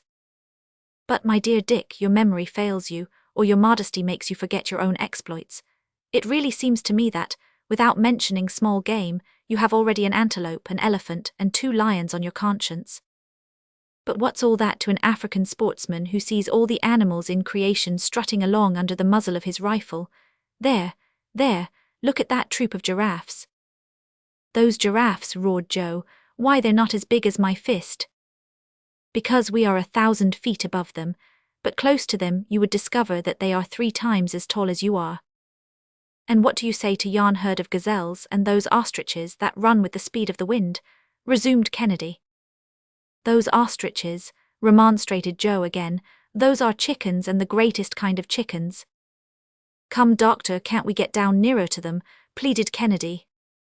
We can get closer to them, Dick, but we must not land, and what good will it do you to strike down those poor animals when they can be of no use to you? Now, if the question were to destroy a lion, a tiger, a cat, a hyena, I could understand it, but to deprive an antelope or a gazelle of life, to no other purpose than the gratification of your instincts as a sportsman, seems hardly worth the trouble. But after all, my friend, we are going to keep at about 100 feet only from the soil, and should you see any ferocious wild beast, oblige us by sending a ball through its heart. The Victoria descended gradually, but still keeping at a safe height, for in a barbarous yet very populous country, it was necessary to keep on the watch for unexpected perils. The travellers were then directly following the course of the Shari. The charming banks of this river were hidden beneath the foliage of trees of various dyes. Lianas and climbing plants wound in and out on all sides, and formed the most curious combinations of colour. Crocodiles were seen basking in the broad blaze of the sun, or plunging beneath the waters with the agility of lizards, and in their gambols they sported about among the many green islands that intercept the current of the stream. It was thus, in the midst of rich and verdant landscapes, that our travellers passed over the district of Mafate, and about 9 o'clock in the morning reached the southern shore of Lake Tchad. There it was at last, outstretched before them, that Caspian Sea of Africa, the existence of which was so long consigned to the realms of fable, that interior expanse of water to which only Denham's and Barth's expeditions had been able to force their way. The doctor strove in vain to fix its precise configuration upon paper. It had already changed greatly since 1847. In fact, the chart of Lake Tchad is very difficult to trace with exactitude, for it is surrounded by muddy and almost impassable morasses, in which Barth thought that he was doomed to perish. From year to year these marshes, covered with reeds and papyrus 15 feet high, become the lake itself. Frequently, too, the villages on its shores are half submerged, as was the case with Ngornu in 1856, and now the hippopotamus and the alligator frisk and dive where the dwellings of Bornu once stood. The sun shot his dazzling rays over this placid sheet of water, and toward the north the two elements merged into one and the same horizon. The doctor was desirous of determining the character of the water, which was long believed to be salt. There was no danger in descending close to the lake, and the car was soon skimming its surface like a bird at the distance of only 5 feet. Joe plunged a bottle into the lake and drew it up half filled. The water was then tasted and found to be but little fit for drinking, with a certain carbonate of soda flavour. While the doctor was jotting down the result of this experiment, the loud report of a gun was heard close beside him. Kennedy had not been able to resist the temptation of firing at a huge hippopotamus. The latter, who had been basking quietly, disappeared at the sound of the explosion, but did not seem to be otherwise incommoded by Kennedy's conical bullet. "You'd have done better if you had harpooned him," said Joe. "But how?" "With one of our anchors. It would have been a hook just big enough for such a rousing beast as that." "Humph," ejaculated Kennedy. "Joe really has an idea this time." "Which I beg of you not to put into execution," interposed the doctor. "The animal would very quickly have dragged us where we could not have done much to help ourselves, and where we have no business to be. Especially now since we've settled the question as to what kind of water there is in Lake Tchad. Is that sort of fish good to eat, Dr. Ferguson?" "That fish, as you call it, Joe, is really a mammiferous animal of the pachydermal species. Its flesh is said to be excellent, and is an article of important trade between the tribes living along the borders of the lake." "Then I'm sorry that Mr. Kennedy's shot didn't do more damage." "The animal is vulnerable only in the stomach and between the thighs. Dick's ball hasn't even marked him, but should the ground strike me as favourable, we shall halt at the northern end of the lake, where Kennedy will find himself in the midst of a whole menagerie, and can make up for lost time." "Well," said Joe, "I hope then that Mr. Kennedy will hunt the hippopotamus a little. I'd like to taste the meat of that queer-looking beast. It doesn't look exactly natural to get away into the centre of Africa to feed on snipe and partridge, just as if we were in England." Chapter 32.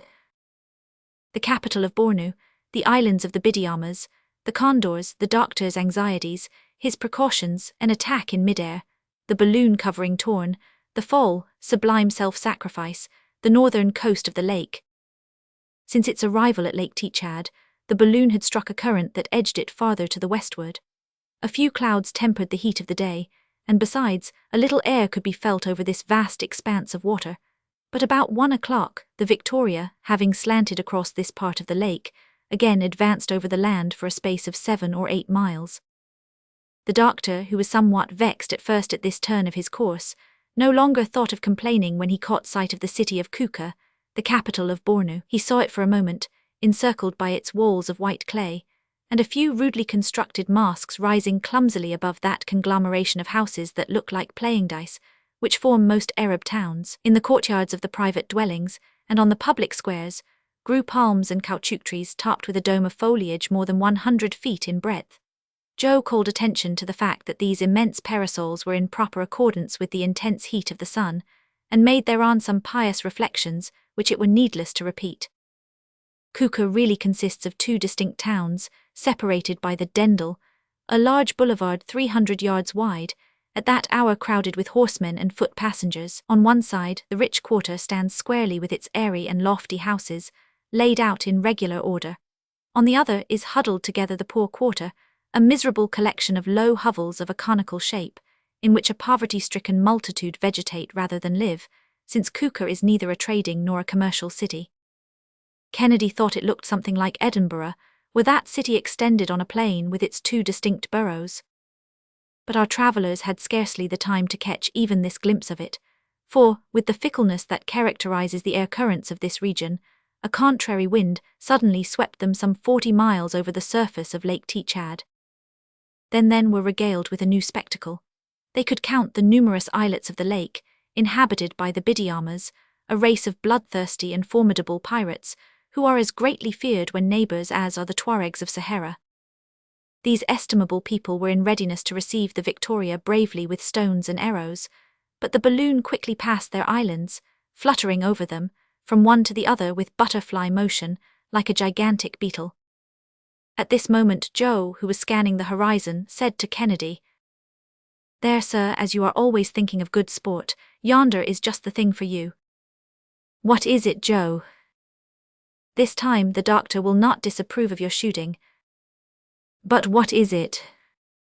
"Don't you see that flock of big birds making for us?"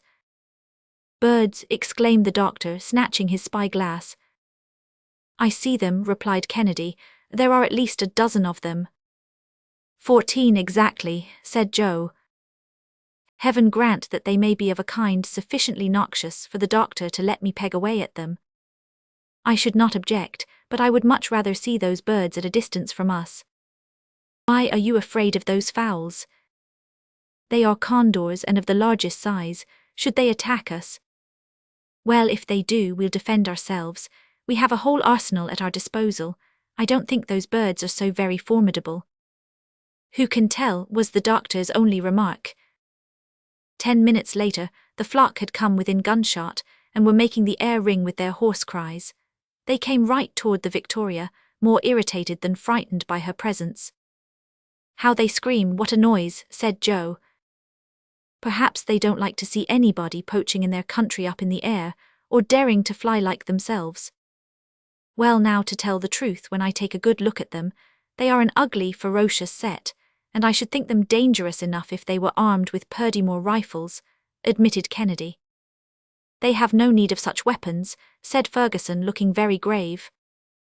The condors flew around them in wide circles, their flight growing gradually closer and closer to the balloon. They swept through the air in rapid, fantastic curves, occasionally precipitating themselves headlong with the speed of a bullet, and then breaking their line of projection by an abrupt and daring angle. The doctor, much disquieted, resolved to ascend so as to escape this dangerous proximity. He therefore dilated the hydrogen in his balloon, and it rapidly rose. But the condors mounted with him, apparently determined not to part company. "They seem to mean mischief," said the hunter, cocking his rifle. And in fact they were swooping nearer, and more than one came within 50 feet of them, as if defying the firearms. By George, I'm itching to let them have it, exclaimed Kennedy. No, Dick, not now, don't exasperate them needlessly. That would only be exciting them to attack us. But I could soon settle those fellows. You may think so, Dick, but you are wrong. Why, we have a bullet for each of them. And suppose that they were to attack the upper part of the balloon, what would you do? How would you get at them? Just imagine yourself in the presence of a troop of lions on the plain, or a school of sharks in the open ocean. For travelers in the air, this situation is just as dangerous. Are you speaking seriously, Doctor? Very seriously, Dick. Let us wait, then.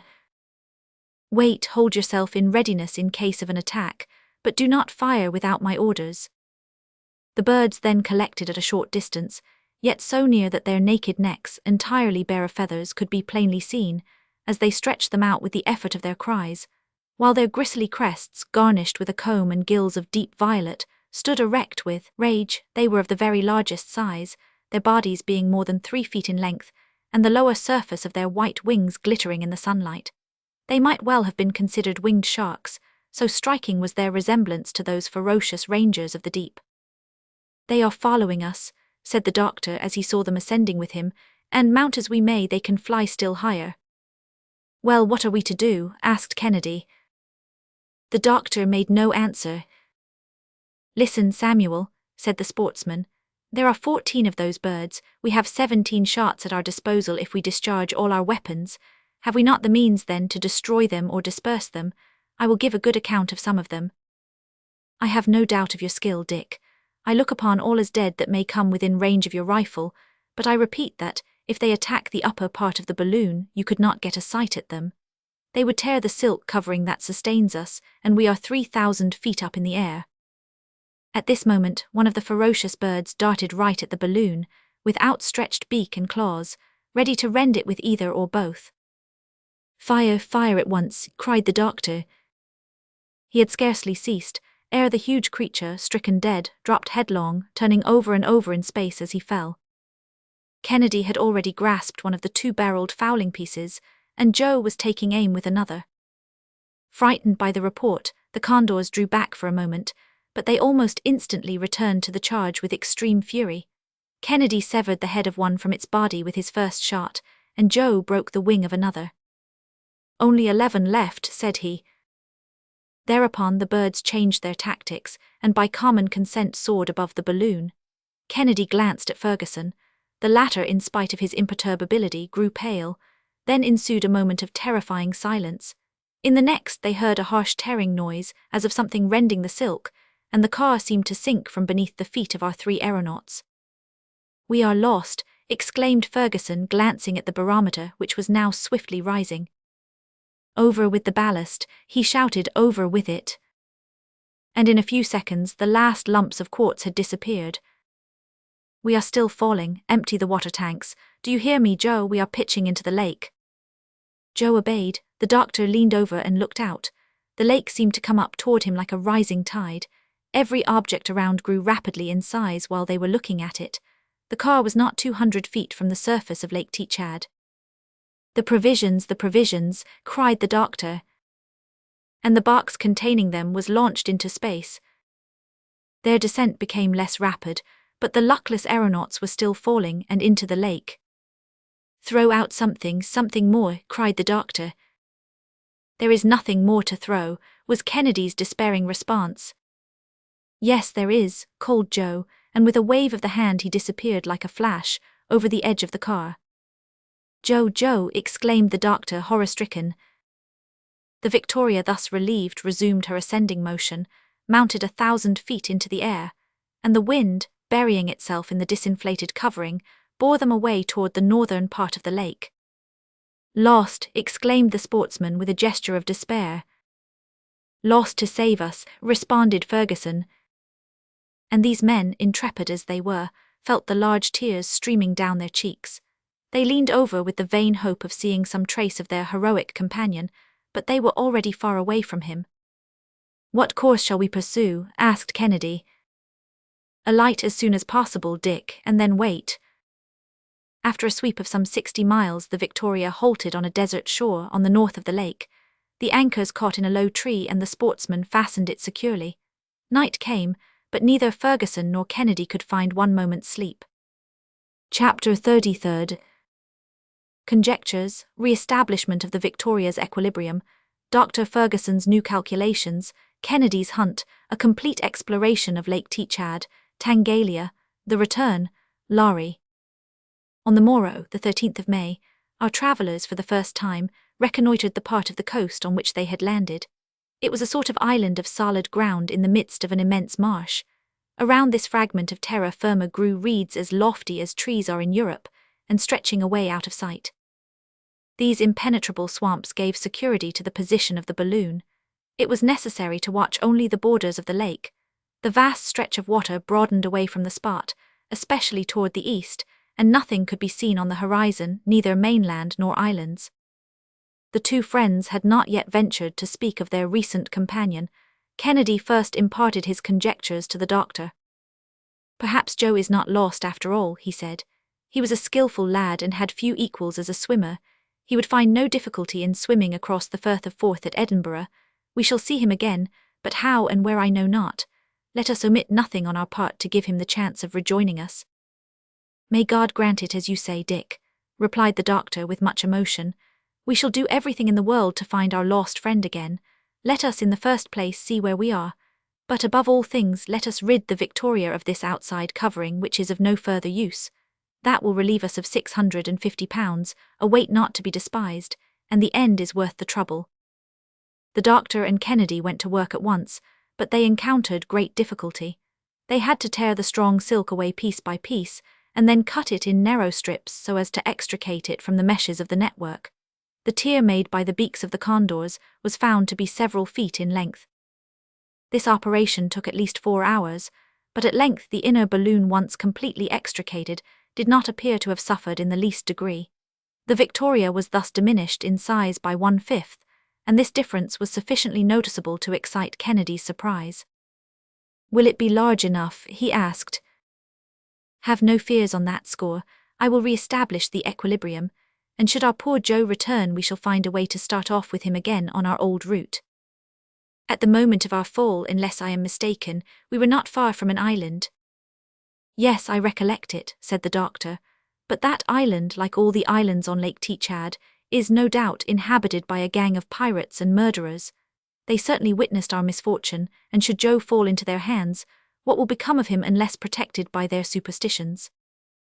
"Oh, he's just the lad to get safely out of the scrape, I repeat. I have great confidence in his shrewdness and skill." "I hope so.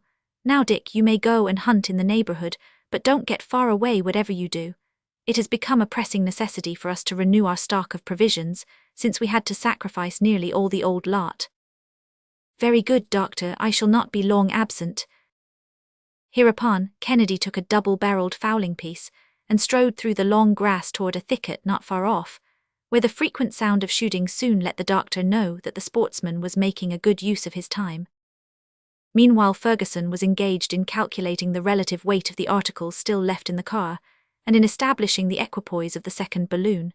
He found that there were still left some 30 pounds of pemmican, a supply of tea and coffee, about 1.5 gallons of brandy, and 1 empty water tank.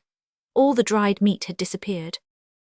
The doctor was aware that, by the loss of the hydrogen in the first balloon, the ascensional force at his disposal was now reduced to about 900 pounds. He therefore had to count upon this difference in order to rearrange his equilibrium.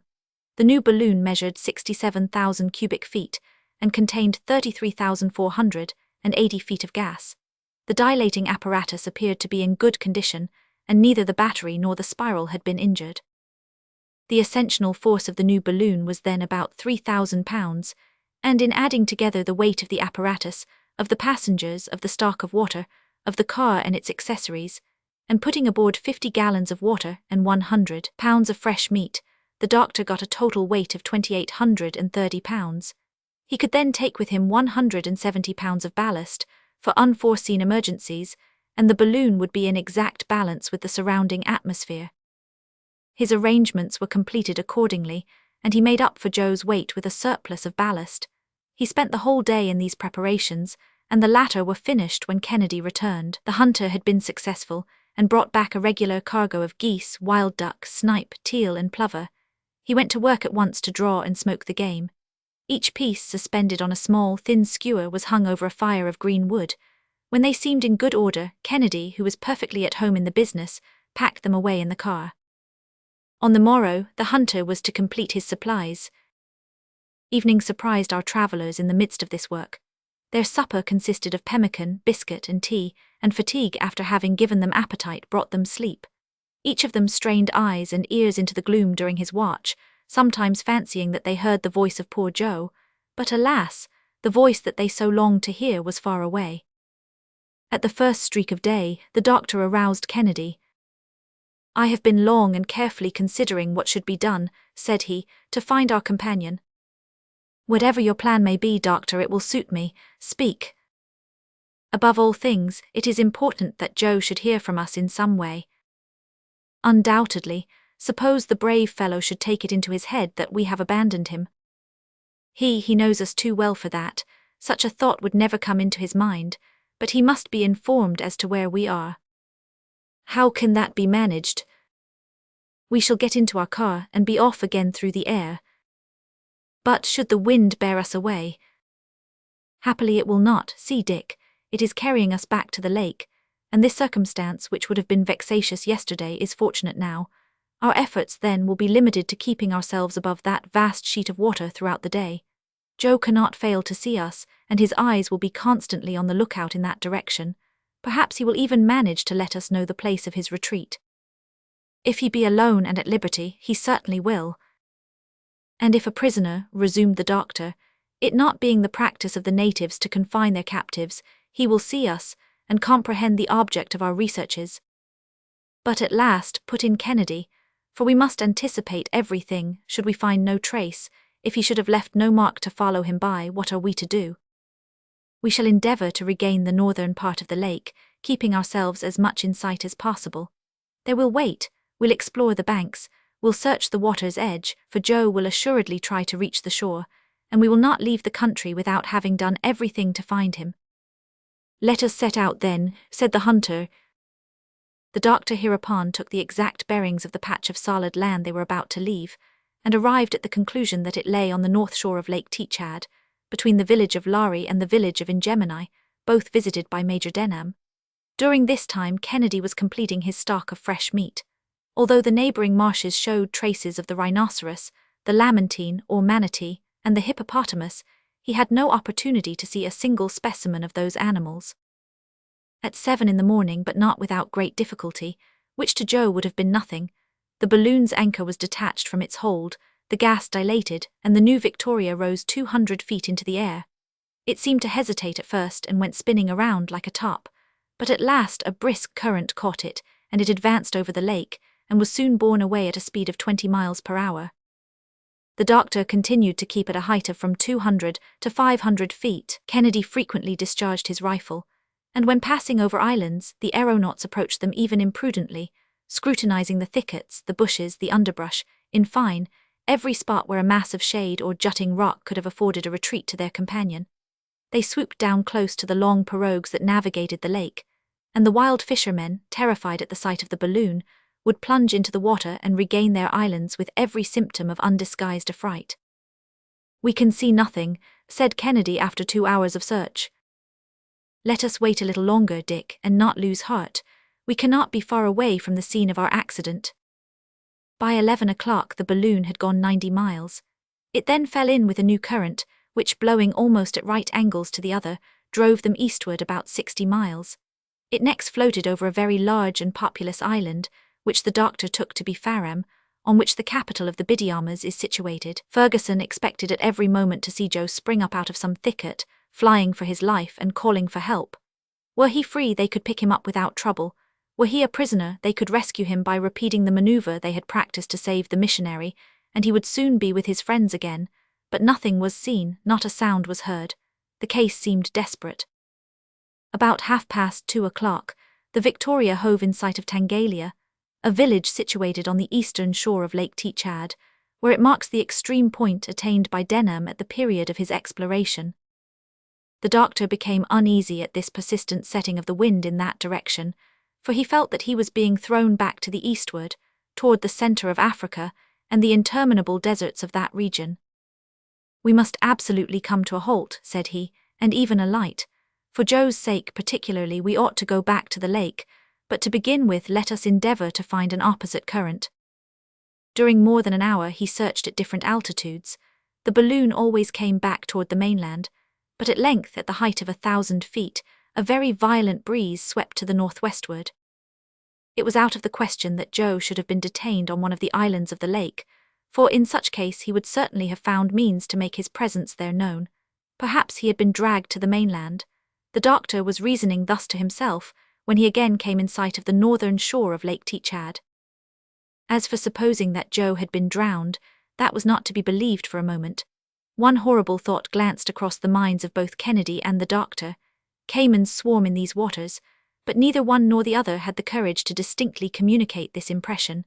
However, it came up to them so forcibly at last that the doctor said, without further preface, "Crocodiles are found only on the shores of the islands or of the lake, and Joe will have skill enough to avoid them. Besides, they are not very dangerous, and the Africans bathe with impunity and quite fearless of their attacks." Kennedy made no reply. He preferred keeping quiet to discussing this terrible possibility. The doctor made out the town of Lari about 5 o'clock in the evening. The inhabitants were at work gathering in their cotton crop in front of their huts, constructed of woven reeds, and standing in the midst of clean and neatly kept enclosures.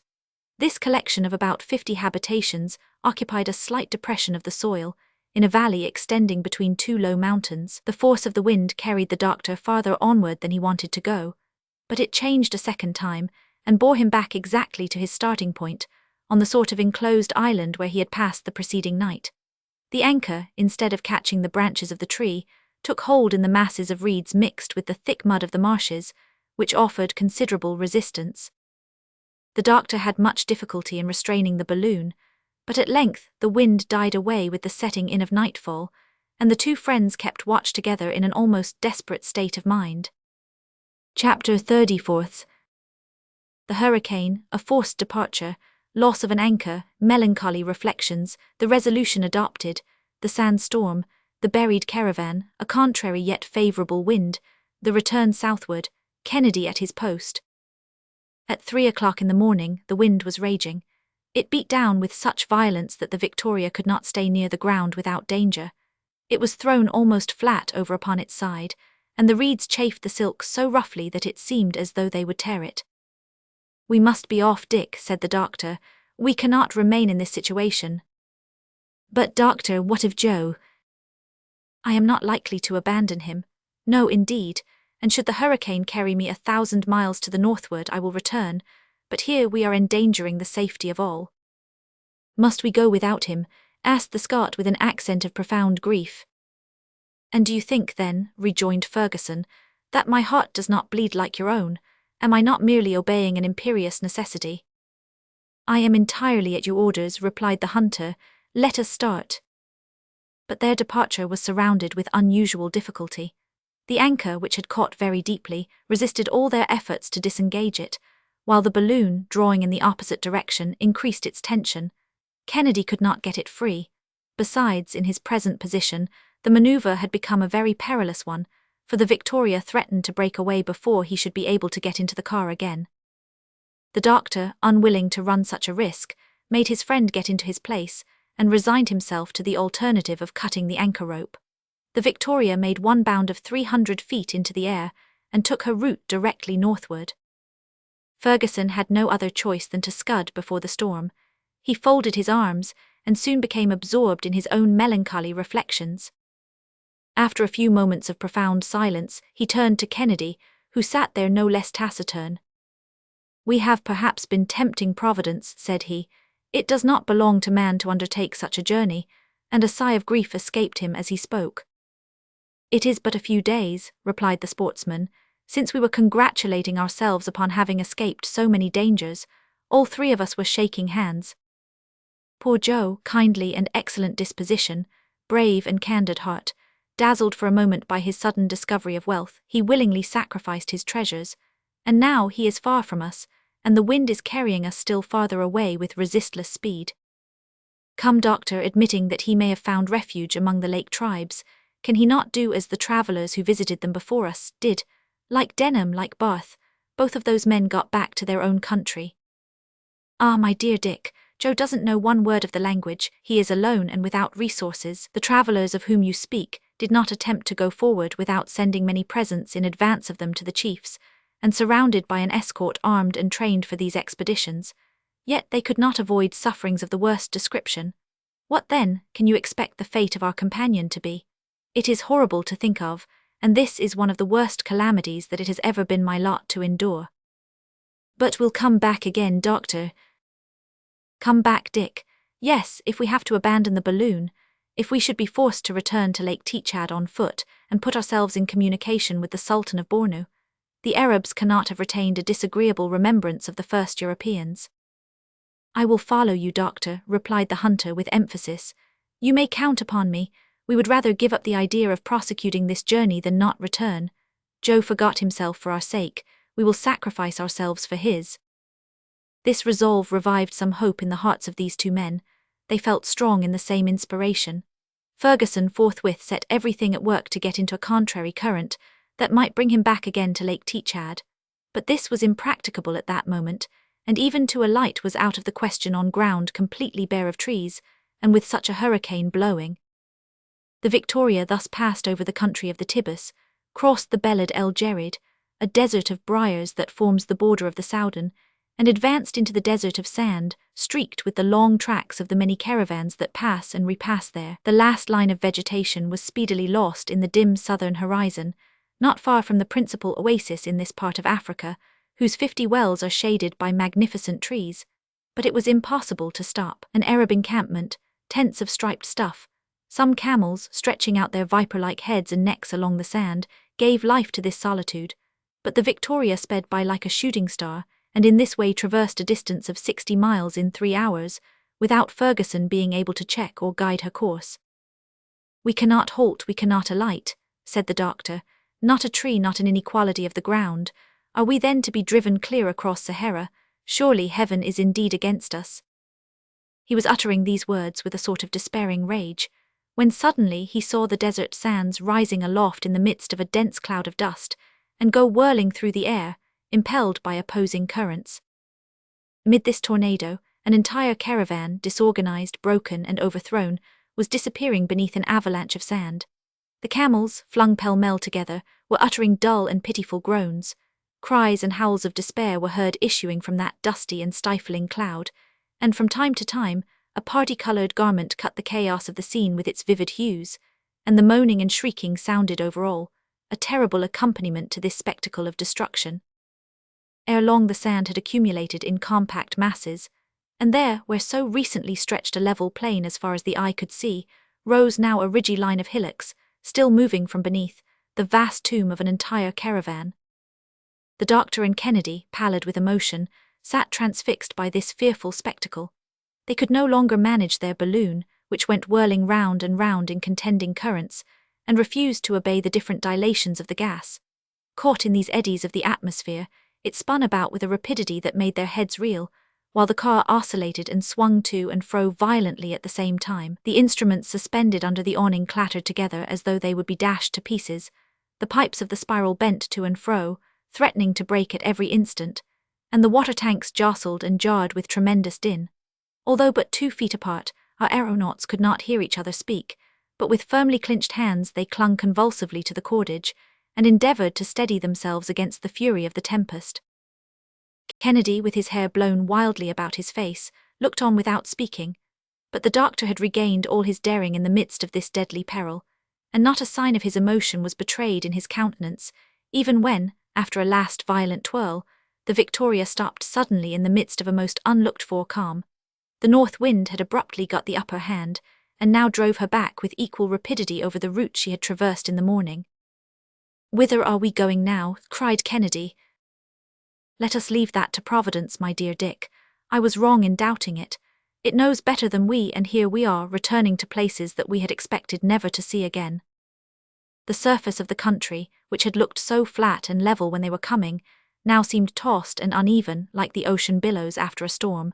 a long succession of hillocks that had scarcely settled to their places yet indented the desert. The wind blew furiously, and the balloon fairly flew through the atmosphere. The direction taken by our aeronauts differed somewhat from that of the morning, and thus about 9 o'clock, instead of finding themselves again near the borders of Lake Teachad, they saw the desert still stretching away before them. Kennedy remarked the circumstance. "It matters little," replied the doctor. "The important point is to return southward. We shall come across the towns of Bornu, Wadi or Kuka, and I should not hesitate to halt there." "If you are satisfied, I am content," replied the Scot. "But heaven grant that we may not be reduced to cross the desert, as those unfortunate Arabs had to do. What we saw was frightful." "It often happens, Dick. These trips across the desert are far more perilous than those across the ocean. The desert has all the dangers of the sea, including the risk of being swallowed up, and added thereto are unendurable fatigues and privations. I think the wind shows some symptoms of moderating, the sand dust is less dense, the undulations of the surface are diminishing, and the sky is growing clearer. So much the better. We must now reconnoitre attentively with our glasses, and take care not to omit a single point." "I will look out for that, Doctor, and not a tree shall be seen without my informing you of it." And suiting the action to the word, Kennedy took his station, spyglass in hand, at the forward part of the car. Chapter 35. What happened to Joe? The island of the Bidyamas, the adoration shown him, the island that sank, the shores of the lake, the tree of the serpents, the foot tramp, terrible suffering, mosquitoes and ants, hunger, the Victoria scene, she disappears, the swamp, one last despairing cry. What had become of Joe, while his master was thus vainly seeking for him? When he had dashed headlong into the lake, his first movement on coming to the surface was to raise his eyes and look upward. He saw the Victoria already risen far above the water, still rapidly ascending and growing smaller and smaller. It was soon caught in a rapid current and disappeared to the northward. His master, both his friends were saved. "How lucky it was," thought he, "that I had that idea to throw myself out into the lake. Mr. Kennedy would soon have jumped at it, and he would not have hesitated to do as I did, for nothing's more natural than for one man to give himself up to save two others. That's mathematics." Satisfied on this point, Joe began to think of himself. He was in the middle of a vast lake, surrounded by tribes unknown to him and probably ferocious. All the greater reason why he should get out of the scrape by depending only on himself, and so he gave himself no farther concern about it. Before the attack by the birds of prey, which according to him had behaved like real condors, he had noticed an island on the horizon, and determining to reach it if possible, he put forth all his knowledge and skill in the art of swimming, after having relieved himself of the most troublesome part of his clothing. The idea of a stretch of 5 or 6 miles by no means disconcerted him, and therefore, so long as he was in the open lake, he thought only of striking out straight ahead and manfully. In about an hour and a half, the distance between him and the island had greatly diminished. But as he approached the land, a thought, at first fleeting and then tenacious, arose in his mind. He knew that the shores of the lake were frequented by huge alligators, and was well aware of the voracity of those monsters. Now, no matter how much he was inclined to find everything in this world quite natural, the worthy fellow was no little disturbed by this reflection. He feared greatly lest white flesh like his might be particularly acceptable to the dreaded brutes, and advanced only with extreme precaution, his eyes on the alert on both sides and all around him. At length, he was not more than 100 yards from a bank, covered with green trees, when a puff of air strongly impregnated with a musky odour reached him. "There," said he to himself, "just what I expected. The crocodile isn't far off." With this he dived swiftly, but not sufficiently so to avoid coming into contact with an enormous body, the scaly surface of which scratched him as he passed. He thought himself lost and swam with desperate energy. Then he rose again to the top of the water, took breath and dived once more. Thus passed a few minutes of unspeakable anguish, which all his philosophy could not overcome, for he thought, all the while, that he heard behind him the sound of those huge jaws ready to snap him up forever. In this state of mind, he was striking out under the water as noiselessly as possible, when he felt himself seized by the arm, and then by the waist.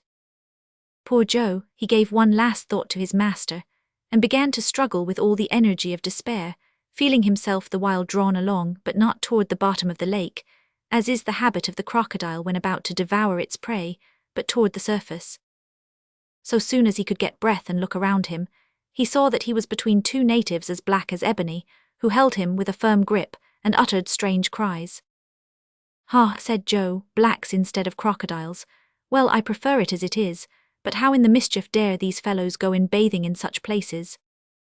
Joe was not aware that the inhabitants of the islands of Lake Teachad, like many other Negro tribes, plunge with impunity into sheets of water infested with crocodiles and caimans, and without troubling their heads about them. The amphibious denizens of this lake enjoy the well-deserved reputation of being quite inoffensive. But had not Joe escaped one peril only to fall into another? That was a question which he left events to decide, and since he could not do otherwise, he allowed himself to be conducted to the shore without manifesting any alarm. Evidently, thought he, these chaps saw the Victoria skimming the waters of the lake like a monster of the air. They were the distant witnesses of my tumble, and they can't fail to have some respect for a man that fell from the sky. Let them have their own way then. Joe was at this stage of his meditations when he was landed amid a yelling crowd of both sexes, and all ages and sizes, but not of all colours. In fine, he was surrounded by a tribe of Bidyamas as black as jet.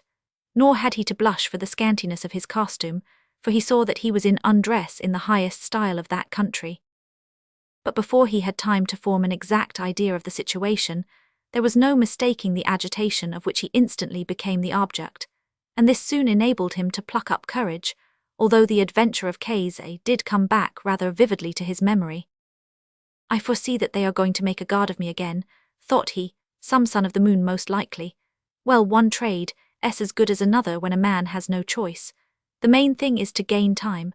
Should the Victoria pass this way again, I'll take advantage of my new position to treat my worshippers here to a miracle when I go sailing up into the sky." While Joe's thoughts were running thus, the throng pressed around him. They prostrated themselves before him, they howled, they felt him, they became even annoyingly familiar, but at the same time they had the consideration to offer him a superb banquet consisting of sour milk and rice pounded in honey. The worthy fellow, making the best of everything, took one of the heartiest luncheons he ever ate in his life, and gave his new adorers an exalted idea of how the gods tuck away their food upon grand occasions.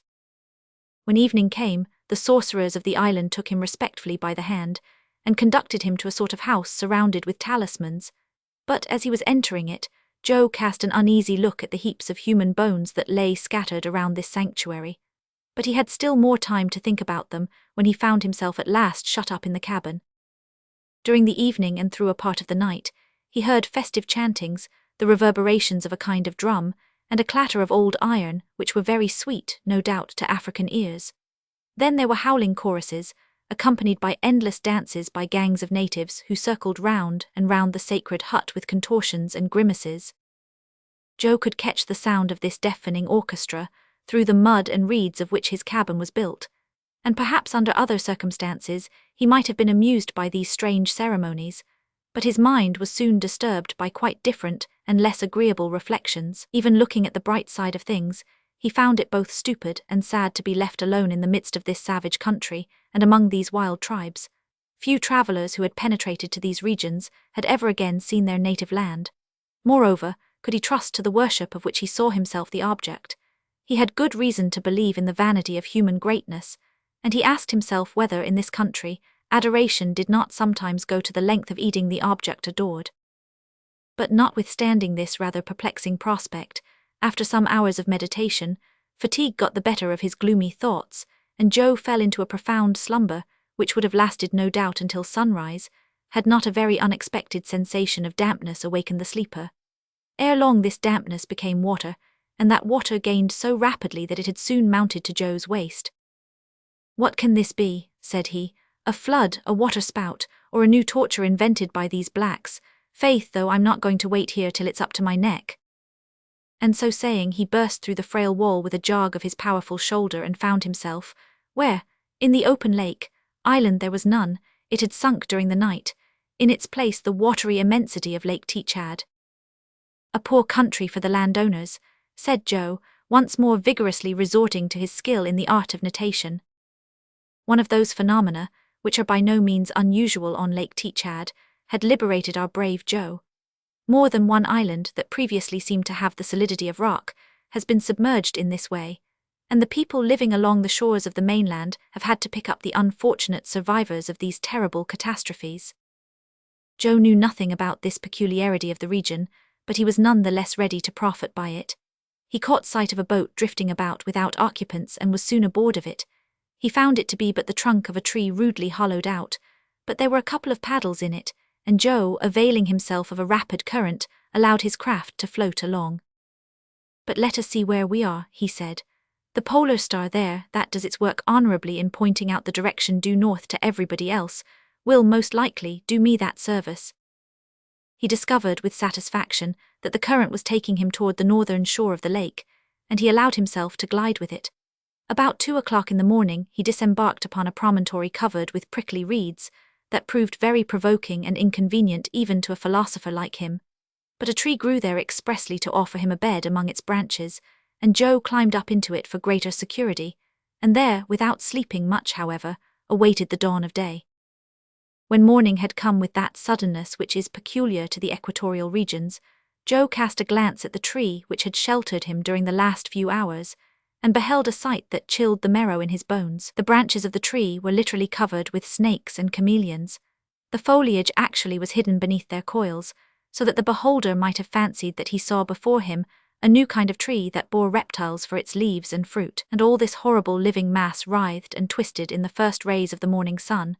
Joe experienced a keen sensation or terror mingled with disgust as he looked at it, and he leaped precipitately from the tree amid the hissings of these new and unwelcome bedfellows. "Now there's something that I would never have believed," said he.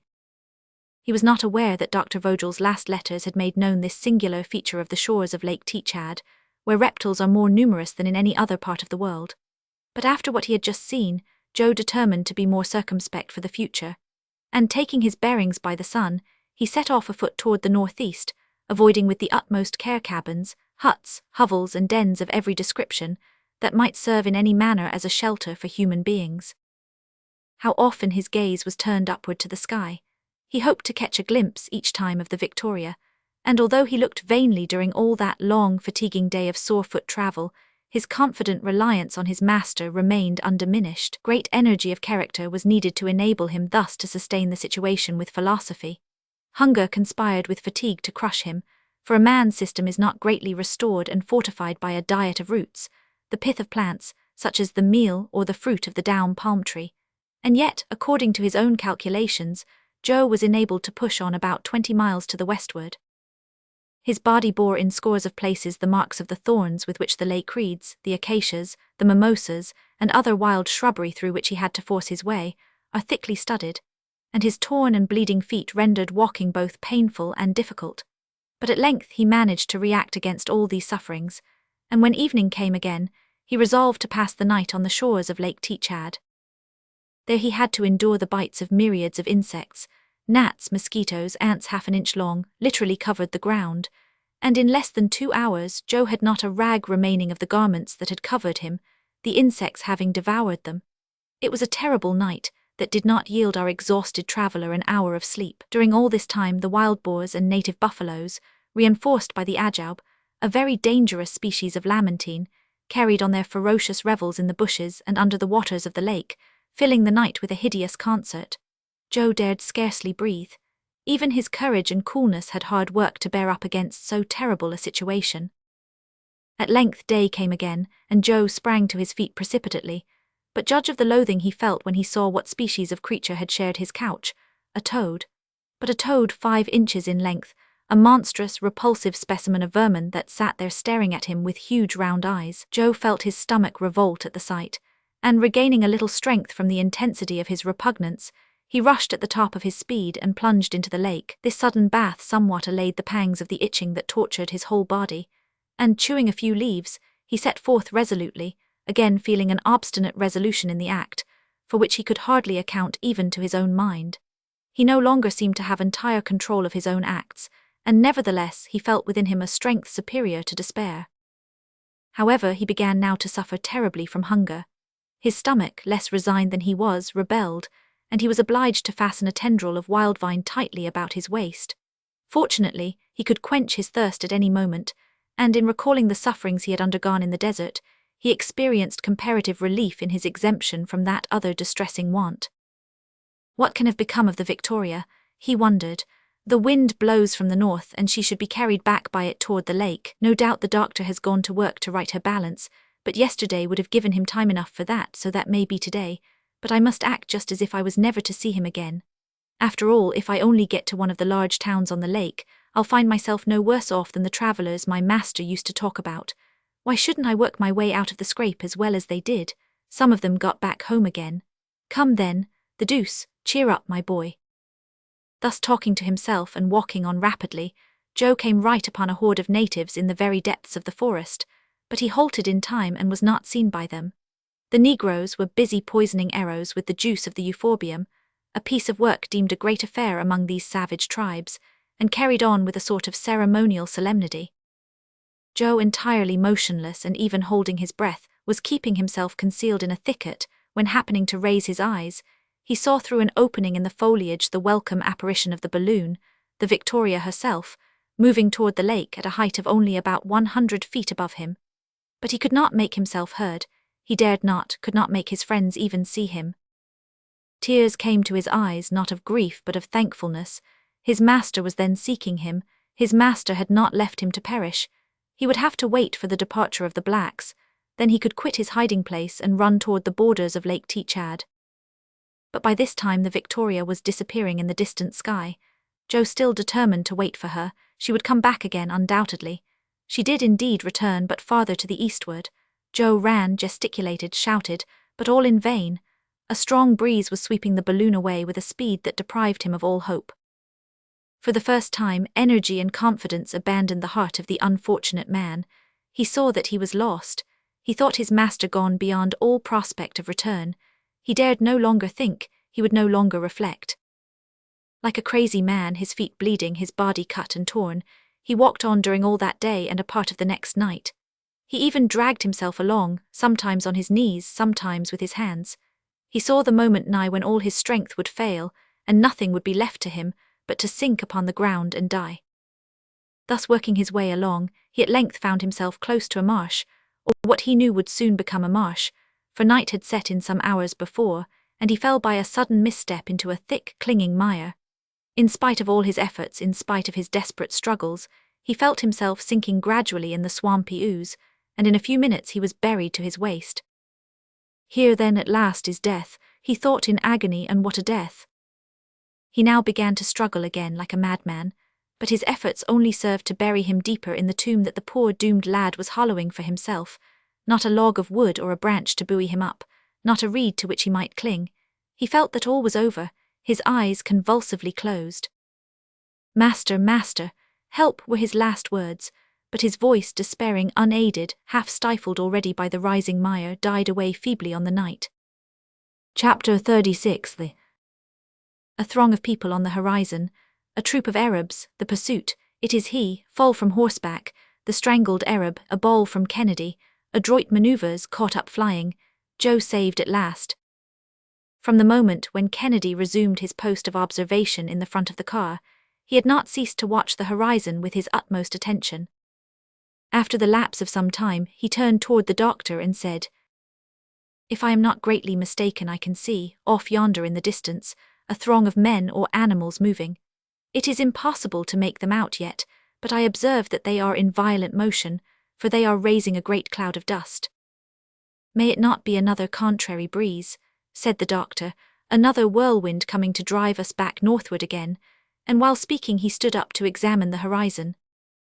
"I think not, Samuel, it is a troop of gazelles or of wild oxen."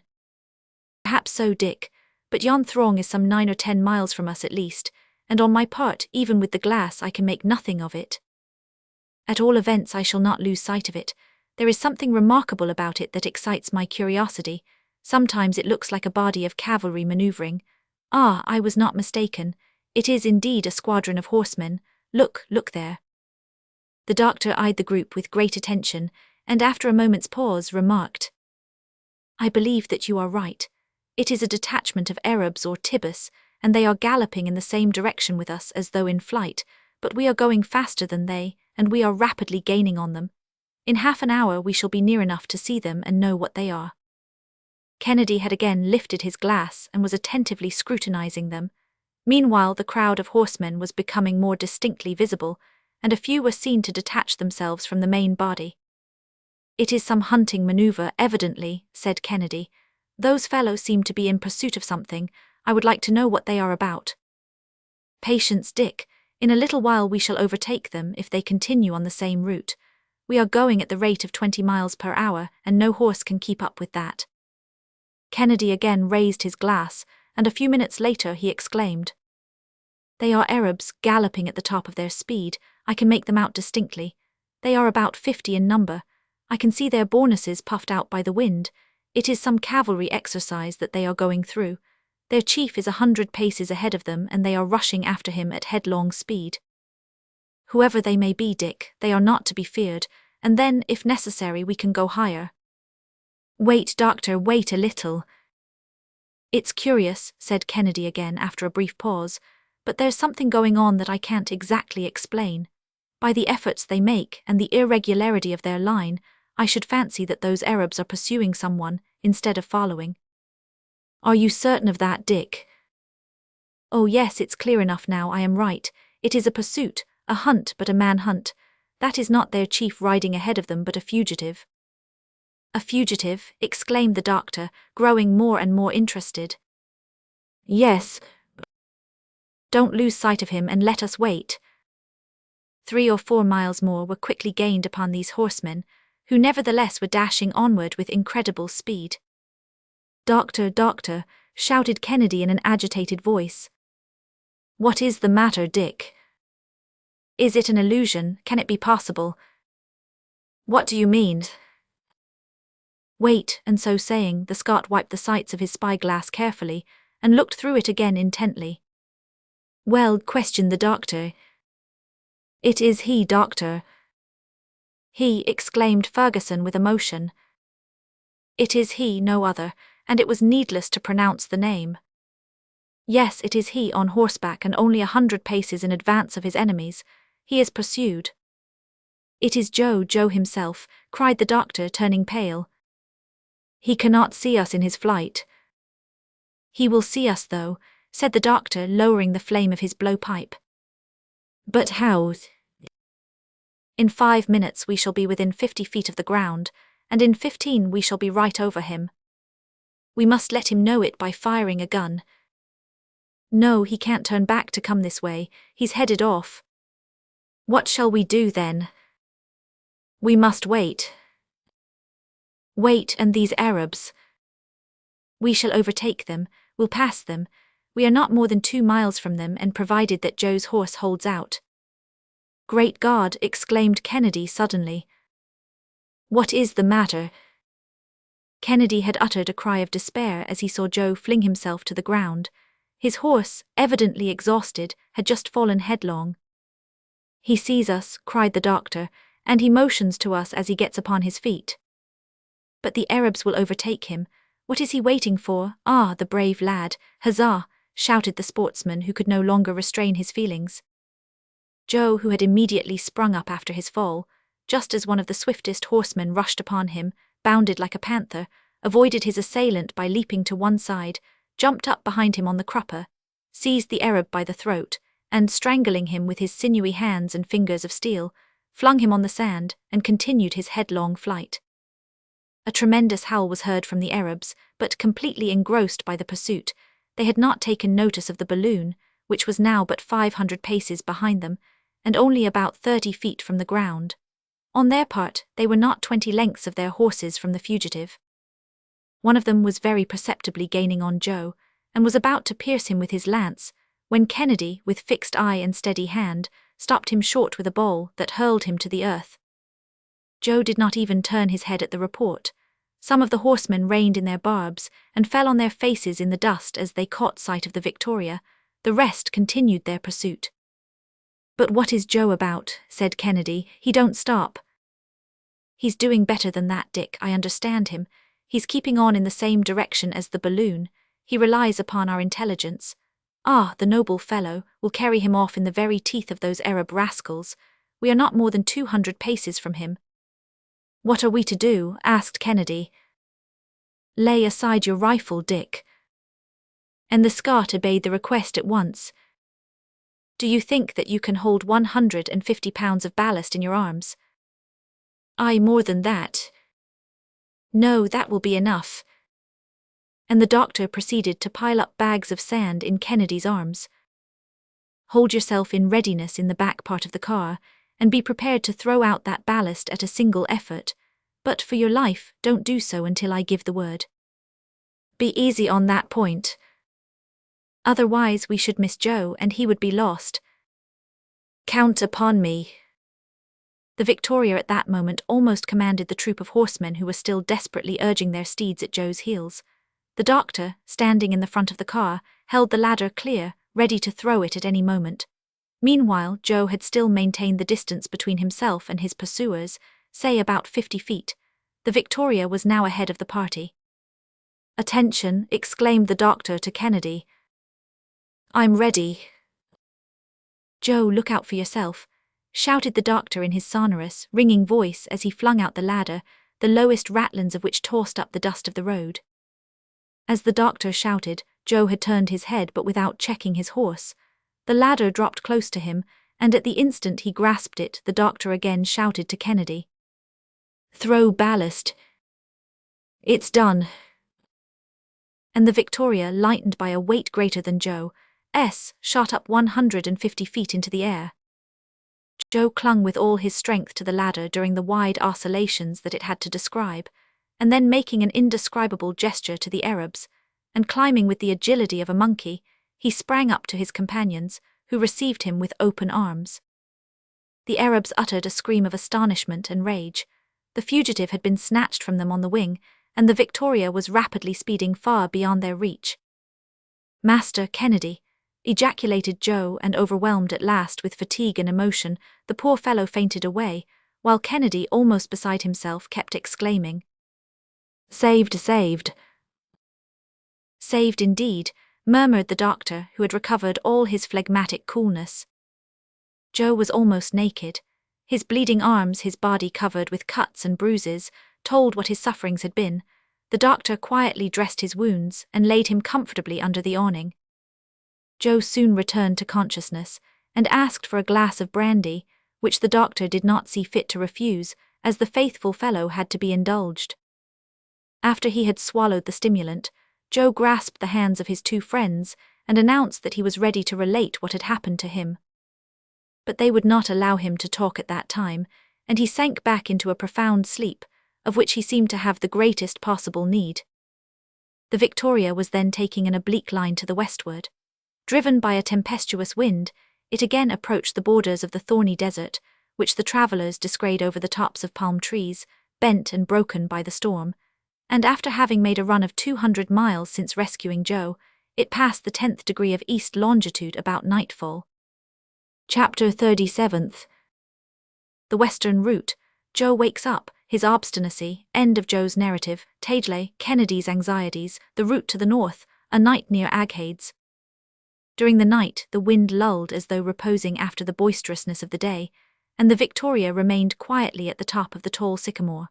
The doctor and Kennedy kept watch by turns, and Joe availed himself of the chance to sleep most sturdily for 24 hours at a stretch. "That's the remedy he needs," said Dr. Ferguson. "Nature will take charge of his care." With the dawn, the wind sprang up again in quite strong, and moreover capricious gusts. It shifted abruptly from south to north, but finally the Victoria was carried away by it toward the west. The doctor, map in hand, recognized the kingdom of Damergu, an undulating region of great fertility, in which the huts that compose the villages are constructed of long reeds interwoven with branches of the asclepia. The grain mills were seen raised in the cultivated fields, upon small scaffoldings or platforms, to keep them out of the reach of the mice and the huge ants of that country.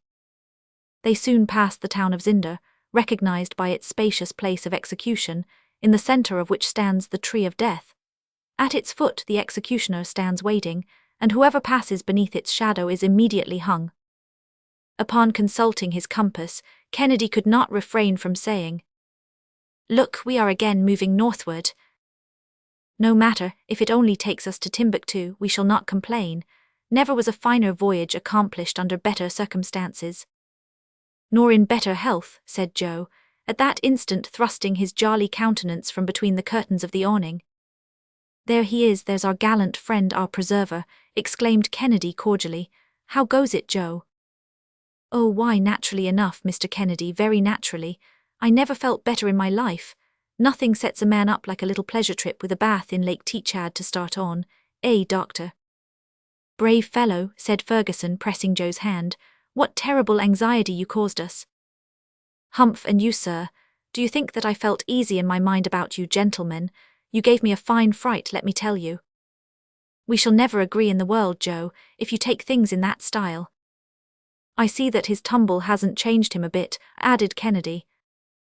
Your devotion and self-forgetfulness were sublime, my brave lad, and they saved us, for the Victoria was falling into the lake, and once there nobody could have extricated her. But if my devotion, as you are pleased to call my Somerset, saved you, did it not save me too, for here we are, all three of us, in first-rate health. Consequently we have nothing to squabble about in the whole affair. Oh, we can never come to a settlement with that youth, said the sportsman. The best way to settle it, replied Joe, is to say nothing more about the matter. What's done is done. Good or bad, we can't take it back. You obstinate fellow, said the doctor, laughing. You can't refuse, though, to tell us your adventures at all events. Not if you think it worthwhile. But in the first place I'm going to cook this fat goose to a turn, for I see that Mr. Kennedy has not wasted his time. All right, Joe. Well, let us see then how this African game will sit on a European stomach. The goose was soon roasted by the flame of the blowpipe, and not long afterward was comfortably stowed away. Joe took his own good share, like a man who had eaten nothing for several days.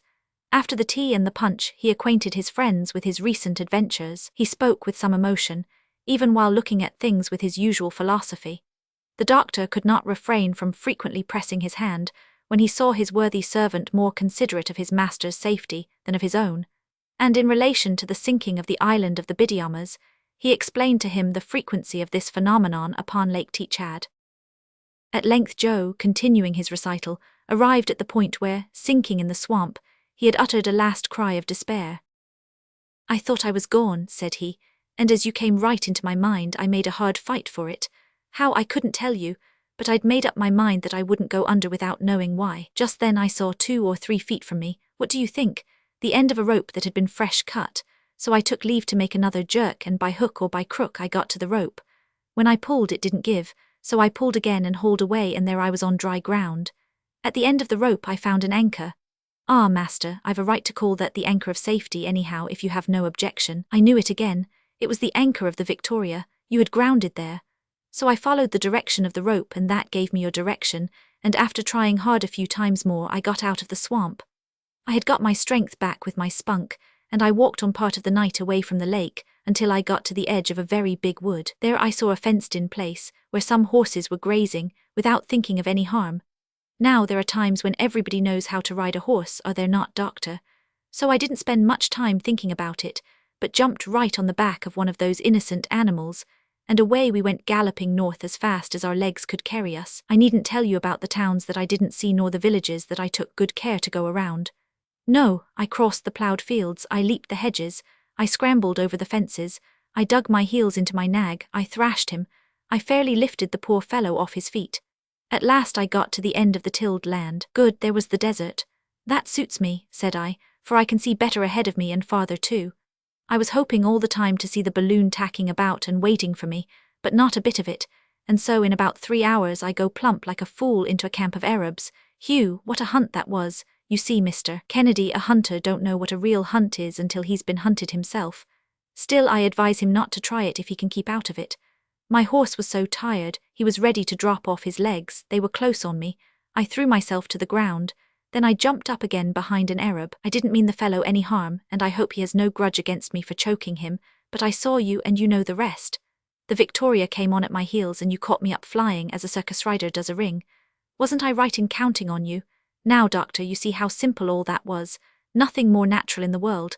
I'm ready to begin over again if it would be of any service to you.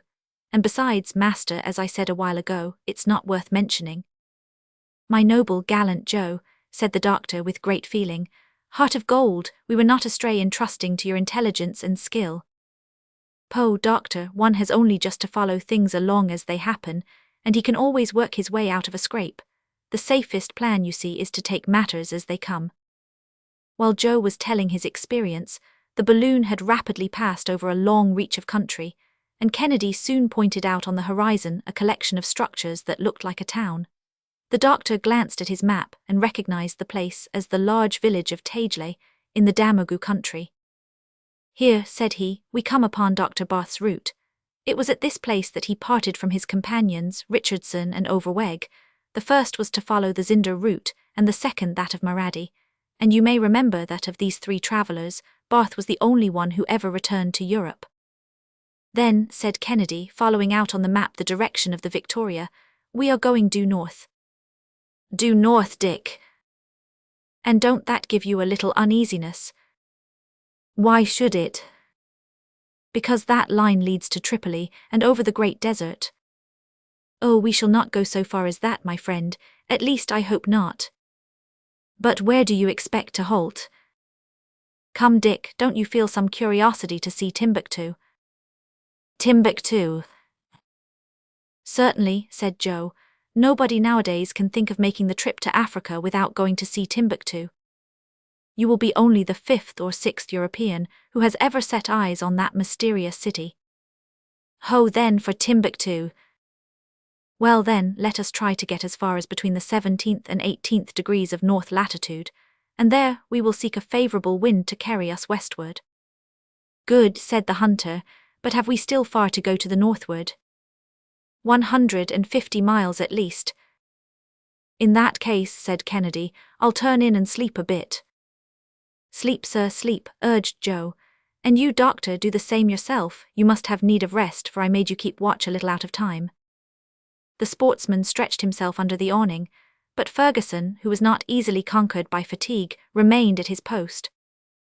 In about 3 hours the Victoria was crossing with extreme rapidity an expanse of stony country, with ranges of lofty, naked mountains of granitic formation at the base. A few isolated peaks attained the height of even 4,000 feet. Giraffes, antelopes, and ostriches were seen running and bounding with marvelous agility in the midst of forests of acacias, mimosas, swas, and date trees. After the barrenness of the desert, vegetation was now resuming its empire. This was the country of the Kaiwas, who veil their faces with a bandage of cotton, like their dangerous neighbours, the Tuaregs. At 10 o'clock in the evening, after a splendid trip of 250 miles, the Victoria halted over an important town. The moonlight revealed glimpses of one district half in ruins, and some pinnacles of mosques and minarets shot up here and there, glistening in the silvery rays. The doctor took a stellar observation and discovered that he was in the latitude of Aghades. This city, once the seat of an immense trade, was already falling into ruin when Dr. Barth visited it. The Victoria, not being seen in the obscurity of night, descended about 2 miles above Aghades, in a field of millet. The night was calm and began to break into dawn about 3 o'clock a.m., while a light wind coaxed the balloon westward and even a little toward the south. Dr. Ferguson hastened to avail himself of such good fortune, and rapidly ascending resumed his aerial journey amid a long wake of golden morning sunshine. Chapter 38. A rapid passage, prudent resolves, caravans in sight, incessant rains, Goa, the Niger, Galberry, Jeffrey and Grey, Mungo Park, Laing, Rinekali, Clapperton, John and Richard Lander. The 17th of May passed tranquilly, without any remarkable incident. The desert gained upon them once more. A moderate wind bore the Victoria toward the southwest, and she never swerved to the right or to the left, but her shadow traced a perfectly straight line on the sand. Before starting, the doctor had prudently renewed his stock of water, having feared that he should not be able to touch ground in these regions, infested as they are by the Ayuliminian Tuaregs. The plateau, at an elevation of 1,800 feet above the level of the sea, sloped down toward the south. Our travellers, having crossed the Aghades route at Murzauk, a route often pressed by the feet of camels, arrived that evening in the 16th degree of north latitude and 4 degrees 55 minutes east longitude, after having passed over 180 miles of a long and monotonous day's journey. During the day Joe dressed the last pieces of game, which had been only hastily prepared, and he served up for supper a mess of snipe that were greatly relished. The wind continuing good, the doctor resolved to keep on during the night, the moon, still nearly at the full, illumining it with her radiance. The Victoria ascended to a height of 500 feet, and during her nocturnal trip of about 60 miles, the gentle slumbers of an infant would not have been disturbed by her motion. On Sunday morning the direction of the wind again changed, and it bore to the northwestward. A few crows were seen sweeping through the air, and off on the horizon, a flock of vultures which, fortunately, however, kept at a distance. The sight of these birds led Joe to compliment his master on the idea of having 2 balloons. "Where would we be," said he, "with only 1 balloon? The second balloon is like the lifeboat to a ship. In case of wreck we could always take to it and escape." "You are right, friend Joe," said the doctor, "only that my lifeboat gives me some uneasiness. It is not so good as the main craft." "What do you mean by that, doctor?" asked Kennedy. "I mean to say that the new Victoria is not so good as the old one. Whether it be that the stuff it is made of is too much worn, or that the heat of the spiral has melted the gutta percha, I can observe a certain loss of gas. It don't amount to much thus far, but still it is noticeable. We have a tendency to sink, and in order to keep our elevation, I am compelled to give greater dilation to the hydrogen." "The deuce!" exclaimed Kennedy with concern. "I see no remedy for that." "There is none, Dick, and that is why we must hasten our progress, and even avoid night halts." "Are we still far from the coast?" asked Joe. "Which coast, my boy? How are we to know whither chance will carry us? All that I can say is that Timbuktu is still about 400 miles to the westward." "And how long will it take us to get there?" "Should the wind not carry us too far out of the way, I hope to reach that city by Tuesday evening." "Then," remarked Joe, pointing to a long file of animals and men winding across the open desert, "we shall arrive there sooner than that caravan." Ferguson and Kennedy leaned over and saw an immense cavalcade. There were at least 150 camels of the kind that, for 12 mutkals of gold, or about $25, go from Timbuktu to Tafilet with a load of 500 pounds upon their backs. Each animal had dangling to its tail a bag to receive its excrement, the only fuel on which the caravans can depend when crossing the desert. These Tuareg camels are of the very best race. They can go from 3 to 7 days without drinking, and for 2 without eating. Their speed surpasses that of the horse, and they obey with intelligence the voice of the kabir, or guide of the caravan. They are known in the country under the name of mehari. Such were the details given by the doctor, while his companions continued to gaze upon that multitude of men, women, and children, advancing on foot and with difficulty over a waste of sand half in motion, and scarcely kept in its place by scanty nettles, withered grass, and stunted bushes that grew upon it. The wind obliterated the marks of their feet almost instantly. Joe inquired how the Arabs managed to guide themselves across the desert, and come to the few wells scattered far between throughout this vast solitude. "The Arabs," replied Dr. Ferguson, "are endowed by nature with a wonderful instinct in finding their way. Where a European would be at a loss, they never hesitate for a moment. An insignificant fragment of rock, a pebble, a tuft of grass, a different shade of color in the sand, suffice to guide them with accuracy. During the night they go by the polar star. They never travel more than 2 miles per hour and always rest during the noonday heat. You may judge from that how long it takes them to cross Sahara, a desert more than 900 miles in breadth." But the Victoria had already disappeared from the astonished gaze of the Arabs, who must have envied her rapidity. That evening she passed 2 degrees 20 minutes east longitude, and during the night left another degree behind her. On Monday the weather changed completely. Rain began to fall with extreme violence, and not only had the balloon to resist the power of this deluge, but also the increase of weight which it caused by wetting the whole machine, car and all. This continuous shower accounted for the swamps and marshes that formed the sole surface of the country. Vegetation reappeared, however, along with the mimosas, the baobabs, and the tamarind trees. Such was the Sanre country, with its villages topped with roofs turned over like Armenian caps. There were few mountains, and only such hills as were enough to form the ravines and pools where the pintados and snipes went sailing and diving through. Here and there, an impetuous torrent cut the roads, and had to be crossed by the natives on long vines stretched from tree to tree. The forests gave place to jungles, which alligators, hippopotami, and the rhinoceros made their haunts. "It will not be long before we see the Niger," said the doctor. The face of the country always changes in the vicinity of large rivers. These moving highways, as they are sometimes correctly called, have first brought vegetation with them, as they will at last bring civilization. Thus, in its course of 2,500 miles, the Niger has scattered along its banks the most important cities of Africa. By the way, put in Joe, that reminds me of what was said by an admirer of the goodness of Providence, who praised the foresight with which it had generally caused rivers to flow close to large cities. At noon the Victoria was passing over a petty town, a mere assemblage of miserable huts which once was Goa, a great capital. It was there, said the doctor, that Barth crossed the Niger on his return from Timbuktu. This is the river so famous in antiquity, the rival of the Nile, to which pagan superstition ascribed a celestial origin. Like the Nile, it has engaged the attention of geographers in all ages, and like it also, its exploration has cost the lives of many victims, yes, even more of them than perished on account of the other. The Niger flowed broadly between its banks, and its waters rolled southward with some violence of current, but our travellers, borne swiftly by as they were, could scarcely catch a glimpse of its curious outline. I wanted to talk to you about this river, said Dr. Ferguson, and it is already far from us. Under the names of Diuleba, Mayo, Egariu, Quora and other titles besides, it traverses an immense extent of country and almost competes in length with the Nile. These appellations signify simply the river, according to the dialects of the countries through which it passes. Did Dr. Barth follow this route? Asked Kennedy.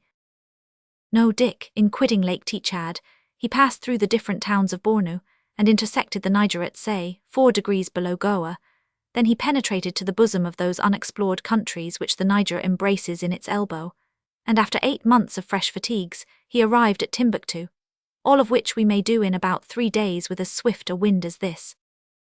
Have the sources of the Niger been discovered? Asked Joe. Long since, replied the doctor. The exploration of the Niger and its tributaries was the object of several expeditions, the principal of which I shall mention. Between 1749 and Adamson made a reconnaissance of the river and visited Goria. Fro to 1788, Galberry and Geoffroy travelled across the deserts of Senegambia and ascended as far as the country of the Moors, who assassinated Sognia, Brisson, Adam, Riley, Carchelet and so many other unfortunate men. Then came the illustrious Mungo Park, the friend of Sir Walter Scott, and like him a Scotchman by birth. Sent out in 1795 by the African Society of London, he got as far as Bambara, saw the Niger, travelled 500 miles with a slave merchant, reconnoitred the Gambia River, and returned to England in 1797. He again set out on the 30th of January, 1805, with his brother-in-law Anderson, Scott, the designer, and a gang of workmen. He reached Goria, there added a detachment of 35 soldiers to his party, and saw the Niger again on the 19th of August. But by that time, in consequence of fatigue, privations, ill-usage, the inclemencies of the weather, and the unhealthiness of the country, only 11 persons remained alive of the 40 Europeans in the party. On the 16th of November, the last letters from Mungo Park reached his wife, and a year later a trader from that country gave information that, having got as far as Bausa, on the Niger, on the 23rd of December, the unfortunate traveller's boat was upset by the cataracts in that part of the river, and he was murdered by the natives. And his dreadful fate did not check the efforts of others to explore that river. On the contrary, Dick, since then there were 2 objects in view, namely to recover the lost man's papers as well as to pursue the exploration. In 1816 an expedition was organised, in which Major Gray took part. It arrived in Senegal, penetrated to the Fontajalan, visited the Fowler and Mandingo populations, and returned to England without further results. In 1822, Major Laing explored all the western part of Africa near to the British possessions, and he it was who got so far as the sources of the Niger, and according to his documents, the spring in which that immense river takes its rise is not 2 feet broad. Easy to jump over, said Joe. How is that, easy you think, eh? Retorted the doctor. If we are to believe tradition, whoever attempts to pass that spring by leaping over it is immediately swallowed up, and whoever tries to draw water from it feels himself repulsed by an invisible hand. I suppose a man has a right not to believe a word of that, persisted Joe. Oh, by all means. 5 years later it was Major Laing's destiny to force his way across the desert of Sahara, penetrate to Timbuktu and perish a few miles above it, by strangling, at the hands of the Awilad Shimon, who wanted to compel him to turn Mussulman. "Still another victim," said the sportsman. It was then that a brave young man, with his own feeble resources, undertook and accomplished the most astonishing of modern journeys. I mean the Frenchman René Cayley, who, after sundry attempts in 1819 set out again on the 19th of April, 1827, from Rio Nunes. On the 3d of August he arrived at Time, so thoroughly exhausted and ill that he could not resume his journey until 6 months later in January 1828. He then joined a caravan, and protected by his oriental dress reached the Niger on the 10th of March, penetrated to the city of Jen, embarked on the river and descended it as far as Timbuktu, where he arrived on the 30th of April. In 1760, another Frenchman, Imbert by name, and in 1810, an Englishman, Robert Adams, had seen this curious place. But René Cayley was to be the first European who could bring back any authentic data concerning it. On the 4th of May, he quitted this Queen of the Desert. On the 9th, he surveyed the very spot where Major Laing had been murdered. On the 19th, he arrived at El Irwan, and left that commercial town to brave 1,000 dangers in crossing the vast solitudes comprised between the southern and the northern regions of Africa. At length he entered Tangiers, and on the 28th of September sailed for Toulon. In 19 months, notwithstanding 180 days' sickness, he had traversed Africa from west to north. Had Cayley been born in England, he would have been honoured as the most intrepid traveller of modern times, as was the case with Mungo Park.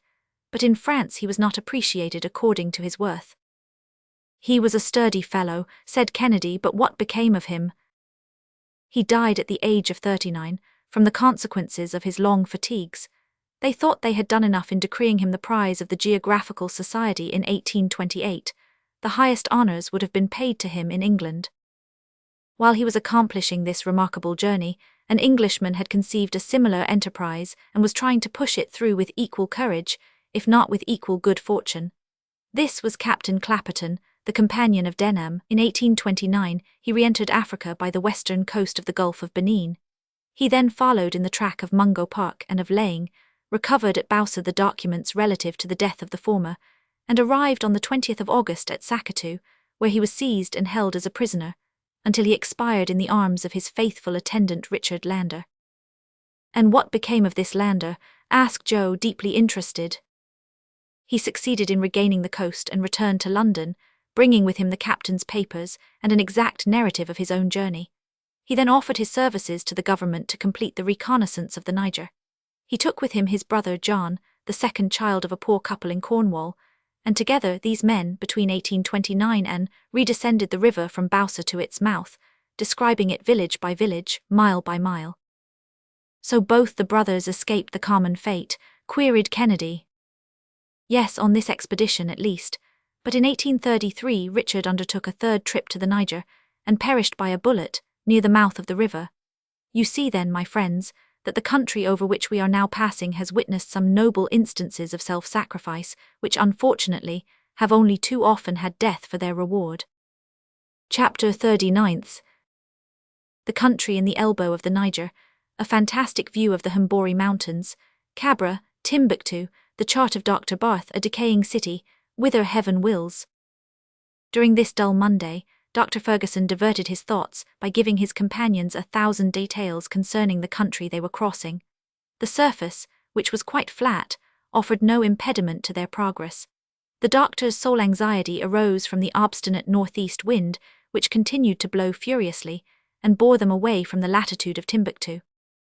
The Niger, after running northward as far as that city, sweeps around, like an immense water jet from some fountain, and falls into the Atlantic in a broad sheaf. In the elbow thus formed the country is of varied character, sometimes luxuriantly fertile, and sometimes extremely bare. Fields of maize succeeded by wide spaces covered with broomcorn and uncultivated plains. All kinds of aquatic birds, pelicans, wild duck, kingfishers, and the rest, were seen in numerous flocks hovering about the borders of the pools and torrents. From time to time there appeared an encampment of Tuaregs, the men sheltered under their leather tents, while their women were busied with the domestic toil outside, milking their camels and smoking their huge bowled pipes. By 8 o'clock in the evening, the Victoria had advanced more than 200 miles to the westward, and our aeronauts became the spectators of a magnificent scene. A mass of moonbeams forcing their way through an opening in the clouds, and gliding between the long lines of falling rain, descended in a golden shower on the ridges of the Hambori Mountains. Nothing could be more weird than the appearance of these seemingly basaltic summits. They stood out in fantastic profile against the somber sky, and the beholder might have fancied them to be the legendary ruins of some vast city of the Middle Ages, such as the icebergs of the polar seas sometimes mimic them in nights of gloom. "An admirable landscape for the mysteries of Udolpho," exclaimed the doctor. "Anne Radcliffe could not have depicted yon mountains in a more appalling aspect." "Faith," said Joe, "I wouldn't like to be strolling alone in the evening through this country of ghosts. Do you see now, master, if it wasn't so heavy, I'd like to carry that whole landscape home to Scotland. It would do for the borders of Loch Lomond, and tourists would rush there in crowds." "Our balloon is hardly large enough to admit of that little experiment, but I think our direction is changing. Bravo. The elves and fairies of the place are quite obliging. See, they've sent us a nice little southeast breeze that will put us on the right track again." In fact, the Victoria was resuming a more northerly route, and on the morning of the 20th she was passing over an inextricable network of channels, torrents and streams, in fine, the whole complicated tangle of the Niger's tributaries. Many of these channels, covered with a thick growth of herbage, resembled luxuriant meadowlands. There the doctor recognized the route followed by the explorer Barth when he launched upon the river to descend to Timbuktu. 800 fathoms broad at this point, the Niger flowed between banks richly grown with cruciferous plants and tamarind trees. Herds of agile gazelles were seen skipping about, their curling horns mingling with the tall herbage, within which the alligator, half concealed, lay silently in wait for them with watchful eyes. Long files of camels and asses laden with merchandise from Jen were winding in under the noble trees. Ere long, an amphitheatre of low-built houses was discovered at a turn of the river, their roofs and terraces heaped up with hay and straw gathered from the neighbouring districts. "There's Cabra," exclaimed the doctor joyously. "There is the harbour of Timbuktu, and the city is not 5 miles from here." "Then, sir, you are satisfied?" half-queried Joe. "Delighted, my boy." "Very good, then everything's for the best." In fact, about 2 o'clock, the queen of the desert, mysterious Timbuktu, which once, like Athens and Rome, had her schools of learned men, and her professorships of philosophy, stretched away before the gaze of our travellers. Ferguson followed the most minute details upon the chart traced by Barth himself, and was enabled to recognize its perfect accuracy. The city forms an immense triangle marked out upon a vast plain of white sand, its acute angle directed toward the north and piercing a corner of the desert. In the environs there was almost nothing, hardly even a few grasses, with some dwarf mimosas and stunted bushes. As for the appearance of Timbuktu, the reader has but to imagine a collection of billiard balls and thimbles. Such is the bird's-eye view. The streets, which are quite narrow, are lined with houses only 1 story in height, built of bricks dried in the sun, and huts of straw and reeds, the former square, the latter conical. Upon the terraces were seen some of the male inhabitants, carelessly lounging at full length in flowing apparel of bright colours, and lance or musket in hand, but no women were visible at that hour of the day. "Yet they are said to be handsome," remarked the doctor. "You see the 3 towers of the 3 mosques, that are the only ones left standing of a great number. The city has indeed fallen from its ancient splendour. At the top of the triangle rises the Mosque of Sankor, with its ranges of galleries resting on arcades of sufficiently pure design. Farther on, and near to the Sengungu quarter, is the Mosque of Sidi Yahya and some 2-story houses. But do not look for either palaces or monuments. The sheik is a mere son of traffic, and his royal palace is a counting-house." "It seems to me that I can see half-ruined ramparts," said Kennedy. "They were destroyed by the Feuillans in 1826. The city was 1/3 larger then, for Timbuktu, an object generally coveted by all the tribes, since the 11th century has belonged in succession to the Tuaregs, the Sanrians, the Morocco men and the Feuillans.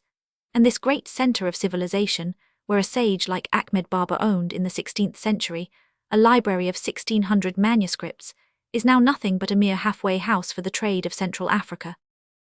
The city, indeed, seemed abandoned to supreme neglect. It betrayed that indifference which seems epidemic to cities that are passing away. Huge heaps of rubbish encumbered the suburbs, and with the hill on which the marketplace stood, formed the only inequalities of the ground. When the Victoria passed, there was some slight show of movement.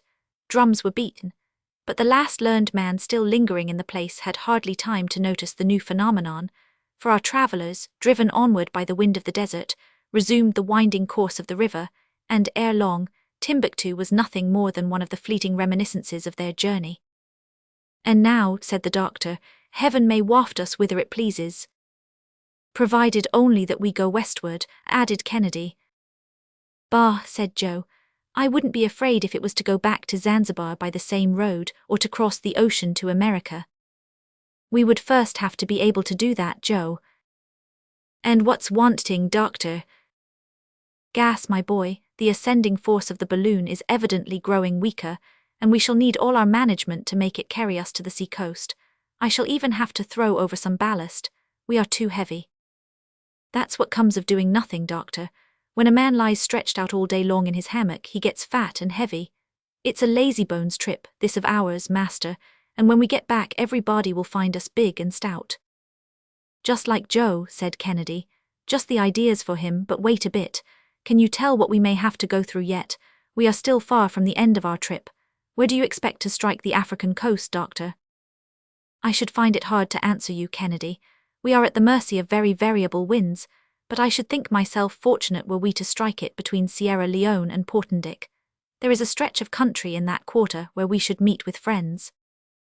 And it would be a pleasure to press their hands, but are we going in the desirable direction?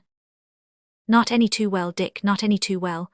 Look at the needle of the compass. We are bearing southward and ascending the Niger toward its sources.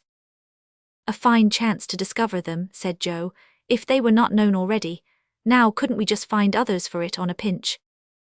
Not exactly, Joe, but don't be alarmed. I hardly expect to go so far as that. At nightfall the doctor threw out the last bags of sand. The Victoria rose higher, and the blowpipe, although working at full blast, could scarcely keep her up. At that time she was 60 miles to the southward of Timbuktu, and in the morning the aeronauts awoke over the banks of the Niger, not far from Lake Debo. Chapter 40th. Dr. Ferguson's anxieties, persistent movement southward, a cloud of grasshoppers, a view of Jen, a view of Seago, change of the wind, Joe's regrets.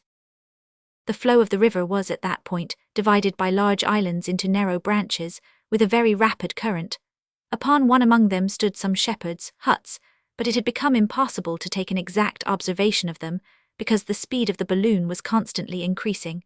Unfortunately, it turned still more toward the south, and in a few moments crossed Lake Debo.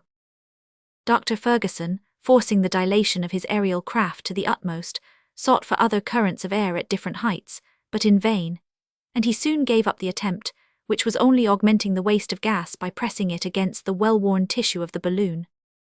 He made no remark, but he began to feel very anxious. This persistence of the wind to head him off toward the southern part of Africa was defeating his calculations, and he no longer knew upon whom or upon what to depend. Should he not reach the English or French territories, what was to become of him in the midst of the barbarous tribes that infest the coasts of Guinea? How should he there get to a ship to take him back to England? And the actual direction of the wind was driving him along to the kingdom of Dahomey, among the most savage races, and into the power of a ruler who was in the habit of sacrificing thousands of human victims at his public orgies. There he would be lost. On the other hand, the balloon was visibly wearing out, and the doctor felt it failing him. However, as the weather was clearing up a little, he hoped that the cessation of the rain would bring about a change in the atmospheric currents. It was therefore a disagreeable reminder of the actual situation when Joe said aloud, "There, the rain's going to pour down harder than ever, and this time it will be the deluge itself, if we're to judge by yon cloud that's coming up." "What, another cloud?" asked Ferguson. "Yes, and a famous one," replied Kennedy. "I never saw the like of it," added Joe. "I breathe freely again," said the doctor, laying down his spyglass. "That's not a cloud." "Not a cloud?" queried Joe with surprise. "No, it is a swarm." "Eight. A swarm of grasshoppers." "That grasshoppers." "Myriads of grasshoppers that are going to sweep over this country like a water spout, and woe to it, for should these insects alight it will be laid waste. That would be a sight worth beholding." "Wait a little, Joe. In 10 minutes that cloud will have arrived where we are, and you can then judge by the aid of your own eyes." The doctor was right. The cloud, thick, opaque, and several miles in extent, came on with a deafening noise, casting its immense shadow over the fields. It was composed of numberless legions of that species of grasshopper called crickets. About 100 paces from the balloon, they settled down upon a tract full of foliage and verdure. 15 minutes later, the mass resumed its flight, and our travellers could, even at a distance, see the trees and the bushes entirely stripped, and the fields as bare as though they had been swept with the scythe. One would have thought that a sudden winter had just descended upon the earth and struck the region with the most complete sterility. "Well, Joe, what do you think of that?" "Well, Doctor, it's very curious but quite natural. What one grasshopper does on a small scale, thousands do on a grand scale." "It's a terrible shower," said the hunter, "more so than hail itself in the devastation it causes." "It is impossible to prevent it," replied Ferguson. "Sometimes the inhabitants have had the idea to burn the forests, and even the standing crops, in order to arrest the progress of these insects. But the first ranks plunging into the flames would extinguish them beneath their mass, and the rest of the swarm would then pass irresistibly onward. Fortunately, in these regions, there is some sort of compensation for their ravages, since the natives gather these insects in great numbers and greedily eat them." "They are the prawns of the air," said Joe, who added that he was sorry that he had never had the chance to taste them, just for information's sake.